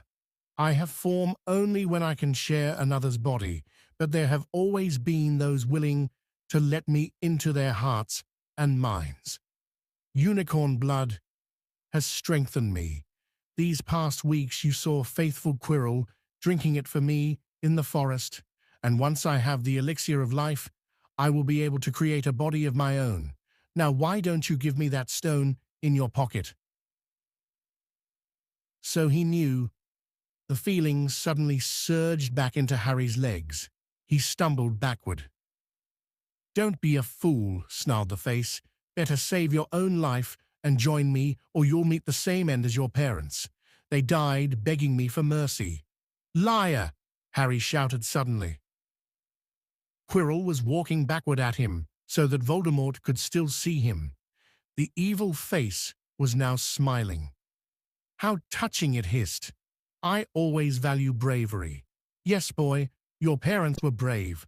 I killed your father first, and he put up a courageous fight, but your mother needn't have died. She was trying to protect you. Now give me the stone, unless you want her to have died in vain." "Never!" Harry sprang toward the flame door, but Voldemort screamed, "Seize him!" And the next second, Harry felt Quirrell's hand close on his wrist.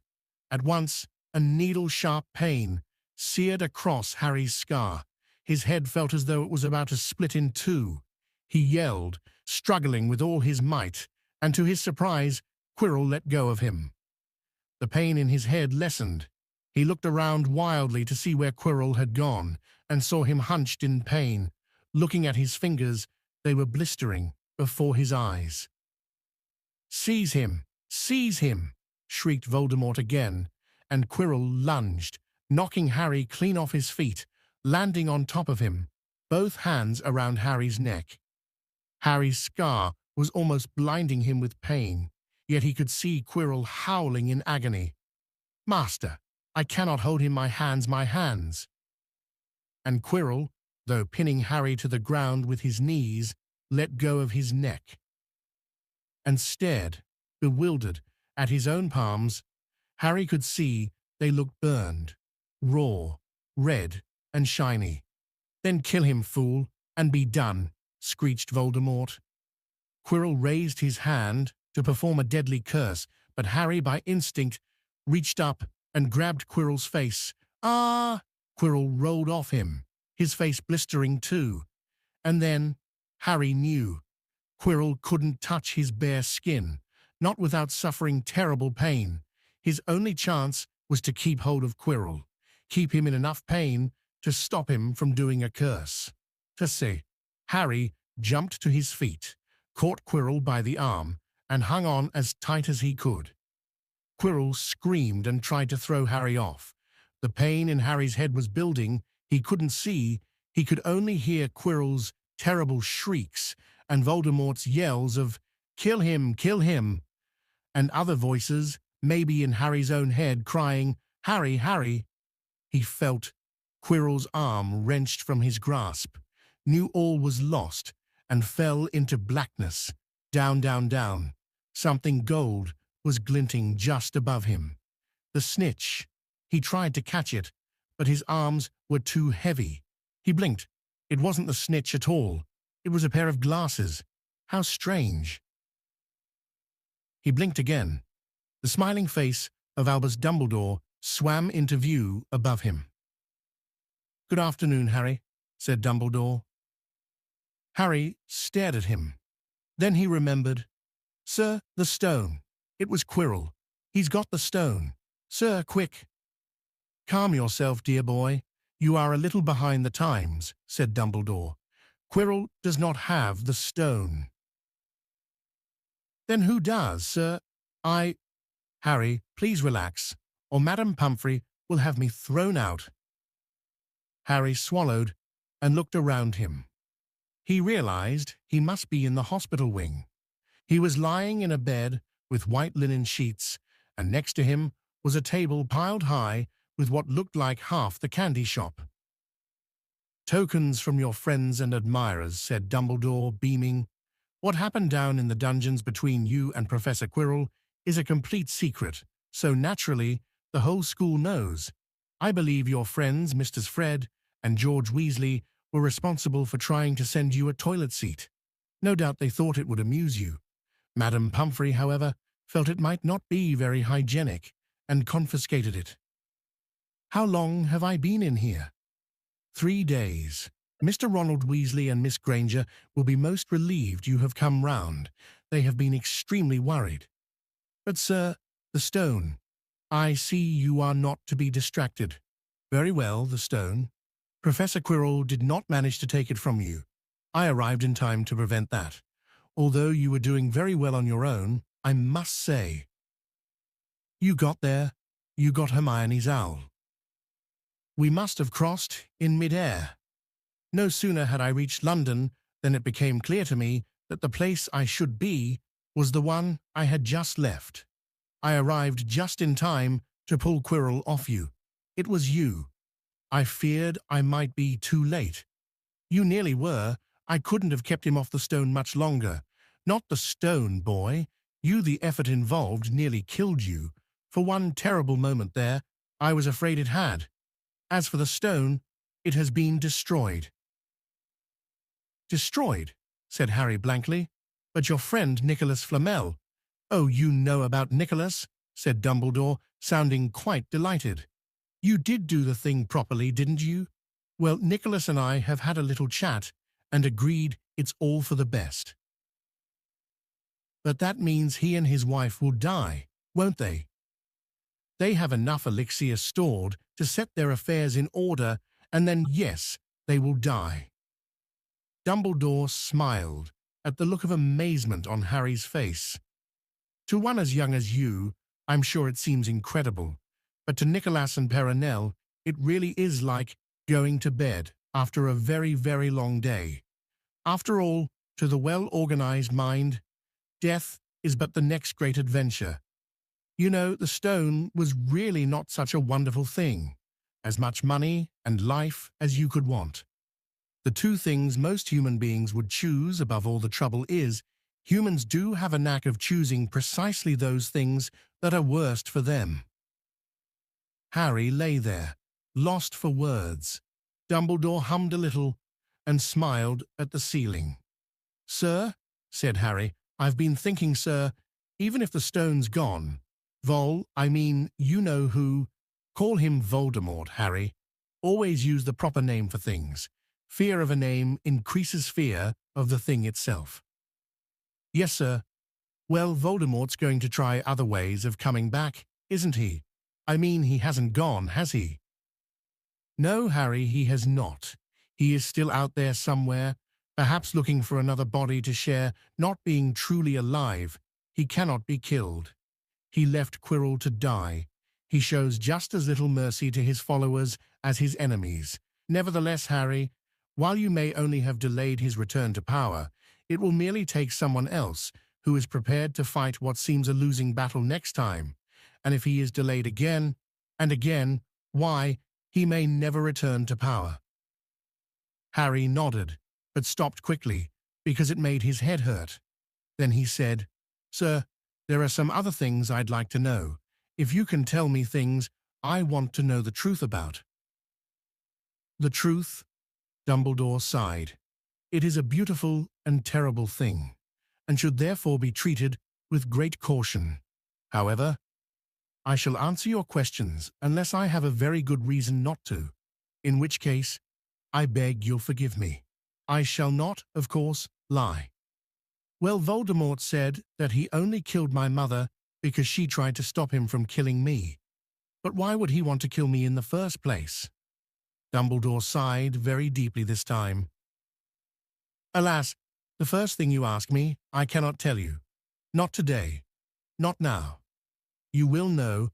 One day, put it from your mind for now, Harry. When you are older, I know you hate to hear this. When you are ready, you will know."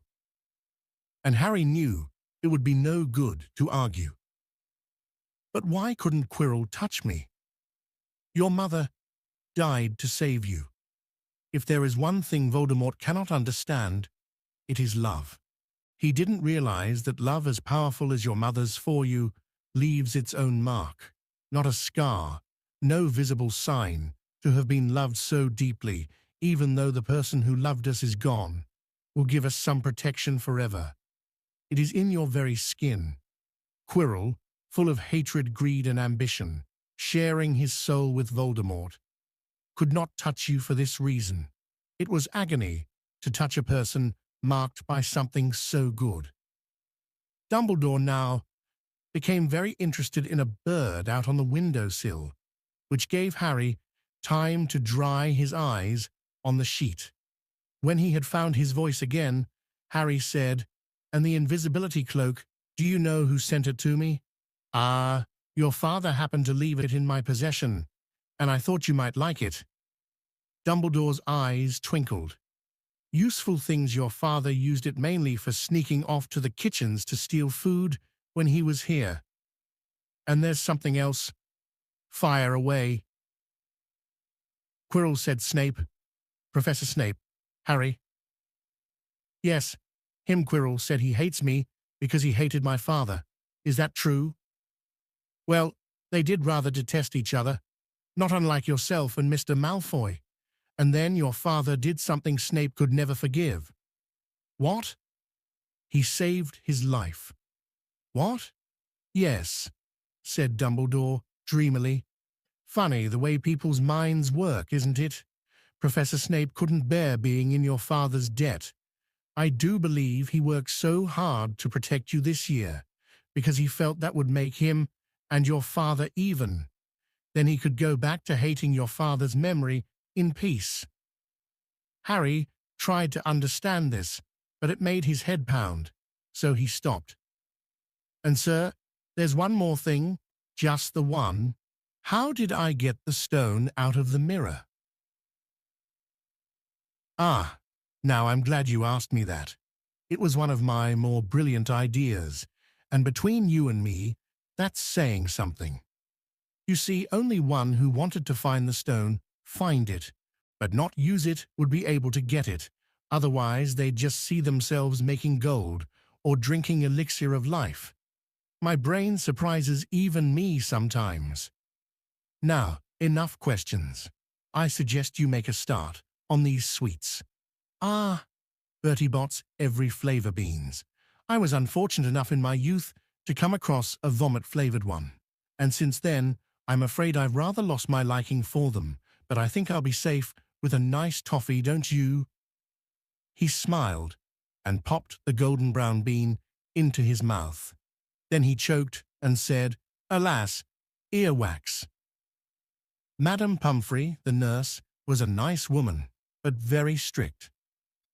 "Just 5 minutes," Harry pleaded. "Absolutely not. You let Professor Dumbledore in." "Well, of course, that was the headmaster. Quite different. You need rest." "I am resting, look, lying down and everything." "Oh, go on, Madame Pumphrey." "Oh, very well," she said, "but 5 minutes only." And she let Ron and Hermione in. "Harry!" Hermione looked ready to fling her arms around him again, but Harry was glad she held herself in, as his head was still very sore. "Oh, Harry, we were sure you were going to Dumbledore. We're so worried." "The whole school's talking about it," said Ron. "What really happened?" It was one of those rare occasions when the true story is even more strange and exciting than the wild rumors. Harry told them everything. Quirrell, the mirror, the stone, and Voldemort. Ron and Hermione were a very good audience. They gasped in all the right places, and when Harry told them what was under Quirrell's turban, Hermione screamed out loud. "So the stone's gone," said Ron finally. "Flamel's just going to die." "That's what I said, but Dumbledore thinks that what was it? To the well-organized mind, death is but the next great adventure." "I always said he was off his rocker," said Ron, looking quite impressed at how crazy his hero was. "So what happened to you too?" said Harry. "Well, I got back all right," said Hermione.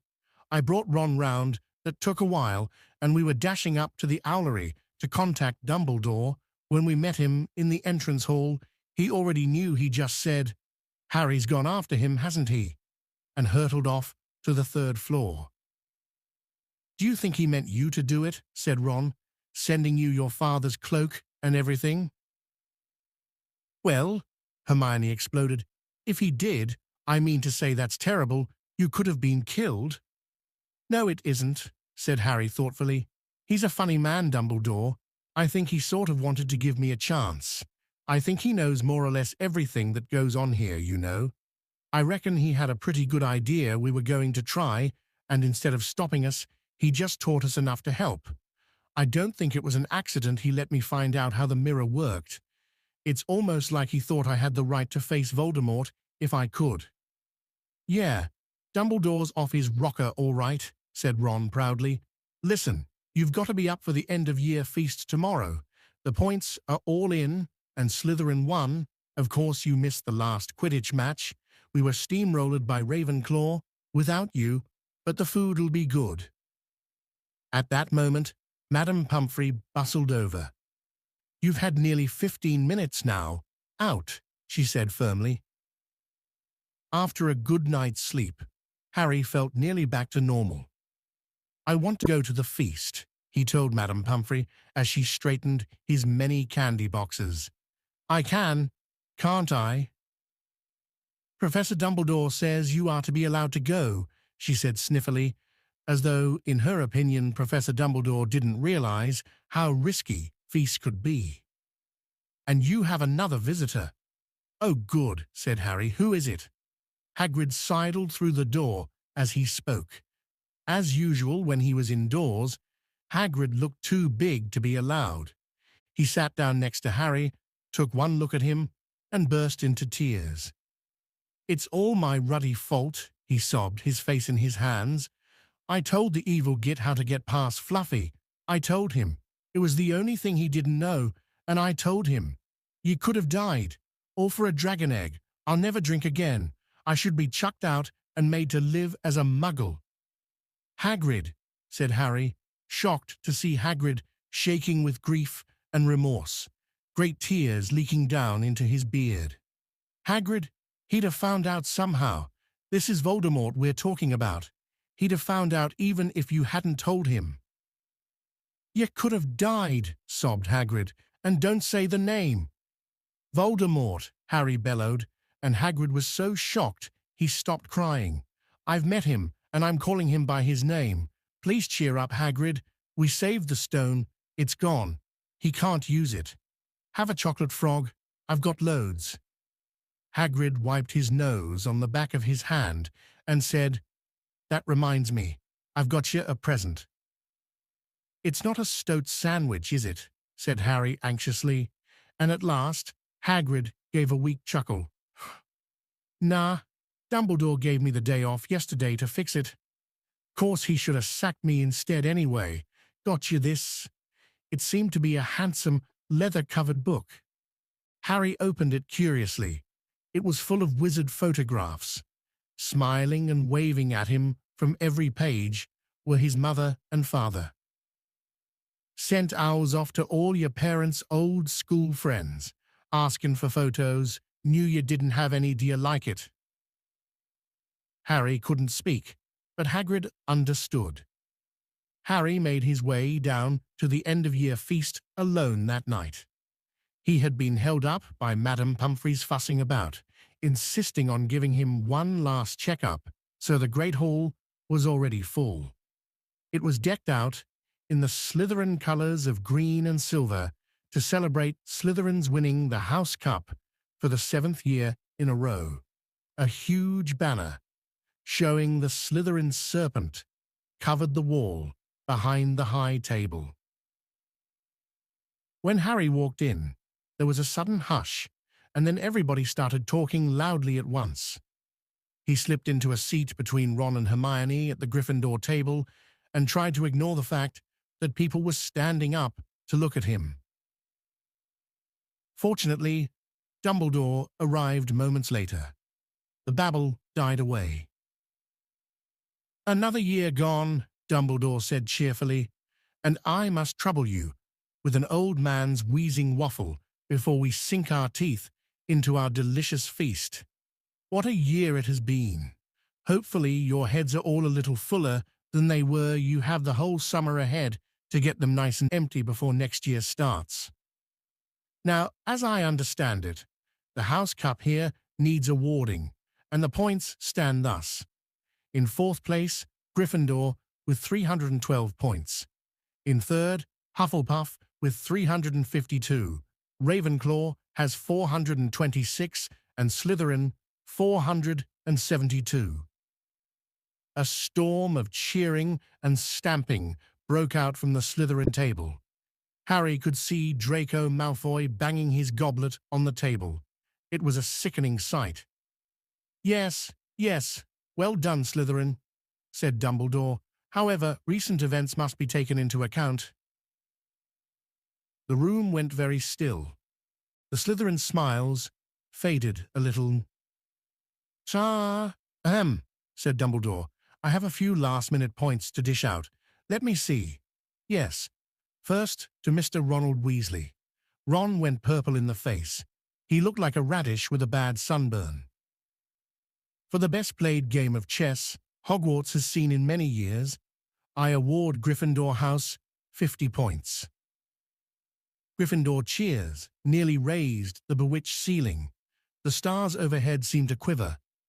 Percy could be heard telling the other prefects, "My brother, you know, my youngest brother, got past McGonagall's giant chess set." At last, there was silence again. Second to Miss Hermione Granger for the use of cool logic in the face of fire, I award Gryffindor House 50 points. Hermione buried her face in her arms. Harry strongly suspected she had burst into tears. Gryffindors up and down the table were beside themselves. They were 100 points up. "It's our turn." Third to Mr. Harry Potter, said Dumbledore. The room went deadly quiet. For pure nerve and outstanding courage, I award Gryffindor House 60 points.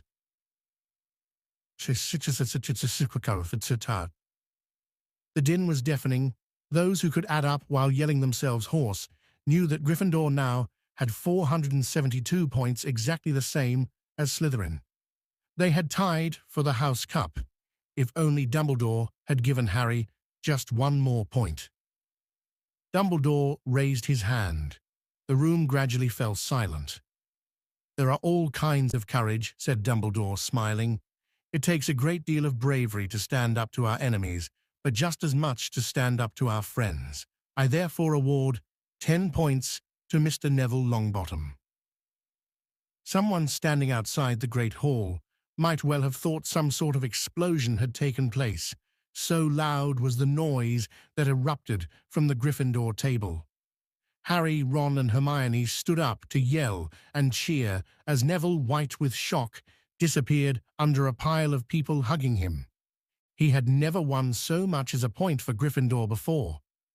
Harry, still cheering, nudged Ron in the ribs and pointed at Malfoy, who couldn't have looked more stunned and horrified if he'd just had the bodybind curse put on him.